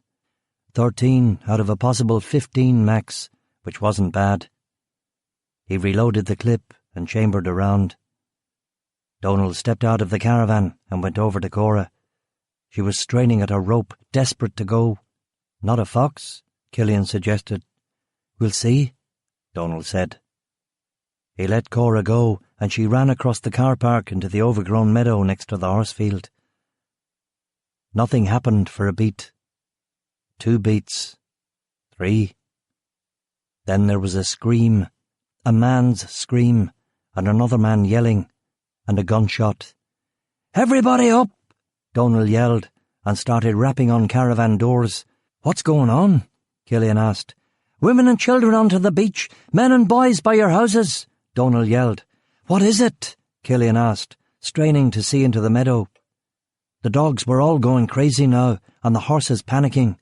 Before Donald could give him an answer, the first of the petrol bombs came sailing out of the darkness in an arc of white phosphorescence. It smashed short of the caravans in a whoosh of flame. "What the fuck?" Killian said. 3 more Molotovs came tumbling from the night, 2 also landing short, but the third hitting a caravan roof and bursting into flames. There was a cheer from the field, and a man deep within the meadow yelled, "Tinkers go home!" "Fuck off, Jippo thieves!" another called. From the cheer, Killian guessed that there could be 20 of them. There was chaos in the camp now.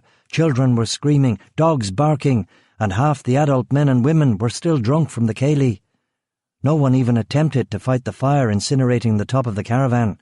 "Rachel!" Killian called, and he saw her standing at the entrance to Donald's caravan with a red shawl around both girls. "What's going on, Killian?" she yelled. He ran to her. "Get the wains down to the water." "What's happening?" "It's an attack." "Is this about us?" she asked. "I don't know." The girls were trembling. "Is it going to be okay, Mr. Killian?" Sue asked, looking at him sternly.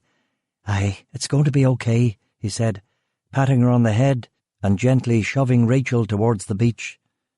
Rachel picked them both up and ran with them to the water, congregating on the strand with the other mothers with children. The women without kids were going to stand by their men in the camp. "Go back to fucking Poland, you gypsy bastards!" a man yelled in the dark, as another round of Molotovs and petrol bombs arced through the air. 2 exploded short in the field. One went long into the sand, but one hit the side of a caravan, stowing in its window and exploding inside. "Was there anyone in there?" Donald asked. "Nah, I think we Connie's on the beach," someone said optimistically. 2 more Molotovs came gultering in, one hitting a car, another going straight into a chicken coop, setting it on fire. "They've got the distance now," someone said. A burning vodka bottle curved a steep parabola through the night air and smashed a yard from Killian's feet. He was knocked over and he hit his head on a plastic oil drum, and dazed, he swatted at the constellations and the sickle moon. Fire surged across his ankles. The moment elongated itself, as those moments do. Children screaming, men cheering, the smell of the sea and of burning. "I'm on fire!" he yelled, as the yellow flames shot up his leg, but Donald already had his coat off and threw it on him. The smothered fire stopped immediately. Donald pulled Killian to his feet. His trousers were scorched, his head was throbbing, but he was almost completely unscathed. "Are you okay?" Donald asked. "I think so," Killian said. "Are you sure?" Killian had moved on from his own needs to the needs of the clan, to the needs of Rachel and Katie and the girls. "We've got to do something. They're murdering us," he said. Donald looked at him. "Will you come with me into their lines?" he asked. "Aye, I will," Killian said. "Let's go. We've got guns," a little Pavi fellow said next to him. "They'll have guns too, more than likely," Donald said. Of course they will, Killian thought. Fucking skinhead cowards. But there was no choice. To stay here was death. "Come on, lads," Killian shouted. "No, after the next wave," Donald said, and grabbed him by the arm. Killian halted and nodded. He wasn't thinking straight. He looked around him. Perhaps only half a dozen of the Pavi men were sober enough to go with them, and only one other had a shotgun, the rest armed with tent pegs, kitchen knives, baseball bats. Big Tommy Traynor was with them, though, and he had a tire iron which Killian wouldn't like to be on the other end of. A barrage of 6 Molotovs tore through the air, 2 hitting caravans and setting them ablaze, the other 4 dropping into the dunes. Now 4 caravans were burning, and the men in the field gave a mighty cheer. Donald released the camp dogs from their ropes, and they ran fearlessly into the attack. Donald turned to them. "Now's our chance, lads! Let's go!" he shouted, with a wild sort of glee about him. "Come on, lads! We'll have to run!" Killian called. With their dogs ahead of them, they sprinted between the burning caravans, across the car park and into the meadow.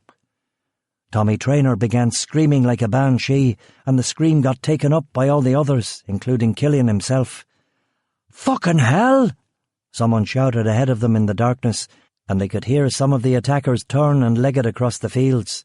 There was scuffling and confusion ahead, but before the Pavi could close the gap completely, a shotgun tore the air between them, flame shooting from the barrels and lead careening past them like white lightning.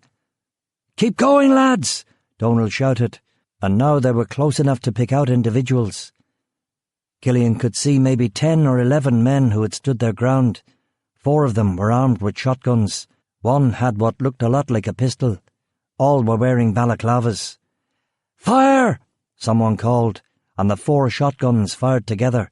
2 sprayed wild, but a Pavi man fell to Killian's left, and he felt a pellet strike his shoulder that burned like hot fat. Killian and the remaining Pavi kept running. 2 more of the men ahead of them turned and bolted. 4 were desperately reloading their shotguns. The odds seemed more even now. A man on the far left of the meadow lit a Molotov and with practised form leaned his body well back to throw it. On the fly, Killian took aim at him, squeezed the trigger and got him in the shoulder. The bottle dropped and landed on something sufficiently hard for it to break. It exploded in a lovely jet of horizontal fire that must have caught a jerry can or a plastic jug filled with petrol. There was a bang and a simultaneous flash, and the man and the bloke next to him were tossed backwards through the air. "And rue the leanest and two leanin' Shane Cree!" Donal yelled. "Aye," Killian agreed, but one of the men ahead had done a fast reload, and from a crouch pulled one barrel of his shotgun, getting another of the Pavi in the legs. He went down next to Donal with a horrible scream, which left just 4 of them racing against double that number. But Killian was close now, close enough to make every shot count. "Thieving bastards!" the man directly in front of him yelled, which gave Killian sufficient warning to hit the dirt. Both barrels sailed over the top of him. Killian shot the man's legs from under him, taking him kneecap style in the left patella. "Jesus!" the man yelled, and Killian scrambled to his feet, walked to him, and shot him in the right kneecap.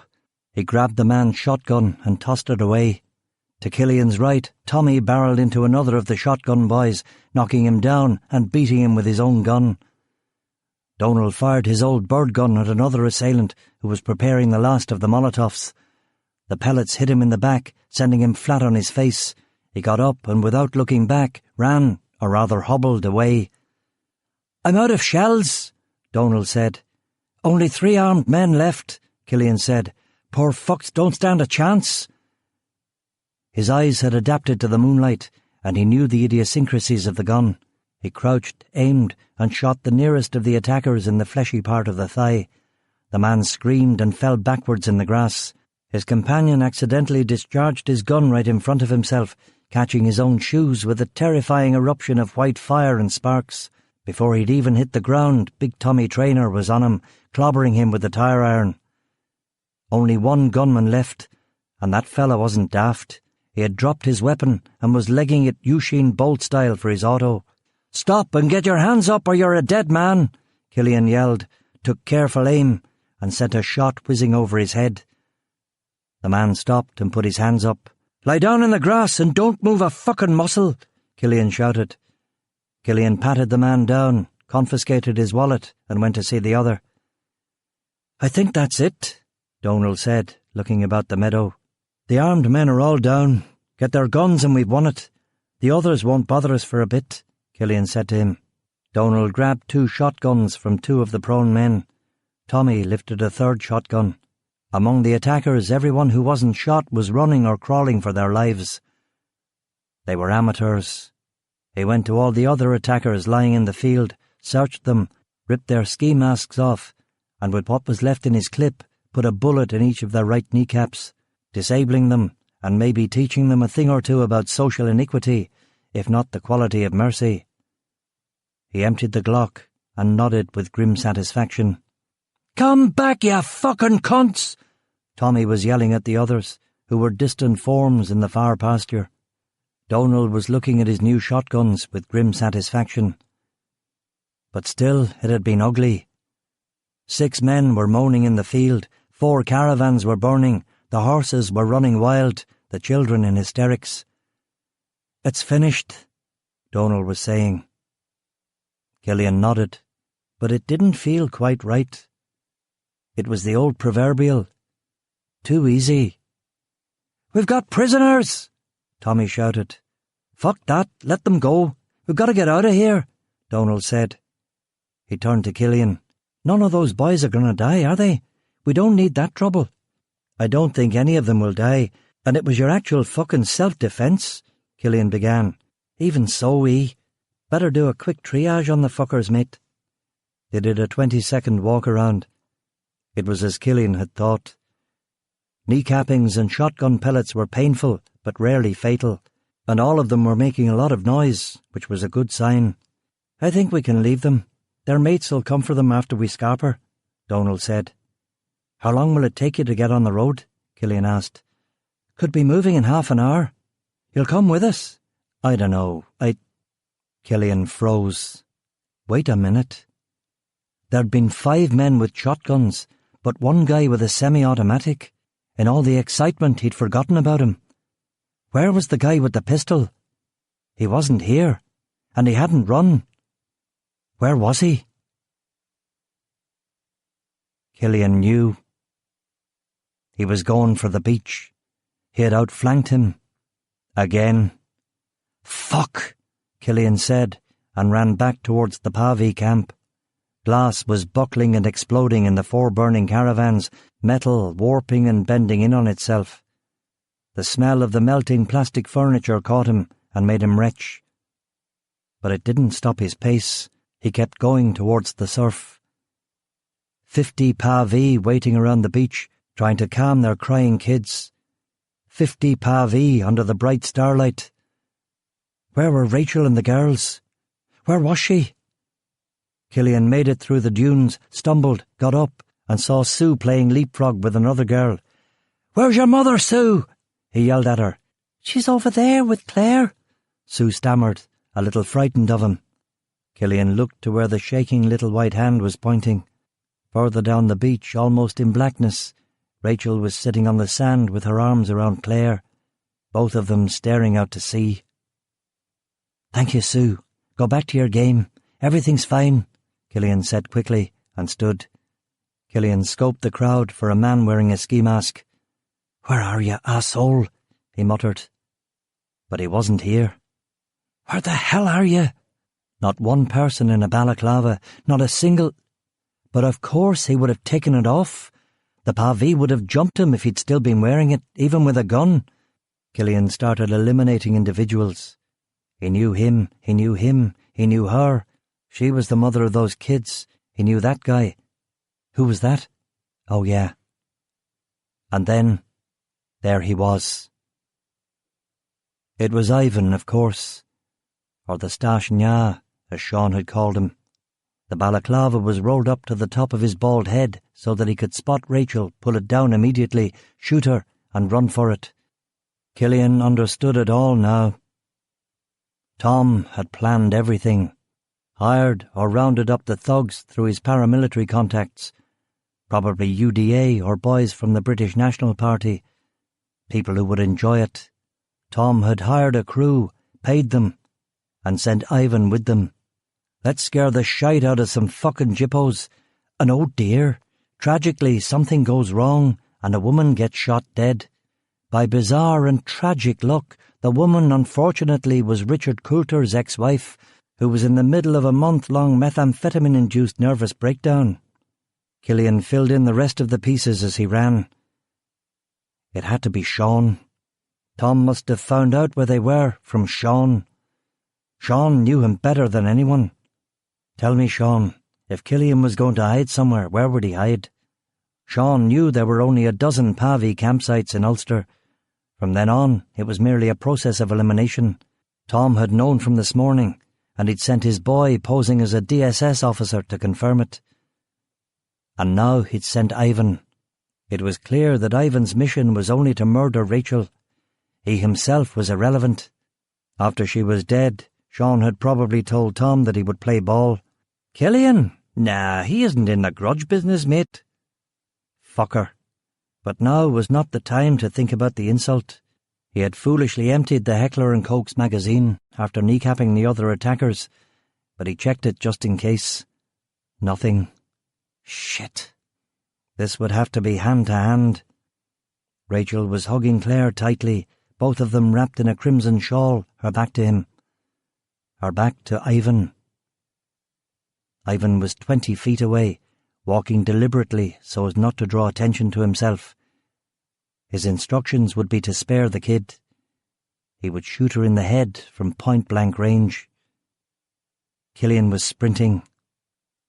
Ivan was 15 feet away. Ivan's big cannon was equipped with a silencer. Deliberately pacing the way a tiger might, paw in front of paw, head completely still. "Rachel!" Killian screamed, but there was too much chaos, too much noise. Ivan heard something, though, and looked to his left and right. It was okay. No one was nearby. 10 feet away, he pulled down the ski mask, raised the 45 ACP, and pointed it. 8 feet away, he sighted her along the barrel. 6 feet away, he began squeezing the trigger, and Killian slammed into him like a Samoan prop forward into a visiting scrum half. While they were still in the air, Killian smacked the gun out of Ivan's hand, and the Russian stuck a finger in Killian's eye. They landed hard on the wet sand. Searing pain along Killian's cracked ribs, and still on the ground, the Russian headbutted him. "The game's up, pal," Killian said, pushing him off. "It's all over." Ivan got to his feet and scrambled for the gun. Killian grabbed his ankle and pulled him down. "Give it up, Starshinya," Killian said, attempting to engage him. "My name is Markov, remember it," Markov said, ripped his ankle out of Killian's grip and kicked Killian in the chest with a full-force roundhouse kick. Killian winced and rolled away, attempted to stand, lost his balance, and sat backwards on the sand. Markov attempted another roundhouse to Killian's neck, but this time Killian got up a block. With his big, powerful hands, Killian grabbed Markov's calf and wrenched the Russian off his feet, punching him in the gut with 2 quick right jabs before he could recover. Very fast for a big guy, Markov thought, as he rolled to the side and got to his feet again. Rachel saw everything and began yelling for the others, but no one could hear her over the fire. Markov launched a crescent kick at Killian, which he dodged. "We don't need to do this," Killian muttered, scrambling to his feet. "You talk too much," Markov said, kicked Killian in the shin, grabbed the drawstrings of his hoodie, and pulled Killian forward into an elbow punch that broke his nose. Markov hit him again with a right hook and a left uppercut. Killian reeled. Blood poured from his nostrils. He gasped air and breathed more blood. His eye was partially closed and he couldn't see, but he could feel the punches raining in. He put his hands over his head, stepped back, pulled the hood from his forehead and tried to open his eyes. Markov did a knife-hand strike to Killian's throat, and if it had connected properly, that might have been it. But Killian got up a partial block on pure instinct alone. His heart was racing. He was in full panic mode. The guy was destroying him. In a second or two he'd think to look for the gun again while Killian couldn't see. And if he had a blade, Killian was a dead man. Killian had one play. It was it or nothing. He ran at Markov, picked him up bodily in a bear hug, and kept running until they reached the sea. Markov punched and hit him, but Killian kept going until he could feel the surf about his knees, and then he dumped the Russian in the water. Killian shoved Markov under the breakers and pushed down on his shoulders. He squeezed with those big butcher boy fingers, holding Markov just beneath the surface, while Markov punched and kicked and even screamed. Killian began counting in his head. 10, 20, 30, 40. Markov looked up through the waves. He didn't want to die here, in Ireland, so far from home, so cold, with this horrible man's face the last thing he would ever see. He didn't want to die. "Marina!" he screamed.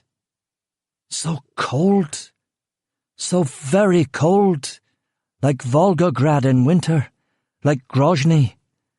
That stupid Irishman, so slow, so old. Look at him. Look at him. I should never have killed that priest. So cold.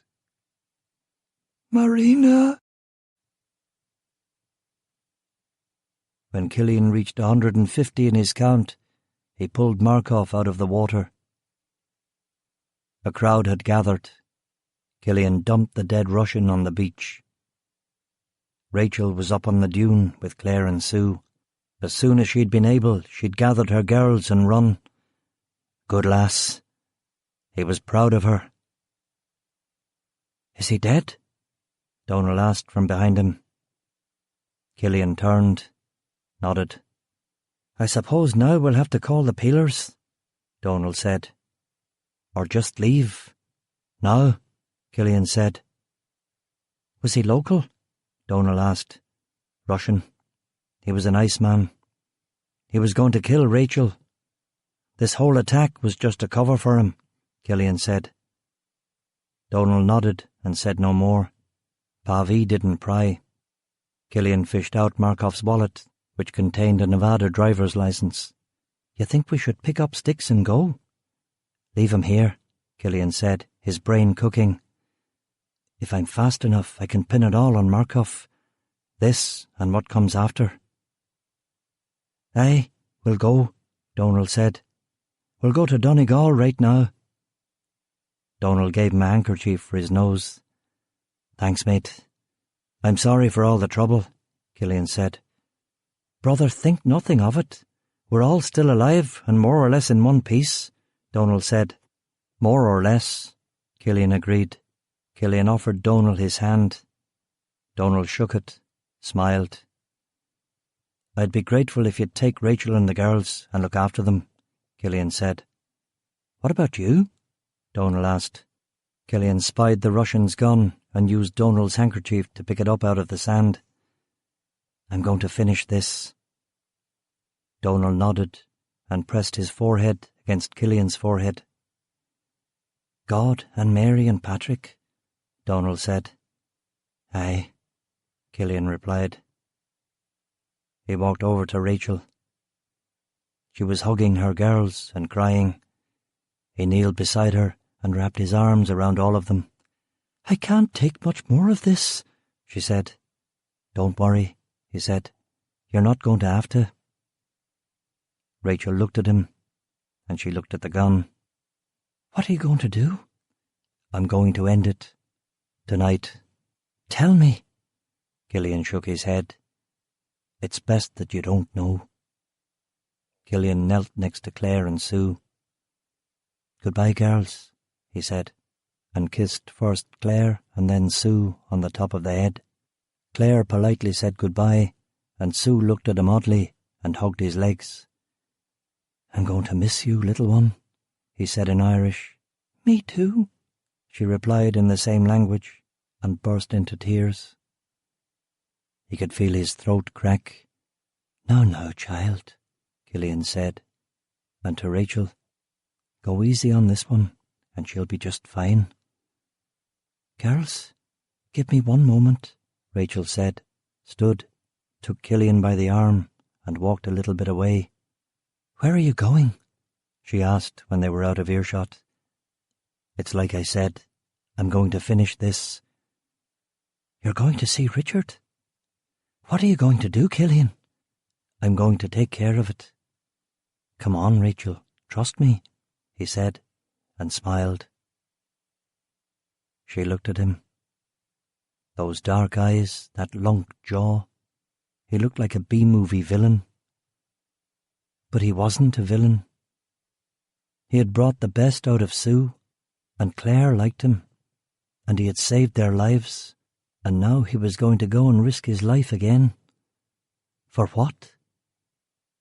What have you got from all of this? She asked.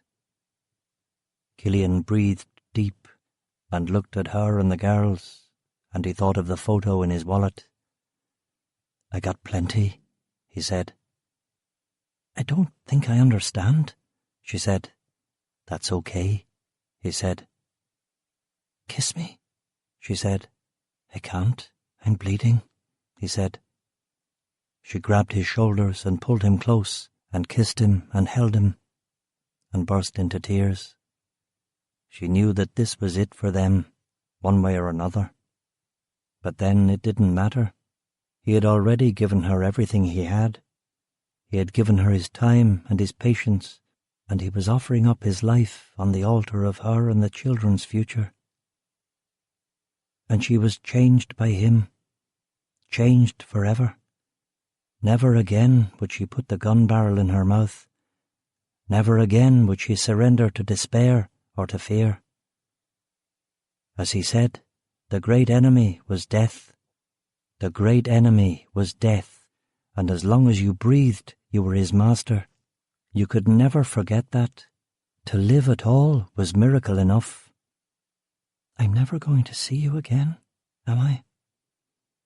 If it all works out, no, he said, and kissed her on the cheek, and walked to the car park, hot-wired the Merc, and headed south, with the burning caravans and the crowd on the beach and the men loading horses into horse boxes fading quickly in the glass of the rear-view mirror.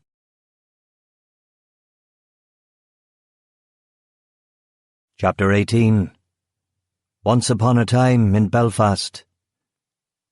In Pavie society, like at Ilium, a man and his actions were identical. You didn't think one thing and do another. If you ran, you were a runner. If you abandoned someone to their fate, you were a coward. You acted, and the gods observed, and fate turned her wheel. It was time to act. Killian drove the Merc to Belfast along the A2. He pulled into a BP station and bought paracetamol, a balaclava, and WD-40. He gulped the paracetamol and cleaned and oiled the 45, being careful to leave Markov's fingerprints on the grip. He drove to the Malone Road in leafy, wealthy South Belfast. He parked the Merc a street away from Tom Eichel's house and put the gun in his pocket. It was a comparatively modest Georgian 3-story affair, with black cast-iron railings and a door that opened onto the street. It was all location, of course, and around here it was $2.5 million easy. Killian walked up the steps and rang the doorbell. There was a pause before Tom opened it. He was dressed in a purple nightgown and holding a cup of tea. He should have thrown the tea and slammed the door immediately. His only chance, Killian thought. Killian pointed the 45 at him. Turn slowly and put your hands up. Tom's eyes were yellow and glazed. He seemed out of it. Turn slowly and put your hands up, Killian repeated. He set his teacup on the hall table and put his hands in the air. Killian closed the front door behind him. Tom was unmarried, but you never knew who might be around. He made Tom walk him through the house, and they finally retired to a book-lined living room where a peat fire was burning. They sat in leather armchairs on either side of the hearth. Killian made sure Tom was well away from pokers or fire-irons. There was a strangeness to Tom's face, and his movements were like a man drowning in molasses. Killian looked into those yellow, beady eyes and noticed that the pupils were dilated. His face was flushed, and there was sweat on his upper lip. "Are you high?" Killian asked. "Yes," Tom said simply. "On what?" "H. Dragon chasing. Over tinfoil. Nothing too serious." "You're a drug addict?" "Oh no, nothing like that. I have rigid discipline. Only in times of great stress, or on special occasions. 6 times a year at the most." "Which one is this? A time of great stress or a special occasion?" "A little of both." Killian leaned back in the chair and examined him. He wasn't on top form. He was like a melted candle, with his hair draped over his face and perspiration on his face. He looked haggard, tired. "So," Tom said at last. "I need to ask you something, Tom," Killian said. "What?" "It's about Richard. I know that you'll never stop, but I would really appreciate your honest assessment of Richard. I've killed Markov, and I'm afraid I'm going to have to kill you. But what will Richard do? He's an unknown quantity. Can I let him live, or will he keep going after her?" Tom's eyes widened, but he didn't flinch. He thought about it. "I've put the fear of God into him. She's a junkie, Killian. She's capable of anything. If she told the cops or the papers, there would have to be an inquiry. It took a while, but I finally explained just how serious this all was to him. One of the girls in the house died during an abortion. She might be one of the ones on the tape. Jesus, it would be the end of everything." So you think Richard will try and top her? I do. There's so many angles. We could blame her junkie pals, the IRA, and she's silenced. Killian nodded. That's what I thought. It's a real catch-22. If she says nothing, she'll never feel safe from Richard. If she goes to the police, the IRA will see to it that she never makes it to trial. At the very least, she'll never feel safe. Tom shook his head. No, he agreed. The only way is to take Richard out of the picture, you out of the picture, and never mention the laptop or what was on it to anyone. They sat while the turf logs cracked and spat, and the grandfather clock in the hall ticked. I suppose there's nothing I can say to dissuade you, Tom offered with a thin smile. Killian shook his head. She got her hooks into you, huh? It's not like that, Killian said. What about money? I have a lot of money, Tom tried. No. Tom swallowed hard. So you're just going to kill me? I have to kill both of you. Tom nodded. Did Richard know about the attack on the Tinkers? Killian asked. Not a thing. Plausible deniability. So he's not sitting up waiting for a phone call? No. Although that place is a bloody fortress. Yeah, I know. It's going to be tricky. Tom sniffed and bit his lip. He repressed a couple of sobs. He had a German father and an Ulster Presbyterian mother. Not the most demonstrative of combinations. There's really nothing I can say? He asked. No. Please. No. Please, Killian. No. Killian didn't want to torture the man. He lifted the .45. Tom put up a finger. Wait. You don't have to actually shoot me, do you? Yes, I do. What if I overdosed? What if I injected myself? He asked. You take it intravenously too? Tom laughed. Not since the bad old days, not for years. But as you'll find out with your lady friend, the hunger never leaves you. Killian walked him to a compartment in the floorboards. An iron lockbox with a passport, money, bags of unrefined heroin and cocaine, a bag of sterile needles. I've been saving this for a rainy day, he said. He was excited now. All he could think about was the hit. The adrenaline would make it all the sweeter. Do you need any help? Killian asked. Tom shook his head. He cooked the heroin with a lighter, made a speedball with the cocaine, sucked up a dose to kill an elephant, tied off an arm, lay down on the sofa, and injected himself. He closed his eyes, and a look of ecstasy passed across his face.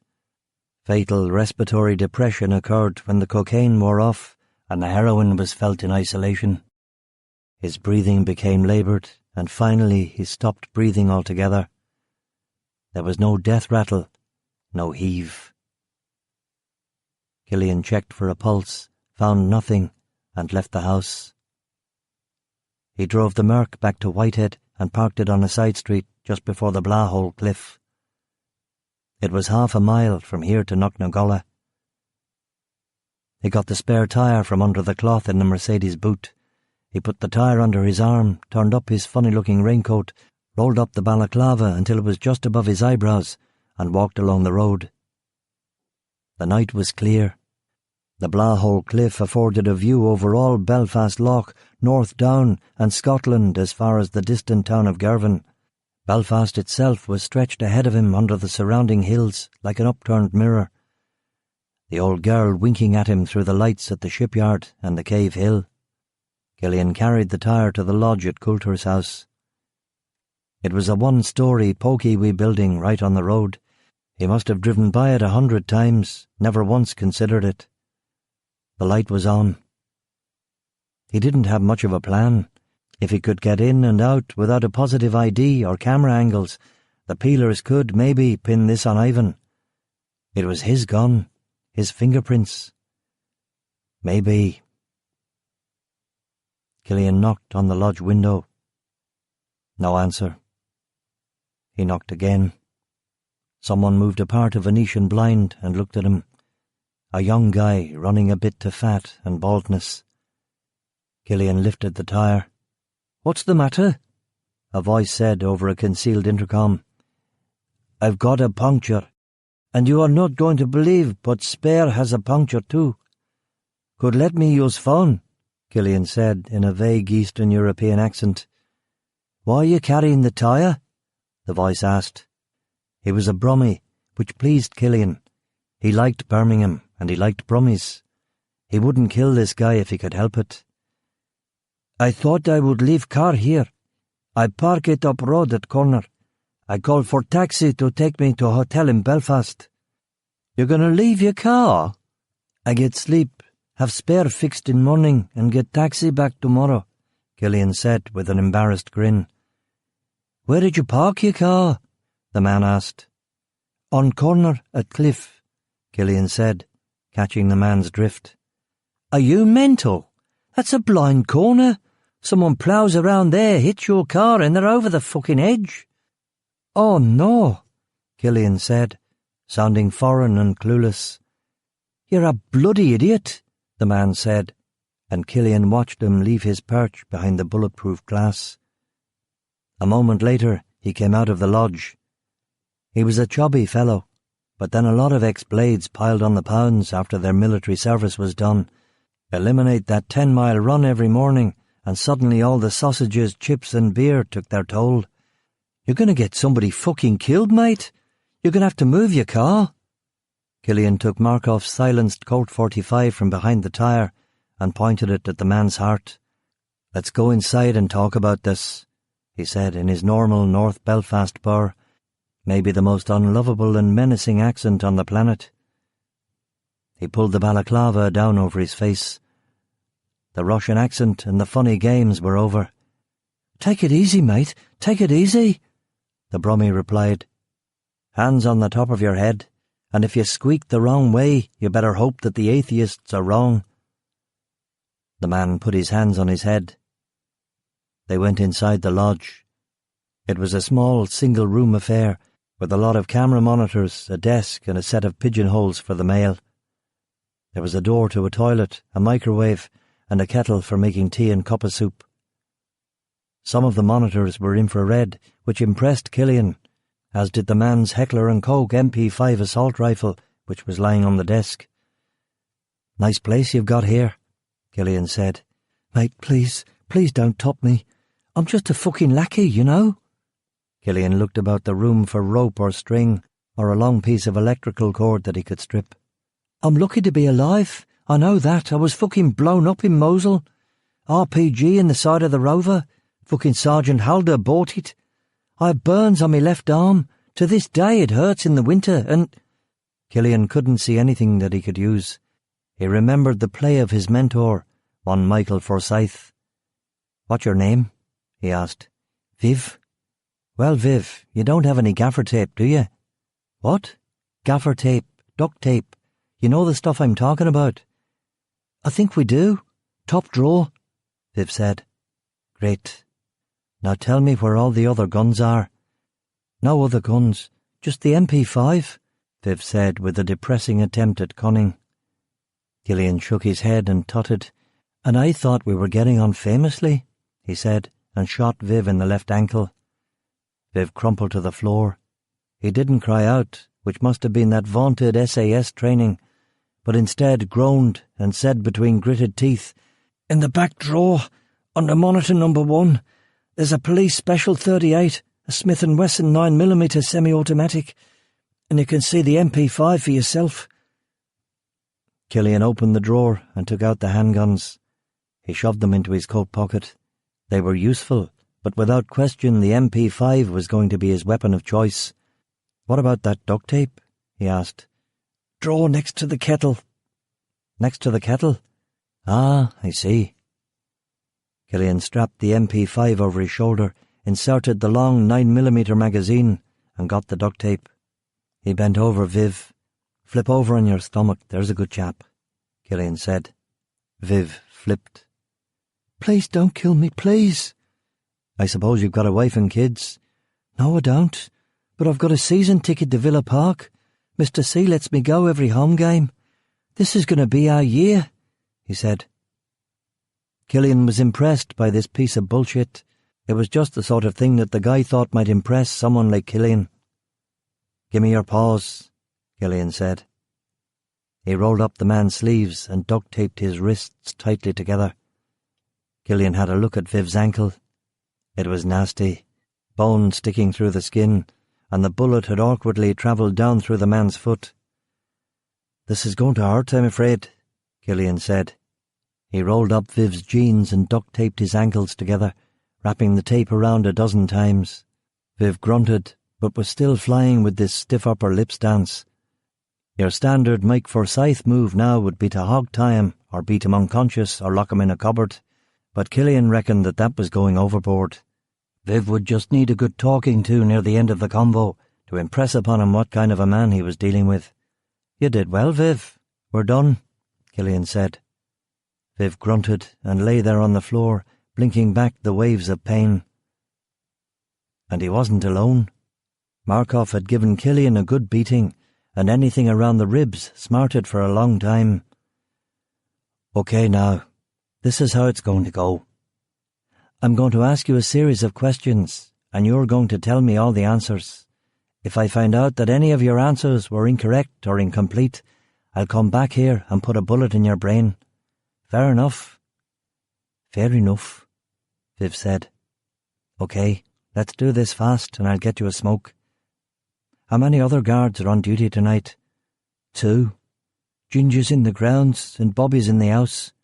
Ground floor. Where on the ground floor? There's an anteroom off the entrance hall. Little cubby. He sits in there reading, wanking. You must have a plan of the house somewhere, Killian said. Over there on the notice board there's a fire exit evacuation plan. That's got the whole house except for the greenhouses and the hangar.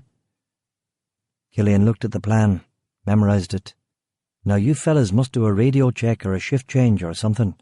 Radio check every hour, shift change every 2 hours. Killian nodded. Go on, he said. Go on what? When's the next radio check? When's the next shift change? What time is it now? Killian didn't have a watch, but there was a clock above the microwave. 2:20, if that clock's right, Killian said. It's not right. Check my watch, Viv told him. Killian rolled down some of the duct tape and found that it was actually 2:31. He took the watch off and slipped it on his own wrist. 2:31, he said. You better move fast if you're going to burgle the house, Viv said. Ginger's supposed to come and relieve me at 3, and then I go over and swap with Bobby. Killian nodded grimly. Did he really think that this was all about a burglary? A man would take on the 3 XSAS tapes just to steal some pictures or antiques or whatever. Well, maybe if they were really valuable, which they probably were. Do you talk on the radio before you do the shift change? Well, what? We talk on the radio all the time, all night. Shit, that was a fucking fly in the ointment. Viv, that causes me some difficulty, doesn't it? How so, mate? Well, if they give you a buzz on the radio and you don't answer, they're going to get all red alert on me, aren't they? Red alert, this is not a drill, call the fucking peelers. I suppose they would, Viv admitted. Where is this walkie-talkie of yours? Killian asked, looking around the surfaces and not seeing anything. I may have left it in the toilet, Viv said. Killian went to the toilet, and the radio was indeed there, sitting on the spare toilet rolls next to a copy of Viz. He picked it up and carried it back. When Ginger calls, you'll just act natural. You won't try and fuck me, will you? No way, Viv said.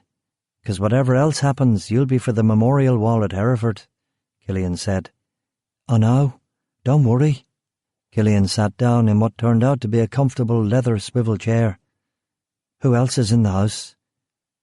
Mr. C, Helena, Mrs. Lavery, Paul, Viv said. Who the fuck's Paul? Butler type. Must be 70 if he's a day. He's in the right front bedroom on the ground floor. Killian looked at the chart. Right front bedroom. Check.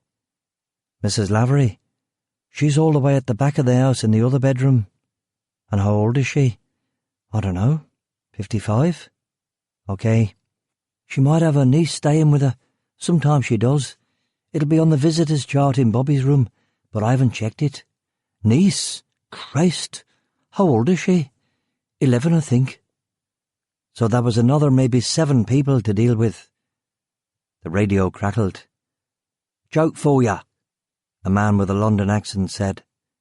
Killian held the radio up to Viv's mouth and pushed the talk button. Go on then, Viv said. Don, the Brummy lorry driver's been on the road for 30 years, always local. He gets into work one morning to find that he has to drive to London for the first time with a big load of timber. He sets off down the M1 and after a bit he's on the Edgware Road. I've heard it before 1,000,000 times, Viv said to Killian. Let him tell it, Killian said, and pushed talk again. Go on, said Viv. He's in the big smoke, traffic, tall buildings, people. He pulls over at a bus stop, winds the window down and shouts across the road to some bint waiting for the number 17. Oi, love, is this London? He asks. Yeah, she says. Well, where do you want this wood then? He asks. Killian looked at Viv. Laugh and tell him that's a good one, Killian said. He pushed the talk button and Viv laughed and said, Oh, mate, that's a good one, you cockney bastard, you. Laughter. Laughter right outside the lodge door. Killian checked the watch. It was only 2:40. Ginger was 20 minutes early. But he was laughing and completely at ease. Killian looked at Viv, put his finger to his lips, held the MP5 in his right hand and put his left hand on the door handle. The door opened outwards. Ginger would see it opening, but he would be expecting Viv, so he wouldn't be in a weapon-ready stance, and as Killian turned the handle, Viv suddenly yelled, Ginger, look out! There's a fucking cunt in here with a gun! Killian kicked the door open and forward rolled out of the lodge into the Belfast night. A drizzle of automatic fire, and Killian kept rolling until he reached a mature palm tree that must have been here long before Coulter. Every single second would be precious now. If they called 999 immediately, the nearest peelers would be coming from Carrickfergus, Killian's own manor, and Killian knew those boys well. Yeah, they were slow and a bit thick, but they wouldn't take half an hour, maybe not 20 minutes. Killian stepped from behind the tree, gave himself a covering burst and ran for the house. Not the obvious escape route of the front gate. He reached the portico before Ginger fired back at him. He dived for the marble steps, and Ginger's MP5 9mm bullets carved holy hell out of the front door, a line of splinters making its way at a 30-degree angle up the wall. He was firing the MP5 on full auto, and Killian waited for the silence. When it came, he stood up and took aim. Killian saw Ginger switching clips with remarkable speed and proficiency. It wouldn't save him. Killian squeezed one well-aimed single round into Ginger's chest, topping the poor bastard immediately. Killian had no time for remorse. He shoulder-charged the front door and burst into the hall. Pistol fire from the side room. Killian hit the deck, crawled behind a pillar. Pistol fire. Killian took a quick look. A hand connected to a wrist from behind a door. No person standing there exposing himself, just the pistol and maybe a mirror on a piece of stick.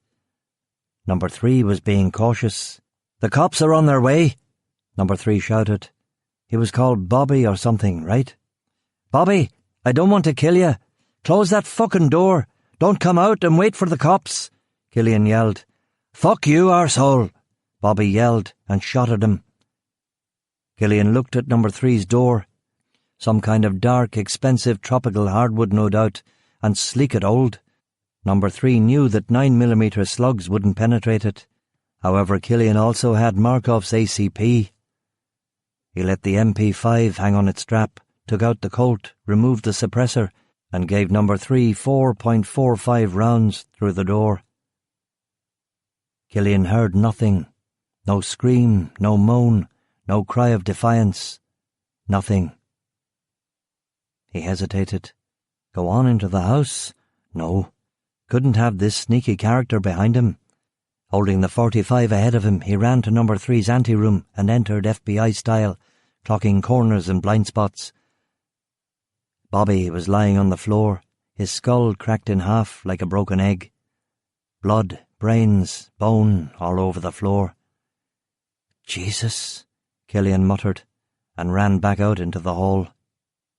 A woman was standing there with a walking stick. "You dirty beast!" she screamed at him, and advanced on him at a shuffle run. Killian smacked the side of her head with his closed fist, and she went down like a 13-year-old lassie during a Justin Bieber concert. Killian ran into the foyer, saw the venerable butler, nodded to him, didn't see any niece, and ran upstairs, taking the steps 3 at a time. He had forgotten the floor plan, and he tried 3 bedrooms before finding the master bedroom at the back of the house. Stupid place for a master bedroom. No view, he thought, as he kicked the door in and dived for the floor. The expected shotgun blast did not come. Killian opened his eyes. Helena was standing by the bed, clutching her swollen belly. "Everything okay?" Killian asked. She looked terrified, petrified to be more strictly accurate. "Everything okay?" Killian repeated, checking the blind spots. "What? No. I mean with the baby. Is everything okay with the baby?" Killian asked, looking under the big 4 poster. "I think so. I don't know. Cops will be here soon. Where is he?" "I don't know. Killian walked towards her and nudged the barrel of the MP5 against her stomach. "Where?" he asked quietly. She pointed at the balcony. "He's right out there. I don't believe it." "There's a staircase to the garden," Helena said. Killian was cruising on adrenaline now. He touched an imaginary forelock and said, "Much obliged, ma'am," in a good old boy accent. He opened the French doors and walked out onto the balcony. There were indeed steps down to the garden. Down to the massive garden that had sheds, a rosary, a couple of different greenhouses, and a bloody orchard. "Shit," Killian muttered. If he was halfway smart, Coulter would just find a quiet corner and hold his breath, knowing that rescue was roaring to him along the Belfast road. "Coulter!" Killian screamed. No answer. "Coulter, you motherfucker!" Surf. Wind. Sheep. "Damn it," Killian said. He looked at Viv's watch. 3 o'clock. How long did he have before this jig was well and truly up? "Coulter, I'm going to shoot her if you don't come out," he yelled. Killian waited, but Coulter did not come out. "Coulter, you can't hide forever," Killian yelled. But Coulter was no mug. "Come on, man, we can talk about this," Killian yelled. Killian caught something on the wind. Far off in the distance, he could hear a siren tearing along the coast. Them boys had got their dicks out of each other's arses faster than he'd been expecting.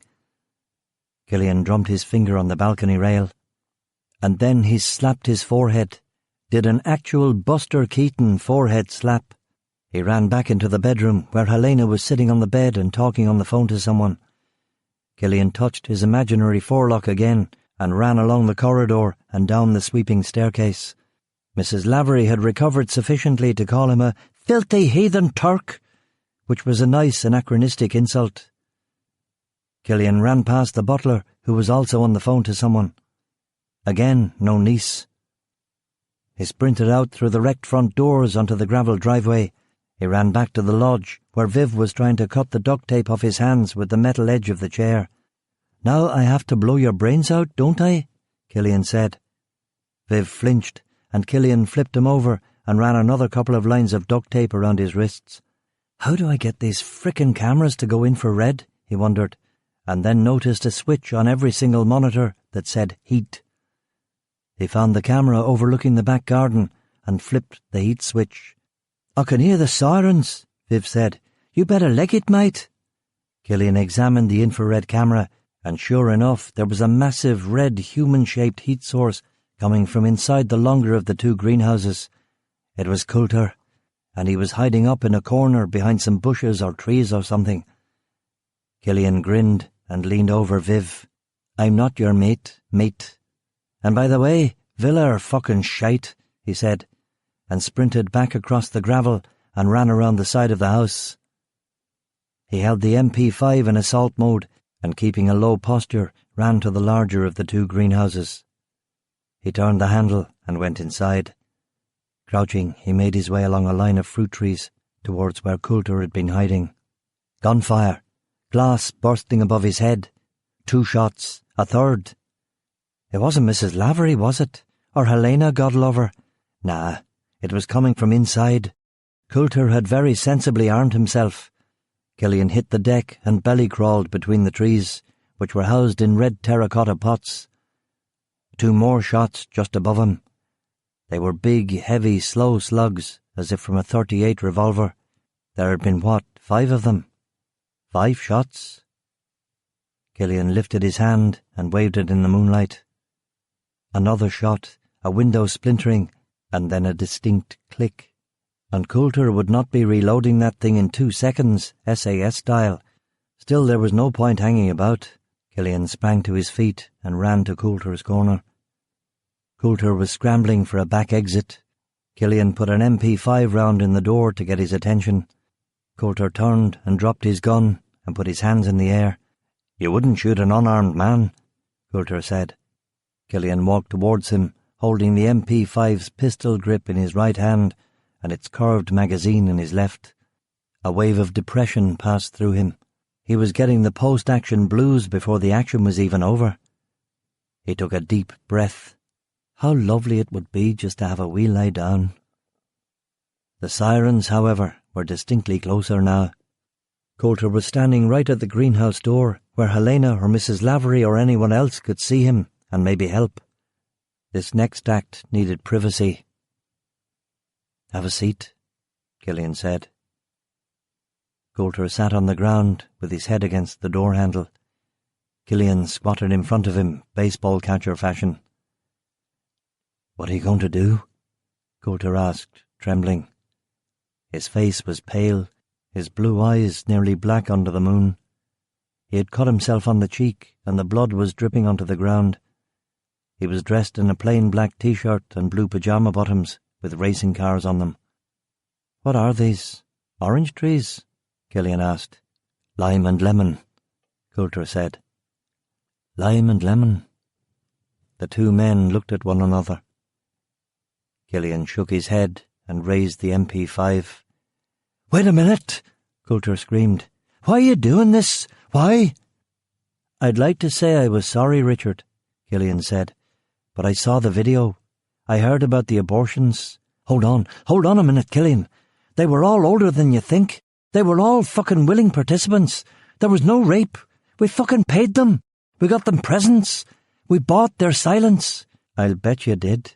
I'm sure you and your good friend Dermot McCann did indeed make sure that no one fucking talked." "It wasn't like that, Killian. It wasn't like that. Do you remember the 70s in Belfast? It was a fucking war. There were different rules. It was Berlin 1945. There were no rules. Bombings every day, fire bombings, shootings. Do you remember? Running a fucking brothel in all that madness. In all that madness. A wee bit of fun. That's all it was. It was a good thing. A coming together across the divide. Me and McCann and a couple of others." "Fun, was it? Don't be such a fucking choir-boy, Killian. This is Ireland. Far fucking worse was happening in orphanages and fallen girls' homes and fucking convents. This is old news, mate. Special branch knows about it, and you don't hear them fucking blabbing." "So that's why you've never been granted a knighthood," Killian said, as the sound of a helicopter now got added to the sirens. "It's all bullshit, Killian. It's water under the bridge. It's a fairy story. Nobody's interested, you see?" Killian shook his head. "Why did you get the film transferred from Super 8? Why did you keep it? Insurance. McCann wasn't a player back then. He was just a fucking muckety-muck who controlled a local racket. He got me a couple of contacts, and then both our stars started to rise. He got onto the IRA Army Council. That's a fucking useful chip to have. What would you do? Just insurance, that's all. I didn't even think about it anymore. It was on some old bloody computer that I didn't even think about. Does he know you have the film? Aye, he remembers us filming it, but he thinks it was destroyed ages ago. He's never brought it up with me. Nobody knows about the footage. Just you, me, Tom, and Rachel, of course. Killian nodded. That helped clarify things. See, it's all over. No harm done. All fucking over, mate. Nobody gives a shit about that old nonsense. Belfast has changed. Ulster has changed. Ireland has changed. Coulter continued. Yes. Coulter laughed. And the laptop's at the bottom of a bloody lake. Did you know that? I was there, Killian said. Aye, so you get it, right? It's all bullshit, Killian. Once upon a fucking time in fucking Belfast. Killian stroked his chin, looked Coulter in the eyes. I've been a force for good, mate, and I've worked bloody hard. I didn't get any breaks. That's not strictly true, is it? Your little self-protection society, you and McCann, you never had to worry about the IRA blowing up one of your offices. Yours was the one building company people knew could get the job done, even during the darkest years. How was that? Luck? Hard work? No. Now we know what lay at the back of the Coulter miracle, don't we? That's bollocks. The fucking 70s you're going on about. It's old news, Killian. Those were the bloody days.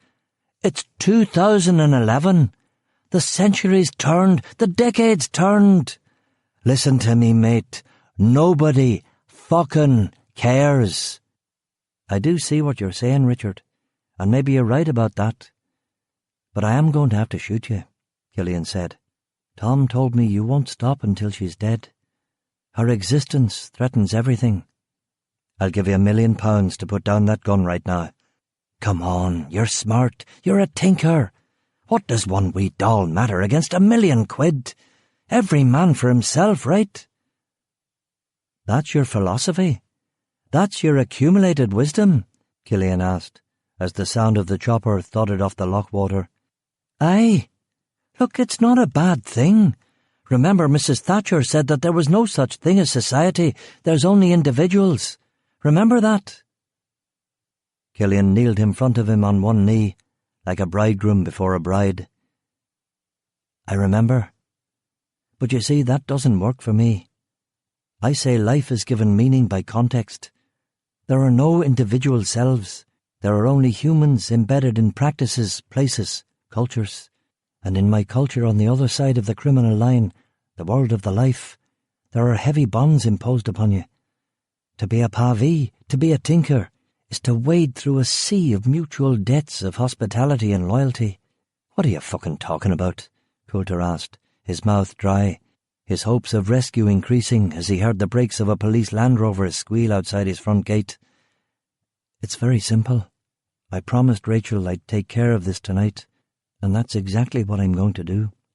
This was Killian on firm ground at last. He had left that confusing straight world of real estate and banks and mortgages. He had left Sean's world of smart hoodlums exploiting the weak for financial gain. He had even left the Northern Ireland he had grown up in, that place Coulter had spoken of, that odd non-country in the midst of a low-level civil war, indulging its sectarian passion in a way no other place in Cold War Europe could.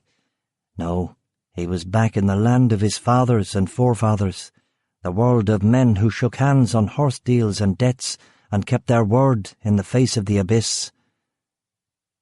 And he knew he had been fair. Even in the labyrinthine world of tradition and obligation that made up Pavee society, there were ways out. There had to be. Tradition was not meant to be moribund. It was a living argument. You were not a puppet following a preset script. You were a live actor with permission to improvise. There were one or two things that Coulter could have said that would have saved his life. He had, however, said none of them. The glass was falling. His time had run out. Killian sighted the MP5 on Coulter's forehead and pulled the trigger once. Coulter was killed instantly. From existence to black non-existence, just like that. Amazing, really. Killian unstrapped the gun, let it drop, walked out the back of the greenhouse and across the garden. He climbed the garden wall, jogged to the exterior fence, climbed that, and then ran deep into the Antrim hills, running until he reached the high bog, an ancient and traditional place of refuge for men seeking shelter from the authority of kings.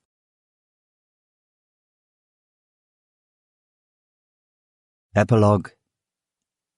On Gog Magog Street. Michael Forsyth walked through the green channel of Heathrow's Terminal 5 and was not stopped by the customs inspectors. He was wearing a charcoal grey Armani suit, black Testoni Norvegese shoes, and his luggage was a Floto men's garment bag. He didn't look like a heroin mule, although heroin smuggling was a residual part of the criminal empire he shared with his wife Bridget. He took off his sunglasses and scanned the chaotic arrivals area for his contact.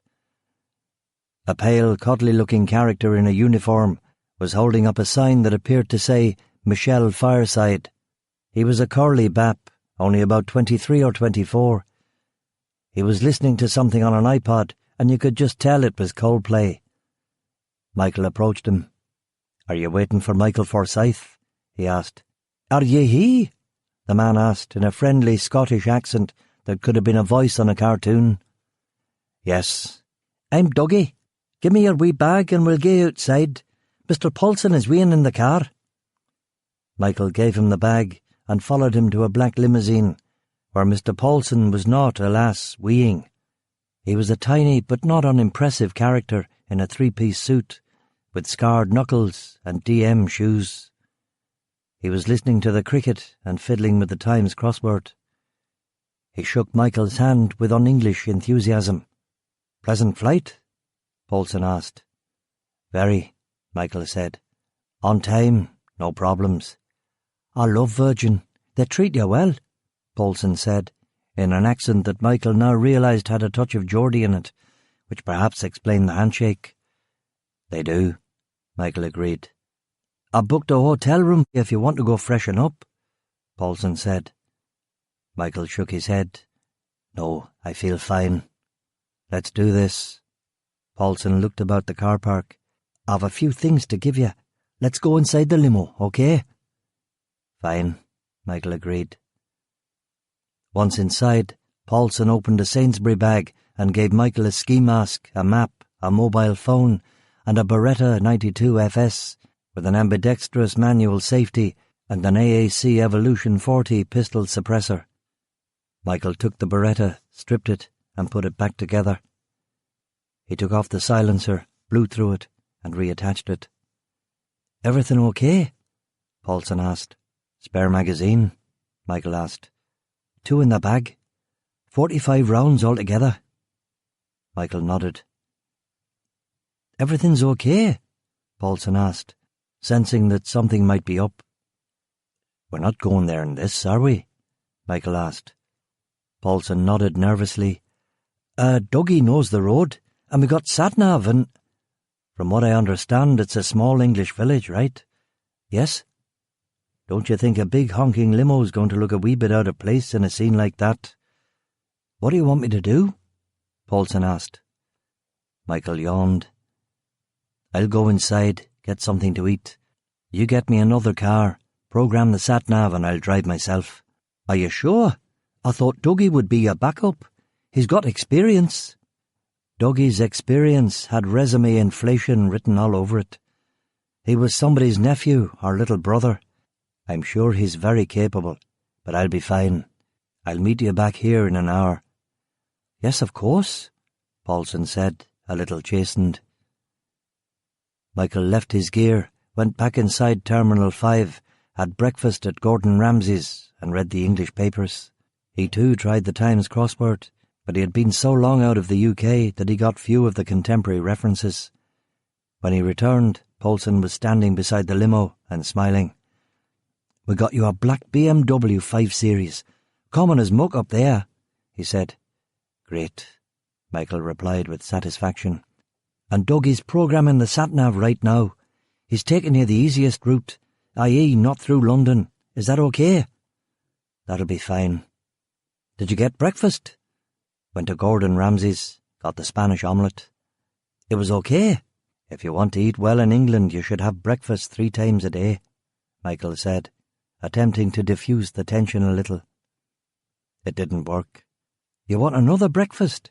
Ramsay's famous for his small portions. You know there's a McDonald's on the slip road. The last thing you want to be is hungry on a job like this." "Where's this Beamer?" Michael said, with a little inward sigh. He resisted the temptation of the McDonald's and had no difficulty finding the M25. He listened to Radio 4 until the sat-nav's saucy female voice began warning him about the turn-off for the M11. He took the M11 to Duxford and then almost immediately took the A505 and finally the A1301 to Sawston. He found that he was in East Anglia, a part of England he had never been to before. Flat, wheat, barley and rapeseed fields. It was attractive countryside. At the village of Sawston, he let the sat-nav take him onto New Road, Babram Road, Woodland Road, and at last, Gog Magog Street. He parked the car, got out, stretched. The street only had houses on one side, 1930s-style mock Tudor mansions that looked across the fields to a small set of hills to the north. It was drizzling. His watch told him that it was 5:05 in the morning, which meant that it was 10:05. The scouting reports had been consistent, and at this time of the day he was not expecting trouble. Killian worked at the Royal Mail sorting office in Cambridge. He cycled the 8 miles into the city each morning at 5 and came back around 1. And the traveller camp itself was not difficult to spot, a line of 12 caravans on the common next to the wood. The field looked boggy. Michael winced. It would play havoc with his shoe leather, but there didn't appear to be any actual road, so there wasn't much of a choice. He stood for a bit and let the warm English drizzle coat him. The rainwater slowly reservoired in his sandy hair, awaiting a critical mass when it would pour down his face in baptismal streams. "This is stupid," he said, and got back inside the car and texted Bridget. "Arrived safely, no probs, LUL. M." He put the silenced Beretta in the specially cut pocket of his jacket, got out of the BMW and locked the car. He stepped over the shuk onto the common and walked gingerly across the field to the traveller camp. A dog came and kept him company. Thinking he must have food or something, a goat began following him too. He reached the camp without adding to his menagerie. There were a few people pottering around. Michael nodded a good morning to a kid and looked for the caravan with the blue door. He found it a little apart from the others, on a small rise near the wood. It was tiny and dented, but on a good site, protected from the easterlies by an ancient oak tree and with a view to the north and west. There was a goat outside it too, on a long tether, a nanny goat that Killian obviously used for the milk in his tea. It nuzzled at the pocket of his trousers, and he had to shoo it. Michael looked for a spare key under a breeze block and a rubbish bin, and finally under a spare tyre. There was no key. He went around the back to see if any of the windows were open, but they were all locked. "It's the old skelly then, isn't it?" Michael said to the goat. This was not his field of expertise, and it took him nearly 10 minutes to get the door open with the wire and the skeleton key. If any of his boys had ever taken that long, he would have fired them on the spot. He was fortunate in having not drawn any serious attention, or worse, comments from any of Killian's neighbours. He'd had a yarn prepared. "I'm a cousin from Belfast. I'm here to surprise him. Don't say anything." But he was glad that he didn't have to use it. Killian's caravan was uninteresting. A fold-out bed, a TV, a radio, a tub of rice, a bag of new potatoes, cans of mushroom soup, a couple of paperback novels. A distinct aroma. Michael sat on a rather grubby-looking sofa, set the Beretta on a Formica table in front of him, and rifled through the novels, finally selecting a bruised copy of 9 Stories by J.D. Salinger. The first story was about a newlywed couple who were on holiday in Miami. She was uptight and he had mental problems.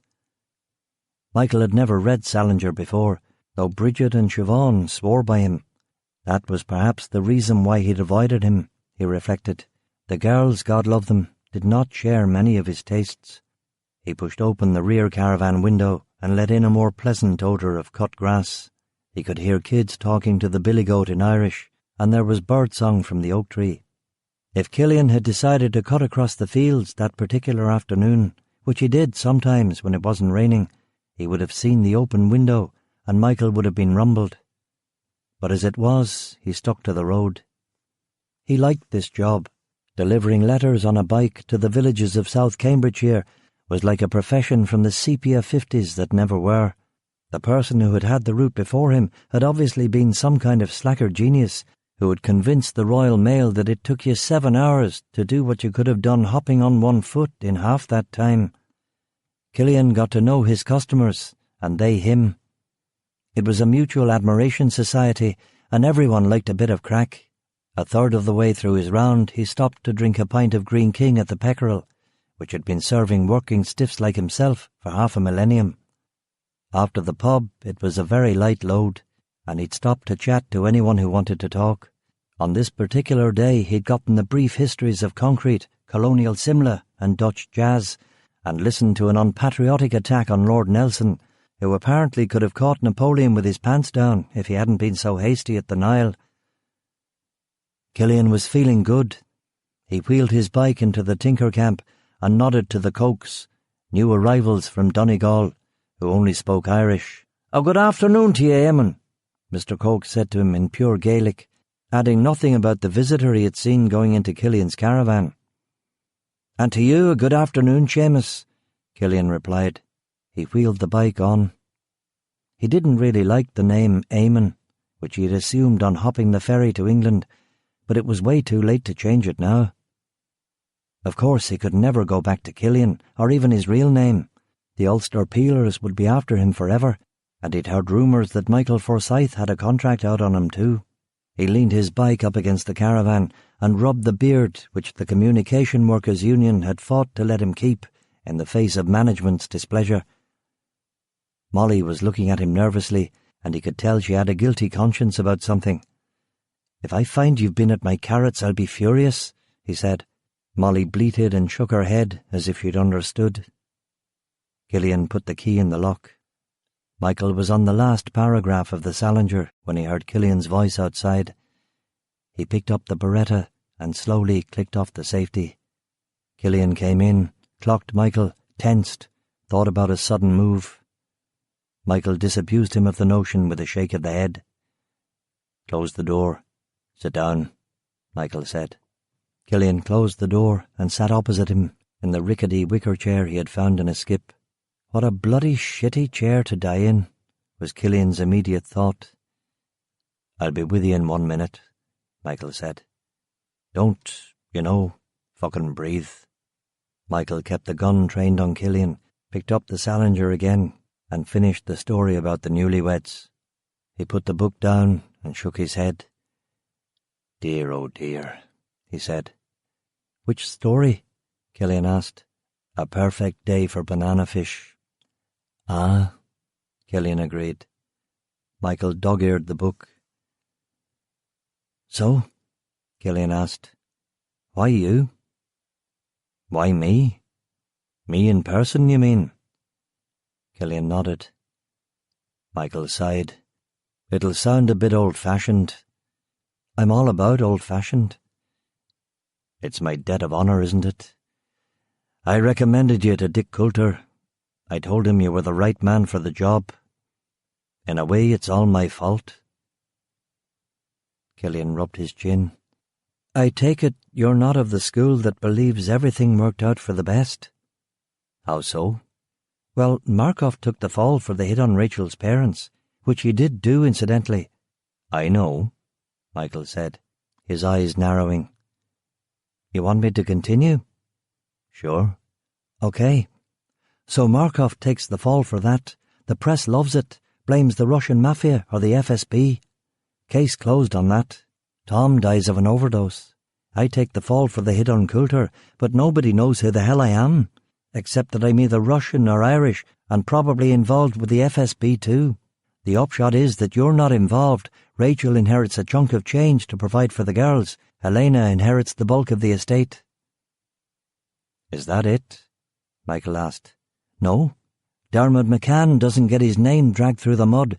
The IRA doesn't erupt in civil war. The Northern Ireland Assembly doesn't collapse. Peace reigns in Ulster. So everybody wins. Everybody wins, Killian agreed. Except for poor old Tom and poor old Dick Coulter, Michael said. They were kiddie fiddlers, pimps. Poor old Tom Eichel and Dick Coulter should be doing 10 years. Michael pursed his lips. You've got proof of that, of course. Seen it with my own eyes, Killian replied. And now conveniently lost forever, Michael said. Killian knew that Michael was smart. He didn't get to be where he was without being extremely intelligent. So it annoyed him that Michael was being a prick. Michael, Tom already told you all this. You don't need the proof. You know it's true. If you're looking for an additional reason to top me, be my guest. Add the fact that I'm a liar if you want, but I'm not lying, and you know it. The Dick Coulter I knew, Michael began, but Killian interrupted him. Aye, the Dick Coulter you knew was as pure as the driven snow. It was all a terrible misunderstanding. Rachel and me got the wrong end of the bloody stick. Michael coughed. All right, let's say I believe you. It doesn't really change anything, does it? Killian smiled. How many years since you've been on a job, Mike? Since you've been in a position like this? Michael leaned back in the sofa. Must be 7 years now since I even picked up a gun. I wouldn't have done it this time either, but for the fact that it was all so bloody personal. Okay if I smoke? Killian asked. I'd prefer it if you didn't. Can you hold off? Are you desperate? Michael asked. I can hold off, Killian said. Where was I? Michael asked. It was all so personal. Yes. I mean, I liked you, Killian. You had a rep. You were a quality closer, a first-class pressure man who could do the job without breaking a little finger. You were a bit of a wee local star, and the fact that you were so conflicted about it made you even better. You were a class act. I heard about your Uruguay story. Genius. Killian smiled. You liked that? Michael laughed. I did, aye. And in many ways I'm sympathetic to your point of view. Avoiding the rough stuff, using the old noggin. I dig it. But you've crossed a line here. What you've done cannot be allowed to stand. Killian looked Michael in those blue-grey eyes, now a little greyer than blue. No one cares, Michael. Coulter's dead and buried and on his way to being forgotten. Everybody's rich. Nobody gives a shit, Killian said. Not no one. I know, and I care, Michael said, his voice rising, becoming a little shrill. Killian's eyebrows shot up. The Northern Irish house style was understatement. You didn't get all shouty at the drop of a hat. Michael had been in New York too long. Why don't you have that cigarette now? Michael said. Maybe I'll riff on the smoke. Killian was wearing a light jacket over his blue post office shirt. He reached in the outside pocket for his Marlboros and his lighter. He'd been easing off. He was down to 5 a day. Not that that would matter much now. Are you okay for one? Killian asked. I gave up, Michael said. I'm in the process. Or was. Michael sighed again. I mean, what kind of a life is this anyway, eh? Always looking over your shoulder, stuck here in a dull wee corner of England. Killian took a drag on the cigarette and blew smoke at the ceiling. It's not dull. Nowhere's dull if you look hard enough. Take a gander at yon book at the end of the shelf there. Take a wee look. You might get a kick out of it. I know I did. Michael picked up a book with the title Where Troy Once Stood by a Dutchman called Eamon Wilkins. He flipped the cover, read the back, was completely uninterested, put the book down. It's this guy's thesis that all the events of the Iliad took place in East Anglia. The whole of the Trojan War took place in Britain during the Bronze Age. It was so famous that the story got spread across Europe and adopted by the Greeks, and so became part of their mythology. It sounds nuts. Oh, it is, completely. Wilkins got the idea because it rains so much in the Iliad, but not very much in Greece or Anatolia. So where does it rain a lot? England, of course. It's so loony, it's kind of brilliant in a way. Anyway, you see that hill behind you through the window? Michael smiled. You think I'm going to fall for that? Killian chuckled. Okay, don't look. But anyway, that hill behind you is called the Gog Magog. We're on Gog Magog Street, and according to Wilkins' theory, that hill, that very hill, is the hill of Troy. That's why you moved here? Michael asked. No, we moved here because of the common land. But I found that book in the Oxfam shop and started reading it, and thought it was great, Killian said, and then in the voice of the preview guy at the movies, Here we are, in the shadow of ancient Ilium. Or not, Michael said, laughing. Because of who he was and what he'd done, Michael didn't have many friends. He liked Killian. Killian could have been a pal once, but of course not now. The laughter died on Michael's lips. Look, Killian, I don't want to give you false hopes. I don't want you to be labouring under any illusions. You realise that, right? This isn't a debriefing. I haven't come here to get your side of events. I've come to end this sorry episode. I thought there might be a reason for the fancy-looking piece of equipment in your right hand. I mean, you see where I'm going with this. It's for honour, and if you will, professional reasons. What if I put up a fight? Killian asked. Do whatever you have to do, but only one of us is going to walk out of this. Michael's voice tailed off. Caravan. You're allowed to say the word. You won't turn into a tinker just by saying it, Killian said. I wasn't shitting on your accommodation. I was just trying to think of the British term. We call them trailer homes in America, Michael said. Aye, I know. Trailer trash and all that malarkey. No, you don't know. That's got nothing to do with it. I'm not prejudiced. I've been through the mill myself a few times as well, mate. Killian put his hands on his thighs and smiled. By put up a fight, I didn't mean fisticuffs. I meant me using my skills, what I've got, to make you change your mind, he said carefully. Michael nodded. There was not a soul in the pasture behind him, and it was beautiful out there, a golden sea of rape flowers, an azure horizon, carnation-shaped clouds. The light was bending through the perspex, making a halo in the dust thermals above Michael's head. Killian liked that. An angel, even an angel of death, needed a halo. As I was trying to say, only one of us is going to leave this caravan alive. I know you're good, mate, but you're not talking your way out of this one, Michael said. You're not going to fault me for trying, though, are you? No. Killian's smile broadened. What more could you ask than to be given a chance to do what you did best? Well then, Killian said, and out poured the words, which of course are deadlier by far than bullets in the hands of an expert practitioner.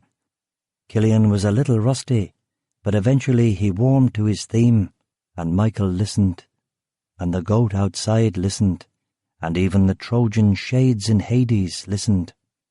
He talked, and shadows fell on the Tinker Camp, and on the rapeseed fields, and on the Gog Magog, and Venus rose in the vermilion sky, and the moon lowered her pointed keel, and in the background, in the broad limb of an oak tree, a wheatear was singing.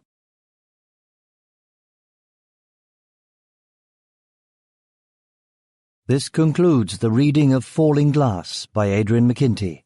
Copyright 2011 by Adrian McKinty. This book was read by Gerard Doyle. This unabridged recording was published by arrangement with Creative Book Services and was produced in 2011 by Blackstone Audio Inc., which holds the copyright. Neither this recording nor any portion of it may be reproduced or used for any purpose without prior written authorization from Blackstone Audio Inc. If you would like to obtain a complete catalogue of our titles or our monthly update telling you about new releases, call 1-800-SAY-BOOK. That's 1-800-729-2665. Or visit our website at www.blackstoneaudio.com. Thank you.